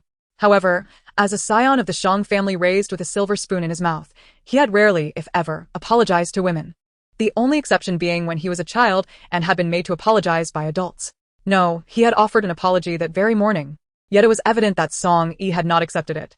Thus, how should he approach this apology to Song Yi? Old Chen, the butler, Chen, who had been polishing a vase, startled slightly. Realizing he was alone in the vicinity, he confirmed that Mr. Shang was indeed referring to him. Do you have any instructions? Sir? Shang Shouting fell into a moment of silence before softly inquiring, have you ever apologized to a woman? Steward Chen paused, taken aback for a moment, then reflected. A few days ago, I mistakenly miscalculated Zhao Yan's salary. After rectifying it, I did apologize. Does that count? I meant when you were young, Shang Shouting interjected, pausing briefly before adding a few more words, specifically to a woman you admired. Steward Chen suddenly comprehended. It became evident that the master was troubled about how to apologize to Miss Song. Lowering his head to conceal the amusement in his eyes, he replied earnestly, well, there was indeed such an instance. Shang Shouting immediately straightened his posture, a subconscious reaction indicating his attentive listening, although he remained unaware of it. However, Steward Chen noticed, and the mirth in his eyes deepened. In my youth, I had a misunderstanding with a girl I fancied. Although I eventually realized my mistake, I was too proud to admit it. Shang Shouting's gaze sharpened. And then? Then I wrote her a letter. Did she receive it? She did. Did she forgive you? She did. So, did you end up together? No. Shang Shouting's brow furrowed once more. Why not? Steward Chen shook his head with a sigh. I entrusted that letter to her friend for delivery, but unbeknownst to me, her friend forgot. By the time she found it after moving, the girl had already married and had children. The corners of Shang Shouting's lips twitched. How tragically melodramatic this tale was. Yet, despite its absurdity, the sorrow was undeniably genuine. Thus, I pondered, had I not been so prideful and had I approached her directly to clarify the matter, perhaps I would have a multitude of children by now. Rather than seeking an adopted son. Steward Chen sighed deeply, a wistful expression crossing his face. Shang Shouting regarded him thoughtfully. Steward Chen quickly lowered his gaze, resuming his task of polishing a vase, sighing intermittently, seemingly lost in the reveries of the past. Chapter 93. Indeed, one should not utter falsehoods. After Shang Shouting departed, Su Su stealthily emerged from behind the sofa, calling out to Steward Chen, Grandpa Chen. Steward Chen looked down at the little one, surprise flickering across his face. Little miss. I thought you were asleep? I couldn't sleep, so I got up to wander about. After speaking, Su Su's eyes sparkled with a mischievous gleam reminiscent of a little fox. But Grandpa Chen, I remember you told me last time that when you were young, your family abandoned you at a temple, so you became a monk, right?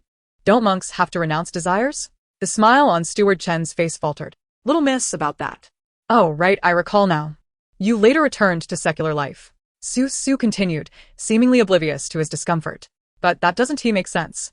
You also mentioned that you returned to the secular world because the temple was too poor to support you. Just then, Grandma happened to pass by and took you in, and you came to the Shang family. At this point, Su Su's eyes suddenly lit up. I understand now. You must have had feelings for my grandma. Before she could finish her sentence, Steward Chen's face flushed crimson as he swiftly covered her mouth. Little miss, I misspoke. What I said earlier was all fabricated. A triumphant smile flickered in Su Su's eyes. So, That's how it is. Butler Chen observed the playful glint in her eyes and realized he had once again fallen for the clever antics of this little imp, eliciting both amusement and exasperation within him. The young lady must have ulterior motives for her visit, beyond merely seeking entertainment at his expense. Speak your mind. How long do you intend to occupy yourself with your phone this time? Seeing that Butler Chen had cut to the chase, Su dropped her pretense and candidly laid out her terms. Grandpa Chen, I would like to invite 2 friends over to play. Upon hearing this, Butler Chen's eyes widened in astonishment and delight. The young lady has friends now, and wishes to host them at home? Splendid. The master will undoubtedly be thrilled. Since the accident 2 years prior, which had left her with a stutter and psychological scars, Su had retreated into silence, shunning the outside world and lacking companionship. Yet, one must remember that games are merely a form of play. Both Butler Chen and Shang Xiaoding harbored a fervent hope that she would forge friendships in the real world, if only to spare her the solitude of daily life, filled only with books and solitary amusements. No, I cannot let Daddy find out. Susu's voice shattered Butler Chen's reverie. She tugged at his sleeve, beckoning him to bend down closer. He complied. And then the little one stood on tiptoe to whisper a few words in his ear, leaving him nearly unsteady with shock. Are you saying those 2 boys are Miss Song's sons? Butler Chen was momentarily speechless. Yet, as he gazed down at Su, whose keen intellect was evident, he found it hard to dismiss her claims. However, was it truly necessary to keep this from the master? Butler Chen hesitated. If he divulged this information, then brothers Zizha and Zimu would face repercussions. Yet if he chose to remain silent, what if Aunt E discovered the truth later and held Daddy accountable? Butler Chen found himself at a loss for words, stifled by Su's foresight. Indeed. Those who have lived in the world should not indulge in deception. As a man of simple origins, one would think he could fabricate any tale. Yet he found himself weaving a story about a girl he fancied. At Huaxin capital, upon arriving at the office, Shang Xiaoding intended to summon Jiang Chen for a cup of coffee, while also inquiring about what Song Yi was up to. However, just as the words were about to leave his lips, he remembered that Jiang Chen had gone off to investigate some master, and thus was left to fetch his own coffee. Upon opening the office door, he was surprised to find Zhao Xiaoxue waiting at the entrance. He raised an eyebrow slightly. What brings you here? Zhao Xiaoxue, with her head bowed respectfully, replied. I have a package for you, from Mr. Shang. Occasionally, there were packages requiring Shang Xiaoding's signature, typically handled by Jiang Chen. With Jiang Chen absent today, the front desk had to deliver it personally. Shang Xiaoding examined the package briefly before signing. Just as Zhao Xiaoxue was about to depart, he called out to her, Wait. Zhao Xiaoxue halted. Does Mr. Shang have further instructions? Please prepare me a cup of coffee. And while you're at it, check what Song is currently engaged in. Whether she is busy. Zhao Xiaoxue's arm stiffened momentarily, but she quickly regained her composure, responding, Of course, Mr. Shang. A few minutes later, Shang Xiaoding suddenly recalled that Song Yi had recently secured a new project, and with Amy having been dismissed the previous week, her team was understaffed and busy recruiting new members. Realizing this, he sprang to his feet. I shall go see for myself. Zhao Xiaoxue was taken aback. Do you intend to go see it personally? Shang Xiaoding cast her a sidelong glance. Is that not permissible? Realizing she had spoken too freely, Zhao Xiaoxue quickly lowered her head, refraining from further comment. In the conference room, Song Yi was seated at the head of the table with Tian Xinran and another male colleague, conducting interviews for several newcomers. Suddenly, the door to the conference room was pulled open. Why is the CEO here? Just passing by, thought I would take a look. Song Yi remained silent as Shang Xiaoding, feigning ignorance of her expression of disbelief, walked directly towards her, glancing at the stunned Tian Xinran beside her. Would you mind if I took a seat? Shang Xiaoding's lips curved into a slight smile. Thank you.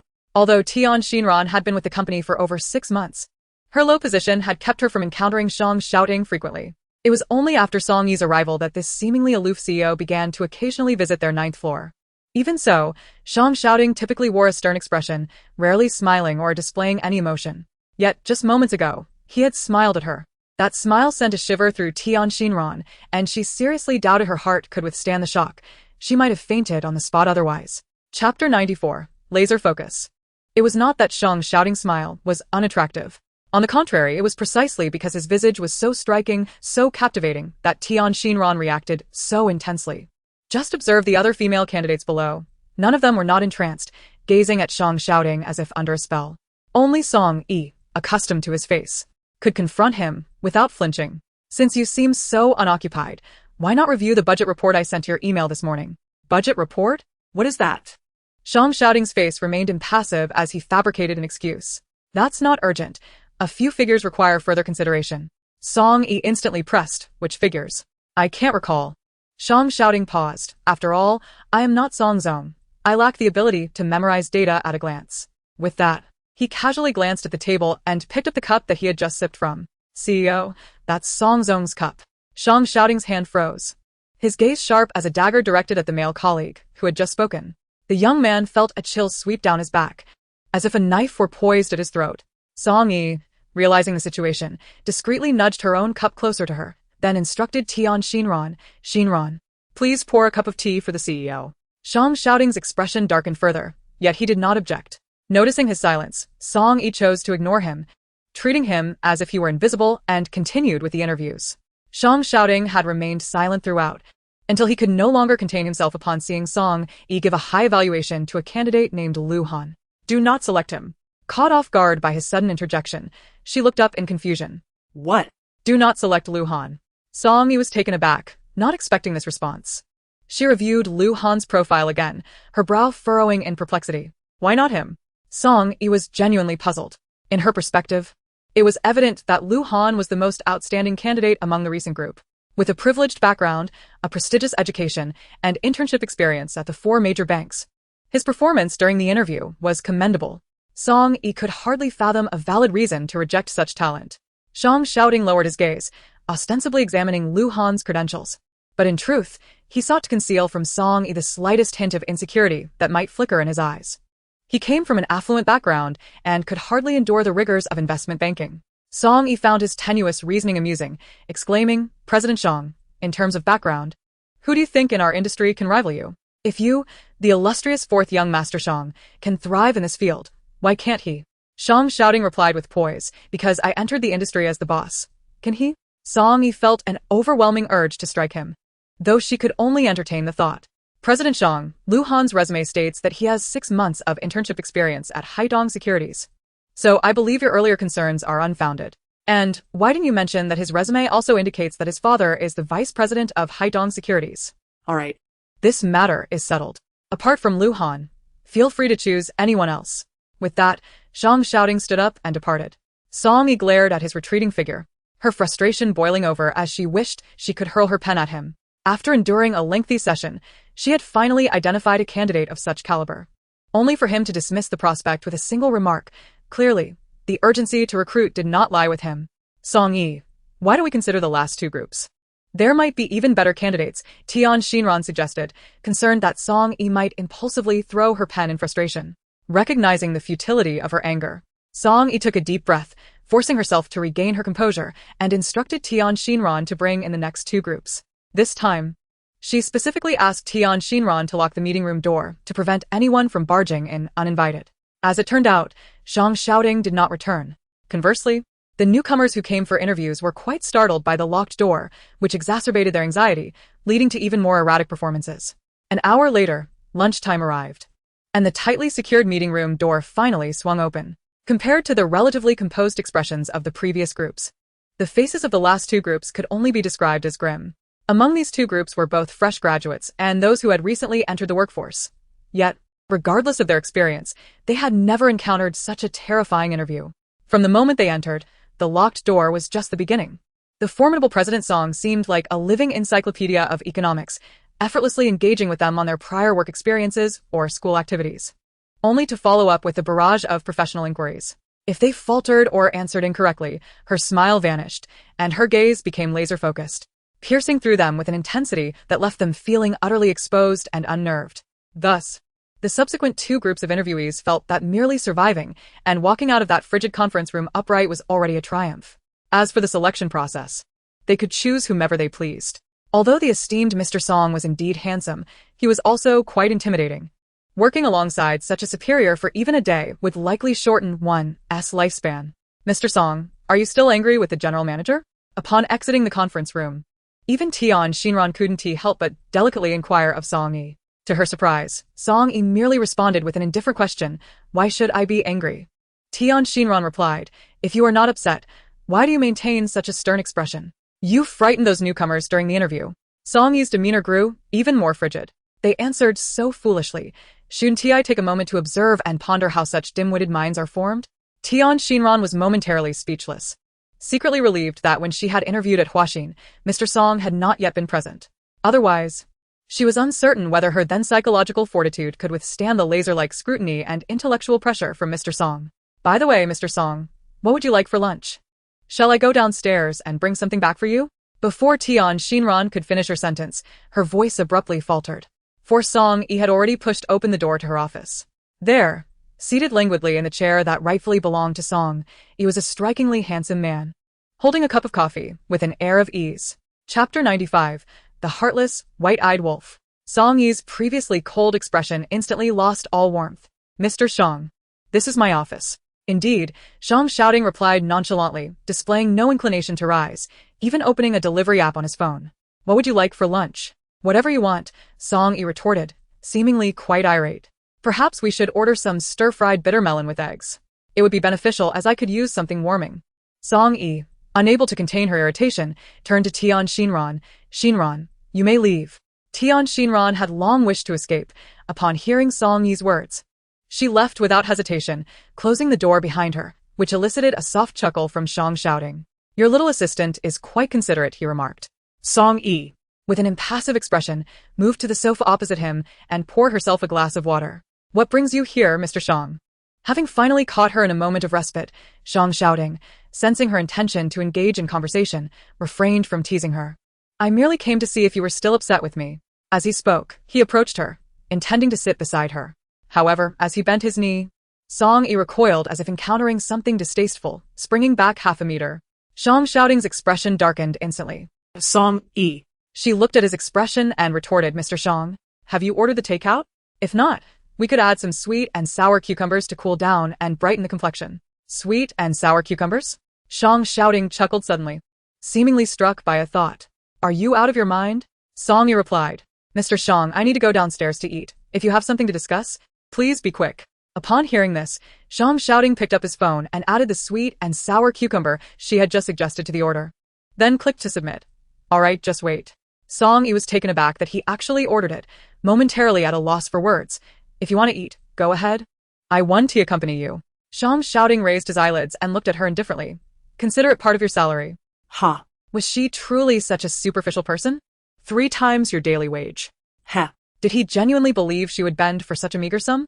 If you don't eat, your bonus for this month will be deducted. Slamming her cup down on the table, Song Yi retorted angrily. Shang Shouting, could you be any more shameless?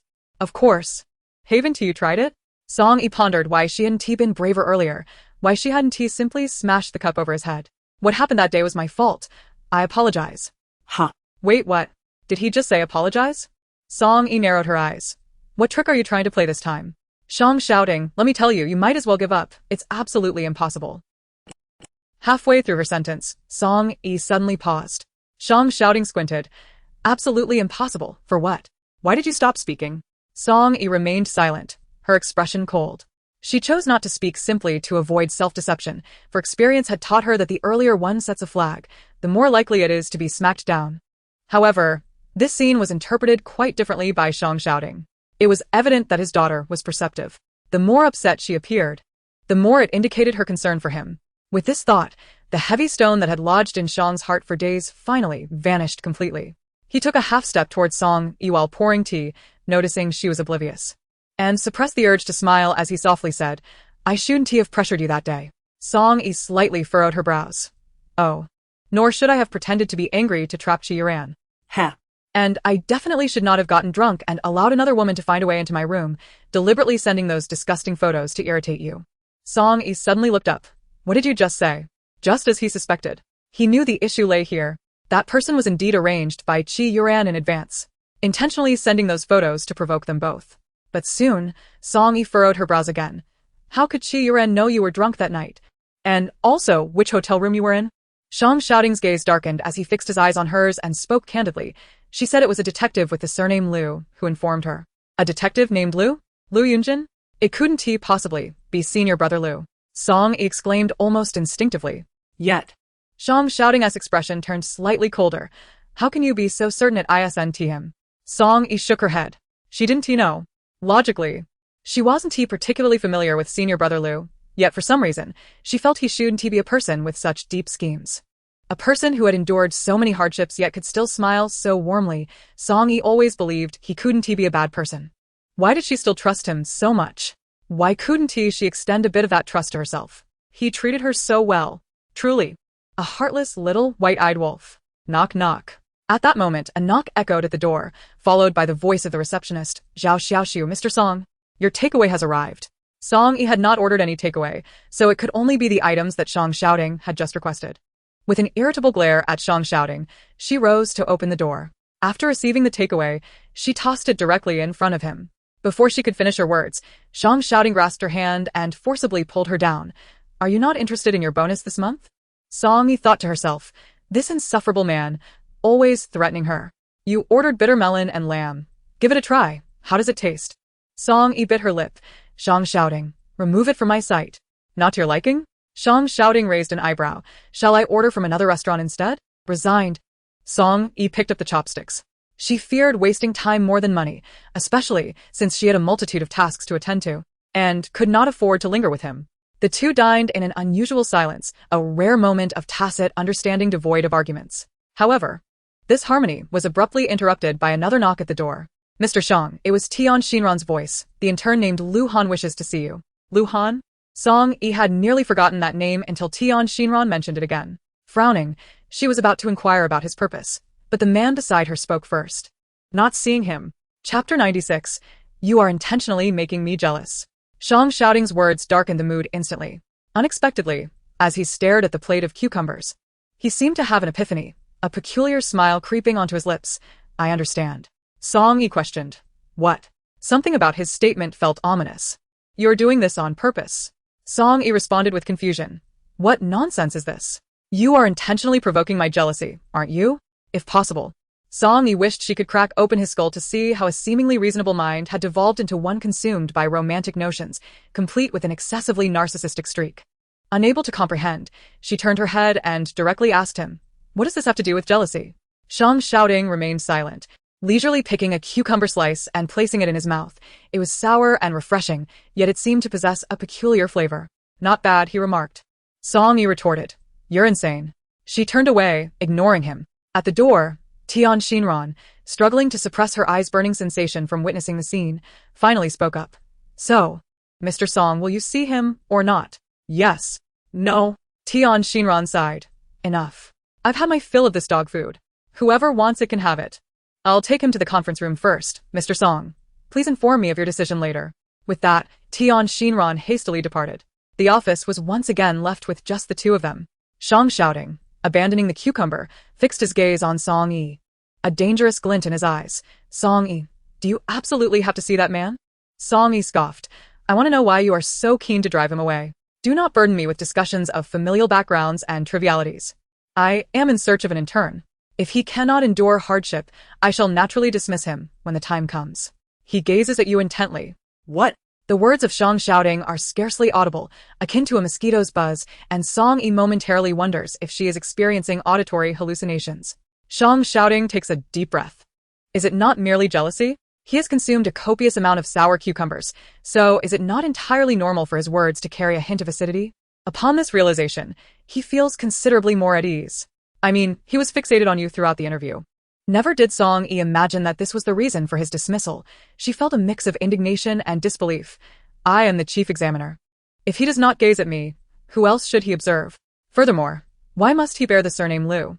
With these two factors alone, Shang Xiaoding would never allow him to join Huaxin. Shang Xiaoding, are you not being rather juvenile? Song-yi laments silently.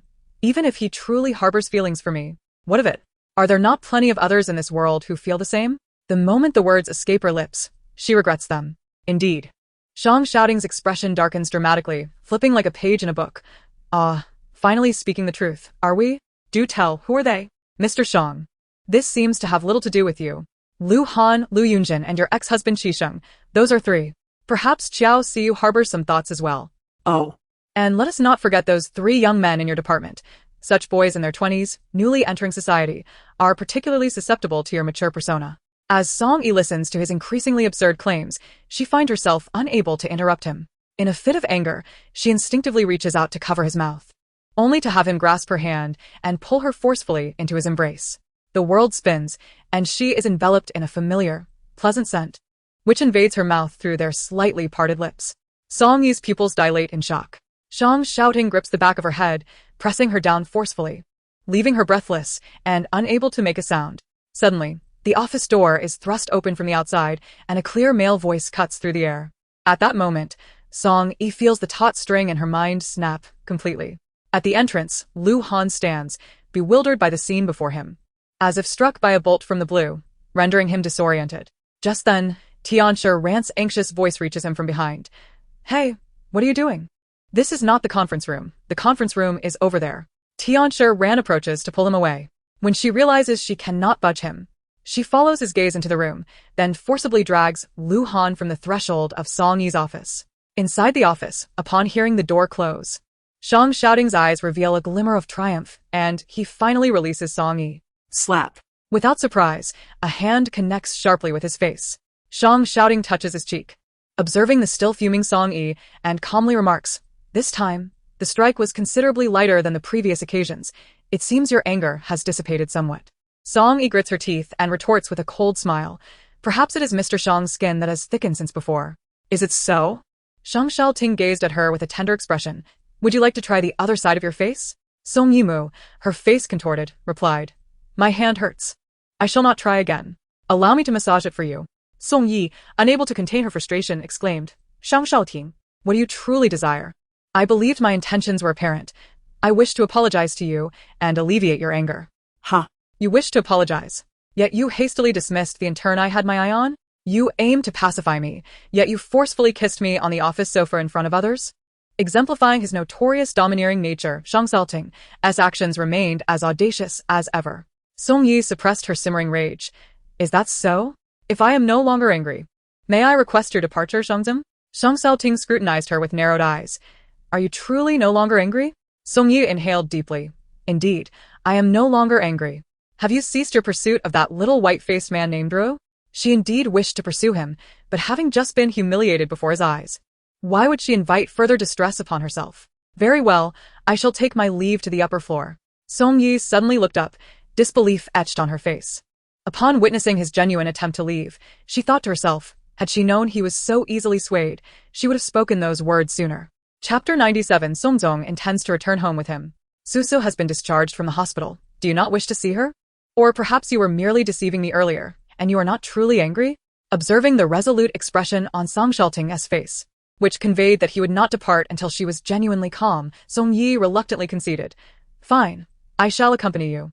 Shang Xiaoting regarded her defeated demeanor, likening her to a sun-baked kitten, her fur limp and inviting warmth, evoking a desire to cradle her in his arms.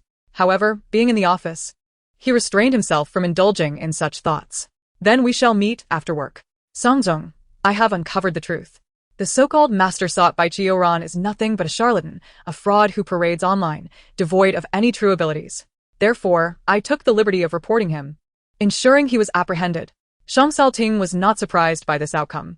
His disbelief in the supernatural was unwavering. Even if such phenomena existed, it was unlikely that, with Zhuan's intellect and limited resources, she could afford to engage such a practitioner. The reason for having Jiang Chen investigate was merely to gain peace of mind, particularly since Suso was involved. And what of the individual who incapacitated Sioran last night? Have you uncovered their identity? Jiang Chen shook his head. No. Shang Xiaoting's brow furrowed. You have not found any leads? The surveillance footage has been tampered with, rendering it irretrievable. This marked the second occasion on which Shang Xiaoting heard Jiang Chen report the inability to restore the footage, causing his expression to darken. So it was indeed that Othello's doing? What does he intend to achieve? Jiang Chen wore a look of confusion as well. Shang Xiaoting lowered his gaze, contemplating for a moment, before coldly asserting, It seems I must find an opportunity to confront this detective. Upon hearing this, Jiang Chen understood that there was no need for him to probe further, and he breathed a sigh of relief while suppressing any sign of it on his face. Shall I arrange a meeting for you? Not yet, Shang Xiaoting replied expressionlessly, continuing his orders. Neuron has been absent from the Qi family for quite some time. Have they exhibited any reactions? Madame Qi and young Madame Qi sent someone to inquire early in the morning, yet there was no response from Qi Zhong's side, indicating that they were likely unaware of the situation. Jiang Chen nodded in understanding. Furthermore, please inform Butler Chen to procure more ingredients for dinner this evening. After a brief pause, Zhang shouting added, "No fish. Instead, purchase some shrimp and rabbit meat." Jiang Chen was momentarily taken aback. The request to avoid fish was inconsequential, and buying shrimp posed no issue, but rabbit meat was a different matter. Among his acquaintances, it seemed only one individual had a penchant for rabbit meat. As soon as the thought escaped his lips, he caught a cool glance from Zhang shouting, prompting Jiang Chen to suppress a smile, acknowledging, "I spoke too much. I shall inform Butler Chen at once." Upon hearing Jiang Chen mention that Song Yi would be joining for dinner, Butler Chen was startled, nearly dropping his phone into the water basin. "Butler Chen, is something amiss?" he inquired. Quickly recovering, Butler Chen picked up his phone, assuring, "It's nothing. I merely dropped my phone while washing the cloth. At your age, why do you still attend to such trivial tasks?" Jiang Chen remarked casually, then reiterated the request for the ingredients. "Very well, I understand. I shall have the servants prepare everything immediately." After ending the call, Butler Chen left the kitchen with a furrowed brow, heading toward the garden. As he approached the garden entrance, the sound of Su Su's melodious laughter wafted through the air, instantly complicating his emotions. He could hardly recall the last time he had heard the young miss laugh so joyfully. It appeared that she and the young masters, Song Zizha and Song Zimu, had indeed formed a delightful bond. Alas, such blissful moments are often fleeting, especially when they are snatched from the hands of time. Reflecting on the recent phone call, Butler Chen understood that his presence might dampen the spirits, yet he steeled himself and ventured into the garden. "Young miss," he greeted. Su Su had just finished playing hide and seek with her two brothers and was now seated on a swing, joyfully pushed by them, resembling a little lark. Upon noticing Butler Chen, her smile dimmed slightly. "Butler Chen, is there something you need?" Her eyes widened in surprise and delight. "Really?" However, a glance at her two brothers made her realize the complexity of the situation, and her cherubic face contorted into a frown. This meant that Brother Zizha and Brother Zimu would have to leave earlier than expected. Butler Chen nodded. "The master specifically instructed me to procure additional ingredients. And there are also preparations to be made at home." Exchanging glances, Zizha and Zimu quickly reached a consensus. "Then let us depart at once." Seeing the children display such understanding eased Butler Chen's heart. Thank goodness his job was secure. He would not have to compete with the youth in the job market at his age. "We can manage on our own." Song Zizha declined Butler Chen's offer, then turned to glance at Su Su, who looked at him with a hint of reluctance, raising an eyebrow. "What flowers does Su Su like?" "Susugesetatif ueme? Roses? Brambles? Tulips? Lilies?" In the next moment, Song Zizha suddenly revealed a peach-pink lily, seemingly conjured from thin air. "For you." Su Su gasped in astonishment, exclaiming, "Brother Zizha, you can perform magic." Su Su was taken aback to discover that the flower bore such a profound meaning, her eyes instantly reddening. Her heart filled with a warmth tinged with sorrow, and she nodded emphatically. Beside her, Butler Chen remarked, "If only the gentleman possessed even half the charm of this young lad, wouldn't he still be without the title of father to these two children?" Song Zimu, lacking the myriad tricks of Song Zizha, felt a pang of jealousy that his brother had captured their sister's affection all to himself. Thus, he scratched his head and suggested, "Su Su, please don't cry. How about I perform a 360-degree Thomas spin in midair for you?" Just moments before, Su Su had been engulfed in sadness. But now she burst into laughter. Chapter 98. He resembled a fool. Upon departing from the villa at Qianyue Bay, Song Zimu crouched by the roadside, gazing up at Song Zizha. "Elder brother, where shall we go now?" His expression and tone resembled that of a homeless stray dog. Song Zizha cast a disdainful glance at him and said, "Do you wish to see the scoundrels who caused our mother and us to be homeless years ago?" Song Zimu's eyes brightened, yet he feigned seriousness. "Are you referring to Mother's ex-husband and our little aunt?" That might not be appropriate. He understood well that Song Zizha's suggestion to take a look was far from innocent. No. If you are going, how could I possibly stay behind?" Song Zimu hurriedly followed suit. The chief family villa was nestled in a picturesque villa district by the river in the southern part of the city. The brothers took a taxi to the vicinity of the villa and settled into a nearby cafe. "Rest assured, you need only observe," Song Zizha instructed, ordering a cup of coffee for Song Zimu. With nothing else to do, Song Zimu sipped his coffee while idly scanning the surroundings. Suddenly, he spotted a familiar face and tugged at Song Zizha's sleeve. "Zizha, look. Isn't that boy Chi-Chi?"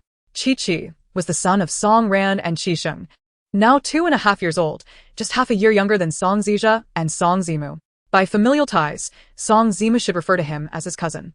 However, Song Yi had severed all ties with the Song family 3 years ago, meaning Song Zimu and Song Zizha could not have possibly met Chi-Chi. They had seen his photographs online, for Chi Sheng was quite fond of showcasing his affections. Logically, A child of 2.5 should have already learned to walk and speak, yet at that moment, Chi-Chi remained seated in a stroller, a lollipop in his mouth, being pushed by a nanny while gazing about in wonder. Brother, why do I feel like this Chi-Chi is somewhat foolish? Song Zimu mused. Isn't that why I call him Hale? Song Zimu asked in confusion. Isn't it because there's a place called Chichihar? Song Zija found no need to explain further, for it was only natural that someone who took half a year to grasp the Chinese language would struggle with the subtleties of regional dialects. Elder brother, what do you think about giving that little brat a beating since his parents have caused us so much suffering? Song Zija swiftly flicked his fingers against Song Zimu's head. Have you forgotten Mother's admonition against bullying children? But I'm a child too, and you bully me every day. Song Zimu protested. I am merely fulfilling my duties as an elder brother to guide you, Song Zija replied. Ugh, how pretentious. Just because you were born an hour earlier. You think you can lord over me every day. Why did you call me here? Surely, it cannot merely be to sip coffee while watching their family bask in affection. Song Zimu leaned in with curiosity. Is it true? Let me see. What did you send him? Unexpectedly, Song Zija snapped the laptop shut. It was not that he was unwilling to share the message contents with Song Zimu, but rather that his screen displayed a hacker forum alongside stock market segments. Although Song Zija had previously hinted at possessing some hacking skills, he had only revealed the tip of the iceberg to prevent his younger brother from feeling inadequate. Thus, in Song Zimu's eyes, Song Zija merely had a modicum of computer talent, akin to some low-tier hackers capable of breaching poorly defended local networks. In truth, however, Song Zija's actual prowess far exceeded what Song Zimu could fathom. In a bid to divert Song Zimu's attention, Song Zija intentionally shifted the topic. Zija, later. Follow that Hal, and see if there's a way for us to infiltrate the Chi family. Song Zimu's eyes widened in disbelief. Infiltrate the Chi family? Is it really that thrilling? What exactly do you intend to do? Oh, nothing much, just taking you along to witness a performance. Otherwise, with the stage set and the troupe ready, it would be a pity to let such a splendid show go unwitnessed. Song Zimu remarked, brother. You're starting to sound pretentious again. Yet, despite his brother's penchant for theatrics, he was reliable when it came to action. Thus, Song Zimu finished his coffee in one gulp, exited the cafe, and stealthily trailed behind Chi-Chi and the nanny into the villa area. The Chi family's villa, overlooking a lake, sprawled over 500 square meters, featuring front and back gardens along with a garage. One would expect such a grand residence to boast robust security measures. Strangely, however, there was not a single guard at the entrance. The nanny pushed the stroller and effortlessly opened the grand door to enter. Observing for a moment, and noticing no one was watching, Song Zimu quietly nudged the door open a crack and slipped inside.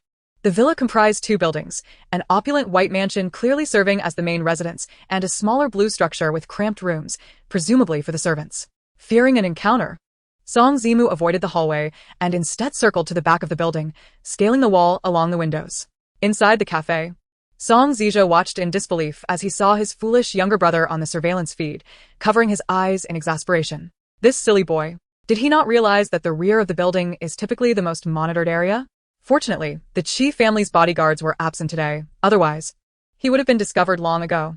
Taking a sip of coffee, Song Zija glanced at the time. With that thought, he closed his laptop and approached the front desk to settle the bill. Hey there, aren't you going to stay a little longer? The counter attendant had noticed him earlier but refrained from interrupting as he seemed engrossed in his phone. Now, seeing that he had barely touched his coffee, she could not resist inquiring, is the coffee not to your liking? The attendant paused, then beamed brightly. All right, take care on your way. Furthermore, since you and your brother are still children, I can offer you a children's discount on this order, applying a 30% reduction.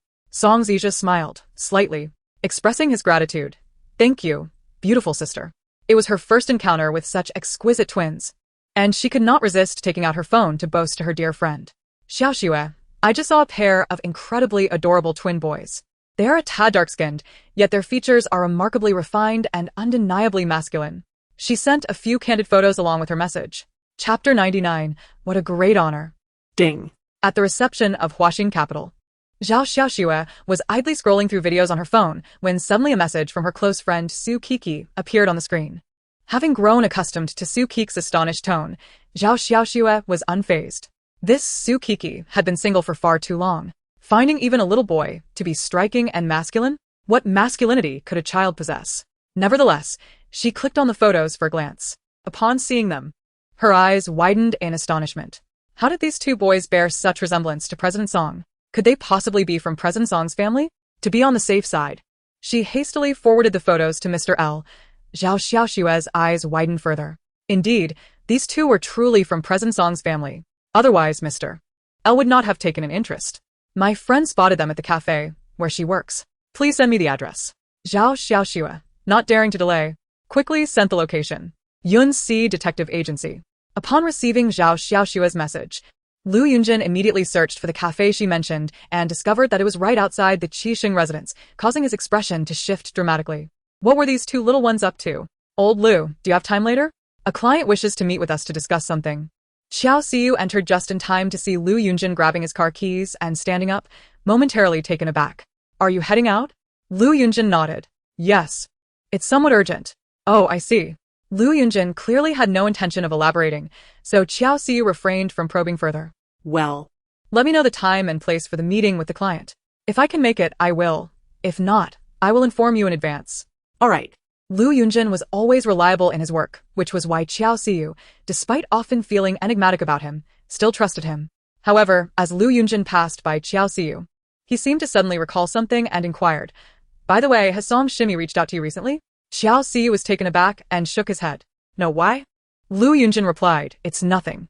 It's just that I've been unable to find information regarding the matter she entrusted to me last time, and I am unsure how to convey this to her, so I have delayed it until now. So, it was about that Xiao Xiu realized. If you couldn't find anything, it must be quite complicated? Not necessarily complicated, Lu Yunjin replied nonchalantly. There is a formidable figure around Shang shouting, and I fear being discovered, which naturally makes my investigation somewhat constrained. Xiao Xiu was astonished. A formidable figure around Shang shouting? What kind of figure? Is it someone as formidable as you? Lu Yunjin narrowed his eyes slightly, remarking that the other party was far more formidable than himself, being a distinguished graduate from Stanford's Department of Information. What of Stanford? Did you not also gain admission there with a recommendation? If it weren't for, as Xiao Xiu's words trailed off, he noticed a subtle shift in Lu Yunjin's expression and promptly refrained from pursuing the matter further. Very well, I understand. I shall clarify this with ease shortly. Only then did Lu Yunjin manage a smile, expressing his gratitude. Thank you. Oh, who are we kidding? Why even mention it? Xiao Xiu gave Lu Yunjin a reassuring pat on the shoulder. You should hurry along now. I will handle the client for the time being. In the Chi family's villa, within a room on the west side of the second floor, two nearly identical little heads were concealed behind the curtains, whispering furtively. Brother, with such a large household as the Chi family, why don't they employ more staff? This inquiry came from Song Zimu, who had recently snuck in with the nanny and Chi, concerned that they might be discovered by the household staff. Thus he had climbed through the window to this room on the second floor. Not long after, he witnessed Song Zija swaggering through the front door, unencumbered by any encounters along the way. Song Zija, upon hearing this absurd remark, rolled his eyes in exasperation. It's not that the Chi family lacks servants. They simply happen to have sent them all out today. What? What are they sending them out for? To find Chi Yuran. What? Song Zimu's eyes widened. Are you referring to the woman we encountered at the hospital this morning? Su es madre? Who else would it be? But why are they searching for her? The context and details had only recently come to light to Song Zija, as he had reviewed the hospital surveillance footage at the cafe, and he found it challenging to articulate the entire situation succinctly. It seems that Su Su's father is worried that this woman might harm Su Su again, so he has confined her somewhere. The Chi family is unaware of this, hence their search. Song Zimu appeared pensive, about to inquire further, when suddenly an anxious voice called from outside the door. Madam, young madam, there is trouble. Miss Chi has been taken to the 7th hospital by Mr. Shang. Exchanging glances with Song Zija, Song Zimu hurried to the door, pulling it open just a crack to discreetly observe the scene below. He saw a middle-aged lady seated on the sofa, her face contorted with shock and anger as she nearly fainted upon hearing the news. What did you say? It was evident that the elder lady, clearly in her later years, was Chi Madame Jiang Qingmei. Supporting her was a younger woman, the very one who had caused their mother to fall down the stairs, leading to their premature birth and the tragic loss of their third brother, Song Ran. How audacious! You dare to snatch someone from Mr. Shang. Jiang Qingmei, evidently enraged, abandoned her usual gentle demeanor and confronted Song Ran directly. Song Ran, stung by Jiang Qingmei's words, flushed crimson, her heart brimming with resentment. This old hypocrite was the one who had let Chi Yuran slip away. Now that Chi Yuran had landed in trouble and was confined, it was entirely their own doing. Why direct her fury at them? Yet, despite her thoughts, she displayed none of her inner turmoil and instead adopted an even gentler and more patient demeanor. Mother, You are right. I must have been out of my mind with worry. She pondered for a moment and decided, very well. I shall first take the others to the hospital to check on you Ran's condition, while simultaneously calling Ah Sheng to see if he has any solutions, or if he can speak to General Shang on our behalf. Hearing her words, Jiang Qingmei finally began to think clearly, her expression softening slightly. Then, why are you not making the call right away? What are you waiting for? In the moment she received this news, Song Ran felt not joy but rather shock and a hint of anxiety she was reluctant to acknowledge. Chapter 100. One should not roll their eyes. Filled with confusion, Song Ran rose and made her way to the door. Meanwhile, in the room on the second floor, the two little ones perked up their ears, their eyes shining brightly as they fixated on the man who had just entered through the front door. If looks could harm, Qi Sheng would have been metaphorically stripped of flesh by their piercing gazes. Of course, what do you intend to do? Just keep your eyes wide open and observe. Even at this moment, there was still an air of suspense.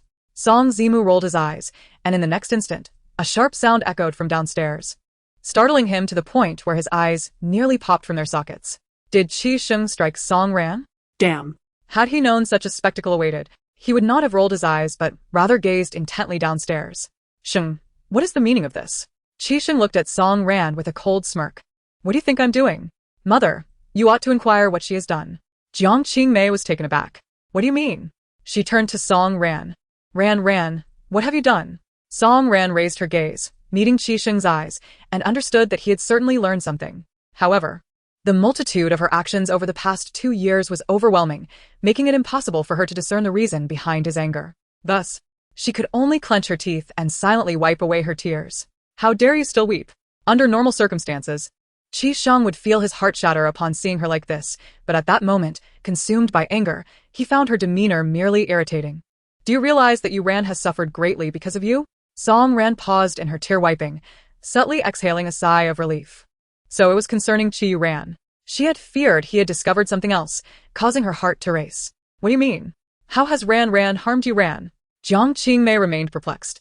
Qi Sheng glared at Song Ran. You tell her. Song Ran feigned ignorance, continuing to dab at her tears. Qi Sheng, left with no other option and unable to strike her in front of Jiang Qingmei, could only fume in frustration.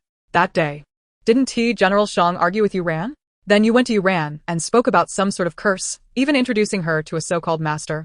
Which is why you Ran rushed to the hospital at midnight to retrieve Su's hair and blood.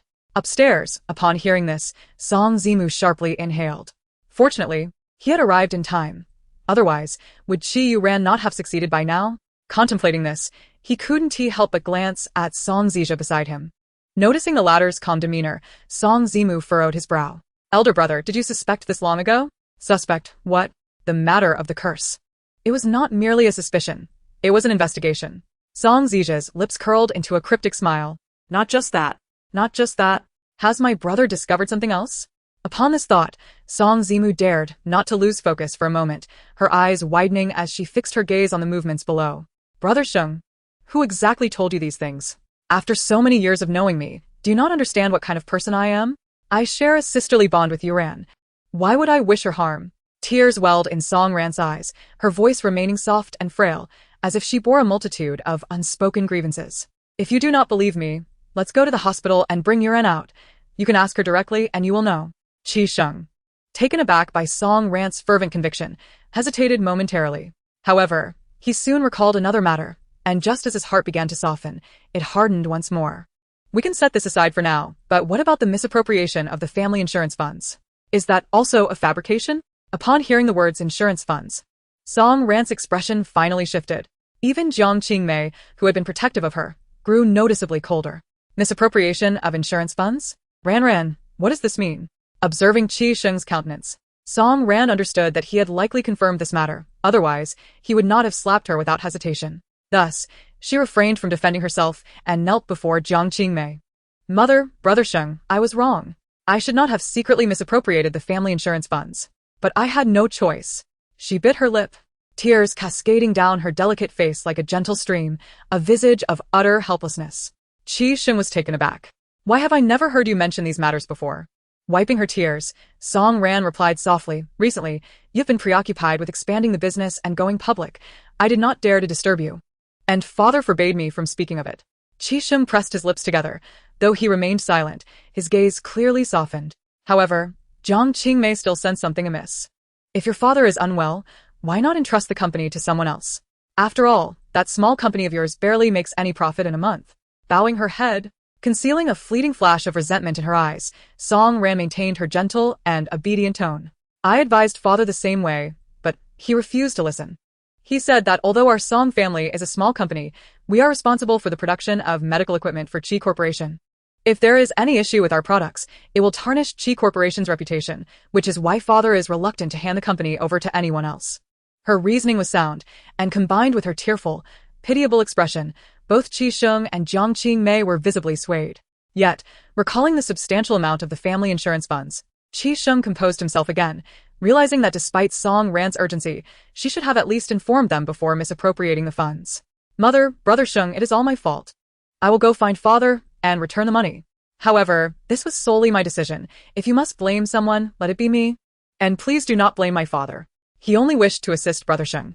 At this point, Song Ran's expression suddenly changed, and she clutched her abdomen, exclaiming, "Ah, it hurts."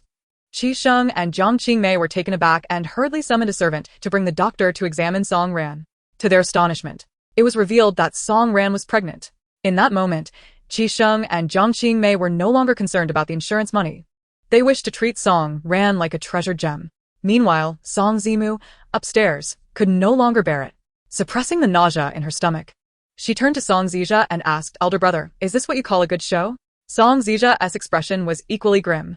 He had initially believed that Qi Sheng would never forgive Song Ran after discovering her misappropriation of the Qi family's insurance funds.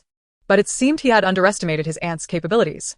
After all, a woman who could deceive even their mother must possess considerable cunning. With this thought, Song Zizha cast his gaze downward and said coldly, "Let us go. Are we leaving just like this? You don't want to stay for dinner?" Song Zimu retorted, at a loss for words, yet unwilling to let Song Ran off so easily. After a moment's contemplation, she added, "Elder brother, wait for me." Song Zizha was taken aback. "What are you going to do?" Without responding, Song Zimu directly climbed out of the window. Although Song Zizha could also scale the window, he was not as agile as Song Zimu. Realizing he would likely not catch up even if he tried, he decided to remain indoors and wait. "What did you just do?" Song Zizha inquired. With a mischievous grin, Song Zimu replied, "Oh, nothing much. Just went to the restroom." Suddenly, Song Zizha recalled something. "You didn't just urinate in their food, did you?" With a look of disdain, Song Zimu retorted, "How could I possibly do something so disgusting?" Song Zizha sighed in relief, but the next moment, he heard Song Zimu casually add, "I just poured out half of her skincare lotion and mixed in some fresh warm liquid." Song Zizha, that's even worse. However, considering that the lotion was likely used solely by Song Ran, he decided to let it go. Seizing the opportunity while the Qi family was distracted, the two youngsters quietly jumped out the back window. To their surprise, as they emerged from the alley behind the house, they spotted a tall, lean figure leaning against the entrance, seemingly waiting for someone. The little ones froze in place. After a moment, it was Song Zizha who steadied himself and looked up at the figure, asking, "Who are you?" Song Zizha rarely frowned. So this stranger could not possibly be someone sent by their mother or instructor David. Could it be Su's father? After considering all possibilities, he deduced that it was the only explanation. He then lifted his head, scrutinizing Lu Yunjin, and asked casually, "Did he send you to take us to the airport?" Lu Yunjin was unaware of whom Song Zizha referred to as he, but he maintained a neutral expression and replied, "Indeed." Upon hearing his confirmation, Song Zizha thought to himself. As expected, with this realization, he felt a slight fondness for the man they had yet to meet, who would likely become their stepfather. "Let us go," Lu Yunjin said, raising an eyebrow in mild surprise at how agreeable the two youngsters were, as he pressed the car lock and opened the door. Upon noticing that Lu Yunjin drove a mere GAC Accord worth only a few $100,000, Song Zizha's eyes revealed a hint of curiosity. "Is this your car, or his?" "My own," came the reply. "Oh, then it's nothing." With that, Song Zizha ushered Song Zimu into the vehicle. Song Zimu remained in a state of bewilderment, utterly perplexed by the identity of the mysterious he they had been discussing. Once inside the car, she could not restrain herself any longer and quietly inquired of her elder brother. "Do you know this person?" "No," he replied. "Then why are you getting into the car with him?" "He said he would take us to the airport." "But what if he is deceiving us? What is there to fear? You can handle yourself." Instantly, Song Zimu found herself at a loss for words. Meanwhile, Lu Yunjin, listening to the exchange from the back seat, felt an amused yet curious stir within him. He was aware that Song Yi had two sons and had heard from Qiao Siyu of their remarkable talents. However, upon meeting them and witnessing their actions firsthand, he could not help but exclaim inwardly that these were not merely gifted children, they were extraordinary prodigies. One possessed physical prowess akin to a superhuman, while the other's intellect was so high that Lu Yunjin found himself hesitant to call himself a genius ever again. Just as Song Zimu was about to speak, Song Zizha covered her mouth. Not yet. Lu Yunjin squinted his eyes, perceiving that Song Zizha was anything but a typical 3-year-old. He was more akin to a cunning little fox. He suspected that the child was attempting to swindle him out of money for their tickets. I would not mind purchasing your tickets, but how will you check in? You are both under 5 years old and must be accompanied by a guardian to do so. Song Zizha countered with a question. Did he not tell you what to do since he offered to drive us? Song Zizha responded with an "oh," and asked, then why are you still inquiring? Lu Yunjin found himself at a loss for words, as it was the first time in his life that a child had silenced him so effectively. Yet, the thought that this child was his own son inexplicably brought him a sense of comfort. Soon, they arrived at the airport. Lu Yunjin parked the car and led the two little ones upstairs. Just as he was about to approach the ticket counter, he noticed Song Zizha heading straight towards the self-service printing machine. With a swift motion, he scanned his ID, and 2 tickets were automatically printed. After Song Zizha completed the ticketing process, he noticed Lu Yunjin still standing in place, mistakenly assuming that the latter intended to pay for his tickets. He feigned annoyance, saying, you should save your money for a house or a new car in the future. A flight from Jiangcheng to America costs over 10,000 for economy class alone. Not to mention, Song Zizha had chosen first-class tickets, which together surpassed the price of Lu Yunjin's car. Though Song Zizha enjoyed pulling pranks, he never targeted the innocent. Chapter 102. Anticipating a reunion after his remark, Song Zizha turned to find Song Zimu, only to discover she was hiding in a corner. Hurriedly ending a phone call upon hearing his voice. Casting a glance at her, Song Zizha asked, who are you on the phone with? Immediately, Song Zizha's expression darkened. You were talking to Susu and didn't he tell me? Feigning ignorance, Song Zimu replied, I thought you were busy retrieving the tickets. In truth, she would never reveal that her jealousy over her brother's impressive display before Susu had prompted her to make a clandestine call, hoping to elevate her standing in Susu's eyes. Song Zimu was momentarily taken aback. Big brother, the security check is over there. You've gone the wrong way. Then, she watched as Song Zizha placed his first-class ticket on the counter, donning an innocent and endearing expression. Pretty sister, I mistakenly purchased the wrong ticket. I intended to buy an economy class ticket, but inadvertently secured a first-class one. May I kindly request an upgrade to my original choice? Song Zima thought to herself. I was wrong, big brother. Internally lamenting, Song Zizha, you absolute rascal. Not far away, Lu Yunjin observed the 2 children, feeling no discontent over their disregard of him. Yet a faint worry lingered in his heart. Although he had previously heard Qiao Siyu mention that these 2 little ones had a close relationship with Shang Shouting's daughter, he had not anticipated it to be to such an extent. Zizha and Zimu had seemingly come to regard Shang Zisu as a younger sister. However, he felt that Shang Shouting, that scoundrel, was utterly unworthy of Song Yi. As these thoughts crossed his mind, Lu Yunjin's gaze grew increasingly profound and shadowed. At Qianyue Bay, Susu, come down for dinner. Upon hearing the urging voice of Butler Chen, Susu hurriedly hung up the phone. Glancing at the beautiful daffodil lily perched on the windowsill before descending the stairs to sit beside Song Yi. Auntie, Susu has missed you dearly. She nuzzled against Song Yi, inhaling the familiar scent reminiscent of the shower gel that lingered on Zizha and Zimu. Ah. It had only been a few hours since parting from Zizha and Zimu, yet she had already thought of them countless times. Unbeknownst to Song Yi, who perceived the little one's behavior as that of a particularly needy puppy, she believed this dependency stemmed from Susu's illness. Thus, she devoted her attention to comforting her, even forgetting her irritation with Shang Shouting, resulting in a meal far more enjoyable than she had anticipated. After dining, Susu took Song Yi's hand, insisting they go out for a stroll, claiming it was a habit cultivated during her stay at Song Yi's residence. With no choice but to oblige, Song Yi accompanied her to the garden for some fresh air. Shang Shouting, observing their retreating figures, refrained from rushing after them. Instead, he approached Butler Chen, who was tidying the dining table, and casually inquired, who visited this afternoon. Butler Chen, startled, nearly dropped the dishes.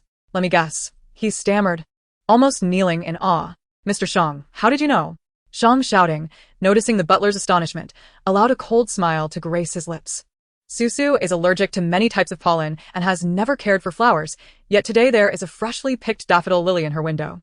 The language of the daffodil lily signifies an anticipation of reunion. Given that only a select few would have the privilege to enter our home and bring such joy to Susu, it is not difficult to deduce.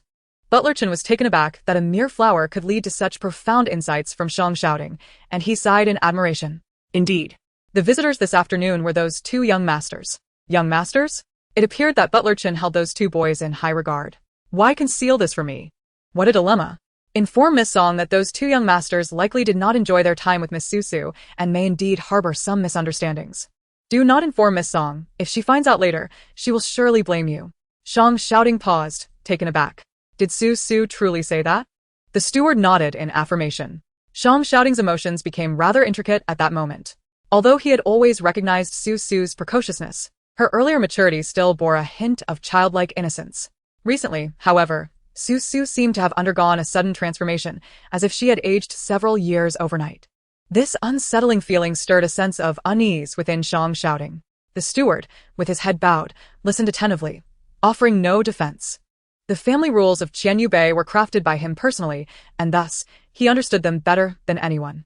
In truth, from the moment he had agreed to Susu's request, he had anticipated that Shang shouting would eventually learn of it and that he would certainly face consequences. Yet, he chose to assist Susu in fulfilling her wish. Even now, he felt no regret, for the little mistress had displayed the most smiles he had ever witnessed today. According to the family rules, what punishment should I impose on you? The steward replied calmly, dismissal. Shang shouting lifted his gaze to scrutinize him. Considering your long service to the Su family, dismissal shall be waived. Instead, I shall deduct half a month's salary. Thank you, sir, the steward responded, maintaining a serene demeanor, unfazed by praise or rebuke. Until Shang shouting added, should you dare conceal matters from me again, I will not penalize you. Rather, I shall send your son abroad to mine, understood? The steward merely nodded, acknowledging the severity of his master's words. Just then, a soft, melodic voice floated in from the window. Daddy, Grandpa Chen, what are you talking about? Susu, who had been in the garden conversing with Song Yi, noticed her father was not following and sensed something was amiss. Fearing that her father might confront the steward regarding the arrival of her brothers, she quickly interjected, hoping to alleviate the steward's predicament. Chapter 103, A Daughter Knows Her Father Best. Susu pouted. Have you finished your discussion? Yes, nearly, he replied. Upon hearing this, Susu dashed inside, taking hold of Shang shouting's hand. Then why don't you hurry and accompany Annie? She pushed him towards Song Yi. While she remained stationary, Shang shouting narrowed his eyes. And what about you? It was evident to him that the little one was eager to inquire about what he had just discussed with the steward, so he chose not to press her. Indeed. Once Shang shouting exited, Susu immediately grasped the steward's hand. Grandpa Chen, does Daddy already know about the two brothers? The steward nodded. Susu tilted her head, pondering. Is it because of that daffodil lily? A flicker of surprise crossed the steward's eyes. Seeing his expression, Susu realized her guess was correct and felt a twinge of regret. It's all my fault. I knew that placing the flower there was risky, yet I couldn't resist. The steward observed Susu's wrinkled little face and couldn't help but chuckle, gently ruffling her hair. Do not blame yourself, young mistress. Besides, sir did not impose a severe punishment upon me. Susu fue skeptical. Daddy is not that kind-hearted. He must have deducted your salary, the steward replied. Could this be what is known as a daughter, who understands her father best? Upon hearing Susu's words, Butler Chen felt a warmth in his heart, further affirming that he had no regrets about his actions today. Very well, I shall first express my gratitude to the young lady. In the garden, Song Yi was enjoying the cool summer breeze while sitting on a swing, waiting for Susu and almost drifting off to sleep, until the sudden sound of footsteps interrupted her reverie. Where is Susu? Shang shouting did not respond, but chose to sit beside her. Song Yi immediately attempted to rise, only to be gently restrained by Shang shouting's hand on her shoulder. Susu will be here shortly. Stay with me a while longer. Reluctantly, Song Yi settled back down. Yet, within half a minute, she could no longer contain herself. Mr. Shang, I just remembered that I have several reports left to review. At your pace. Even if you had dozens, you could finish them in less than half an hour. Song Yi replied. Thank you for such high praise. At that moment, Shang shouting suddenly inquired. What are your two sons like? Song Yi was taken aback. What?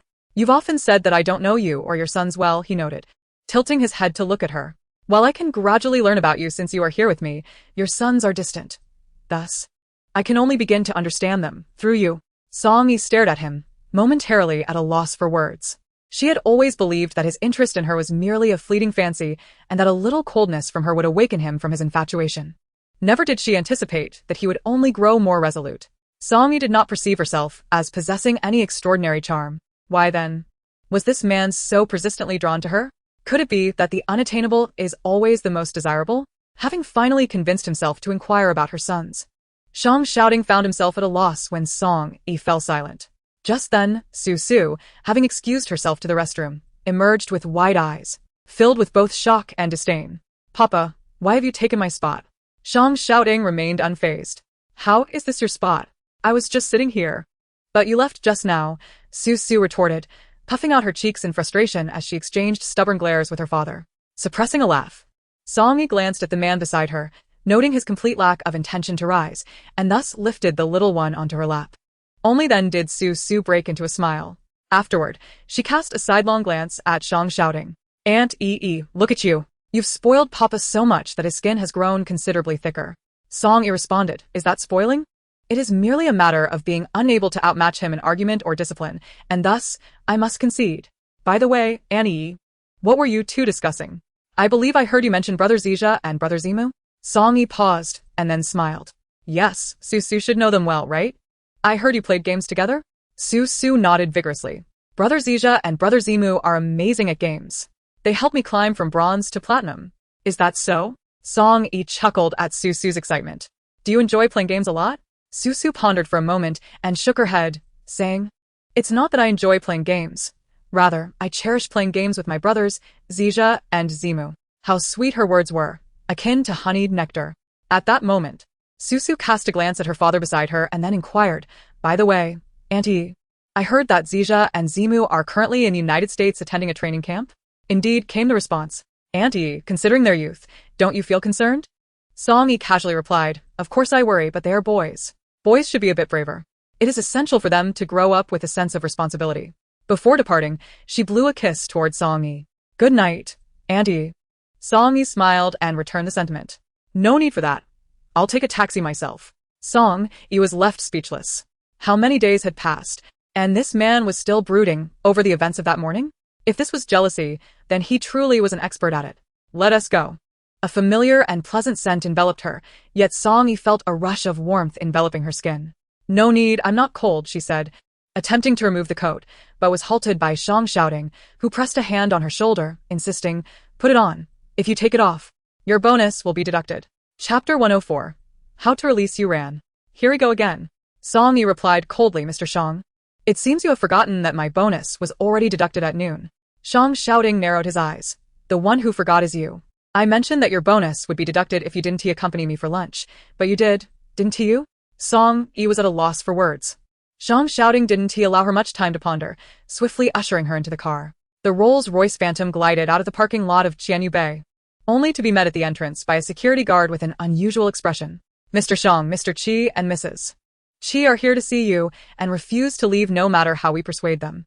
Shang Shouting hadn't anticipated that Qi Sheng would choose this moment to visit Song Yi. Instinctively, he glanced at her, noticing her calm demeanor. Aren't you going to step out and see them? He asked. They must be here regarding Qi Yuran, he stated. Song Yi was taken aback, slightly surprised that Shang Shouting would explain this to her, while also puzzled about what had transpired with Qi Yuran.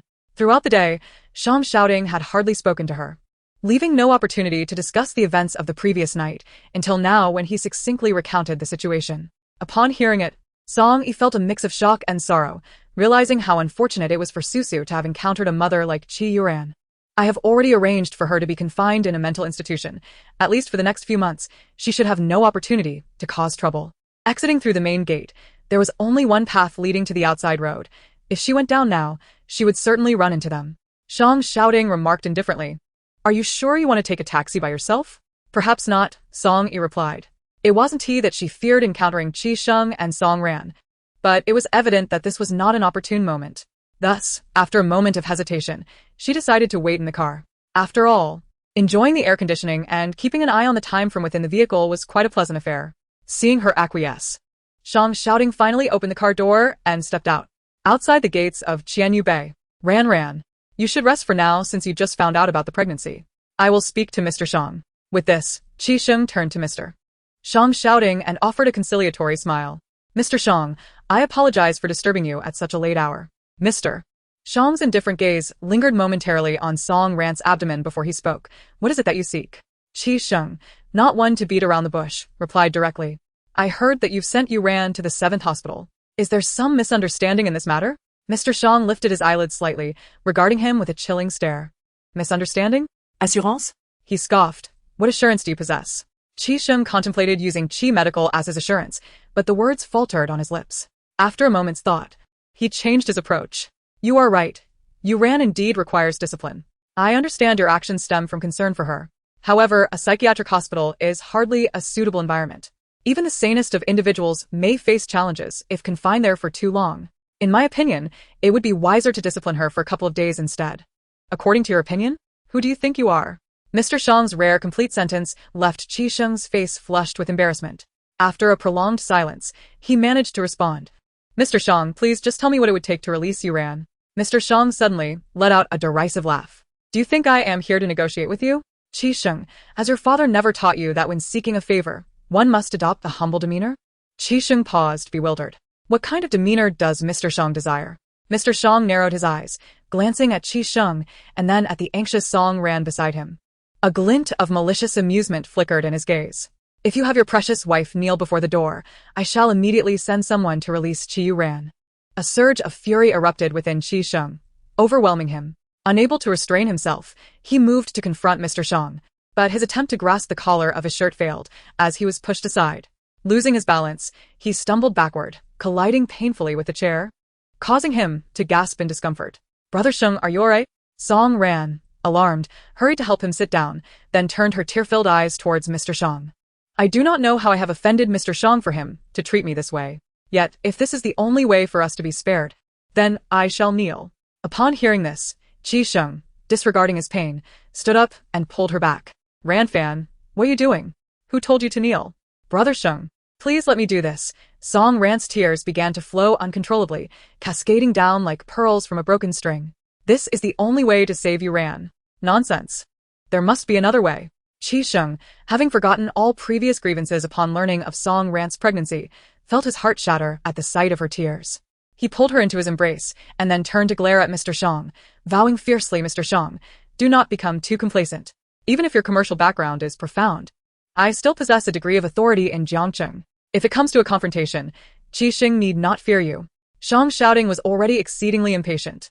His gaze turned increasingly indifferent, regarding Qi Sheng as one would an insignificant insect. Since Qi has the audacity, why seek my assistance? With that, he turned away, dismissing the two entirely. Chen Si, show them out. Yes, sir. The stoic bodyguard Chen Si, with a face as cold as ice, expressionless, addressed Song Ran and Qi Sheng. Mr. Qi, Mrs. Qi, please. Observing this, a hint of amusement surfaced in Shang Shouting's frosty eyes. Only the 3rd report has been reviewed? It seems you were merely spectating? Chapter 105, Hurry to Market. Only then did Song Yi slowly lift her gaze from the report. Are you implying that I am not diligent in my work, Mr. Shang? Of course not. Song Yi's dedication to her work was something even Shang Shouting admired. He understood this all too well. Looking at her, he remarked softly, it is a pity your half-sister did not enter the entertainment industry.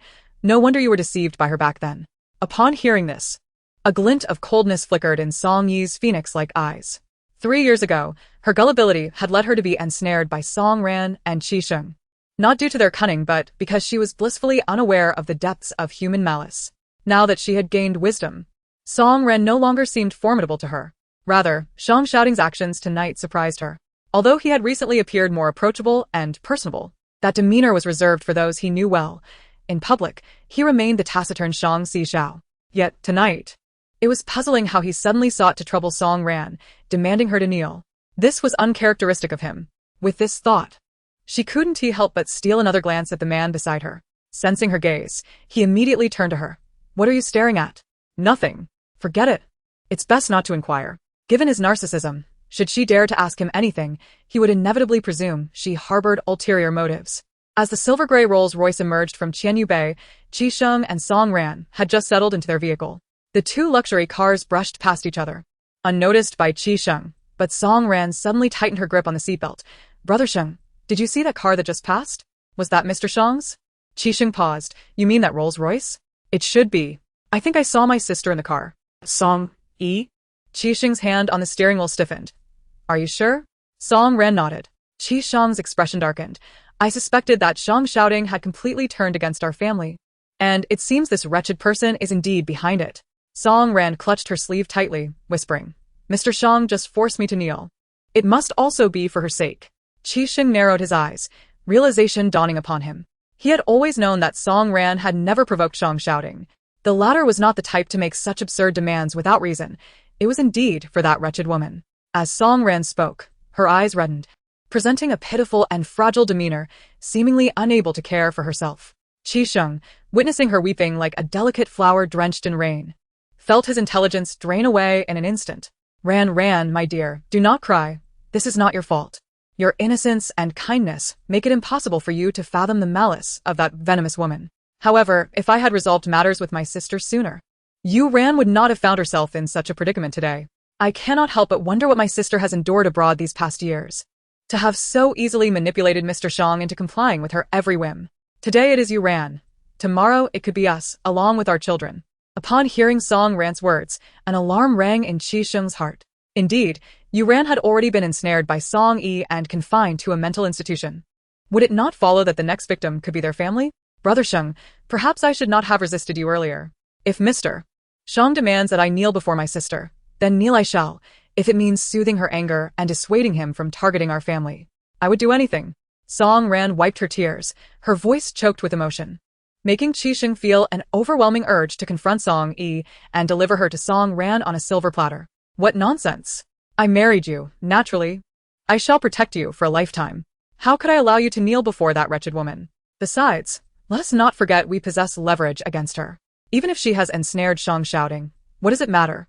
If pushed, we can all perish together. Brother Sheng is so good to me. I truly did not marry the wrong man, Song Ran exclaimed, her face alight with gratitude as she threw herself into Qi Sheng's embrace. Yet, unbeknownst to Qi Sheng, her usually innocent eyes were now filled with cunning and malice. At the Qi family villa, is Mr. Shang still unwilling to let Ran go? Qi Sheng responded with a cold silence. Song Ran lowered her head. Mother, it is all my fault. What nonsense. Your mother does not blame you, Jiang Qingmei replied. Though she harbored discontent, she refrained from directing it at Song Ran, especially since Song Ran was carrying her second grandchild. Mother has prepared chicken soup for you. You have worked hard. Quickly drink a bowl and get some rest. Regarding Ran's situation, I will think of a solution. If it comes to it, I will call your father and see if he has any ideas. When Jiang Qingmei mentioned father, she referred not to Song Bowen, but to Qi Sheng's father, Qi Silin. Since Qi Silin had entrusted the company to Qi Sheng 3 years ago, he had largely withdrawn from business affairs, enjoying a leisurely retirement filled with tending to flowers, fishing, playing chess, and caring for birds. However, despite his current detachment, Qi Silin had once been a formidable figure in Jiangqing's business world, and many of his connections still held value. Upon hearing Jiang Qingmei's words, both Song Ran and Qi Sheng felt a sense of relief and ascended the stairs. Back in the master bedroom, Song Ran removed her makeup and sat at the vanity, applying skincare lotion. Brother Sheng, how confident are you that father can rescue Ran? I do not know. If father cannot save her, will we truly be condemned to live in the shadow of Shang shouting? Qi Sheng's expression darkened at her words. In truth, he too felt uncertain about the situation, yet seeing Song Ran so anxious, he offered her reassurance. Do not worry. As long as our company is listed in New York, he will not dare act rashly. Is that true? Song Ran slightly widened her eyes in astonishment. Is being listed truly that impressive? It is not the listing itself that is remarkable, but rather being listed in the United States. Consider this. If we go public in America, our shareholders will consist of influential capital magnates. When it comes to business dealings, if Shang shouting dares to interfere with our Qi family, he would be challenging the interests of those magnates. Do you truly believe they would fear a mere Shang shouting? Then we must expedite our listing. However, upon hearing this, Qi Sheng's brow furrowed once more. Chapter 106. Deceiving Oneself. Although Song Ran possessed a modicum of cleverness, she had never been fond of studying and barely managed to attend a third-tier university, majoring in Chinese language. Thus, even after 3 years as the young mistress of the Qi family, she remained utterly ignorant of the intricacies of the business world. In matters regarding the listing, she was of no assistance to Qi Sheng. Yet, she soon recalled another individual. Are you referring to Eve? Qi Sheng's eyes lit up momentarily. But then he seemed to reconsider, and his expression darkened. But she is aligned with Shang shouting. If I offend him now, how could she possibly assist me?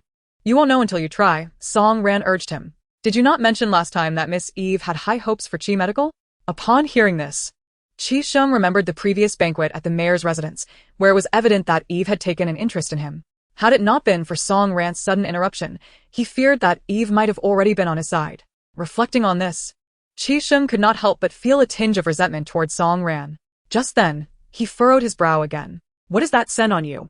Song Ran blinked in confusion. Huh? What scent? Chi Sheng leaned closer, inhaling deeply, and quickly discerned a faint, unpleasant odor emanating from her face. What did you apply on your face just now? He inquired, his brow knitting tighter. It seems there is a peculiar aroma. What aroma? It can't be fake. Chi Sheng dismissed. I purchased it at a specialty store for over 20,000. Over 20,000? Chi Sheng pondered. It was indeed within the realm of possibility. Regardless, a skincare product costing that much could not simply be discarded. Why not try it for a couple of days? If it doesn't yield good results, we can forego it. Song Ran nodded at this suggestion. Although the scent was rather unpleasant, her sense of smell was not particularly acute, and she soon forgot about the matter. However, Chi Sheng was not so fortunate. Already troubled by the company's impending listing, he now found himself sharing a bed with an odorous presence. By midnight, he could no longer endure it and quietly took his pillow to the next room. 2 days later, it was Friday, the end of the work week. After finally concluding a week of intense labor, Song Yi closed her laptop and rubbed her slightly aching neck. Upon looking up, she spotted the handsome man leaning against the glass door on the terrace, illuminated by the golden rays of the setting sun cascading over his shoulders, creating a scene that felt almost surreal. Are you free tomorrow? Instinctively, Song Yi shook her head. I'm not free. She had long since planned to sleep until the afternoon, desperately needing to recover from the week's lost sleep. Tomorrow morning at 10 o'clock, there will be an auto show at the exhibition center. I will arrive at your building to pick you up at 9:30. Are you playing the selective deafness game again? Song Yi replied calmly, Mr. Shang, rest assured, even if you were to come upstairs to fetch me, I would absolutely remain in bed. Disturbing her slumber was one thing, but to drag her to an auto show? Did she appear to have any interest in cars? You need a vehicle, he insisted. Song Yi looked up at him with a gaze that suggested he was being foolish. Mr. Shang, what use is a car to me when I don't even possess a driver's license? Shang, shouting, momentarily taken aback, responded. You've been on Wall Street for 3 years and haven't learned to drive? I have learned, she replied. But haven't you taken the test? He pressed. I have passed it. Then why do you? My license was revoked due to drunk driving and speeding. Shang, shouting, fell silent for a moment, accepting this fact with a calm demeanor without probing further. Since it has been revoked, simply retake the test. Song Yi rolled her eyes. When I have the time. As for the housing project under the Zhou Corporation, leave that to me. Your goal next month is to obtain your driver's license. Fail to do so and your bonus will be deducted, correct? Song Yi was left speechless. Mr. Shang, is this your only method of punishment? Unexpectedly, Shang Shouting's gaze deepened. I have various methods of punishment, and you have certainly experienced some, have you not? Song Yi was momentarily taken aback. Her mind flashing back to the last time he had discovered she had 2 children, summoned her to the parking lot, and kissed her forcefully against the car. I will have Jiangqing assist you in enrolling in driving school. I will personally take you to class tomorrow. Mr. Shang, can you not be so domineering all the time? I have matters to attend to tomorrow. Shang Shouting narrowed his eyes. Oh? A date? What does that have to do with you? It seemed there truly was a date. Shang Shouting smirked, a hint of cold amusement in his smile. Let me guess. Is it your senior brother Lu? Or Qiao Siyu? Or that young intern from the other day? Song Yi thought to herself that this man must have been raised on vinegar. Lu Yunjin was one matter. Qiao Siyu was her childhood friend, something he should already know. And as for the intern, she couldn't even recall his name. Song Yi gritted her teeth. I simply do not wish to learn to drive. I just want to catch up on sleep. Is that too much to ask? Catch up on sleep, you say? Why didn't you say so earlier? I could accompany you in that endeavor. However, this was a thought Shang Shouting only dared to entertain privately, fully aware that if he voiced it, this little woman before him would surely become furious. Then sleep in tomorrow. Just call me when you wake. Oh. Only a fool would call you. With that, Shang Shouting opened her office door and stepped outside, causing Song Yi to hurriedly shut the door again. Mr. Shang, could you be more mindful of your impact? Feigning ignorance. Shang Shouting responded, Impact? What impact? What does it matter if you walk out of my office? What will others say about us? Song Yi had not forgotten the gossip she overheard in the pantry. Although she had initially brushed it off, it did not mean she enjoyed being the subject of such discussions. You go upstairs and exit from your own office. Looking at her serious expression, Shang Shouting couldn't help but chuckle. Song Yi, you are merely deceiving yourself. What kind of relationship do we have? Do you truly believe that everyone is oblivious? Chapter 107. He could not wait any longer. Song Yi cast him a cold glance. Is that so? How is it that I am unaware of any relationship beyond that of superior and subordinate with you, Mr. Shang? Thus, she shouldered her bag and stepped out to await the elevator.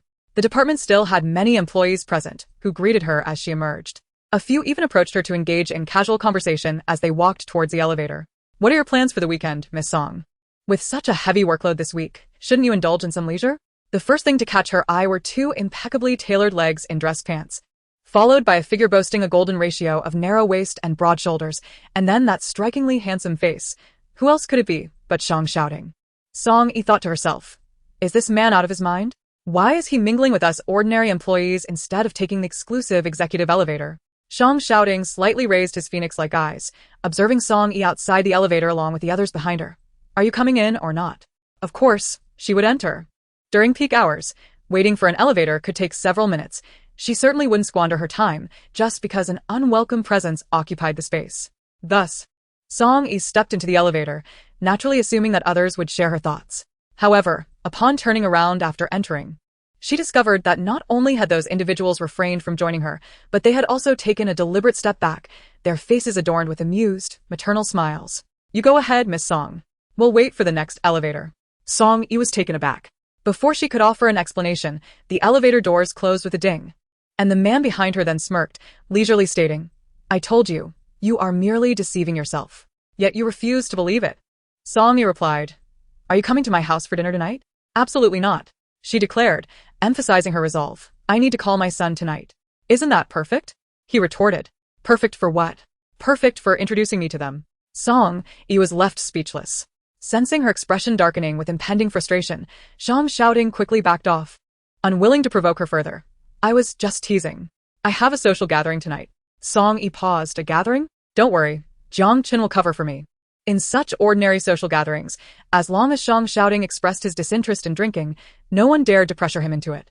After all, just his presence was a tremendous honor for those individuals. Song Yi thought. She was not worried at all. She struggled her way into the bathroom. Just as she was about to turn on the shower, her phone rang. It was a call from Qi Sheng. Song Yi, previously lost in thought, instantly became alert. Oh, what a surprise. President Qi is actually calling me today? I thought he had completely forgotten about me.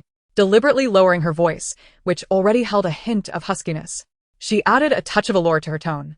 As Qi Sheng listened, he felt a warmth surge within him, secretly acknowledging that this Eve was indeed a little enchantress. However, he maintained a calm demeanor and smiled. Miss Eve, you jest. How could I possibly forget you? It's merely that there seems to be some misunderstanding on Mr.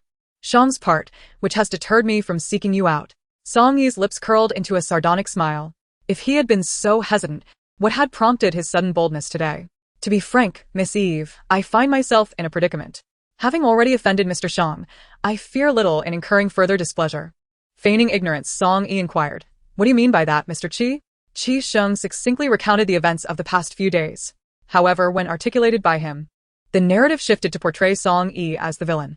Qi Sheng stated that Song Yi had interfered in the affair between Shang Shouting and Qi Yuran, not only harming Qi Yuran but also seeking to exploit Shang Shouting to retaliate against the Qi family. An icy glint flickered in Song Yi's eyes. If Mr. Qi is to be believed, your ex-wife appears to be quite formidable.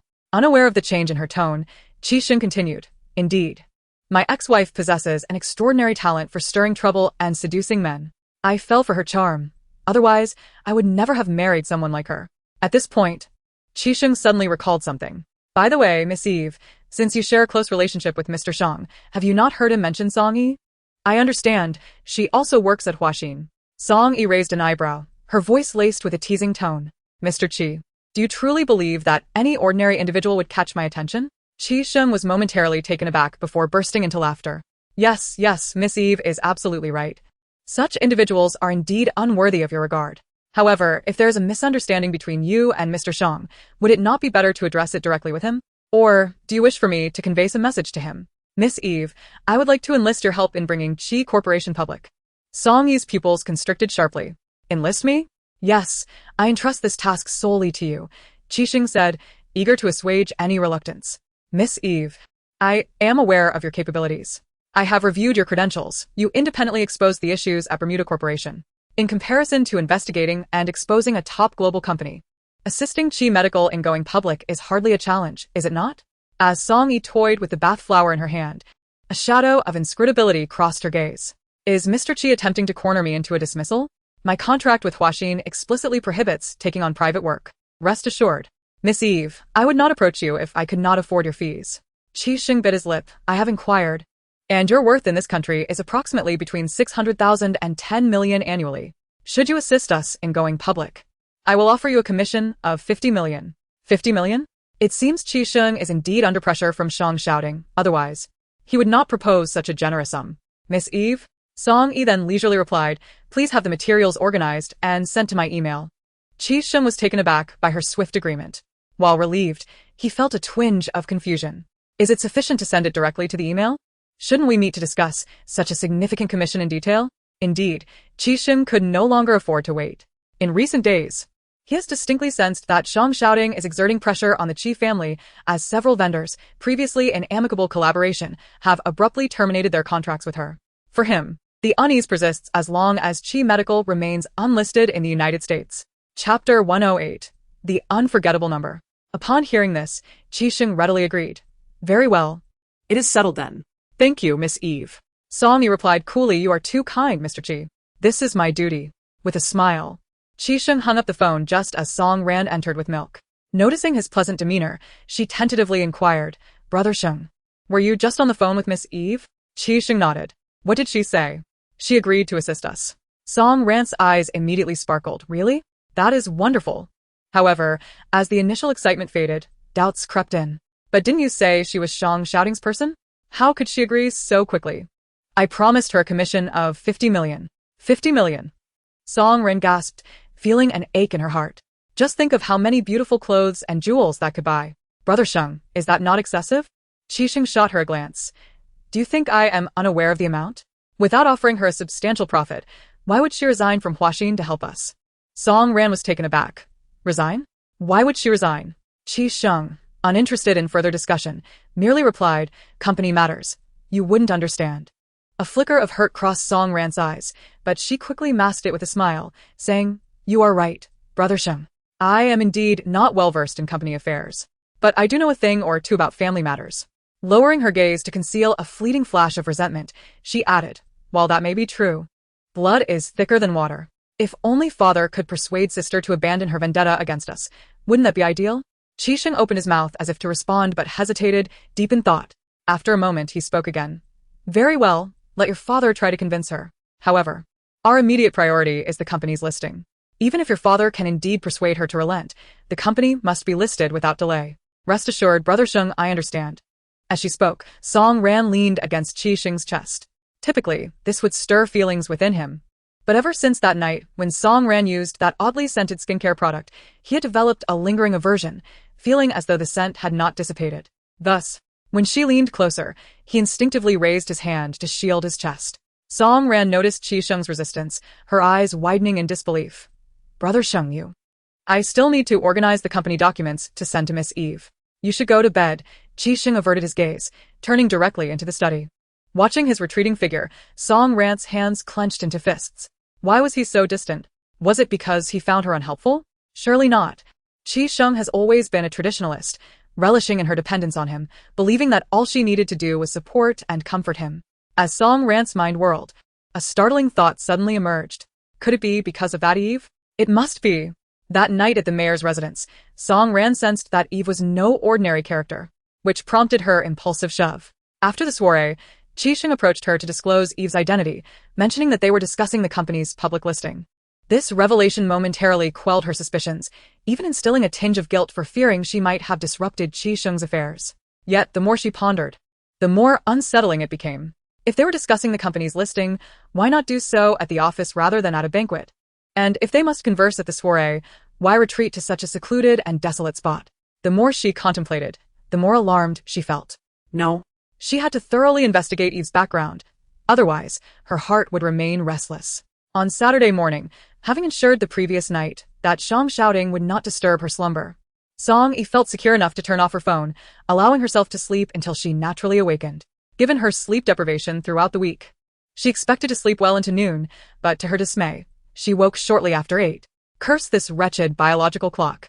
With a mix of resentment and resignation, Song-yi rose to prepare breakfast, casually opening her computer to check the news. However, an email soon captured her attention.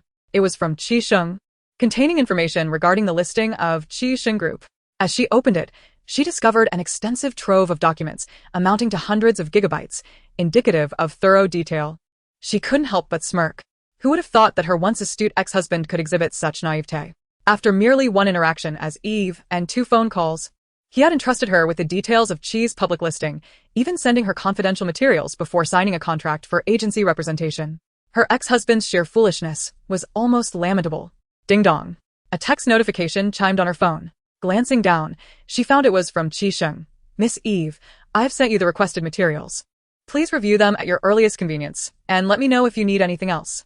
A mischievous smile curled at the corners of Song-yi's lips as she pressed and held the message, swiping it aside to delete it entirely.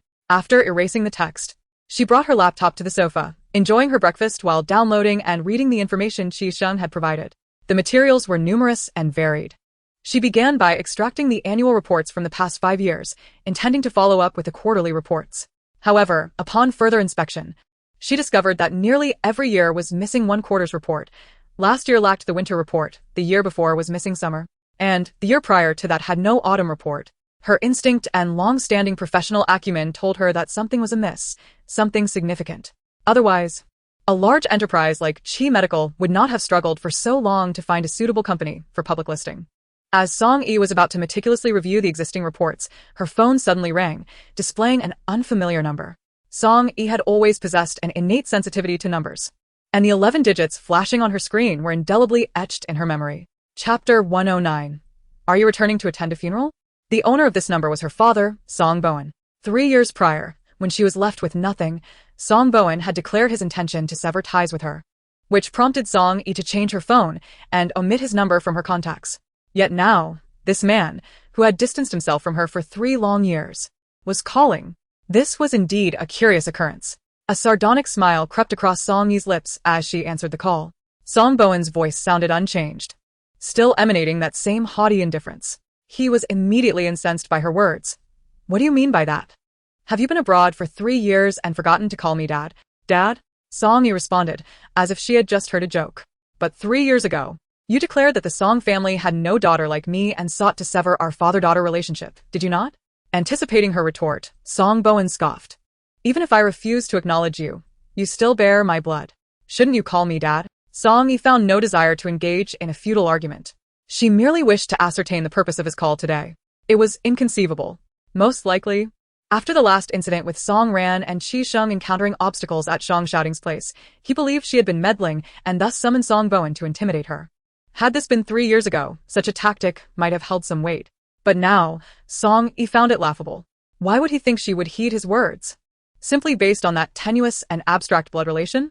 Idly toying with her headphone wire, she casually remarked, Dinner? When? Tonight. Is that so? How unfortunate, as Mr. Shang has invited me to a movie this evening. Song-yi narrowed her eyes and chuckled lightly. By the way, I believe you haven't had the pleasure of meeting Mr. Shang yet. He is the 4th young master of a prestigious family in the capital and a director at Huaxing Capital. Song Bowen clenched his fists. Of course. He knew Song Shouting, otherwise, he wouldn't have made this call tonight. Are you trying to use Mr. Shang to pressure me? Song-yi, you've become quite successful. Haven to you? Now you dare to disregard your father? Song Bowen's complexion paled with anger. Although he was reluctant to admit it, Song-yi's words rang true. Was it her ears that had malfunctioned, or was it her father who had lost his mind? Very well, I shall call Mr. Shang and inquire, he conceded. Feigning reluctance, Song-yi responded. Once the call ended, she promptly messaged Shang Shouting. Mr. Shang, are you free tonight? Within 2 minutes, Shang Shouting called her directly. Aren't you supposed to be napping? Why are you awake so early? I couldn't sleep, Song-yi replied frankly. Shall I come over to see you now? Song-yi paused. What do you need to see me for? Shang Shouting remained silent for a moment. To take you to driving school for class. Song-yi initially thought he was merely making a casual remark yesterday. Little did she anticipate that he would indeed enroll her in driving school, causing her to involuntarily twitch her lips in disbelief. As for the driving school matter, she decided to postpone it for another day. However, if you have no prior engagements tonight, could you do me a favor? A favor? Without a moment's hesitation, Shang Xiaoding readily agreed. What is it? Shang Xiaoding's arm stiffened, and the cup fell to the ground with a loud crash. Song Yi exclaimed, Mr. Shang? Is there time? Suddenly, a powerful voice emanated from her phone, startling Song Yi and making her arm tremble. Internally, she cursed. What was wrong with this man now? Why did he suddenly shout so loudly, causing her eardrums to quiver? What time in the evening? There is no precise hour, but around 6 would suffice. The Song family usually dines between 6:30 and 7. So 6 is undoubtedly the most suitable time. Nevertheless, with the esteemed Shang Xiaoding present, Song Yi felt that the exact timing was of little consequence. After all, someone like Song Bowen wouldn't dare to complain about Shang Xiaoding's tardiness, even if he had 100 lifetimes worth of courage. All right, then you should apply your makeup. I will come to pick you up shortly. Song Yi was taken aback. She wiped her eyes, looked at the clock, and reminded him, Mr. Shang, it is only 10 in the morning. I am aware. Are you really coming this early? Shang Xiaoding's tone was calm, and his reasoning sound. I will pick you up for lunch, then accompany Su for a nap, and in the afternoon, we can go shopping for gifts for your father. Isn't that perfectly timed? Song Yi was almost amused by her frustration. She knew enlisting this man as help would lead to complications. Yet, for the sake of dinner, she decided to endure. Suit yourself. With those words, Song Yi hung up the phone and opened her wardrobe, her gaze lingering on the pure white long dress at the forefront, suddenly struck by a mischievous idea. Half an hour later, Shang Xiaoding watched as a white figure gracefully approached him, nearly doubting his own vision. The white dress, white hairpin, black corsage, black high heels, combined with her plain, unadorned face, Song Yi knew that she would certainly elicit the desired reaction from him tonight. And she rarely offered him a smile. Your powers of observation are commendable. What sort of observation is required? Anyone with eyes and a modicum of common sense could discern that. Just as Song Yi brought a bottle of mineral water to her lips, she nearly choked upon hearing his words. It could also be interpreted as puff. Chapter 110, It has already passed. That evening, at the Song residence, a black Rolls-Royce slowly glided through the villa gates, where Song Bowen and Yin Xiuli were already waiting at the entrance. Yin Xiuli is Song Yi's stepmother. Her biological mother had passed away when she was very young. The following year, Yin Xiuli brought in Song Ran, who was only a year and a half younger than Song Yi. At that time, Song Ran was still known as Yan Ran, and it was only upon entering the Song family that her surname was changed. When Song Ran first arrived at the Song household, Song Bowen, concerned about appearances, initially concealed the truth, claiming that Song Ran was the child of Yin Xiuli and her former husband. However, as his status in Jiangcheng gradually solidified, he no longer concealed his favoritism towards Song Ran. 3 years ago, in order to protect Song Ran, Song Bowen did not hesitate to cast out his own daughter, Song Yi, from the Song family, leaving her heartbroken. At the same time, it became abundantly clear that Song Ran could never be considered a stepdaughter. She was indeed Song Bowen's biological daughter. Calculating the timeline, when Song Ran was born, Song Yi's mother had yet to pass away, and Yin Xiuli had not divorced her former husband. This implies that Song Ran was the fruit of an affair between Song Bowen and Yin Xiuli. However, both Song Bowen and Yin Xiuli were proud individuals, and despite their indulgence of Song Ran, they have yet to publicly acknowledge the truth of her parentage. Mr. Shang, I have long admired you, Song Yi said, coming back to her senses. She noticed that Shang Xiaoding had parked the car but was in no rush to open the door. Instead, he leisurely rolled up the window, effectively blocking out Song Bowen's unfinished words and that obsequious, unsightly face. Then, as if nothing had transpired, he turned to Song Yi and casually inquired, by the way, I almost forgot to ask, who in your family has passed away? Song Yi, unable to contain her laughter at his serious demeanor, replied playfully, guess. Shang Xiaoding observed her with a twinkle in her eye, feeling inexplicably uplifted. I guess someone just told a lie. Outside the car, Song Bowen's face momentarily flashed with embarrassment and anger. However, he quickly forced himself to suppress his emotions and exchanged a glance with Yin Xiuli, both of them harboring the same underlying concern. At most, it was merely a fleeting novelty. Yet, it now seemed that what Song Ran had said was indeed true. Shang Xiaoding genuinely cared for Song Yi, at least from the earlier exchange. It was evident that Shang Xiaoding's attitude towards Song Yi was not only affectionate, but also carried a hint of deference. Shang Xiaoding and Song Yi conversed in the car for a full 5 minutes before he seemingly remembered his purpose and exited the vehicle. He was the first to step out, and upon seeing him open the door, Song Bowen shamelessly approached.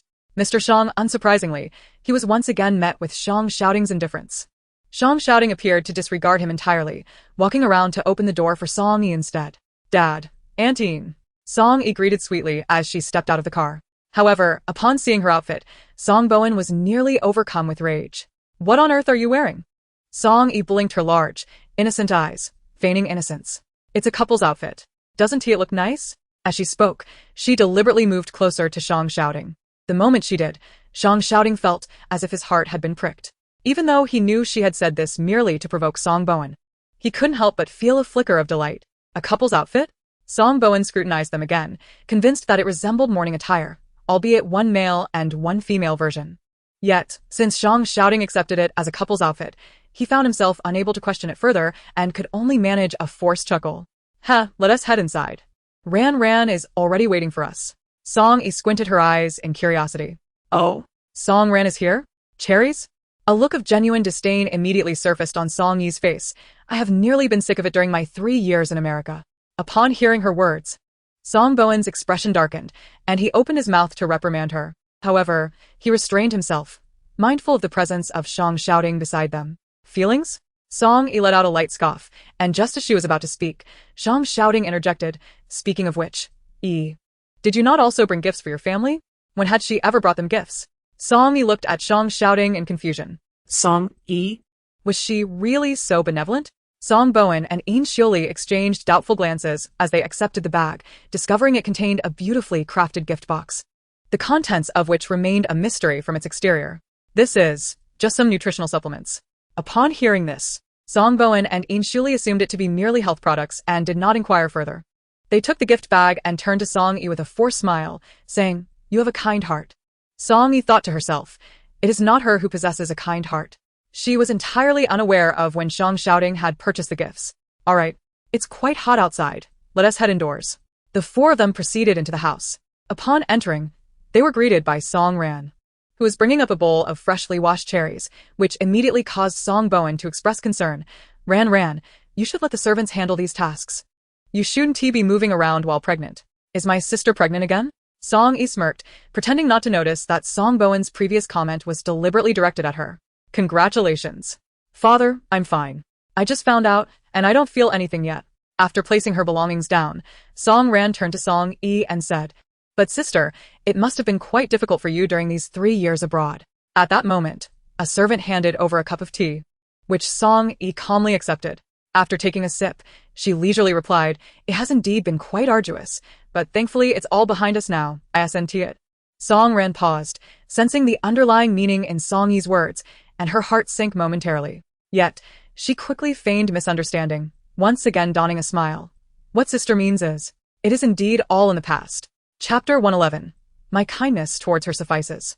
Who would have known that after Song Ran spoke, Song Yi suddenly lifted her eyelids to look at her cold, solemn gaze emanating an oppressive aura. Surely, her sister could not genuinely believe that everything was indeed over? A whisper as fragile as a cicada's wing, paired with a gaze as chilling as death. Song Ran's mind buzzed with confusion. What did her sister mean by that? She lowered her head, avoiding Song Yi's penetrating gaze, suppressing the unease within her. I don't understand. Noticing the shift in atmosphere, Een Shioli, fearing that Song Yi might bring up past grievances, hurriedly interjected before Song Yi could speak. You two sisters can discuss your matters later. For now, let us eat. The servants have already set the table, and the food will get cold if we delay. Song Yi had merely intended to intimidate Song Ran, so upon hearing this, she chose not to say more. Instead, she handed her teacup to a nearby servant and turned to Song Ran, offering a smile laden with meaning. This smile caused Song Ran to instantly recall the deathly gaze from earlier, and the shadow that had just begun to dissipate resurfaced in her heart. In the dining room seated closely beside each other, Song Yi and Shang Shouting shared a moment as he thoughtfully pulled out her chair and smoothed the tablecloth. This scene did not escape the disapproving gaze of the other 3 members of the Song family, yet none dared to express their dissatisfaction. Once the meal commenced, Song Ran finally emerged from the shadows of her earlier discontent and, feigning nonchalance, inquired, By the way, when did you and Mr. Shang meet? Song Yi cast a cool glance in her direction. What does it matter to you? Song Ran's face flushed crimson at the response. Observing his daughter's distress, Song Bowen instinctively opened his mouth to defend her, but unexpectedly, Shang Shouting interjected, I've known Yi since university. At this revelation, the 3 members of the Song family widened their eyes in astonishment. They had known each other since college? Why had Song Yi never mentioned this before? Song Ran clenched her fists in secret. If only Song Yi had disclosed her acquaintance with Shang Shouting earlier, she would not have had to endure the stigma of being a mistress while scheming to pursue Qi Sheng. Wouldn't it have been 100 times better to simply become the fourth young lady of the Shang family rather than entangle herself with a controversial Qi family? With this thought, her heart grew heavier as she looked at Shang Shouting and Song Yi. If her sister had long known Mr. Shang, why hadn't they been together before? Suppressing her jealousy, Song Ran spoke again. A person as exceptional as Mr. Shang would surely leave a lasting impression on anyone who has met him. Her words, however, were not merely flattery. They were a veiled jab at Song Yi for her previous lack of discernment. Song Yi smiled softly. Is that so? So, you're implying that you can't forget him? Caught off guard, Song Ran stammered. Of course not. But didn't you just say that anyone who meets him would remember him? Her face burned with embarrassment as she faltered. Mr. Shang, that's not what I meant. I was just... It doesn't matter what you meant. Shang Shouting replied calmly. There were so many pursuing your sister back then. It's only natural that she didn't notice me. Of course. She still shines brightly.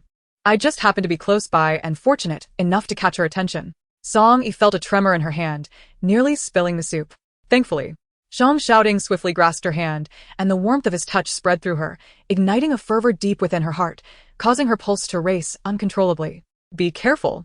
Did I burn you? His deep, mellow voice resonated beside her ear, his warm breath sending a rush of heat through her. At that moment, it felt as though two voices were waging war within her mind. One shouted, Song Yi, stay composed. This is merely an act. An act. The other mocked. Don't deceive yourself, Song Yi. You know very well that he likes you, and by allowing him to draw near, you have already developed feelings for him. The crisp sound of the spoon clinking against the porcelain bowl finally pulled Song Yi from her reverie, startling the others at the table. Song Bowen, deeply unsettled by the dining manners of his daughter, instinctively scolded, At your age, you should know better than to eat like that. Who would dare to marry you in the future? No sooner had he spoken than he heard Shang Shouting calmly reply, Mr. Song, you need not worry. If Yi is willing, I can accompany her to the Civil Affairs Bureau at any time. Cough, cough, cough. Song Yi, unable to endure any longer, discreetly stepped on Shang Shouting's foot. Brother, enough with the theatrics. Yet, there was a silver lining to this charade. One glance at Song Bowen's expression revealed it was akin to a man grasped by the throat. As for Song Ran and In Xiuli, their faces contorted like dried bark. It was indeed a stroke of fortune for Shang to have affection for Yi, yet I maintain it is for her own good. After a moment of shock, Song Bowen regained his composure, realizing he had spoken no falsehood. As Song Yi's biological father, was it wrong to discipline his own daughter? Even if Shang Shouting were to marry Song Yi, would he not still be obliged to address him as father-in-law? Who could have predicted that Shang Shouting would raise an eyebrow and calmly respond, There is no need. Those words rendered Song Bowen speechless, his face taut with disbelief. Mr. Shang, what do you mean by that? What do you mean there is no need? Song Yi has me.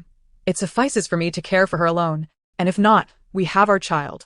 He paused, thus, there is no requirement for Mr. Song to concern himself with her education. At the mention of our child, Song Yi's heart leapt violently, nearly bursting forth from her throat. This man was utterly overwhelming. If this charade continued, she feared he might genuinely take her to the Civil Affairs Bureau. Wait a moment. The Civil Affairs Bureau should have closed by now, right? With this thought, Song Yi felt a wave of relief wash over her, convincing herself that this was merely a performance, and her role was to watch. Upon hearing Shang Shouting's words, Song Bowen realized that the man was poised to turn hostile. Rationality urged him to remain calm and restrained. However, Shang Shouting's repeated defense of Song Yi was a direct challenge to his authority as the head of the Song family, and he could no longer contain himself. Mr. Shang, your words are rather overstepping, are they not? Song Yi is my daughter. It is my duty to care for her. You are indeed her father, and it is your responsibility to care for her, Shang Shouting replied, his tone suddenly sharp. In the next moment, his usually deep and cold gaze sparkled with icy light. Why did you not care when she faced complications during childbirth 3 years ago? Why did you not intervene when she found herself penniless and jobless after her divorce? Why did you remain indifferent when she took her 2 children abroad alone? Chapter 112. Did I permit you to leave? Shang Shouting's words turned Song Bowen's face crimson. Yet he stubbornly clung to his defense. Wasn't it because she made her own mistakes? Oh, I am genuinely curious, Shang Shouting retorted, raising an eyebrow. What heinous act did she commit that would lead you, as her father, to treat her in such a manner? Song Bowen cast a glance at Song Yi, gritting his teeth. She cheated before marriage, betraying Qi Cheng. Betraying Qi Cheng? Shang Shouting narrowed his eyes and let out a cold laugh, saying, Regardless of whether your previous statement holds any truth, even if it does, are you truly willing to turn a blind eye to Chi Cheng's bullying of her, neglecting her very life and safety? It seems to me that Song Yi is not your daughter. Chi Cheng is your true son. Song Bowen's face flushed with indignation at Shang Xiaoting's words, and he could no longer contain himself, retorting, "What do you understand? Our family's reputation has been utterly tarnished by her. Is your reputation truly more important than your daughter's happiness? President Song, the Qing dynasty has long since perished." Song Bowen's neck turned red with anger as he attempted to argue, but at that moment, Shang Xiaoting abruptly stood up. In the next instant, a loud crash resounded as the entire table was flipped over. No one had anticipated that Shang Xiaoting, who had been calmly debating just a moment before, would suddenly overturn the table, leaving everyone momentarily stunned. It was only when Yin Xiuli turned to see Song Bowen's face smeared with soup that she lost her composure and shouted, "What are you all standing there for? Hurry and help the old master wash his face and change his clothes." Just then, that deep, chilling voice echoed once more. "Did I permit him to leave?" Yin Xiuli looked up, feeling that the warmth that Shang Xiaoting had previously displayed was nowhere to be found. He resembled a demon risen from the depths of hell. She instantly faltered. "Young Master Shang, today we were in the wrong, but you've already overturned the table and expressed your anger. Why not let this matter rest?" Shang Xiaoting smirked, a hint of bloodthirstiness glinting in his eyes. "Does Mrs. Song believe that I came here merely to vent my anger?" Yin Xiuli, confronted with such a gaze, felt her spine chill. "Then, what is your purpose?" "Your inquiry is quite intriguing, Mrs. Song. I am here to accompany Yi for meal." He paused momentarily. "However, I do not partake in meals that involve suffering." Yin Xiuli chuckled awkwardly. "President Shang, you misunderstand. We would never dare to upset you. For me, Song Yi's suffering equates to my own." Shang Xiaoting replied nonchalantly. "So, do not blame me for not warning you. From this day forth, do not use the guise of kinship to distress her, understood?" The smile on Yin Xiuli's face froze. Before Song Ran could finish her words, she was lazily interrupted by Shang Xiaoting. "Rest assured, with the young Madam Qi present, I will certainly not let you off easily." Song Ran was left speechless, so taken aback by Shang Xiaoting's words that she forgot to cry. "Of course. It's not just you. Your husband and the entire Qi family will all bear the consequences of your actions today. I hope, young Madam Qi, that you possess the strength to endure." Song Ran felt her legs weaken, nearly collapsing to the ground. "President Shang, I was wrong." She could not fathom how a simple meal had devolved into such chaos. Not only had she failed to win favor, but she had also further enraged Shang Xiaoting. If Chi Cheng found out that she had botched the situation, he would surely resent her. With this thought, Song Ran instinctively reached to grasp Shang Xiaoting's sleeve. But Song Yi seemed to have anticipated this, swiftly seizing Shang Xiaoting's wrist instead. "Since this meal has become untenable, let us depart quickly. There's still time to grab a bite before the movie starts." Song Yi surveyed the room in disarray, along with the expressions of Song Bowen and Song Ran, who looked as if they had just tasted something vile and felt an overwhelming sense of satisfaction. However, she was acutely aware that Song Ran was not the type to concede easily. Given even the slightest opportunity, she would grasp it tightly and ascend. Thus, Song Yi would never grant her any chance whatsoever. Observing her cheerful demeanor, Shang Xiaoting could not help but smirk. "So happy? It would please me even more to see Song Ran and Qi Sheng behind bars." Behind bars? Shang Xiaoting felt a weight in his heart, and his gaze towards Song Yi deepened with a hint of significance.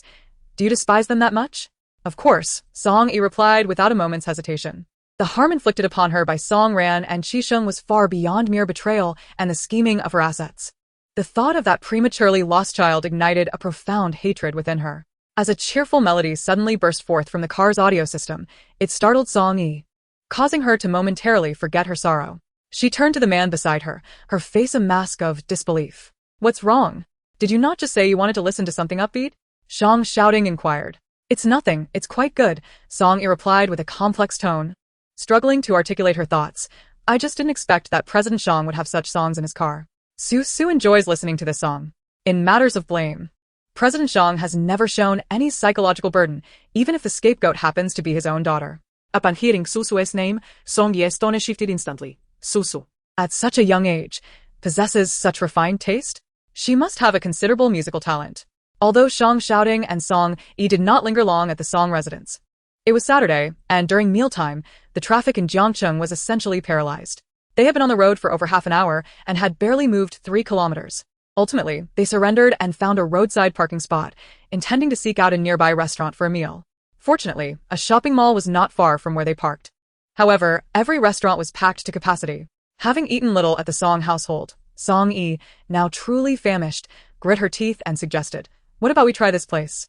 Shang shouting looked up, his expression subtly shifting at the sight of milk tea paired with noodles. Nevertheless, after glancing at Song-yi, he said nothing and followed her inside. "I'll have a large cup of iced original milk tea and a serving of spicy sour noodles," Song-yi ordered, then turned to Shang shouting. "What will you have?" Shang shouting could not be bothered to glance at the menu. "The same as you." After Song-yi placed her order, Shang shouting leisurely retrieved his payment code. Not wishing to dispute with him, she went to find a seat nearby. It was then that Shang shouting calmly informed the waiter, "2 cups of milk tea, no ice. Please. Serve them at room temperature." Soon, the milk tea and spicy sour noodles arrived. As Song-yi held the warm milk tea, she was momentarily taken aback. "Wasn't it supposed to be iced?" "I changed it for you," Shang shouting replied nonchalantly. "Aren't you about to get your period? Why would you want something cold? Aren't you afraid of a stomachache?" How did this man know her cycle was approaching? Was he a fortune teller? "I just saw that you had sanitary pads in your bag." "Well, you certainly observe closely," Song-yi thought to herself, suppressing her inner thoughts. However, there was no further conversation. Quietly, I lifted the bubble tea and took a hearty sip, followed by a mouthful of spicy noodles, and in that instant, it felt as though my soul had transcended. Shang shouting, however, rarely spoke accurately.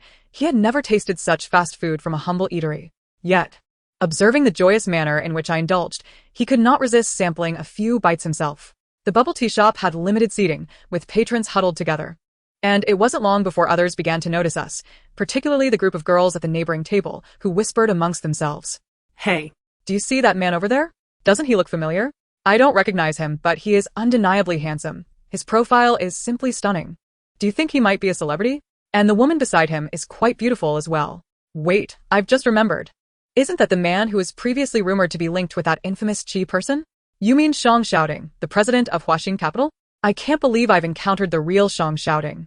If I were to ask him for an autograph right now, do you think he would throw me out?" "Very likely. And that woman beside him must be his girlfriend, right?" The esteemed president of Huaxing Capital, casually accompanying his girlfriend for bubble tea and spicy noodles. What a fairy tale romance. I'm so enamored. What good is just being enamored? Quick, snap a few pictures. This is the living Shang shouting. We might never have another chance to see him.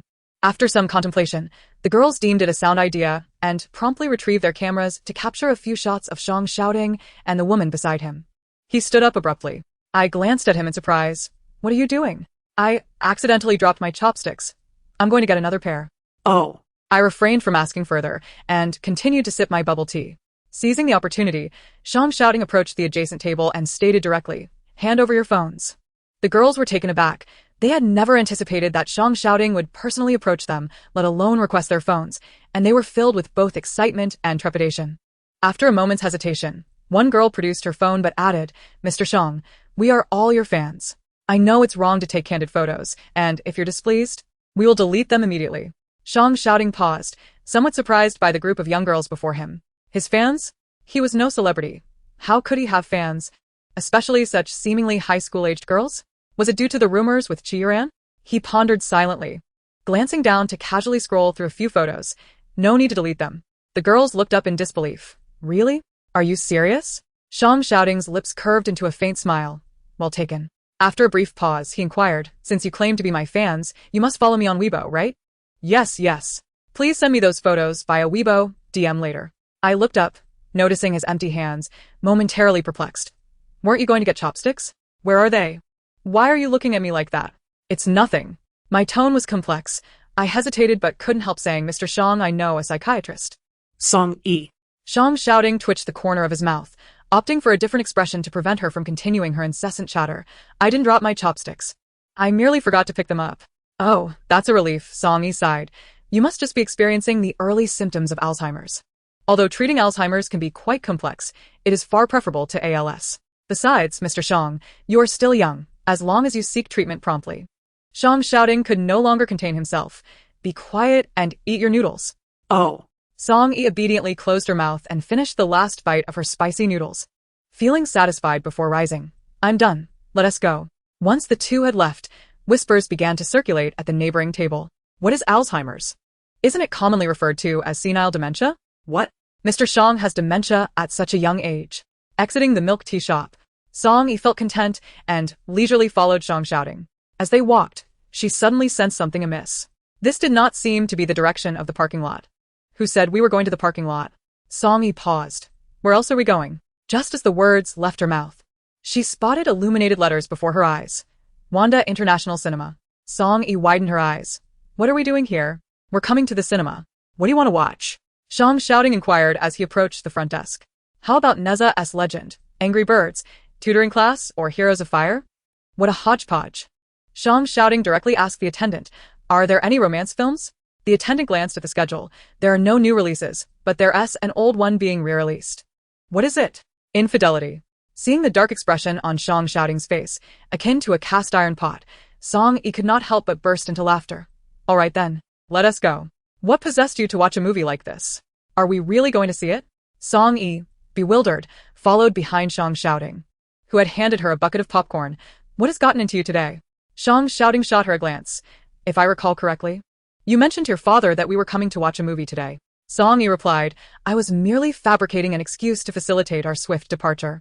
With me, nothing is trivial. Since you've spoken, we must commit fully to the act. Song Yi. Isn't this just creating drama out of thin air?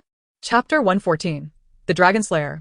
In the cinema, Shang shouting and Song Yi arrived late, and all the good seats had been taken, leaving only two on the edge. Observing her intently focused on her messages, an unbidden question that had lingered at the back of his mind for years suddenly tumbled from Shang shouting's throat. Back then you. Just as he began to speak, the movie abruptly started, the sound from the speakers drowning out his words. Song Yi didn't hear, and looked up at him. What did you just say? Gazing at her face, so close yet so far. Shang shouting reconsidered the necessity of his inquiry. It's nothing. Song Yi sensed that he had something to say, but after waiting for a while without him speaking, she decided to abandon the thought. Since graduating from university, Song Yi had not set foot in a cinema. So even though she was not particularly fond of this genre of film, she managed to focus quite well. 2 hours later, as the credits rolled, the audience rose to exit. Observing the tearful Song Yi beside him, Shang shouting felt a moment of disbelief. Was this woman, who resembled a weeping child, truly the same Song Yi who often engaged in witty banter and was relentlessly dedicated to her work? It seemed that today's film was indeed worthwhile, for it revealed an unfamiliar facet of her character. Now that the movie had concluded, and she had yet to regain her composure, Shang shouting handed her some tissues. Unable to suppress his curiosity, was the film truly that moving? Song Yi ignored him. In truth, she was not someone easily moved to tears. She simply had an undeniable weakness for themes of heroism. Even during elementary school, when she read The Five Warriors of Wolf Fong, she could be found sobbing in class, let alone while watching a film of this nature. After finally managing to stifle her tears, Song Yi went to the restroom to wash her face. Upon her return, her makeup had nearly washed away, revealing her unadorned, pristine complexion. Coupled with her recent crying, her eyes still glistened with redness, making her appear like a small, bullied rabbit. Shang shouting felt a pang of tenderness. He had always been irked by women who cried and had little patience for comforting them. Yet at that moment, he suddenly longed to embrace her. Of course, he could only entertain the thought. If he were to hold her, she might very well turn and bite him. Shang shouting accompanied Song Yi downstairs. Do you have plans for tomorrow? Song Yi hesitated, recalling his earlier mention of enrolling her in driving school, and promptly replied, I have an appointment with Xiao Xiu to discuss some matters. Had this been before, Shang shouting would have undoubtedly pressed her for details about the discussion and its location. However, since being educated by his daughter last time, he had come to realize that he had previously been too insistent with Song Yi. He was now wary of losing control and following her upstairs. Song Yi gazed at his retreating figure, her emotions becoming somewhat complex. She felt that Shang shouting was acting rather strangely today. Remembering his comments to Song Bowen and Song Ran that evening at the Song family home, she contemplated for a moment before pulling out her phone to send him a message. Thank you for tonight. Naturally, this referred to his support at the Song residence. It was not as if she owed him a meal or a movie. Yet, she mused, that too was not out of the question. Was he truly so aloof? This did not seem to align with his usual demeanor. Rest assured, it wasn't out of sheer goodwill. You will repay me with interest. Song Yi.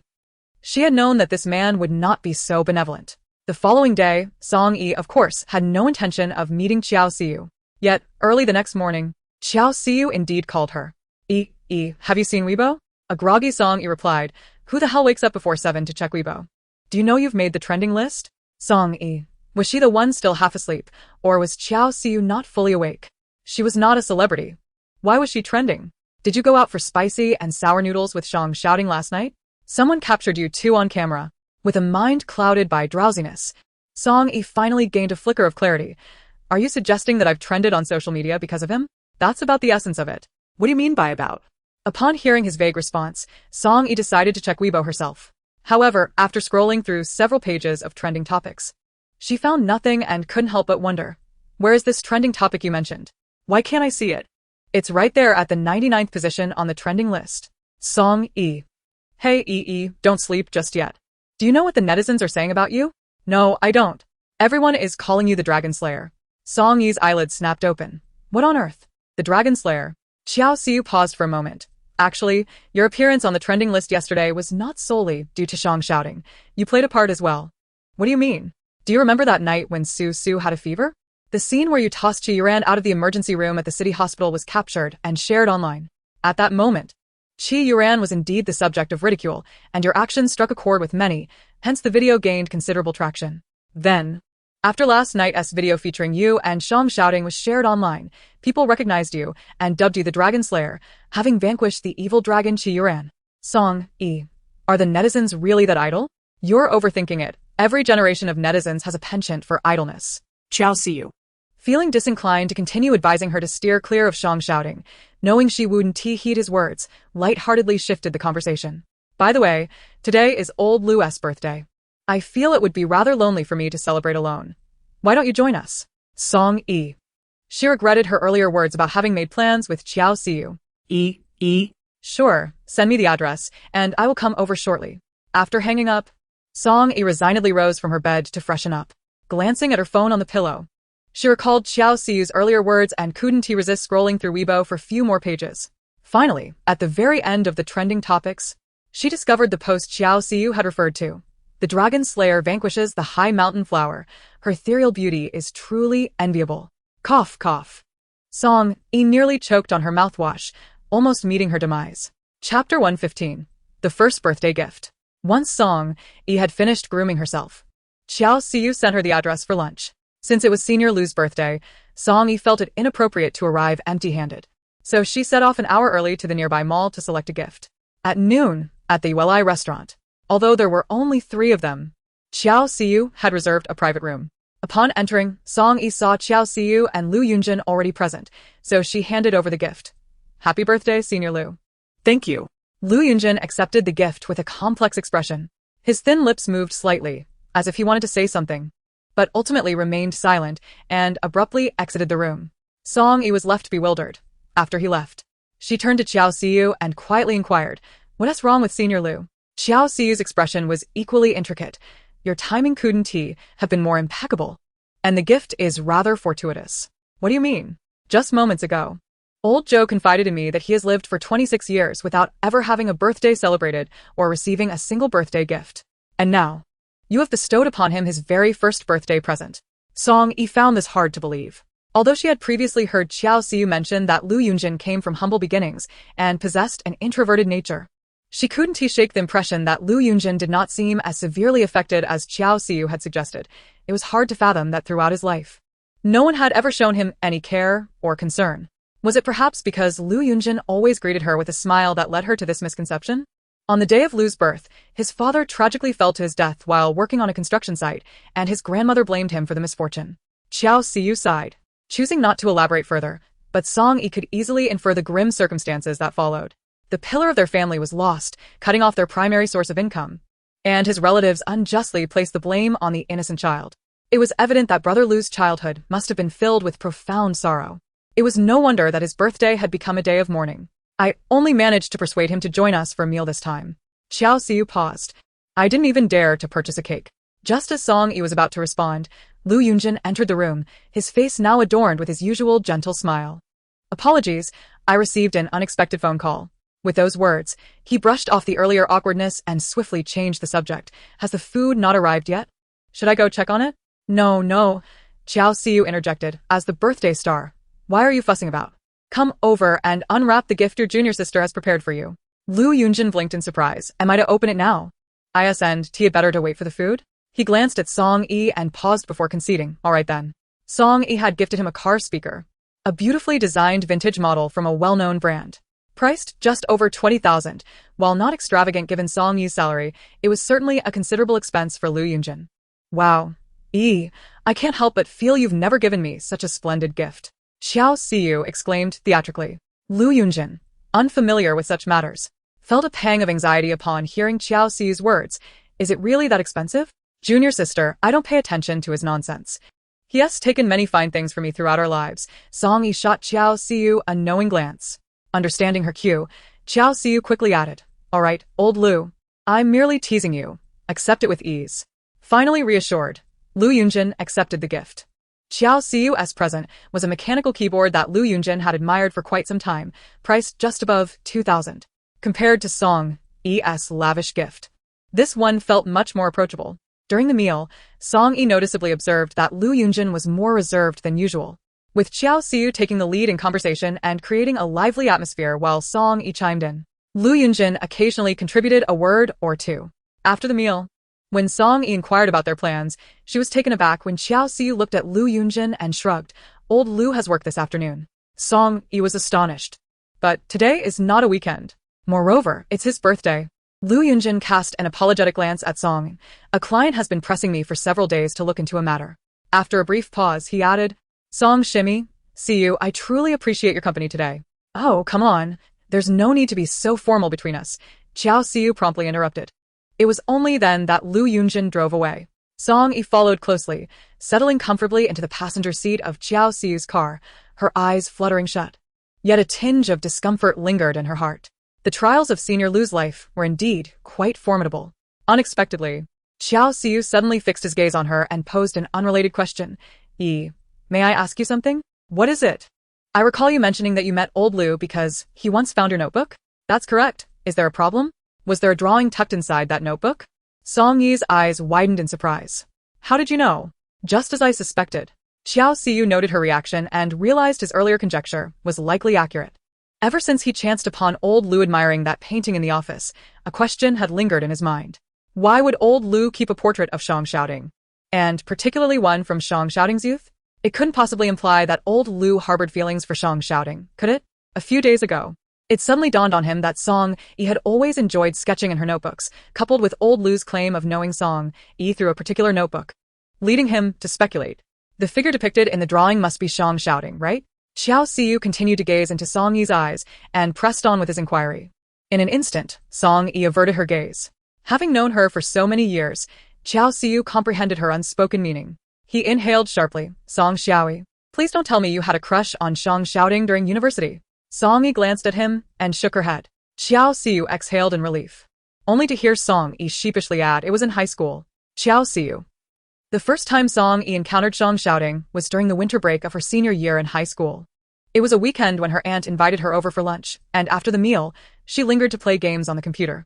At that time, Song Yi was not yet an academic prodigy. Under the intentional guidance of Yin Xiuli, she had always shunned her studies, preferring novels and games. Strangely enough, her uncle never hindered her pursuits, insisting that her happiness was paramount. Thus, in this unregulated environment, Song Yi struggled to pass her classes throughout the first half of her senior year. That afternoon, after 2 hours of gaming, Song Yi glanced up to find snow falling outside, prompting her whimsical decision to take a stroll. However, upon opening the door, she was greeted by the sight of an extraordinarily handsome youth standing on the doorstep. The young man donned a black puffer jacket, his posture impeccable, with features so striking they seemed to have stepped straight out of a comic book. Song Yi had never seen such a beautiful boy and found herself momentarily entranced. Unfortunately, he appeared oblivious to her presence, standing beneath a tree and engrossed in a phone call, the snowflakes gently landing on his shoulders as if he were entirely unaware of the wintry spectacle around him. Song Yi quietly concealed herself not far behind him, eavesdropping for a while, only to realize that he was speaking entirely in English. Although she was already in her 3rd year of high school, her disinterest in studying since childhood had resulted in her never passing English, leaving her unable to comprehend a single complete sentence. It wasn't until the young man finished his phone call and entered her uncle's house that she discovered he was the exceptional student her uncle often mentioned, Shang Xiaoding. From that afternoon onward, the image of the young man seemed to be etched in her heart. Whenever she found herself restless at night, Or while watching dramas and playing games, that figure would occasionally emerge, disturbing her peace of mind. Thus, during that winter break, every weekend she would rush to her uncle's house, no longer glued to her computer and television, but instead sitting by the window with a book, gazing out. Hard work eventually pays off. Finally, a week before the Winter Olympics began, she encountered that young man once more. That afternoon, seizing the moment while he was deeply engrossed in solving problems, she approached him casually, heart racing, and carefully extended her hand. This line should be drawn here. Xiao Siyu observed her with downcast eyes, silently sighing with resignation. Amit ba. No wonder you suddenly transformed into a diligent student in your final semester. It was all for Shang shouting. Xiao Siyu finally understood. Song Yi lowered her eyelashes, her gaze flickering. It's not entirely because of him. Even after all these years, mentioning such matters still made her cheeks flush. Not entirely, which primarily implied it was indeed because of him. Xiao Siyu clutched his chest dramatically, lamenting, why didn't I encounter a talented and beautiful girl to ignite my heart back then? Otherwise, I might have also achieved a turnaround and gotten into Jiang University. Upon hearing this, Song Yi glanced at him. It's fortunate you didn't. What do you mean? If you had, you would understand that everyone starts from a different starting line. Song Yi patted his shoulder, speaking earnestly. Not everyone can transform from a poor student into a top achiever in just 4 months. Xiao Siyu retorted. Why do I feel like you're implying I'm intellectually challenged? Be more confident. Just leave those last 4 words. Xiao Siyu took 3 seconds to process this, fuming. Song Xiaoyi, you're too much. Despite his annoyance, he had to admit that Song Yi was indeed intelligent. How many people have toiled for over a decade, yet could not compare to her spontaneous effort over just 4 months? But speaking of which, you and Shang shouting were secretly in love with each other back then? If it weren't for your roommate's incident, you two would probably have already become a pair of celestial lovers at Jiang University. Song Yi's expression changed instantly. Noticing her reaction, Xiao Siyu fell silent, quietly starting the car. After a long while, Song Yi finally spoke again. How did you find out about that painting? Xiao Siyu paused momentarily, gripping the steering wheel. I happened to hear Senior Lu mention it that day. Song Yi was taken aback. Senior Lu? That painting is with him? No wonder she had been unable to find it after discovering it was missing all those years ago. It turned out Senior Lu had taken it. But why did he take that painting? The painting had long vanished. Xiao Siyu gazed ahead, unwavering, and recounted. He mentioned that while returning your notes, he inadvertently let the painting slip out, and just then, a gust of wind carried it away to an unknown location. He felt quite embarrassed about losing your painting. Yet you never inquired, so he refrained from bringing it up, carrying a sense of remorse over the years. It was only that day, after having indulged in drink, that he confided in me. Song Yi paused, taken aback by the revelation, and after a moment, remarked, such a trivial matter hardly warranted years of concern. But was it not the painting of your beloved? Xiao Siyu, with a disdainful snort, retorted, you had a secret crush on Shang shouting and never told me. I see you hardly regard me as a true friend. Song Yi rolled her eyes in exasperation. Did you not have family troubles during your senior year? How could I possibly share such things then? At that time, she lamented never having known the scoundrel Shang shouting, and thus it was improbable she would have brought up her infatuation. Xiao Siyu pondered this and found it reasonable, choosing to drop the matter. Instead, raising an eyebrow, so are you contemplating rekindling things with Shang shouting? Song Yi froze momentarily, bowing her head in silence. Xiao Siyu clicked his tongue. Your hesitation to deny it suggests there may indeed be some lingering thoughts? Yet, did you not always deem him a scoundrel? It was precisely this concern that led Song Yi to maintain distance from Shang shouting. However, as she grew more acquainted with him, she recognized several of his flaws. Arrogance, domineering behavior, and at times, a touch of obsession. Yet, to label him as a scoundrel seemed a stretch. Thus, she occasionally questioned whether there was more to the incident involving her roommate than she had been led to believe. After all, her knowledge had stemmed solely from her roommate's narrative. She had never sought the truth from him nor witnessed his interactions with that roommate firsthand. In the Yunxi Detective Agency, Lu Yunjin sat alone in the desolate office, the now yellowed painting still adorning his desk. While several beer cans lay scattered at his feet, yet he showed no signs of inebriation. At that moment, his phone vibrated unexpectedly. Mr. Lu, I have contacted Song Ran as per your instructions. She just called me, asking for assistance in getting into the 7th hospital. Lu Yunjin supported his head with his hand, his once calm and gentle eyes now reflecting only cold indifference. She wishes to see Qiran? Indeed. Lu Yunjin lowered his gaze, contemplating for a moment. If she wishes to meet, let her. However, I am concerned for Miss Song's safety. Fear not, I have installed surveillance in Qiran's hospital room. Whatever they intend to do, they will not escape my watchful eye. Chun Xiang, on the other end of the line, was taken aback. Qi Yuran was under strict surveillance by Shang Xiaoting's men, rumored to be impenetrable, yet Lu Yunjin had managed to secretly install surveillance in her room? How could he have accomplished that? Chapter 117. What right does he have to feel discontent? Is there anything else? Lu Yunjin grasped his intent. I will arrange for someone to contact you shortly. She will pose as a nurse to gain entry. You need not accompany her. Understood. As Lu Yunjin was about to convey a few more words, a sudden knock echoed at the door. He promptly replied, let's put a pin in this for now. I shall take my leave. After hanging up the phone, he called out towards the door, come in. Naturally, it was Qiao Siyu who entered. Lu Yunjin gazed at him. Feigning surprise, did you finish seeing off Sister Song? Qiao Siyu nodded. Placing the milk tea, he held onto Lu Yunjin's desk. I happened to pass by your favorite milk tea shop and thought I would bring you 2 cups. However, as he lifted his foot, he accidentally kicked a beer can, causing his brow to furrow instantly. Have you been drinking? Lu Yunjin lowered his gaze and remained silent, accepting the milk tea he was offered. Inserting a straw and taking a sip, Qiao Siyu glanced at him, then bent down to pick up the scattered beer cans from the floor, casually remarking, while I was buying you the milk tea, I suddenly recalled that back when Yi was in university, she adored this milk tea shop as well. Lu Yunjin's hand stiffened momentarily before he softly replied, is that so? How serendipitous. I remember, when this shop was just a small establishment tucked away in an alley behind Jiang University, hardly noticeable. Who would have thought it would flourish so remarkably in just a few years, opening so many branches? As Qiao Siyu spoke, he observed Lu Yunjin's reaction. Yet, Lu Yunjin merely bit the straw, offering no response or further expression. Qiao Siyu's eyes flickered before he continued. By the way, Yi just told me that she agreed to be with Shang Xiaoting. Lu Yunjin's grip on the milk tea tightened abruptly, the slender cup bending under the pressure, spilling some of the drink onto his hand. Upon witnessing this, Qiao Siyu narrowed his eyes. He had always suspected that Lu Yunjin harbored feelings for Yi. Oh? What happened to cause you to spill your milk tea? Qiao Siyu feigned ignorance, teasingly. It was just an accidental shake. Lu Yunjin quickly suppressed his inner turmoil, using a tissue to wipe the milk tea from his hand while nonchalantly inquiring, so you just said Sister Song is with Shang Xiaoting now? Indeed. But hasn't he Sister Song always thought that Shang Xiaoting was unsuitable? Why the sudden change of heart? I was puzzled at first as well. But then it occurred to me that after being a single mother for so many years, it's quite natural for her to accept someone who treats her well. He hesitated for a moment before adding, however, I am concerned that that scoundrel, Shang Xiaoting, may not genuinely care for Yi. Despite her intelligence, she is quite naive in matters of the heart. How could she possibly navigate the affections of a notorious playboy like him? Listening to these words, Lu Yunjin felt as though a heavy stone was lodged in his chest, oppressive and stifling. Observing Lu Yunjin's expression, Qiao Siyu internally scoffed. Keep pretending, why don't you? No wonder he never mentioned knowing Yi, despite my countless discussions about her. It explains why he secretly stashed her artwork away and insists on drinking her preferred brand of milk tea. He has been harboring feelings for Yi all along. Qiao Siyu had no doubt that if it weren't for his serendipitous discovery, Lu Yunjin, with his reticent personality, would likely have taken this secret to his grave.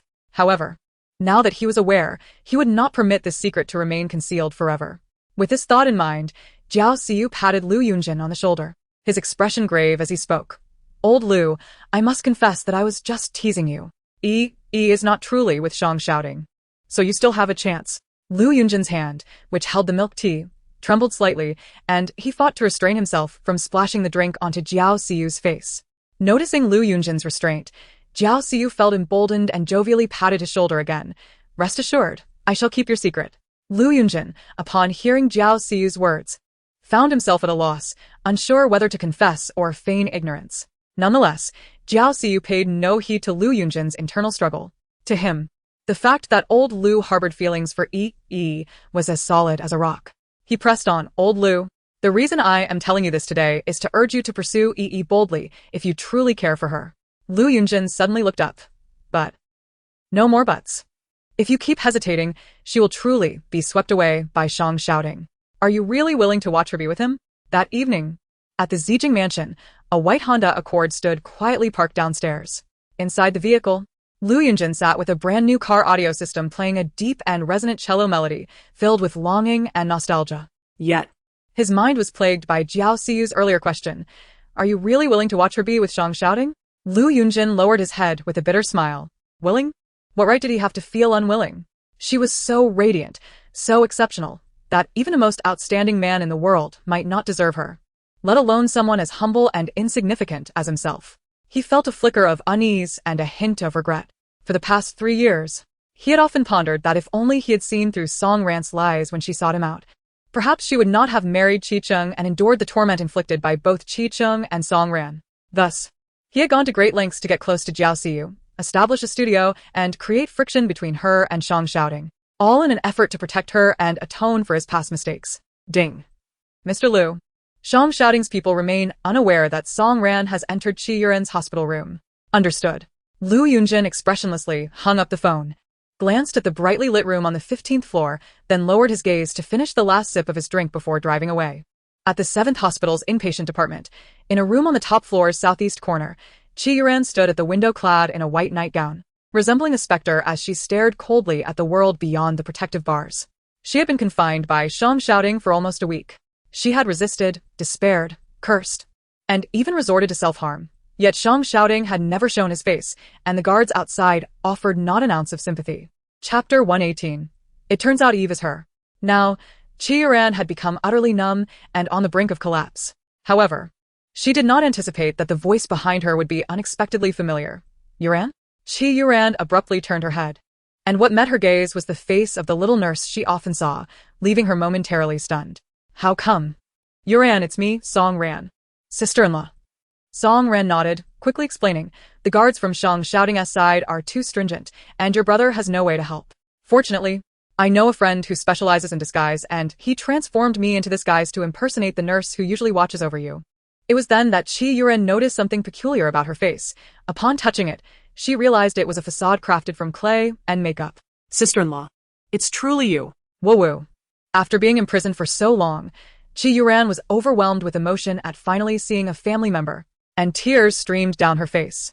Sister-in-law, please help me escape. I can't bear this place any longer. If I stay here, I might truly lose my sanity. Watching her, Song Ran felt a pang of distress.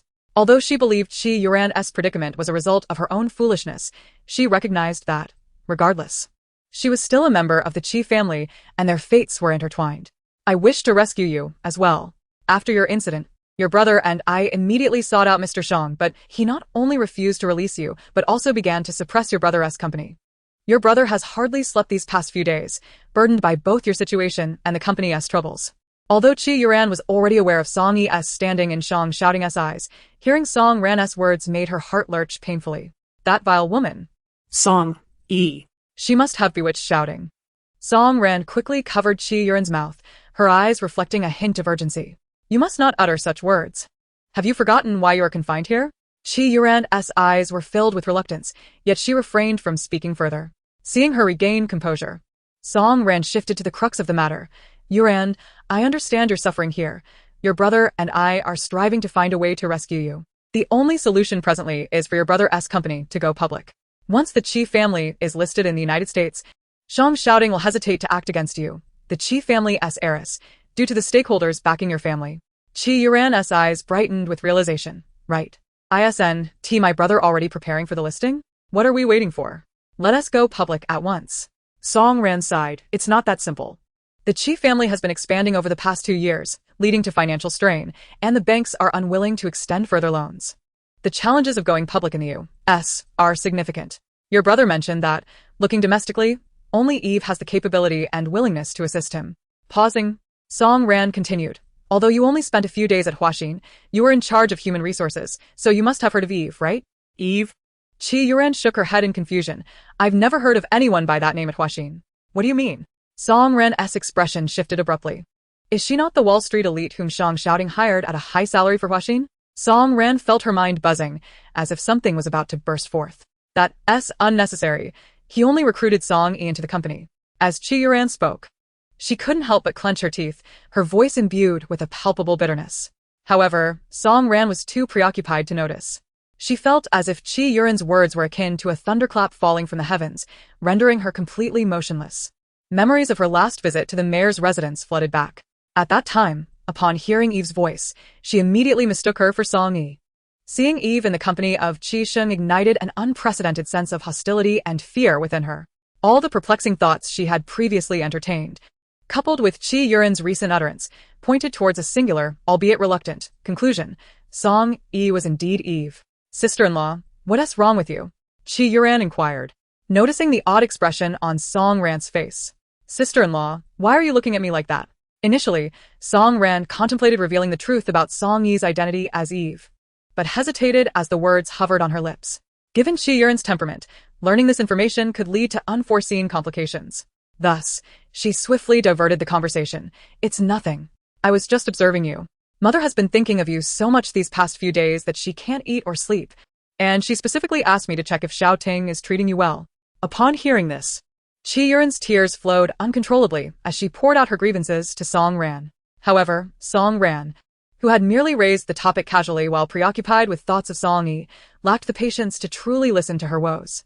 Consequently, after just a few exchanges, she excused herself, citing time constraints. Once outside the hospital room, Song Ran kept her head bowed, avoiding the gaze of those in the corridor. Mr. Crab? This is Song Ran. I have seen my sister and I have sent you the payment. However, I may need to entrust you with another task. I require you to track my sister, Song Yi. I want to know her whereabouts for the next 3 days. 10 minutes later, in Dongpa Alley, Lu Yunjin had just finished reviewing the surveillance footage when he received a call from Chen Xiang. Mr. Lu, Song Ran has left the hospital. She has given me a new commission to monitor Miss Song Yi's movements. I mentioned that I needed to report to my superiors, so I haven't agreed yet. Lu Yunjin narrowed his eyes. Just monitoring? Is that all she mentioned? Then send 2 people, he said, pursing his lips. However, it should not be merely surveillance. The priority must be on protecting Song Yi. They may share her movements with Song Ran, provided it does not compromise her safety. Understood. Chapter 119. The Old Fox. At Huaxin Capital, in the president's office, Zhang Xiaoding had not sought out Song Yi for an entire day. Initially, he felt indifferent, but after delivering Susu to Song Yi's home and growing accustomed to daily phone calls with her, he found the abrupt silence unsettling. Knock, knock. A sudden knock at the door interrupted his thoughts. Mr. Shang, here are the materials prepared for today's morning meeting. Zhang Xiaoding took the documents from Jiang Chen, casually flipping through them, when a thought struck him. By the way, has Qi Xing made any moves these past few days? Jiang Chen paused, shaking his head. I haven't heard anything. At this, Zhang Xiaoding's eyes narrowed in contemplation. On that Saturday, he struck Song Ran's face so fiercely and declared that he would not spare the Qi family. How could Qi Sheng maintain his composure? Something felt amiss. What was happening on Qi Yuran's side? Jiang Chen furrowed his brows and shook his head, but then recalled something and nodded. According to the reports from the guards, she seemed to have suddenly become more docile today than in the previous days. More docile? Jiang Chen nodded. It is said that after the nurse administered a sedative to her last night, she appeared to have had an epiphany, eating and sleeping without causing any disturbances. Can a sedative really have such an effect? Zhang Xiaoding lowered his gaze in contemplation for a moment, and a cold glint suddenly flickered in his eyes. Have the surveillance footage from last night featuring that nurse brought in. Upon hearing this, Jiang Chen promptly left to retrieve the footage, which he then sent to Zhang Xiaoding's computer. Zhang Xiaoding opened the surveillance and saw the nurse entering Qi Yuran's hospital room with a small medicine box. He magnified the image and almost immediately noticed something amiss. This nurse is suspicious. Jiang Chen was taken aback. Suspicious?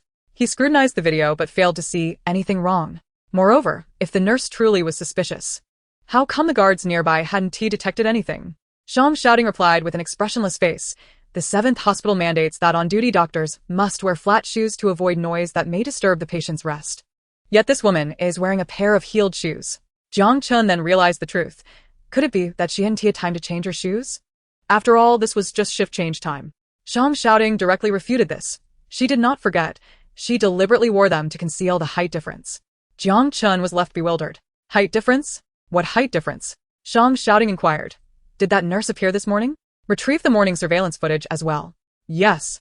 Jiang Chen immediately sat down beside him, opened his notebook, and contacted the hospital to obtain the morning's footage.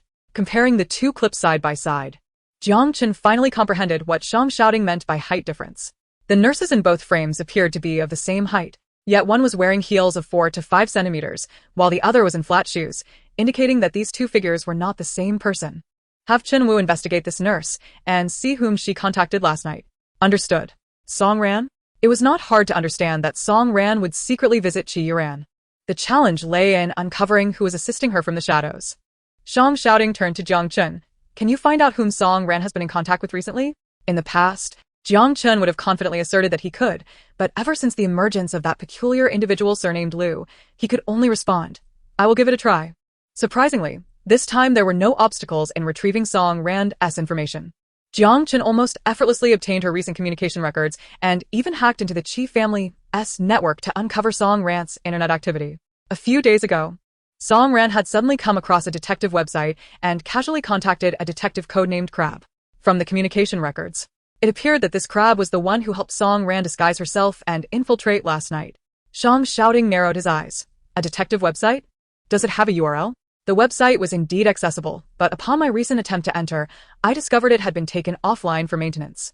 Jiang Chun paused momentarily, suggesting that he could infiltrate their backend.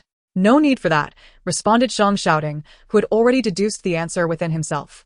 Thus far, only one incident had occurred under his very nose, nearly escaping his notice. He lifted his gaze to Jiang Chun and inquired, "What are my arrangements for this afternoon?" Jiang Chun promptly replied, "This afternoon, you have an appointment with General Zhen from HSBC. What time?" 2:30. "Push it to 4. Shang Shouting hesitated, then added, "Also, call Xiao Siyu and inform him that I wish to meet Detective Liu at 2 this afternoon." Jiang Chun was momentarily taken aback and, after a brief pause, responded, "Understood."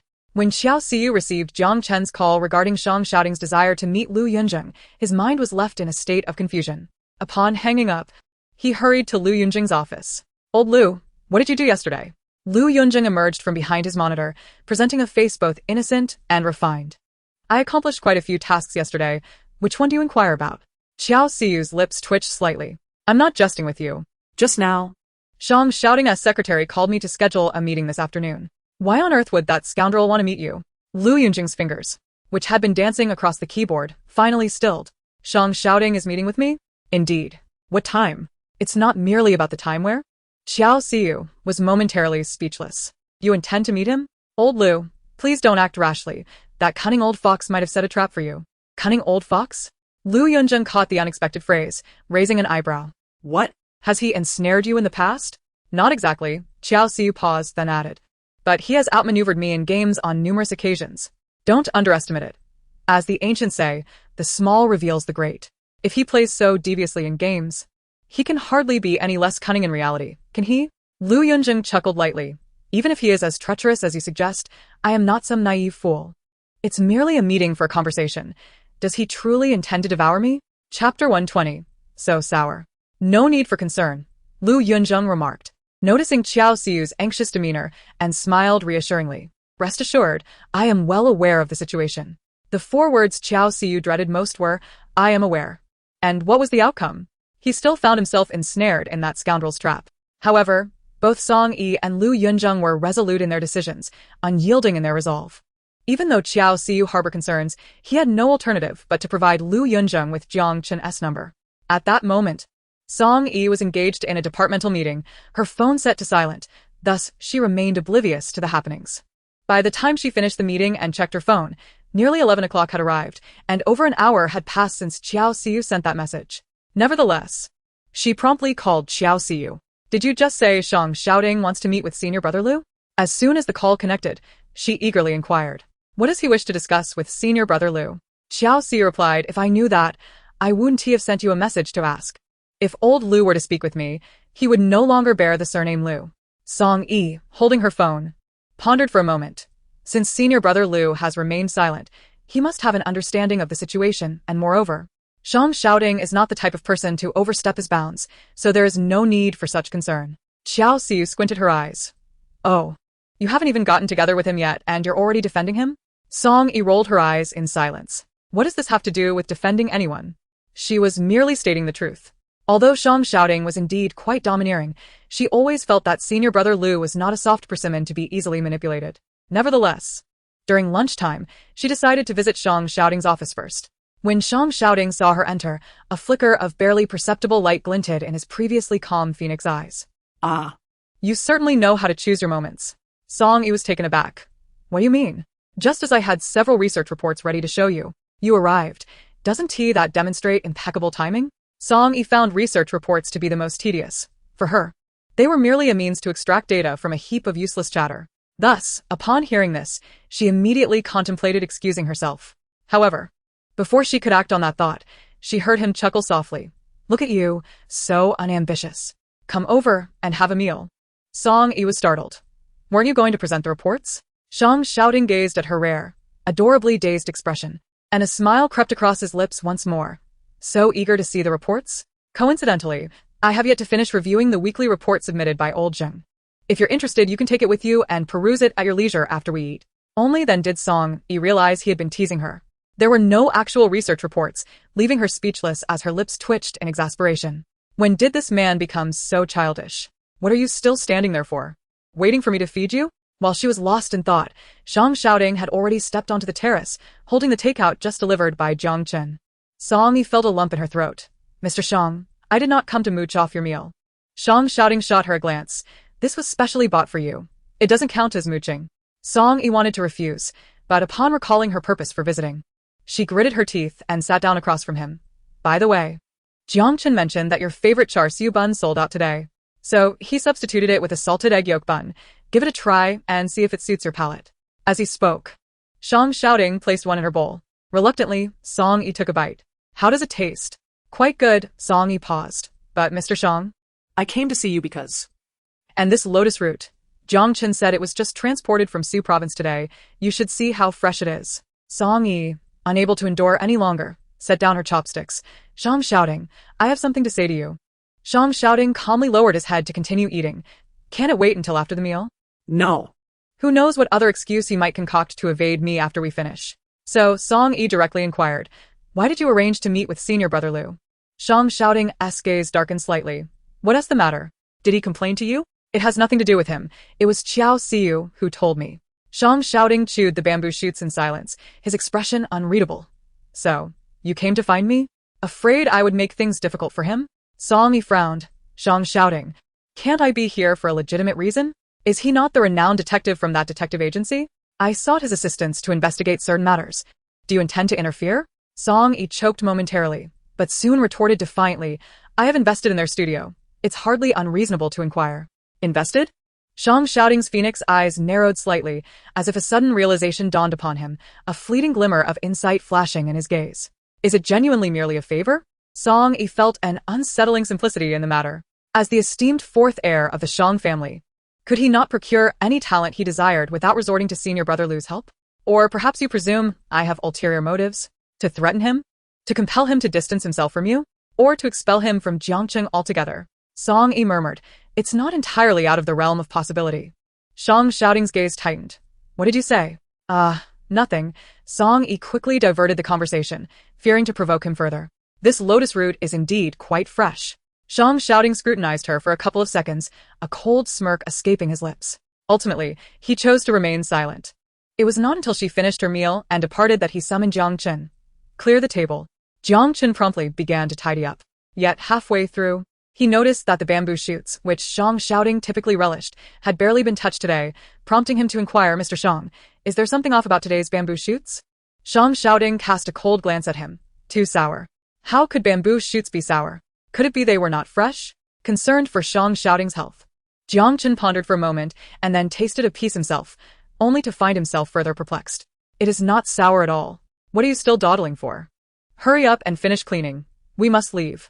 Shang Shouting had arranged to meet Liu Yunjin at a cafe beneath Huaxing capital at 2 o'clock in the afternoon. He arrived precisely on time. Upon entering, he found Liu Yunjin already seated by the window, his coffee order placed. Chapter 121. The Most Important Secret. Mr. Shang. It is an honor to finally meet you. Liu Yunjin inclined his head slightly toward Shang Shouting, a smile playing on his lips, though no warmth illuminated his eyes. I wonder what prompted Mr. Shang to summon me today. I had thought that with your keen intellect, Mr. Liu, you would have surmised my purpose for seeking you. Liu Yunjin took a measured sip of his coffee, responding coolly, Mr. Shang overestimates my abilities. Is it not Mr. Liu, who exhibits undue modesty? Shang Shouting casually rested his hands on the armrests of his chair, exuding an air of nobility and calmness, resembling a born sovereign. To effortlessly ascertain my whereabouts and to manipulate Qi Yuran and Song Ran with such ease, Mr. Liu, your skills are truly commendable. Liu Yunjin replied indifferently. I fail to comprehend what Mr. Shang is implying. You may choose to deny it, for you are well aware that I possess no concrete evidence. However, you misunderstand me. My greatest flaw is my obstinacy. Once I have set my mind on something, the presence or absence of evidence is inconsequential. Lu Yunjin was momentarily taken aback, lifting his gaze to meet Xiang's shoutings. What do you intend to accomplish? This question was originally mine to pose, but since you prefer to eschew a candid discussion, I shall forego my politeness as well. As Xiang shouting concluded his statement, he exchanged a knowing glance with Jiang Chen behind him. Jiang Chen understood the situation and took out the prepared contract, placing it before Lu Yunjin. Upon glancing at it, Lu Yunjin's expression shifted dramatically. The cover of the contract boldly displayed the words acquisition agreement of Yunshin Studio. In that moment, Lu Yunjin found the situation utterly absurd. On what grounds did the CEO presume I would agree to the acquisition of our company? Just because of a few measly funds? Xiang shouting smirked slightly, a smile that was both mocking and enigmatic. It seems that while Detective Lu possesses exceptional skills, he lacks a comprehensive understanding of the commercial realm. If I were not entirely confident, I would not have presented this agreement to you. However, now that I have, it signifies that I am determined to secure your studio. If you possess any wisdom, you ought to examine this contract carefully and think about how to negotiate the best possible terms for me. But should you believe you can contend with me, then what you receive tomorrow will not resemble this agreement at all. Lu Yunjin pursed his lips, his countenance darkening. After a moment's hesitation, he ultimately accepted the agreement from Jiang Chen's hands. After perusing it for less than half a minute, he suddenly seemed to recollect something and raised his gaze to Xiang shouting, I have always found it perplexing that, since you enjoy attributing untraceable matters to me, you have somehow overlooked one of the most crucial ones. Xiang shouting narrowed his phoenix eyes. Is that so? I presume you have been investigating the lineage of Song Yi's two sons? Xiang shouting abruptly lifted his head, his pale and cool visage now shadowed with a sinister gloom. What do you mean by that? My point is that haven't you already deduced it? You should have realized that aside from me, who else could conceal the lineage of Sister Song's two sons so effectively? Crash. A coffee cup shattered on the floor, the sharp sound startling everyone in the cafe, drawing their attention. Yet, Xiang shouting appeared oblivious, his eyes fixated on Lu Yunjin. If you dare utter another word of nonsense, do you believe I won't shut down your pathetic studio immediately? Lu Yunjin, however, only smiled more brazenly. If you truly believe I am spouting nonsense, why do you hesitate to let me continue? Were you not suspicious that I assisted Song Ran in meeting Qi Yuran last night? You guessed correctly, indeed. I aided Qi Yuran last night, and this is not my first time doing so. For years ago, I lent her a significant hand. Would you like to know what assistance I provided? At this juncture, Lu Yunjin leaned in, speaking in a tone audible only to Xiang shouting. Song Ran confided in me that Sister Song's husband was impotent, but wished to keep this from her. Hence, he requested my help to ensure that Sister Song experienced happiness on her wedding night, standing in for the inept Qi. Boom. Xiang shouting felt the blood rush uncontrollably to his head at that moment. His tightly clenched fists shattered the boundaries of reason as he swung fiercely at Lu Yunjin's triumphant face. Meanwhile, at Huaxin Capital, Song Yi had already dismissed the incident between Xiang shouting and Lu Yunjin from her mind. However, just as she was engrossed in her work, Zhao Xiaoxue from the front desk hurriedly burst into the room. President Song, there has been an incident. I just saw the CEO getting into a fight with someone. Song Yi's expression shifted dramatically, and she abruptly stood up from her seat. What did you say? Xiang shouting got into a fight? Where? Right downstairs at the Time Cafe. Instantly, Song Yi recalled that he had an appointment with Lu Yunjin that afternoon. Without a moment's hesitation, she grabbed her phone and hastily exited, declaring, I'll go take a look. If anyone inquires about me, just say I went to the restroom. Understood, General Manager Song. Emerging from the office, Song Yi made a beeline for the Time Cafe across the street. Upon pushing the door open, she was met with the sight of Xiang shouting, gripping Lu Yunjin by the collar, forcefully pinning him against the wall, delivering blow after blow. A thunderous noise erupted in her mind. Without a second thought, she rushed forward, seizing Xiang shouting's arm. Song Yi? What are you doing here? If I don't come, won't I miss witnessing General Manager Xiang's impressive display? Song Yi's countenance turned icy, especially upon seeing Lu Yunjin's bloodied lip. A surge of uncontainable fury ignited within her. Catching a glimpse of Jiang Chen, who stood frozen in shock beside her, she couldn't help but admonish him. What are you standing there for? If you can't restrain your master, at least call for an ambulance. This was the first time Jiang Chen witnessed Song Yi in a fit of rage, and it was directed at him. Her intensity rivaled that of a furious Xiang shouting. Though he felt a sense of grievance, he dared not retort. Noticing that his master showed no inclination to intervene, he apprehensively took out his phone. Xiang shouting, still gripping Lu Yunjin's collar, coldly responded, What? Are you not going to let him go, General Xiang? Haven't you displayed enough authority yet? Xiang shouting pressed his lips together tightly, meeting Song Yi's furious gaze. He opened his mouth to explain, yet the words caught in his throat.